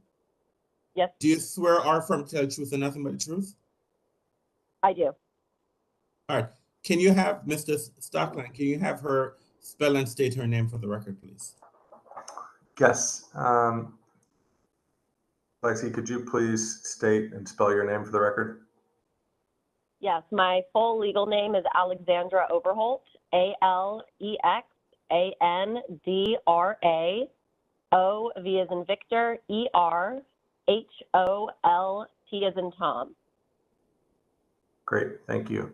And could you please indicate your address? Yes, I was residing in 1912 8th Street, apartment E, as an elephant. Okay, and you said it in the past tense, so does that mean that you are no longer living there? Correct. We still have our lease until August 1st, but we've moved out. Okay. And when did you first move in? We moved in July 27th of 2020. Okay. And could you please describe to us the nature of your experience as it specifically relates to, to living in your home and any observations or impacts directly tied to Empire Lounge? Yes, absolutely. So the first night that we moved in, we started experiencing very loud noise coming from Empire Lounge. We actually went down into the carport to see if we could tell what establishment it was, and it was clear that it was coming from the 2nd and 3rd floor of Empire. We could tell because employees were going down the stairs, opening the doors, and the sound would increase. This continued to happen for the duration of our time there. I would say a minimum of 5 times a week, but it's honestly more like 7. And we were on the top floor of 1912, so our bedroom balcony faced the top floor of Empire Lounge, and our bedroom floor would shake, our TV would shake, our headboard would shake. I actually reached out to Empire, and they would never pick up their phone, so resorted to text. If you text the main line, they will actually text you back, and so they said that they would turn the music down, and in turn, they actually would turn it up, causing us to move to our guest room on the other side of the apartment. We called Abra many times. Abra never came to our apartment. I know that we had been talking with the other owners of the building, and they had Abra come out a few times to do the sound decibel measurement, but they never came when we called. On one occasion, I woke up at 3 o'clock in the morning to what I thought was a table saw, and I went and looked out the balcony, and they were using the table saw to reconstruct new bottle boxes and fix signage. That lasted until about 4:30 in the morning. On about 5 or 6 different occasions, usually on Thursday nights around midnight, a gold van would come. They would open the back gates of the Empire parking lot, and everyone in the van dressed in all black would load trash bags into the back of the van, usually taking about 15 minutes. The staff one time was playing basketball from about 1 a.m. to 2 a.m. I know it was the staff because then they went back up the entrance into the club. There was a ton of garbage all the time, causing rats and rodents. And I think that is probably about the extent of my experiences. Okay, thank you for that. Can you just confirm again the on a weekly basis, weekly or monthly, whatever is appropriate, the number of nights during which you endured the circumstances that you described? Objection, asked and answered. Overrule the objection. Let her answer the question if she can. Sure. I would say it was a minimum of 5 nights a week, and it started around 10 p.m. and would go until 3 a.m. Okay. And are you aware of the are you aware of the stated closing time for Empire Lounge? I'm not. Okay.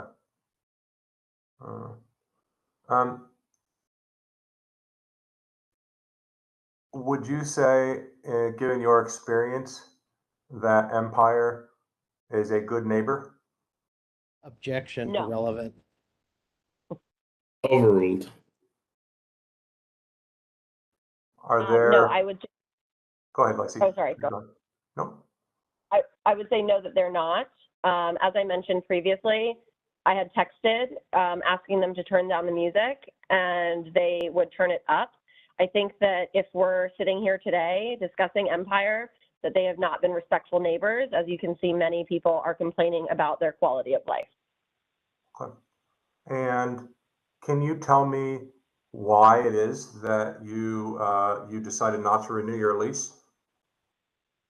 Solely because of Empire Lounge. Got it. Okay. Thanks very much. I have no further questions. Thank you. Mr. Bianco. Yes, very briefly. You testified that you moved in 2020, correct? And Empire Lounge was there when you decided to move in, correct? Correct. And could you tell the board why you decided to move behind a bar? Well, when we first moved there, we were not aware of any of the establishments on 9th Street. I had just moved to DC. and we had not heard about anything from our leasing agent. Okay. Were you aware of the 5 other bars within 100 feet of Empire? I was not. As I mentioned, I was not aware of pretty much anything in DC as I moved here from Florida. Okay. And if you were aware that there were 5 bars with entertainment endorsements within 100 feet of Empire, would you have decided to move in? Yes, because I lived in South Beach for 12 years and we never had experiences like this. The other bars, to my knowledge, do not disrespect the neighborhood like Empire does. Okay.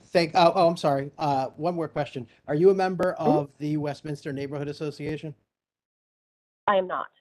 Okay. Did you participate with them in any way in the decision to protest this substantial change? I spoke with Pearson, but that's pretty much it. Okay. Did you gain any insight as to why Westminster did not want to discuss any of these issues you're raising with us? I'm not aware. Objection.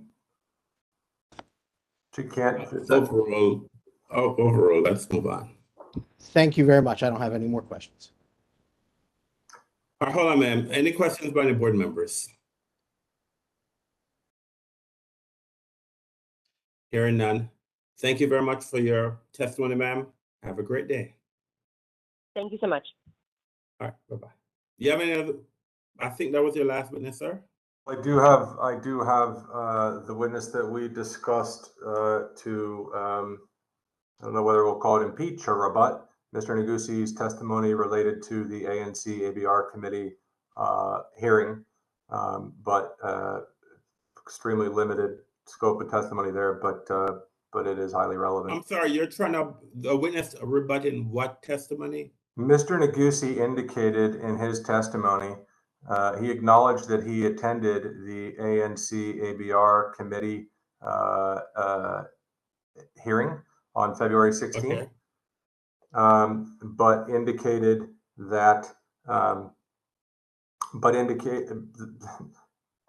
shall I say this is when we got into the extended back and forth conversation, all of us, I think, about whether he could, what statements he made in front of the committee regarding soundbar. And so this witness will be able to testify based on firsthand knowledge, specifically of the representations that Mr. Negusi made regarding soundbar when he, according to his own testimony, was attempting to secure some kind of settlement arrangement. So you're stating that he made, when was this meeting? I'm sorry again? February 16th, 2022. So you're saying on February 16th, he made representation that he was not aware of the operation of soundbar? That is correct. I mean, I don't believe that we need any rebuttal testimony. I mean, as I've stated earlier, on 12/16/21, there was case number 21 CMP 00082. I'm sorry. Yeah, 82, that on January 26, 2022, the board issued a warning to Mr. Negusi regarding the operation of the expansion into the first floor. Right. So I mean, I agree. Irrespective, but my position, irrespective of what he states, to whoever he states, it, as the board decided, issued January 26, 2022, he was on notice. So I don't think it's relevant. What is it that he tells the community? It's the board issued him a warning January 26, 2022. And the reason why the board issued him a warning on January 26, 2022, it was because of the expansion of the operation into the first floor. So right. I agree, Mr. Whether or not he denies it, this is my position, sir. Whether or not he denied that he knew, as of January 26, 2022, the board, factually, the board issued him a warning. So I don't think it's relevant to us to test. We don't need rebuttal testimony on what is it that he claims he knew or didn't know. Factually, as far as the board is concerned, he was aware on January 26, 2022, when we issued the warning. Mr. Chair, if I may, the intention here is because of the timing matters. So the fact that he came before the ANC, which he did for a reason, but indicated to all of us earlier today that that the ANC had refused to even speak to him or deal with him, is directly contradictory to what this witness will speak to. Furthermore, because the warning was issued prior to, and we all agree that if the warning was issued, he has constructive knowledge of the existence of the club, then an attempt to go before the ANC and induce some kind of settlement fraudulently is highly relevant in this instance because the ANC is our highest authority in the neighborhood. But it does, I think that's not relevant. Clearly, there was no settlement. The ANC is one of the party. For whatever reason, the ANC didn't settle the matter. The ANC is a party at this hearing. So therefore, whether or not whatever was done or was not done is not relevant. As I stated. So am I understanding correctly that it's the position of the chair that Mr. Negusi's credibility is irrelevant to this proceeding? But what I'm trying to say to you, sir, okay, if you're saying he came to the board and said he didn't know anything in February. I'm saying that I've provided about 15 cases where Mr. Negusi has clearly lied, not only to us, but to you. And I'm trying to bear out the final instance of that for the record. If that's not allowable, then I will just then we rest our case. Mr. Chair, we're well into fantasy land at this point. This doesn't make any sense. The chair has already addressed this issue of notice that Mr. Steckline keeps harping on for no reason. Mr. Negusi testified that he went to this meeting. The board chair has repeatedly referenced evidence that is in fact on the record with respect to the warning. And I don't know why on earth any of us would want to belabor this any longer. And it has no bearing on the ultimate issue here, which is not credibility. It's not trash. It's not garbage. It's not upset neighbors that don't like having 55 establishments in their neighborhood, even though they move directly behind them. The issue here is very simple. First floor, expansion, no increase in occupancy, appropriateness. All this other stuff. Have we entered into closing statements? It feels like we may have Mr. Steckline. Well, I'm just wondering if we have. Again, I've endured hold on, gentlemen. It is 9:59, and we've been going at this since 1:30, 1:40. All right, so it's not necessary to call a rebuttal witness. So let's do closing. All right, each side has 5 minutes to do closing. And are you ready for closing, Mr. Bianco, or do we need to take a 5-minute break? Based on where we are, I'm ready to go off the cuff. Let's just do it. All right. So you have 5 minutes to do closing, sir. I'm sorry, and this is what I want from each party. What is it that the licensee is requesting, and what is it that the protestant is requesting at the board? Thank you. 5 minutes, sir. Thank you, Mr. Anderson. As I said at the outset 9 hours ago, this is a very simple issue that the WNA has needlessly complicated. The very simple issue is whether the applicant in this case can expand its square footage onto the first floor of 1909 9th Street without a corresponding expansion in occupancy. What you've heard from WNA is largely noise and not motivated by a bona fide intention about peace or quiet. Based on the testimony that was presented, their motivation is shutting down this establishment at all costs. That's not why we're here. We're here to consider a very limited issue. The protest reasons that were cited were done so in a form letter that was just a blanket statement checking off all of the boxes. There has been no evidence presented with respect to parking. There has been no evidence that has been presented with respect to vehicular safety. There has no evidence that has been presented with respect to real property values. The evidence on peace, order, and quiet is scant, if any, and weighs strongly in our favor. For all of WNA's complaints, something that they are not able to deny that we all heard with our own ears is my client standing directly outside of his establishment during the day, which is important because there was no ambient noise coming from other establishments. So at a time when it was otherwise silent, my client was standing directly, or his contractor was standing directly within a few feet of the back door with the music at full blast, and none of us could hear it. That is an important point that I think the board needs to rely very heavily on. The testimony presented by the MPD, again, I think weighs in our favor in that the issues cited are broader than just one establishment. Captain Kim stated very clearly that the problem is outside.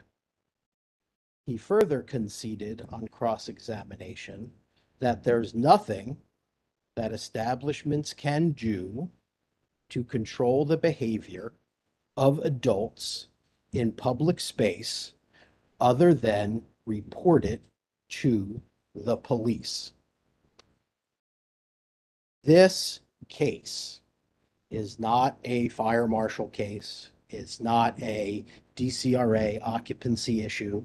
It's not even an ABRA occupancy issue. For whatever efforts were made to turn it into that, there is no evidence that at any point this establishment was over occupancy, nor is there any evidence that they have been cited for that. And I think that's important because the MPD testimony is that he has referred complaints to both ABRA and to the fire marshal, and notwithstanding those referrals, not only were there no violations, there were no citations. Occupancy is not an issue here as much as WNA would like it to be. The problem, I think one of the very big problems we have here is that 9th Street and that U Street corridor is dying. And the evidence that is on the record indicates that just 1 year ago, there were 69 licensed establishments in a 1,200-foot radius. And that could be found in the board's order renewing the license. The report we heard today indicates there's only 55 left. That's 14 gone in a year. And what these businesses